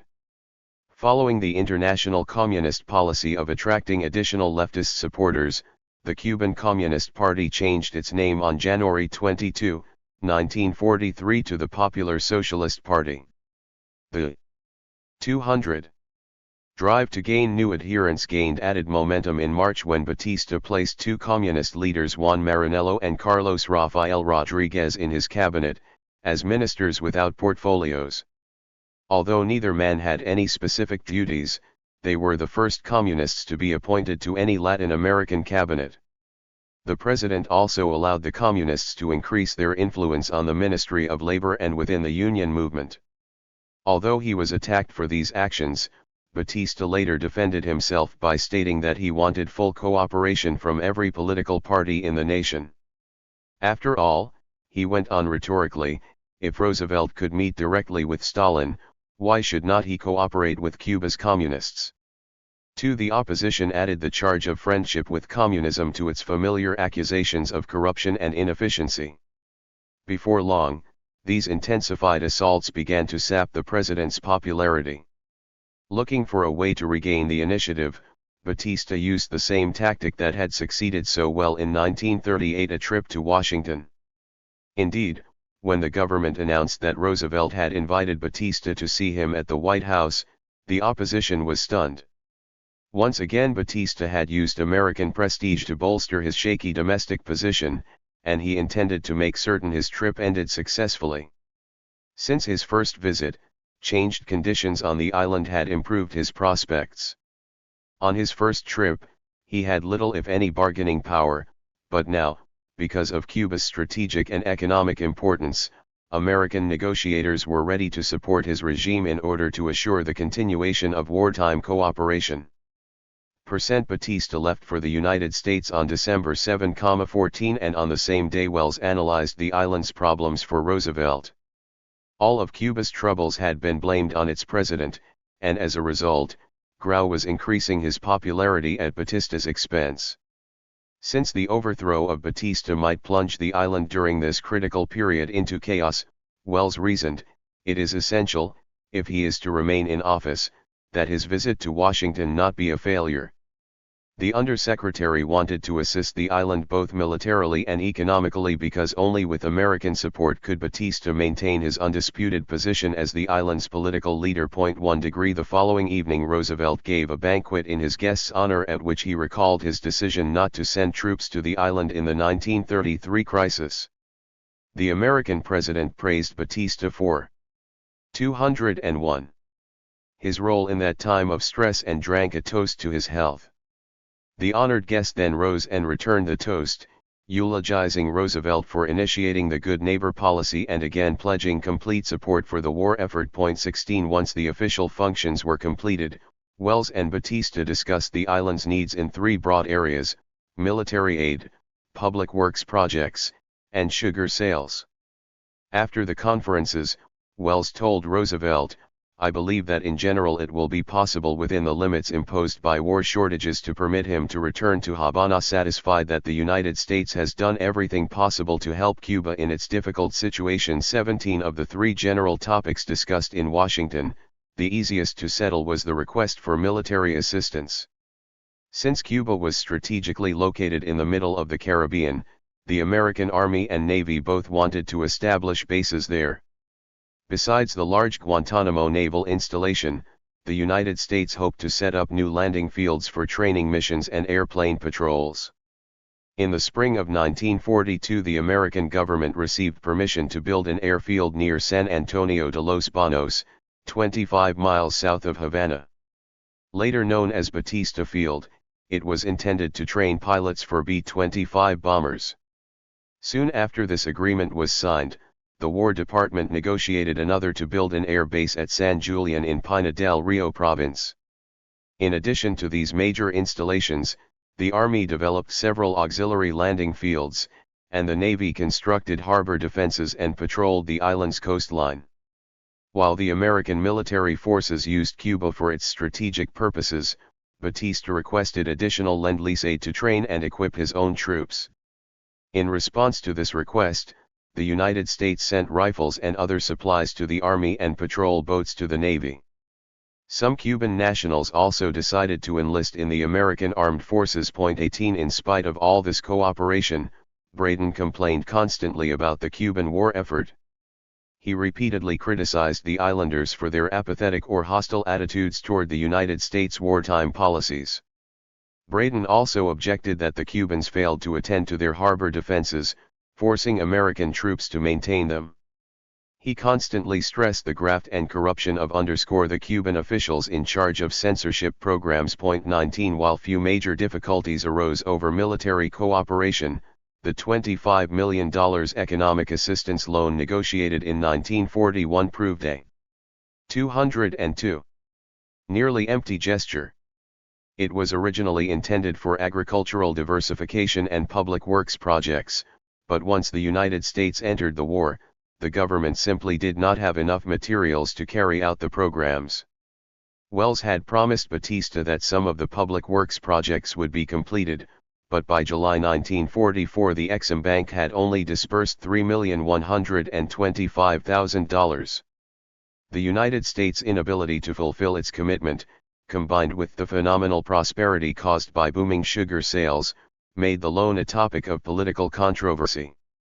Batista's opposition maintained that Cuba no longer required American economic assistance and that he was only using the money to enhance his personal fortune.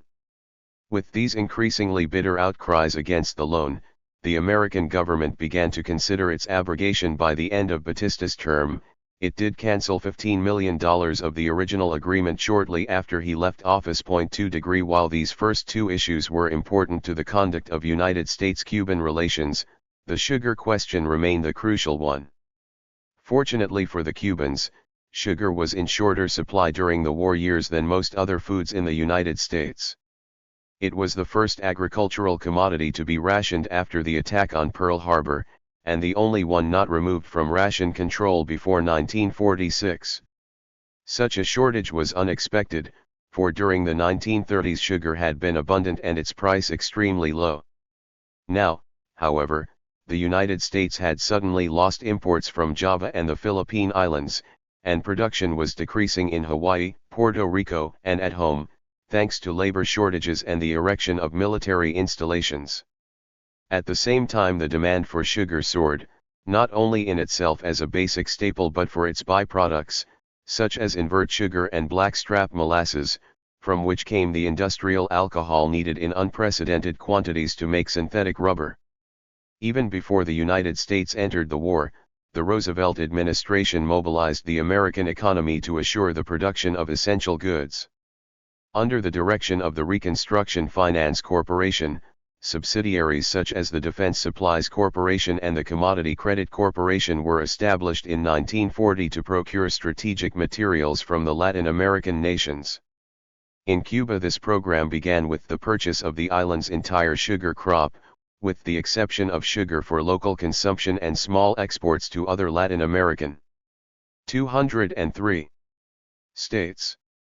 The Defense Supplies Corporation and the Cuban Sugar Stabilization Institute signed the first contract for the 1942 crop at a price of 2.65 cents per pound, and the former bought all of Cuba's sugar byproducts for synthetic rubber throughout the war. Although the price for the next two crops remained 2.65 cents, the Commodity Credit Corporation conducted the negotiations. Along with these agreements, the United States also agreed to subsidize sugar producers who bore excess costs resulting from interruptions in shipping and other difficulties caused by the submarine menace. These wartime sugar purchases had a tremendous impact on United States-Cuban economic relations. The Roosevelt administration had no serious problems in the negotiations for the purchase of the 1942 sugar crop. Once it was signed, the islanders anticipated a substantial economic upswing, and Wall Street speculators touched off a mild boom in Cuban stocks. Their optimism was well-founded. While the average price for Cuban sugar was 1.75 cents per pound in 1941, the 1942 purchase price of 2.65 cents was the highest since 1926.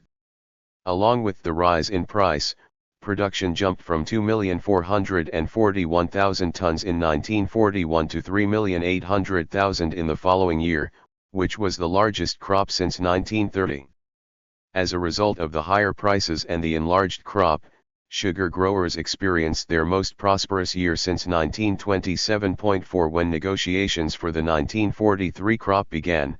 The Cubans naturally argued for a contract similar to the previous one, while the State Department wanted a smaller crop, since there was already a 1.5 million ton carryover from the 1942 purchase caused by shipping difficulties. The size of the crop was only one of the negotiators' problems. Cuban growers also wanted a higher price. Even though both these issues created a great deal of anxiety during the bargaining sessions, the United States persuaded the Cubans to accept the same price and the limitation on production. In calling for a reduction, American experts had miscalculated the Allies' sugar needs, but after they realized their error, the United States asked the Cubans to increase their output. The islanders gladly complied with this request, and as a result, the Cuban producers had another banner year. For with the commencement of bargaining for the 1944 crop, the Cubans repeated their calls for higher prices, but negotiations proceeded fairly smoothly nevertheless. Considering the evident 204 critical sugar shortage, the United States asked the Cubans for the largest possible crop, and as a result, the 1944 harvest was the third largest in the island's history. Even though the islanders acceded to the American requests, the Cubans began to raise new issues in the negotiations. Remembering the devastating consequences of the Dance of the Millions after World War I, when sugar prices plunged drastically and the island entered a prolonged depression, they wanted to discuss plans for the post-war readjustment period. Besides these long-range problems, the Cubans were also worried about the inflation created by the increasing prosperity and the shortage of consumer goods. Although these issues were cause for real concern, the American negotiators refused to discuss post-war readjustment since they had no idea what the United States Congress would do with regard to sugar legislation. This complicated problem was left for the next Cuban president to resolve. 5. The Cubans benefited from the purchase of their sugar crops during the war, but it is equally true that Batista made a concrete contribution to the Allies' victory by his willingness to cooperate. In spite of strong domestic pressure to raise the price of sugar and increase production, he not only fulfilled his commitment to supply the United States with the island's sugar production but also held to the 2.65-cent price throughout his term of office. Even when the United States negotiators misjudged in 1943, Batista accepted their request for a smaller crop, and when the United States experts recognized their mistake and reversed their position, he likewise changed his. In the midst of this growing prosperity based on sugar sales, the Cuban government did not concern itself solely with the island's main export but continually turned its attention to the problem of diversification. On February 4, 1942, Batista used his emergency wartime powers to decree that every sugar producer who held more than 165 acres must devote a portion of his land to the production of other vital foodstuffs such as rice, corn, and beans. To further this aim, the United States agreed to purchase all the surplus beans, peanuts, and corn produced in 1943 and 1944 and also shipped seed and farm machinery to the island. Even with this aid, the Cubans made little progress toward agricultural diversification. Farmers would not shift to new crops when the old ones were so lucrative, they did not use the machinery to its fullest advantage, and direct government aid was highly inadequate. Not for the first 205 time, Cuban sugar and tobacco proved to be curses as well as blessings. Because the island was so well suited to the production of these crops and because they were bringing such high prices during the war, neither the government nor the island's commercial interests provided the necessary inducements for agricultural diversification registered. Although the farming program proved a disappointment, other programs were more encouraging. Batista signed several broad decrees to increase industrial enterprises. In March 1944 he suspended import duties on various kinds of machinery, tools, and other equipment not produced on the island, hoping to foster the growth of new industries. Probably the greatest success came with the expanded production of minerals vital to the war effort. The construction of the Nicaro Nickel Company with American capital stimulated the mining of Cuban nickel, and other scarce minerals, such as manganese and chromium, were also developed. Even though these efforts were not as successful as they might have been, and after the war the diversification programs began to lapse with the revival of American exports to the island and the re-establishment of import duties. 7. Both Messersmith and Braden were acutely aware of the need for Cuban diversification and of the obstacles in its way. Many people who did not recognize the efforts that the embassy personnel made during the war to assist in diversification charged the United States with retarding this program. In his memoirs, Messersmith not only defended the American effort but also chided those critics in both Latin America and the United States for their failure to recognize the State Department's efforts. We took a very real interest in putting the Cuban economy on a sounder basis. There is much talk these days of the Point 4 program as though we had not been thinking of these things before the program was inaugurated. In more than one country for many years, as is shown by the foregoing with respect to Cuba, we were endeavoring to take practical steps to aid in stabilizing the economies. Those in our country who are so vociferous about our neglecting our Latin neighbors, and those among our Latin neighbors who are even more vociferous about our neglecting them, are talking out of a lack of knowledge or to cover up deficiencies of their own. If 206. In some of these Latin countries as much effort had been made by the governments and leaders of opinion in these countries to aid in the improvement of the economies of the countries as we did in the United States to aid, the situation would be very much improved in many of these countries. 8. Despite the lack of progress in the diversification programs, Batista's cooperation in military operations and sugar sales greatly assisted the American war effort. But although United States-Cuban relations functioned smoothly in these two crucial areas, Braden constantly complained that Batista refused to act on routine matters affecting both nations. Writing on May 19, 1943, he showed his growing annoyance. This inertia with respect to his functions as chief executive, taken in conjunction with the corruption which now prevails in Cuba, is slowly paralyzing the present administration as a functioning organization, and it is becoming increasingly difficult to make any progress whatever with respect to even the most routine questions. 9. Braden reported that he could not get the Cuban officials to act promptly on such items as fuel rationing, labor disruptions in ship loading, taxation of American agencies, and censorship of mail, radio, and cables. 3 By late 1943, Braden was convinced that Batista was taking advantage of the United States. I believe that the Cuban government has regarded the good neighbor policy thus far as a downhill pull on a one-way street, and that the sooner they realize that traffic likewise moves in the opposite direction, the better it will be for Cuban-American relations. 31 While the widespread corruption and inefficiency in routine matters irritated Braden, one incident in early 1943 created grave concern at the embassy. On January 20, the Ting-Aro sugar mill, the third largest mill in Cuba, owned by the Cuban-American Sugar Company, was damaged by fire.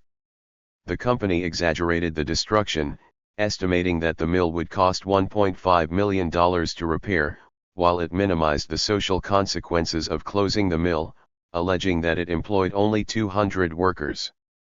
These claims were in direct conflict with the accounts of local newspaper, which stated that the mill needed only $150,000 for rebuilding and that it had 600 employees. While the Cuban government wanted the mill rebuilt, the company refused to rebuild unless the regime would guarantee that the mill could operate on a profitable basis. 207. The issue of repairing the sugar mill soon became a hotly debated political topic. Batista warned the company in early February that he was contemplating government action. When the company refused to act, he appointed a government interventor to reconstruct the mill at the company's expense. Braden had participated in the futile negotiations to settle the problem. He blamed the company for its failure either to devise a rebuilding program or to sell the mill, but he also thought that the Cuban government had acted imprudently.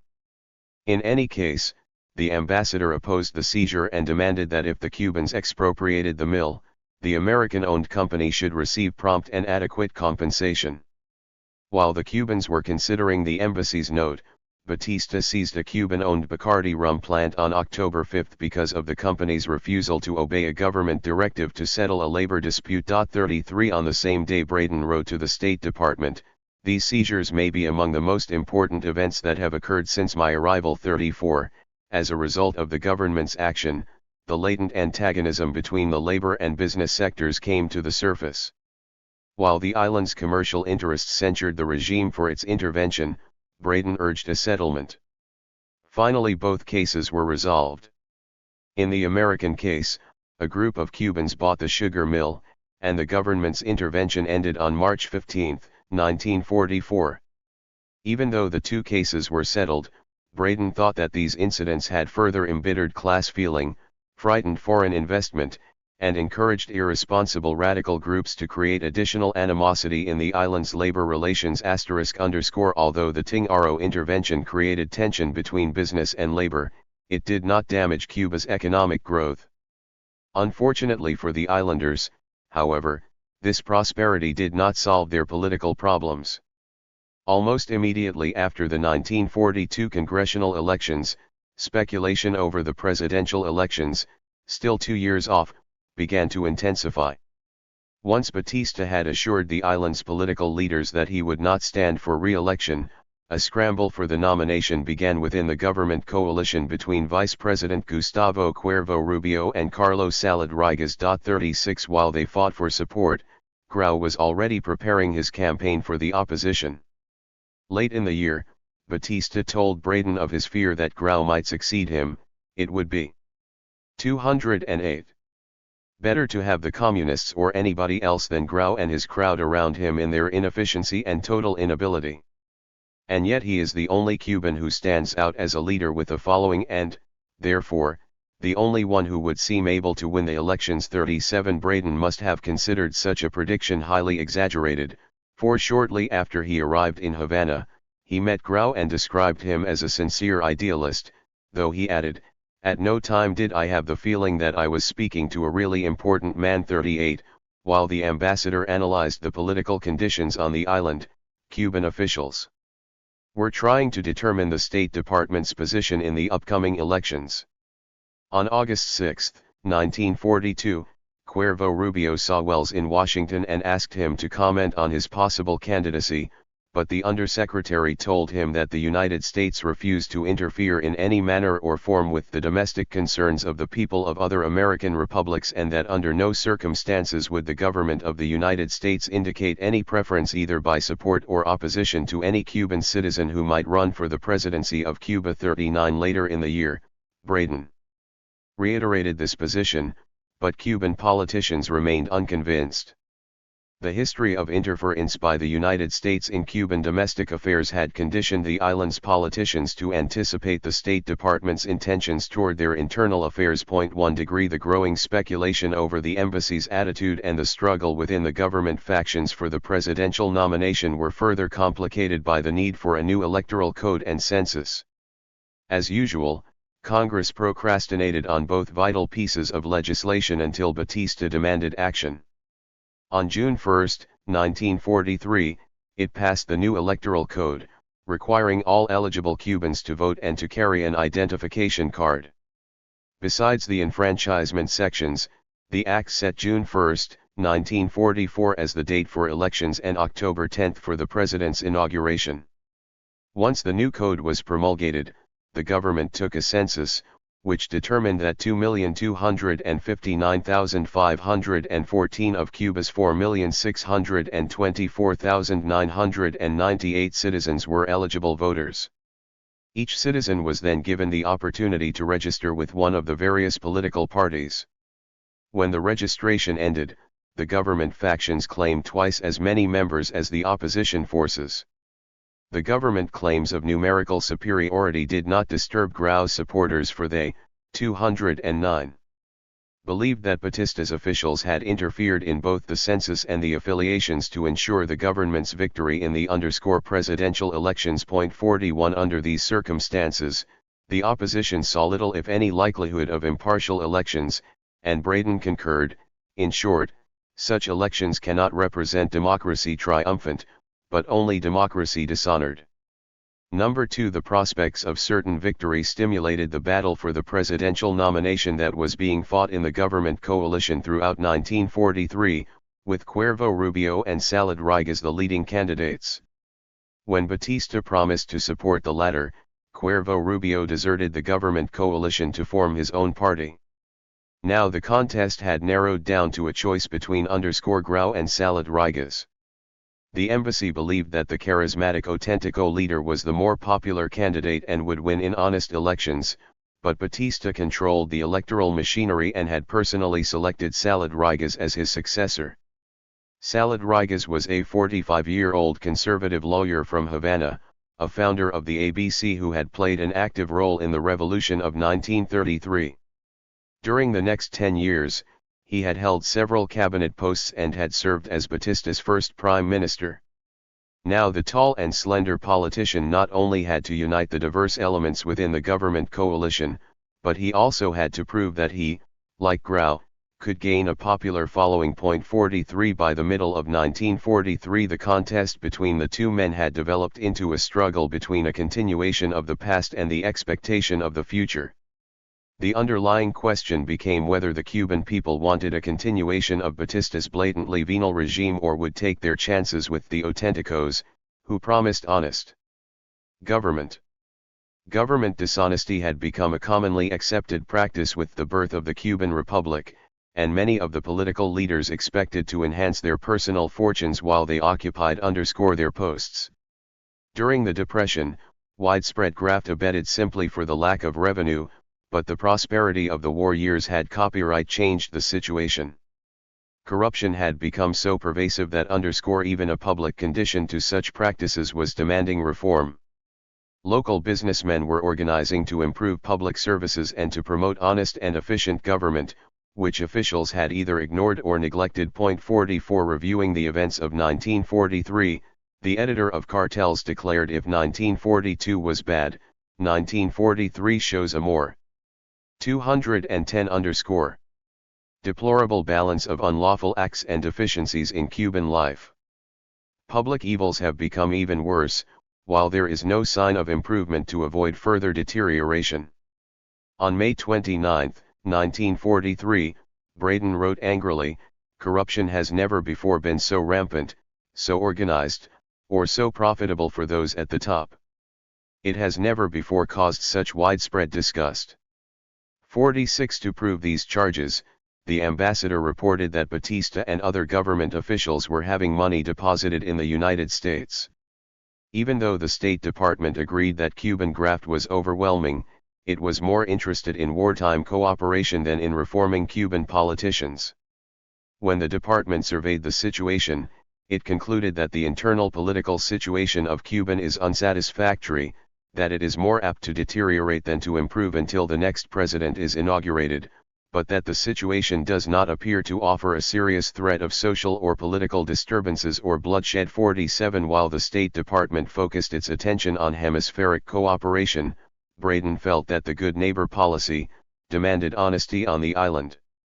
Concerning himself especially with the Cuban politicians' efforts to have Americans contribute to the government coalition's campaign fund, Braden saw Batista on July 27, 1943 and told him that the United States commitment to non-intervention meant that American companies and individuals should not contribute either to political parties or to individual candidates.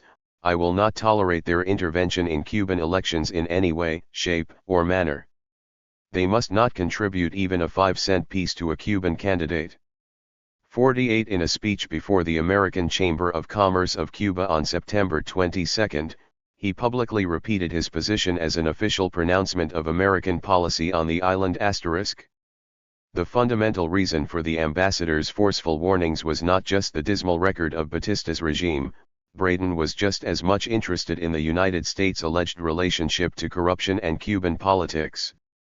According to him, the Cubans blamed the American government for allowing graft to flourish while the Platt Amendment was in effect, so he had designed this policy to stop charges that Americans were involved in the regime's dishonesty.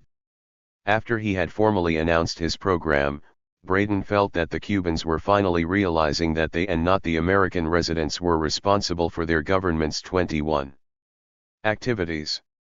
The United States, the ambassador declared, had to show the Cubans that the good neighbor policy was an effort to end past mistakes and that we shall be compelled to desist from granting favors to the Cuban government until they have demonstrated a spirit of complete reciprocity and, above all, of honesty.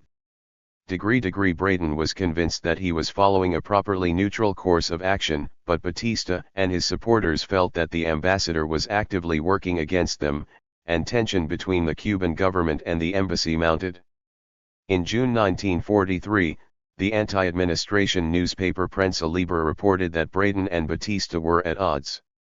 Late in the year, Braden was warned that some of Batista's advisors were advocating his removal because of his efforts to stop their illicit practices. The rumor was true. At the end of 1943, Batista requested his recall. 1 Replying to this request on January 5, 1944, Hull regretted the controversy over Braden's activities, but he thought that he should not be removed. Braden and Batista should try to reconcile their differences somehow, for Hull did not want to see the wartime cooperation between the two nations placed in jeopardy.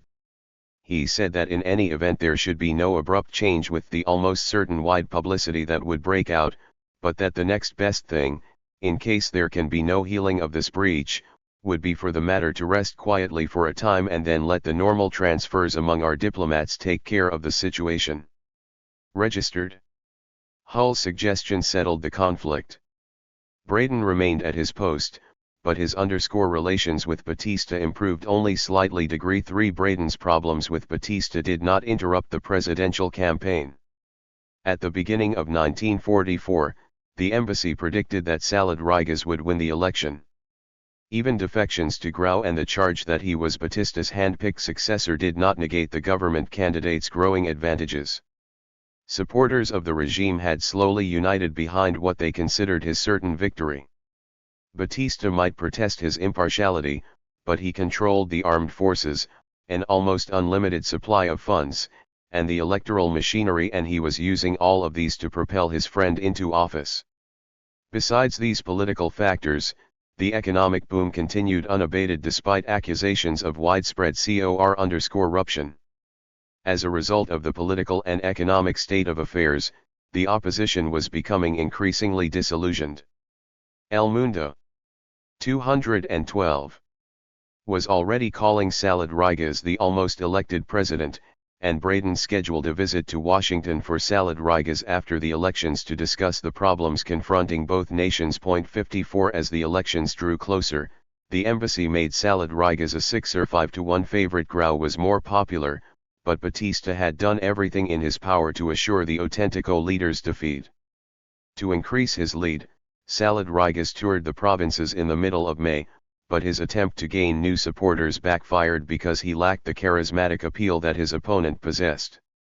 At the start of the electioneering, Braden saw no chance for an Autentico victory, but after a time he expressed some cautious doubt as Grau's popularity mounted at Salad Rodriguez's expense. The campaigning was to end on May 25, but now the embassy would not even try to predict a winner. Registered. Degree 4 days later, the ambassador added that the wave of popular support for Grau continues to grow astonishingly and Salad Rodriguez's supporters are patently worried. Degree 6 Although there were several outbreaks of violence on the last day of May, order and quiet prevailed when the voters went to the polls on June 1. The expectation of government coercion proved unfounded, for Batista carried out his pledge of holding impartial elections. When the balloting ended, every sign indicated a close race, and the public already believed that Grau had won. The rumors of his victory became official the following afternoon, when Salad Rodriguez publicly conceded. Grau's followers greeted his triumph with unbounded enthusiasm. Crowds gathered to cheer in front of their leader's home, cars filled with Autenticos raced through the streets proclaiming their victory, and some supporters commandeered streetcars and buses to rejoice. Degree 1 reporter commented, "The masses have a blind faith that Dr. Grau can cure all their ills. They idolize him with a fanatic frenzy that must be seen to be believed." 58 What the reporter did not realize was that Grau's victory was more than a personal triumph. He had coined the phrase Cuba for the Cubans 10 years earlier. Now his supporters were giving him the chance to turn his slogan into a concrete program. In the minds of many Cubans, his election promised the fulfillment of the 1933 revolution. The final election results were almost anticlimactic. The affiliation process, which had shown that there were 2 government supporters for every opposition member, proved meaningless. 213 Copyright. In an election in which more Cubans went to the polls than ever before, Grau received 1,042,874 votes or 54%, while Salad Rodriguez had 837,230. But even though the Autenticos had won the presidency, their victory was far from complete, for the government coalition still controlled the Congress, and Batista had won the widespread praise for his conduct in holding fair elections.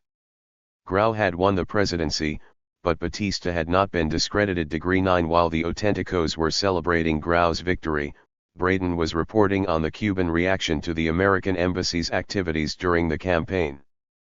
Even though he repeatedly reminded the Cubans that the United States would not intervene in the election, Braden contended that they would not accept this fact because the custom of believing in United States intervention and pressure in Cuba is so ingrained that it is difficult for the men in the street to accept fully that our country is in no way interfering in Cuban affairs.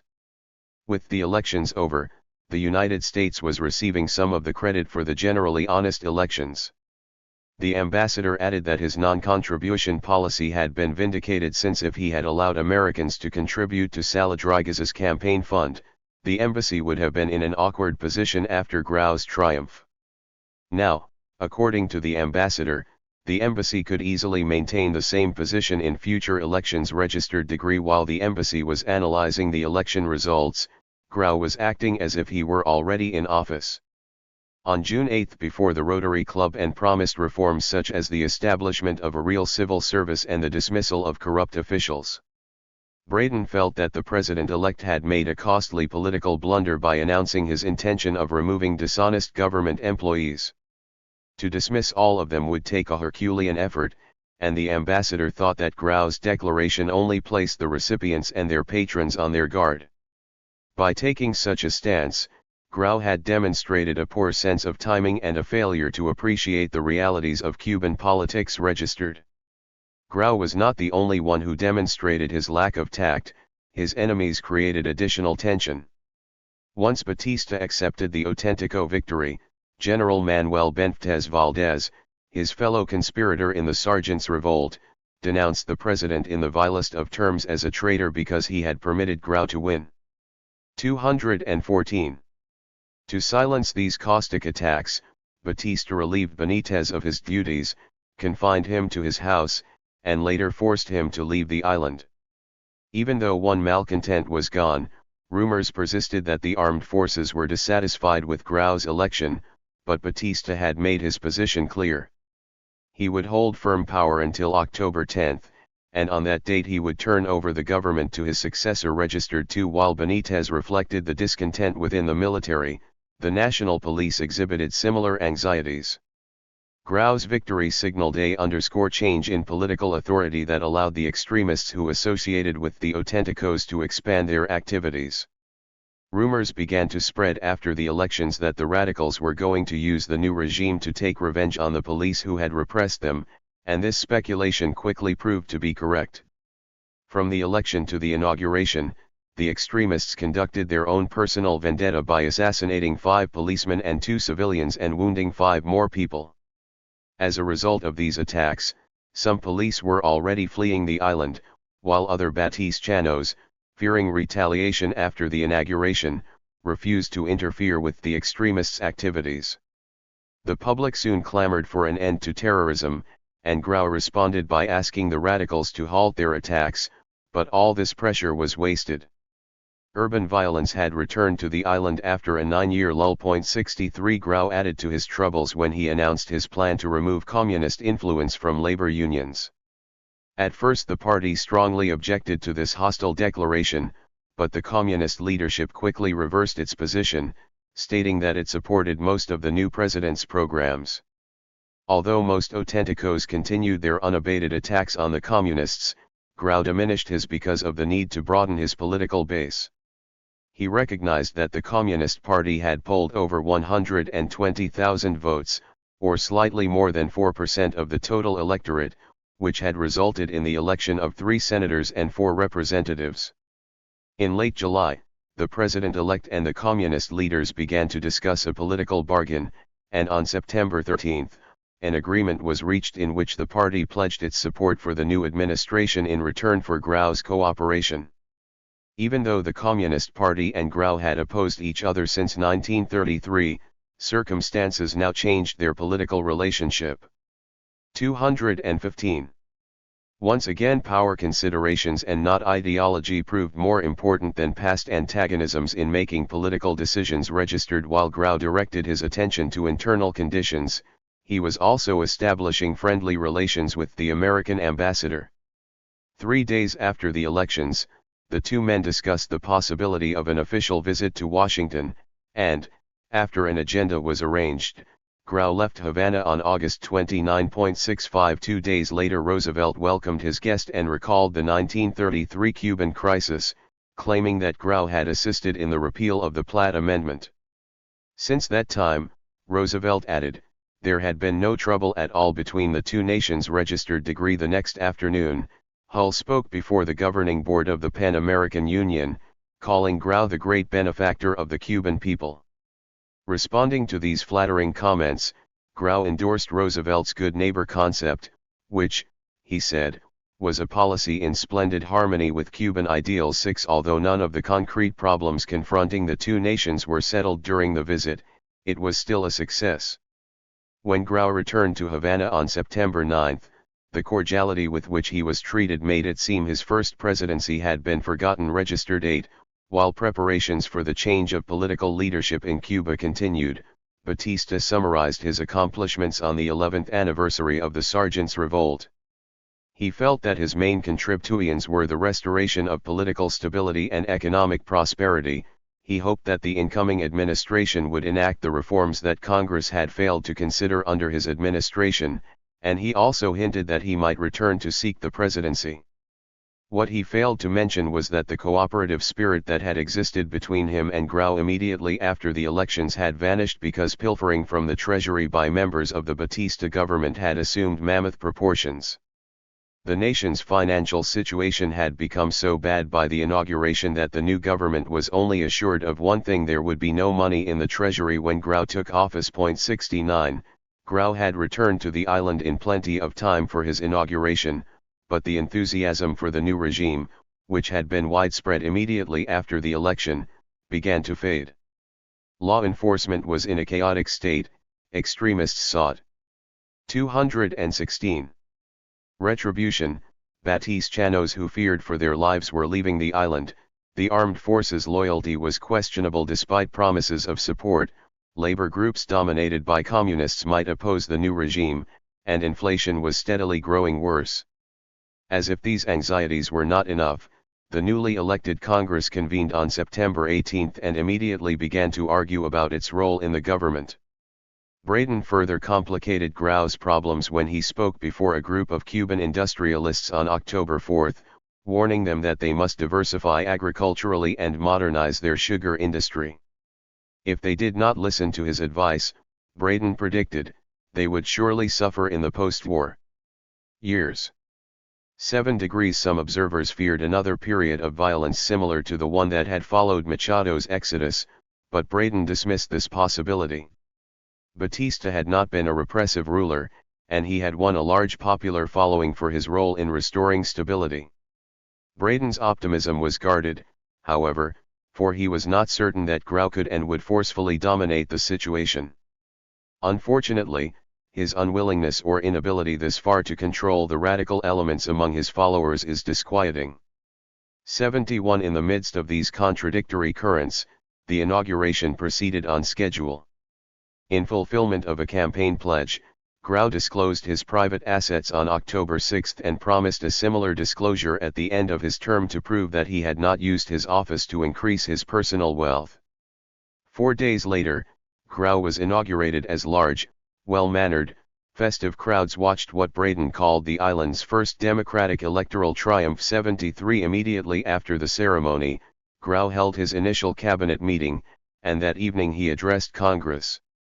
He gave a concise statement of his domestic program, which included suppression of graft, reorganization of the fiscal system, crop diversification, industrial development, and expansion of the rural schools program. For Braden believed that every political faction acclaimed the speech, and even wary businessmen were expressing more confidence in the new regime. Thus at the present moment Dr. Grau appears to be supported not only by the large and rather inarticulate mass of his unconditional supporters, but by all Cuban political opinion. Only the future will show whether Dr. Grau knows how to make the most of this unique opportunity. Braden's optimism notwithstanding, Grau quickly confronted a 217 multitude of problems. A devastating hurricane swept across the island, and the new administration had to spend considerable time coping with the catastrophe.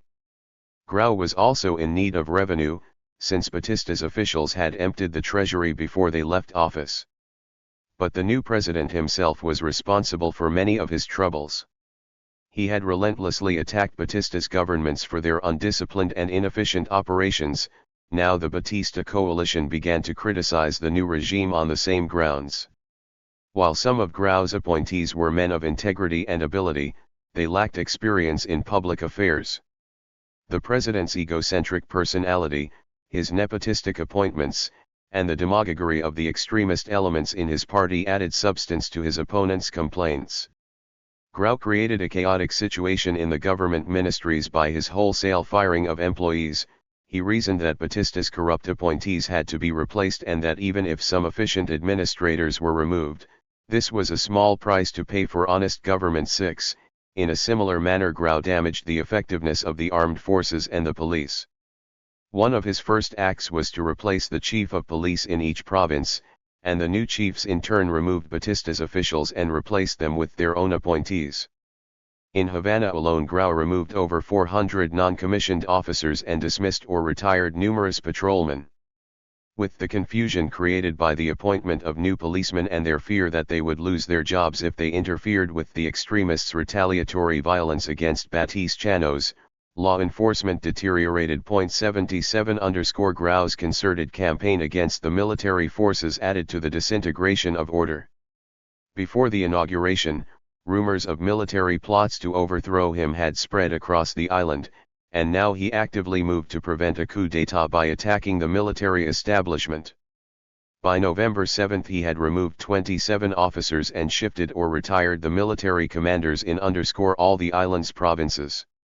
The animosity between the regime and the armed forces grew even worse when General Francisco Tabernilla Daltz, commander of Cabanas Fortress, was dismissed from the army at the end of December for failure to authorize the transfer of 4 officers. Grau believed that this action would end his military problems, but during the conflict he had weakened the armed forces to such an extent that the principal support on which 218 Cuban stability had rested for the past 11 years was beginning to collapse. Once Grau directly questioned the authority of the armed forces and the national police, their ability to maintain order was placed in serious jeopardy, and urban violence, which had lain dormant since 1935, was spreading across the island. 78 Despite these apparent difficulties, Braden continued to report that Grau was doing a splendid job and that the United States' commitment to do all that we legitimately can to assist him, was wise and one which should be continued. The embassy listed many signs that pointed toward an effective administration, but Braden's favorable analysis was based primarily on Grau's attitude. 8 After the notorious corruption of the previous regime, the new one intended to restore honesty in the government. Braden summarized his views on the fundamental differences between the two presidents' political attitudes on December 19. Batista looked upon the government as a private prerogative, to be exploited for the benefit of himself and his henchmen. Grau is fired up with a zeal to improve the lot of the average Cuban and thus far has shown a determination to exercise the powers of government as a public trust for the good of the Cuban people.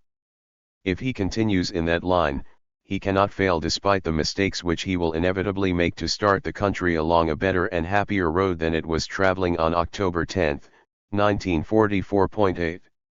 Although Braden called for the United States to support Grau in his efforts to form an honest government, the policy of wartime cooperation initiated by Batista was not continued by his successor. Braden explained that Grau had the best intentions of cooperating with the United States, but that his government's inefficiency and his own inability to delegate responsibility hampered bilateral negotiations. The Cuban government, for example, had not paid its debts to American nationals or its debts for Lend-Lease assistance. Furthermore, Grau would not sign an agreement on the reciprocal use of strategic airfields when the American military command asked for the use of bases after the war. Instead, he demanded the return of the American-operated installations 6 months after the war ended to furnish a visible proof of Cuban sovereignty as soon as the island no longer needed American military protection. The bargaining for the 1945 sugar contract also revealed a change in the Cuban negotiators' position. When the Americans offered a continuation of the 2.65 cents per pound for sugar, The _war, prosperity and politics 219. Cubans balked. They not only want a substantially higher price, but they also argued for a long-term contract that would protect the sugar industry after the war. At first the American experts refused to discuss either demand, but because of the acute sugar shortage, they finally broke the deadlock by signing a one-year contract that increased the sugar price to 3.10 cents per pound.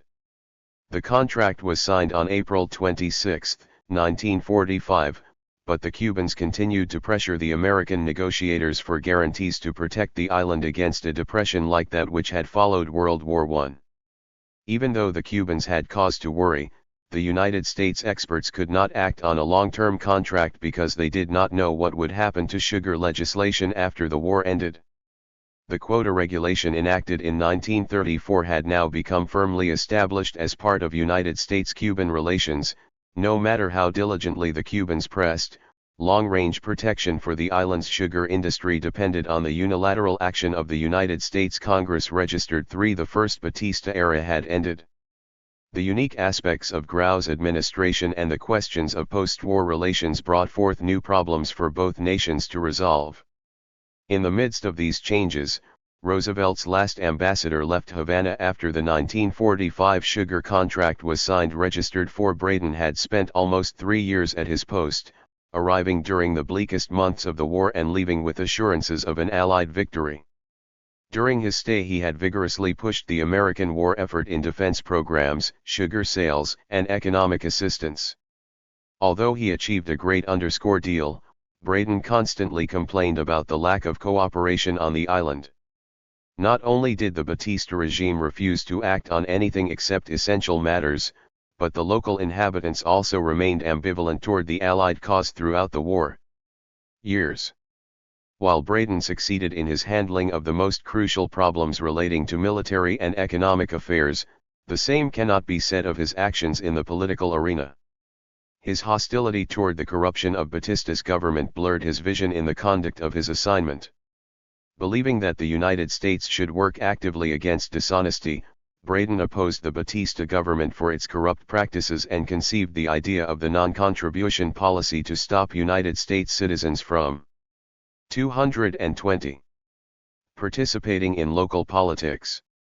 While the ambassador argued that his policy was consistent with the good neighbor spirit, Batista and his supporters felt that Braden's own outspoken position against the regime constituted interference in domestic politics and violated a basic tenet of Roosevelt's Latin American policy. Even though the ambassador was unquestionably correct in his charge of blatant graft, his crusading efforts in the cause of morality impeded his effectiveness when dealing with Batista. Like Wells and Caffery before him, he failed to anticipate the controversy that would arise once the American ambassador took an active stand on a domestic issue. Braden had allowed his personal feelings to interfere with his ambassadorial duties, and this attitude carried over to Grau's administration. Unlike his strained dealings with Batista, the ambassador's relations with Grau were cordial because of the new president's pledge to create an honest administration. Apparently able to ignore most of the adverse criticism toward the incoming regime, Braden optimistically reported that Grau was carrying out his promise, and that he was therefore entitled to all the assistance the United States could give him. Unfortunately for Cuba, Grau did not accomplish his stated objective. His inability to delegate authority, his nepotistic appointments, the increase in urban violence, and the chaos created by his wholesale firing of government personnel made it almost impossible for him to run an efficient regime. In addition to these problems, after the Auténticos tasted power, they followed the corrupt practices of their predecessors. The first era of Batista had ended, but the Cuban people quickly realized that Grau's promises were not being fulfilled. The expectations raised by the Auténtico victory ended in bitter disillusionment. The end of two eras. Grau's return to the presidency in late 1944 marked more than the end of Batista's first era, for good neighbor diplomacy was also drawing to a close. Wells had been forced to resign his post in late 1943, and soon after Roosevelt won his fourth term, Hull left the State Department because of failing health. Two principal architects of the United States hemispheric policy were gone, but the president's re-election seemed to assure the program's continuation. Then, suddenly, on April 12, 1945, Roosevelt died of a cerebral hemorrhage, and an era in American diplomacy ended. Roosevelt had entered the White House at a time of extraordinary confusion, and nowhere on the international scene were his problems more complicated than in Cuba. The Hoover administration had left a legacy of inaction in its dealings with the troubled island. In the interest of stability for American investment, the Republican administration had tried to ignore Machado's brutality, but when the Depression hurt American interests and the anarchic conditions on the island grew worse, businessmen, along with the rest of Hoover's critics, called for the restoration of economic and political stability. Unwilling to take any decisive action, Hoover preferred to pass the problems on to his successor. Observing the tense Cuban situation, Roosevelt selected Wells as his representative to Havana. Already known for his expertise in Latin American affairs, the new ambassador arrived in Cuba determined to restore stability. At first he thought that a new commercial treaty was the answer, but he soon realized that a political settlement must come first. He hoped that the mediation talks which he presided over would end the crisis, but the dictator's downfall abruptly changed the political situation. Improvising quickly, Wells chose Cespedes for the interim presidency in the belief that he would maintain order, but this scheme was proven a 221. 222. Failure by the Sergeants' Revolt.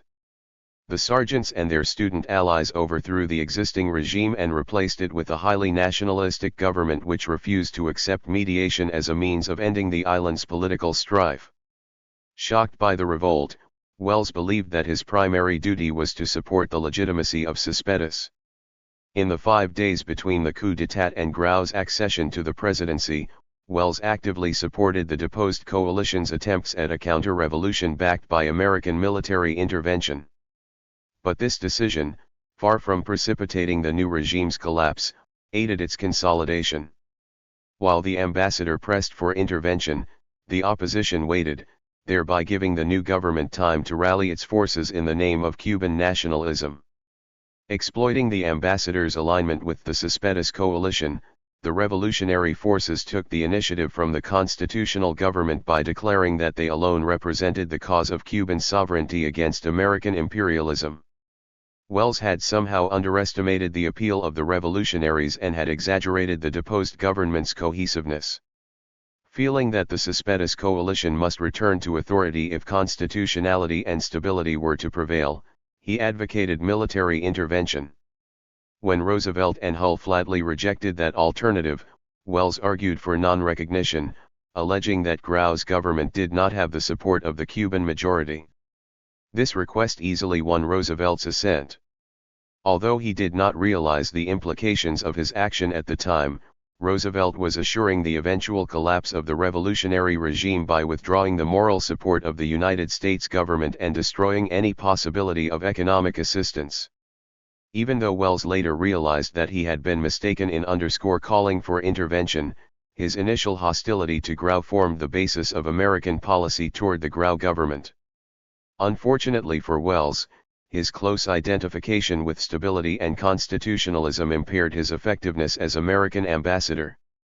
To the traditional leadership he was the champion of legality, to the revolutionary bloc the arch-enemy of revolutionary aspirations.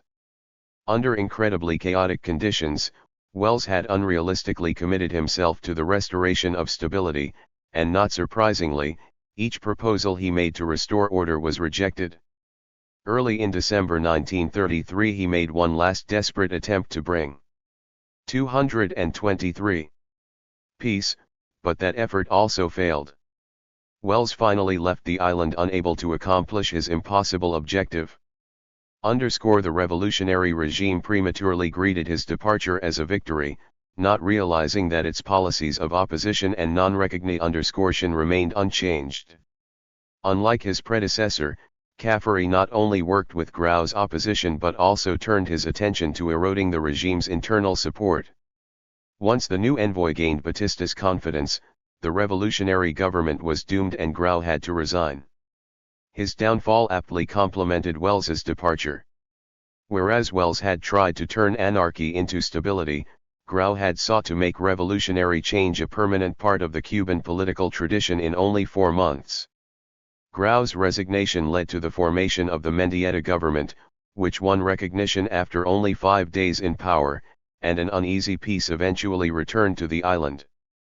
In the midst of these events, first Welles and then Caffery took sides in Cuba's internal political conflict, winning praise from the Mendieta-Batista factions and enduring enmity from Cubans who blamed them for destroying the revolution.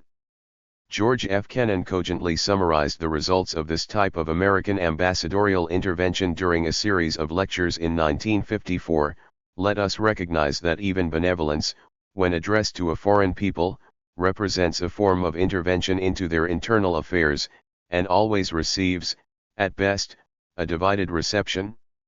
Diplomatic novices such as Hull and Daniels recognized this danger by consistently opposing both direct military intervention and indirect political interference through the non-recognition policy. Their views, as well as those of the seasoned diplomat William Phillips, were in direct conflict with those of the first 2 American ambassadors to Cuba. Faced with mounting criticism of American intentions toward Cuba, Roosevelt had obviously confused by this divided council. At the start of his term, he felt that a new commercial treaty would end the chaos on the island. Next he tried his personal touch, recommending to the Cuban ambassador that Machado resign because of Cuba's economic plight. Neither of these simplistic solutions could possibly resolve the increasingly anarchical conditions on the island. After the dictator fled, Welles requested warships to check any possibility of widespread violence, and without considering that he might be charged with indirect 224. Military intervention, Roosevelt responded favorably. When the issue of naval encirclement was raised, the president minimized it and declared that the ships were there only to remove American nationals, should that become necessary. The confused actions taken during Grau's presidency showed that Roosevelt still had not clearly formulated a consistent policy. To Welles he promised warships and non-recognition, to Hull he pledged non-intervention. The commitments were contradictory, but while Roosevelt was evolving his final program, they kept the allegiance of his 2 principal advisors. Even during these hectic days, Roosevelt was slowly coming to the conclusion that military intervention was not in the best interests of the United States. In September he refused to fulfill Welles's troop request. In the Warm Springs Declaration of November, he hinted that the United States was prepared to renegotiate the permanent treaty. In December he allowed Hull to sign the Montevideo Declaration, and later in the month at the Woodrow Wilson banquet, he announced that the United States was unilaterally opposed to the use of its military forces in Latin American states. These steps, devised in large part to meet the Cuban crisis, became the principal tenets of the Good Neighbor Commitment. By 1934 Roosevelt had placed his administration on the side of non-intervention. Although the broad commitment had been made, the United States' unique relationship with Cuba appeared to be an exception. The hasty recognition of the Mendieta government gave the impression that the United States was intervening in support of the conservative regime. There was no doubt that Caffery's favorable reaction to Mendieta's accession speeded up Roosevelt's decision for quick recognition, but equally important was Roosevelt's relief that the United States was ending a policy that had caused copyright monumental bilateral and hemispheric complications. Roosevelt's decision to recognize Mendieta after only 5 days in office was a practical corollary to the non-intervention pledge, a tacit admission that non-recognition was a form of intervention. Almost immediately after formal relations were restored, both countries started negotiations to abrogate the Platt Amendment. Widely acclaimed as the first visible fulfillment of the United States' promise to end its interventionist practices, the cancellation had a mixed reception in the country most directly associated with 225. Its enforcement. Even after the abrogation, American warships remained at their stations, evidence that the United States was still actively supporting the Mendieta government. Not only did the American Sentinels stay, but the symbol of the American military presence, the Guantanamo naval base, persisted as an invasion of Cuban sovereignty. In addition, Caffery's close friendship with Batista made it clear that the American ambassador retained the same powers that he had exercised since the conclusion of the Spanish-American War. Caffery's overt interference during the impeachment of Gómez intensified the controversial nature of good neighbor diplomacy, but with Caffery's departure, Hull was determined to change the image of the American ambassador. Convinced that the first two envoys had violated the non-intervention doctrine, he chose as their replacement Wright, who was gifted as a public relations man, and was firmly committed to the good neighbor spirit. He had participated at the Montevideo Conference and who refused to be drawn into domestic controversies. His sudden death in late 1939 brought a new representative but no change in policy. Even Braden's interference in the 1944 elections did not seriously contradict the American position. His actions were prompted more by his overzealous desire to keep Americans from participating in the corruption of the Cuban government than by a policy of meddling in the presidential campaign. His final statement on the non-contribution policy showed how closely he associated it with the good neighbor commitment. According to him, now that the policy had been enforced, future ambassadors would be able to keep Americans from contributing to local elections. The three men who served as ambassadors from 1937 to 1945 took an unequivocal stand in support of good neighbor diplomacy, and by the end of their tours, the State Department firmly maintained that the American ambassador had to abstain from any involvement in Cuba's domestic politics. The efforts of these three men helped to promote the good neighbor image, and yet the Cubans were never convinced that the historic American interference had ended. No matter what rhetoric the United States employed to support its case, Cubans had been conditioned to act on the assumption that the American ambassador was an integral part of the domestic political process, and the slightest rumor of interference reinforced their beliefs. 226. The complexities of good neighbor diplomacy in Cuba extended to hemispheric gatherings. At the Montevideo Conference, the Cuban delegation bitterly attacked American intervention, and while the United States pleasantly surprised the Latin Americans by signing the non-intervention declaration, Hull made Cuba an exception because of the existing treaty. Later, Latin Americans in general and especially the Cubans conveniently ignored this exception and damned the United States for violating a pledge that it had never made. The Buenos Aires Conference provided another vivid example of the dichotomy between American and Cuban attitudes toward the good neighbor policy. While the Cuban delegation voted with the United States for the reaffirmation of the non-intervention pledge without any exceptions, May was asking Roosevelt to intervene on his behalf to stop impeachment proceedings. Again at the Lima, Panama, and Havana meetings, the Cubans supported the United States proposals for hemispheric defense, but while they were cooperating on these matters, they were busily engaged in discussing their economic problems with American representatives. There was no doubt that the Roosevelt administration was extremely successful in promoting hemispheric goodwill through these conferences, but the motives for Cuban support were often tied to the immediate issues confronting Cuban-American relations. Somehow writers have failed to appreciate the complicated nature of good neighbor diplomacy and have instead been satisfied to lavish praise on the Roosevelt administration's successes in hemispheric relations without examining the conflict between the administration's rhetoric and its actions. In Cuba, the policy was begun not by initiating new programs but by discarding some of the outmoded ones. For example, the Permanent Treaty was revised, excluding the Platt Amendment but retaining the valuable naval base. The Commercial Treaty was also renegotiated in the form of a special reciprocal trade agreement in order to stimulate the flow of trade between the two nations, but the economic relationship remained fundamentally unaltered. Stability for the island, leading to its expanded commercial interaction with the United States, continued to be the principal objective of the Democratic administration, just as it had been under previous administrations. What changed were the tactics. Perhaps Bolak best described the subtle shift in policy. He 227 thought that American intervention had done some good in preserving order, but that it did not benefit the American image.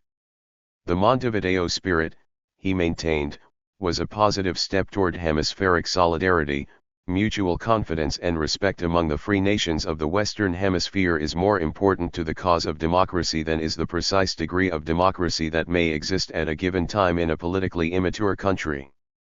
To the extent that interventions tend to detract from mutual confidence and respect, they tend to damage the cause of democracy in the Americas, and therefore throughout the world. Bolak thought that the Latin American nations had to solve their own problems without United States intervention, but this did not rule out economic aid or other forms of technical assistance. 5 If American diplomatic policy toward Cuba was confusing, so was the island's internal development. Machado had been overthrown because economic depression and political oppression brought forth widespread popular hostility to his rule. Cubans from all segments of society united to topple the dictator, but once he was gone, unanimity vanished. There were still strikes and violence throughout the island, but with Welles's backing the traditional leadership placed Cespedes in the presidency to restore domestic tranquility. Machado's removal, then, was not the trigger for the revolution of 1933. What ignited the spark of revolutionary upheaval was a series of events prompted by years of frustration in which the insensitive Cuban leadership had ignored unjust political, economic, and social conditions. Machado symbolized these inequities, but Cespedes confirmed the failure of the traditional politicians to inaugurate a far-flung program for the nation's betterment. While the politicians groped for a solution to complex problems, the cries for reform grew steadily louder. The Sergeants' Revolt released a wave of unprecedented nationalistic feeling. The new military establishment and its student allies literally took control from the generation of 1898 and placed it in their own hands. Grau and his cohorts, especially Gutierrez, with his nationalistic sentiments, gratified the nation's pent-up desires for reform. The reforms were all made in a 4-month period during which there were constant strikes as well as 2 serious rebellions. Far from having a carefully developed program, the Grau regime enacted reforms without the slightest attention to consistency. The 228.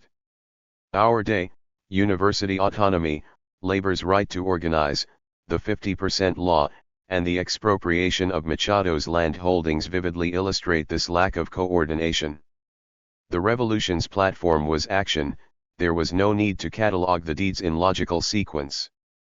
The revolution took shape only after the rush of legislation had ended, and perhaps its fundamental problem lay in its very disorganization. As events unfolded, the revolution did not seem to have logical direction. Grau and his associates acted to correct economic and social injustices as they confronted them, never announcing a concrete list of priorities.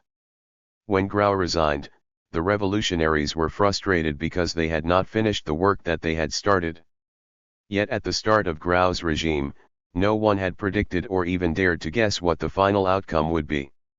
Those hectic months of frantic activity brought momentous advances in the nation's laws, but when Grau left the presidency, bitterness replaced the enthusiasm of the people. Just as Machado was identified with the evils in Cuban society, so Grau became the apostle of rising expectations. After his resignation, he and his adherents denounced Batista's rule. No matter what positive actions Batista took, they were not enough.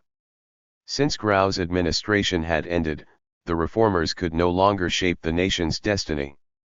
But if anyone can be accused of having cutting short the revolution of 1933, its chief supporters must take an equal place with its detractors.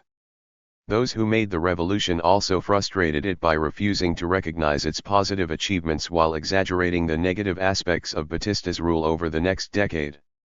Ironically, the consolidation of the revolution came from the forces that the revolutionaries attacked the most vigorously.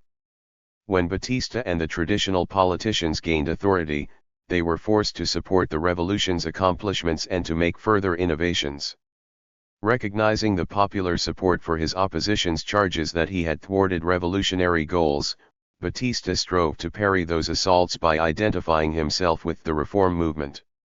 This awareness, in part, drove him to promote the Rural School Project, initiate the 3-year plan, assist in calling together the Constitutional Convention, praise the Constitution of 1940, and finally allow his rival to recapture the presidency 229. Even though Batista was personally receptive to change, his rule retarded political evolution through the party system. When the traditional politicians aligned themselves with Batista to overthrow Grau, they surrendered the power of the civilian sector to make political decisions and placed that responsibility in the military domain. As a result, Mendieta and his successors were puppets for the military commander's manipulations. If anyone doubted that a fundamental change had occurred, it was clearly apparent when a subservient Congress openly obeyed the military's injunction to impeach Gellman. After the removal of Gómez, no one could any longer question Batista's absolute authority. Besides the domination of the military, there were other signs of political retardation. Cabinet crises and congressional ineptitude plagued the governments throughout Batista's era. Two vaguely defined political groupings emerged. The government coalition was conservative, and the auténticos were radical. Neither side would cooperate with the other, and as a result of this rigidity, political reconciliation became almost impossible. One other ingredient was added to Cuban politics. During Machado's brutal reign, urban terrorism had become a weapon against the government. Although the violence subsided after Guterres's death, Grau's election unleashed its fury once more, so that the revolution of 1933 might be said to have institutionalized terrorism. Not only did Grau and Batista dominate Cuban politics during the Good Neighbor period, they also symbolized the way the system functioned. Grau became a living martyr to Cuban nationalism, and his primary attribute was his greatest liability. Embittered by Batista's defection to the conservative forces, Grau adamantly refused to cooperate with the government in any way. To him the auténticos represented the only hope of honest government, and therefore, no member of his party should cooperate with the corrupt governmental practices. Such rigidity not only encouraged the polarization of politics, but it also deprived any auténticos from gaining valuable experience in government operations. Even though Grau favored an Allied victory, he still refused to allow auténtico participation in Batista's wartime cabinet. Insensitive to anything but his cause, Grau felt that once he returned to the presidential palace, honest and efficient government would reappear automatically. Against this sort of opposition, Batista maintained his supremacy. 230. For 12 turbulent years, thanks to his political acumen. By supporting the reforms proposed by the opposition, Batista kept his antagonists divided. By modernizing the armed forces, allowing traditional politicians to remain at their posts, and providing stability for commercial interests, he maintained his own coalition. While these tactics assured his success for a time, they could not eliminate his basic weakness, namely, that he was not a politician, but a military leader. This fact caused a metamorphosis in the island's political structure. Instead of relying on the civilian sector to maintain order, the very process of government became a military function. Even the revolt of February 1941, in which Batista matched his strength against that of 3 seditious colonels, was not the triumph of democracy over authoritarianism but, more accurately, a discharge of the military force's debt to its commander-in-chief.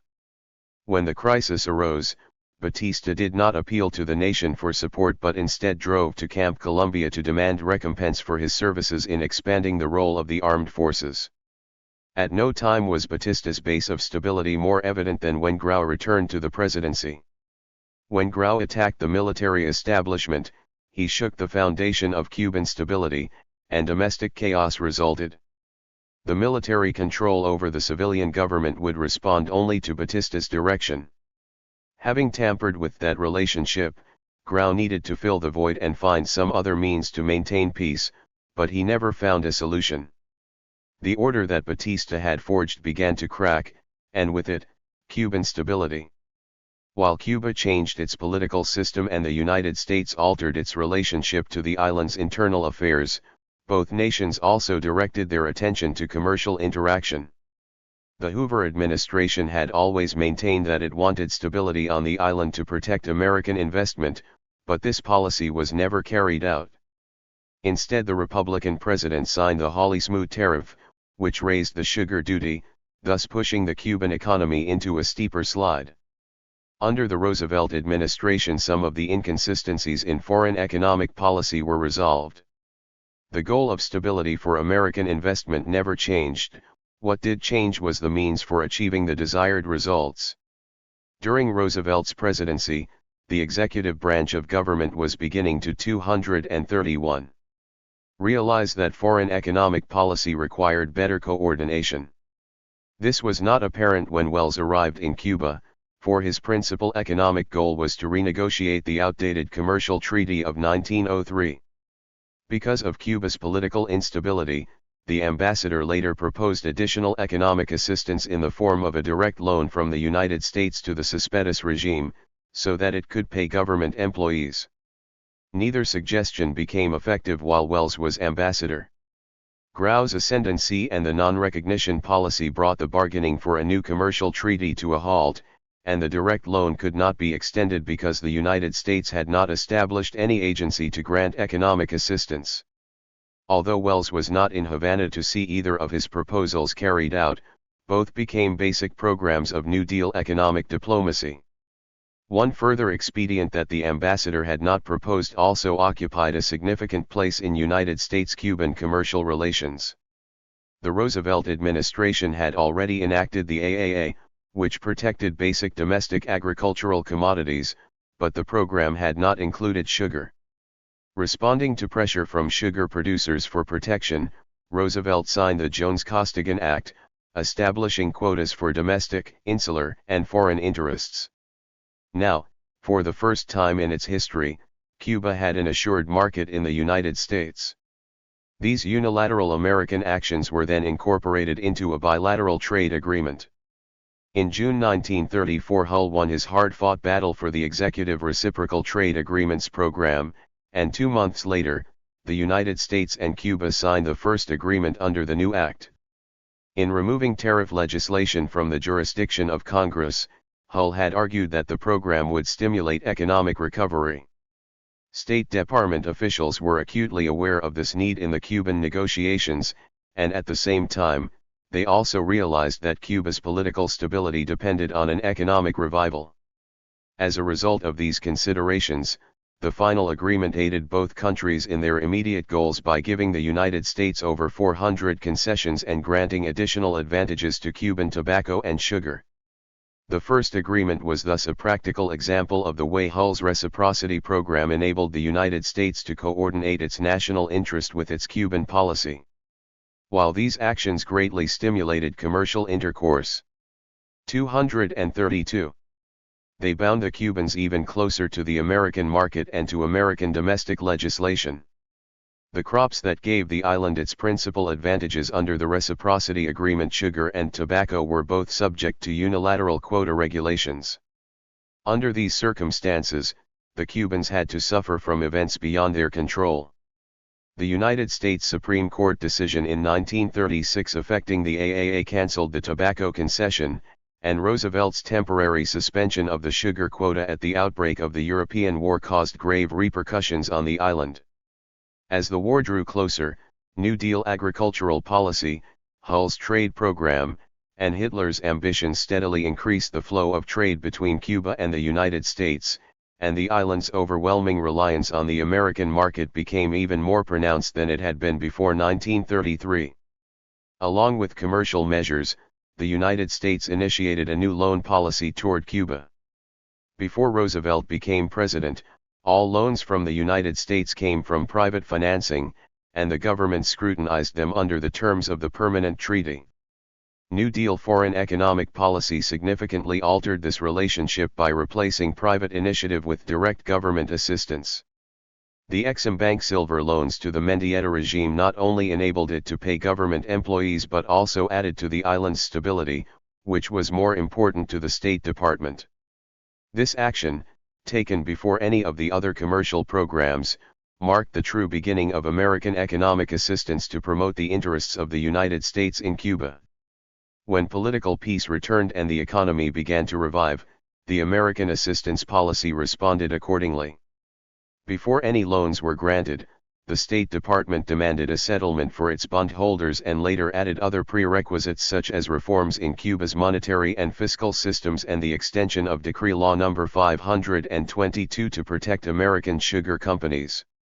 By formulating its economic assistance program in this way, the American government passed judgment on the validity of the Cuban requests and also determined the island's internal policies toward American bondholders and sugar interests. As total war drew closer to the hemisphere, the United States improvised still another method for granting aid. At the start of his presidency, Batista needed American assistance to assure the 233 islands' stability. Wells realized that the United States must cooperate with the Cuban president not only because he favored the Allied cause but also because he was able to maintain order on the strategically located island. Through its Ex-Im Bank loans and later through Lend-Lease aid, the Roosevelt administration guaranteed the island's internal order and thus the Cuban government's wartime cooperation. Through coordination of its various economic assistance and commercial programs in Cuba, the United States came to understand that there were effective substitutes for the defunct Platt Amendment. Economic policies were just as effective and more subtle in attaining the desired results. While the United States was changing its economic policies toward the successive Cuban regimes, the latter were searching for new commercial programs. Although their monetary and fiscal systems remained in a confused state, the Cuban regimes did act decisively in relation to the sugar industry. Decree Law No. 522 established the Sugar Stabilization Institute to direct the island's sugar program, and the Law of Sugar Coordination set wages and quotas for the industry. In the realm of international cooperation, the London Agreement, which had the support of 90% of the world's producers, replaced the ineffective Chadbourne Plan. Even in these actions that affected internal regulations, the American embassy played a vital role. Since American companies controlled a large amount of the sugar production, the embassy lobbied actively for fair and equitable treatment of American nationals. Political intervention had abated, but this did not stop American diplomats from directing internal decisions to protect their citizens' economic interests. Cubans realized their predicament with regard to sugar monoculture and the alienation of their property. Fernando Ortiz y Fernandez cogently summed up his countrymen's sentiments when he wrote in 1940, "We sons of free Cuba have sometimes asked ourselves whether our officials and politicians are serving the interests of our people or those of some anonymous sugar corporation, playing the part of deputized guards of the great Cuban sugar mill at the order of foreign owners." Ramiro Guerra y Sanchez echoed these feelings, seeing the foreign sugar plantation as the greatest danger to Cuban sovereignty. The latifundium is taking over all the sources of wealth, and its economic power becomes daily more formidable and irresistible. 1 degree foreign domination of 234. The sugar industry had replaced the Platt Amendment as the symbol of American imperialism. More was implicit in this argument than American control of the island's principal export, for since American interests directed commercial policy on the island, they retarded the dream of a diversified economy. Critics of American policy in Cuba had shifted their focus from political intervention to economic exploitation, but their basic point had not changed radically. Their arguments against American encroachment upon the island's sovereignty were supported by the growth of nationalistic sentiment over 4 decades. While critics were demanding an end to economic imperialism, the number of sugar mills owned by Americans decreased from 66 in 1939 to 36 in 1958, and during that period their production dropped from 55.07% of the national total to 36.65%. 2. Although the clamor of nationalists may have had some effect on the American decision to withdraw from the sugar industry, there were other reasons for the sale of their properties. During the Dance of the Millions, Cubans had used their sugar properties as collateral for expansion loans from the American banks, and when the Depression struck in 1920-21, the borrowers forfeited their lands. Since the large American sugar companies survived the collapse of the early 1920s and American bankers were forced to take over Cuban properties, these interests gained overwhelming control of the industry. When prosperity returned during the war, American bankers resold the sugar mills to Cuban buyers, moving out of an industry that they never intended to enter. 3. Prosperous wartime conditions generated the sale of American sugar properties, but domestic legislation in both countries assisted in this transfer.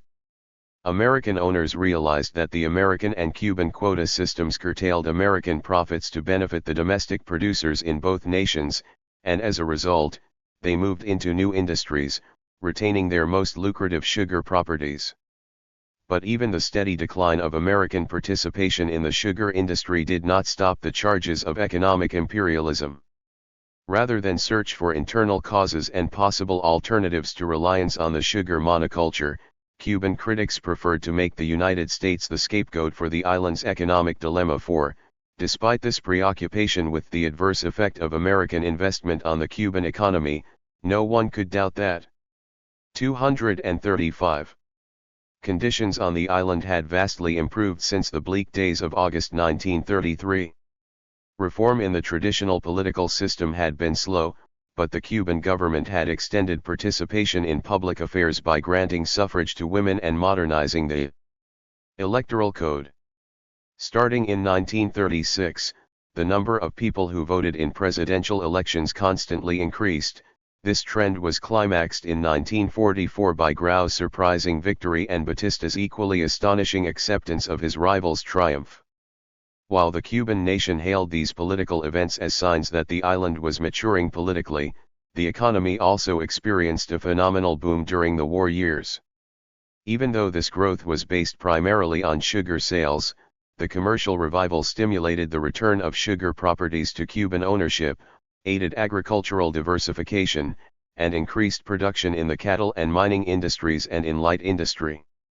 The island still faced perplexing problems, but at the close of the war, other nations were in far worse predicaments.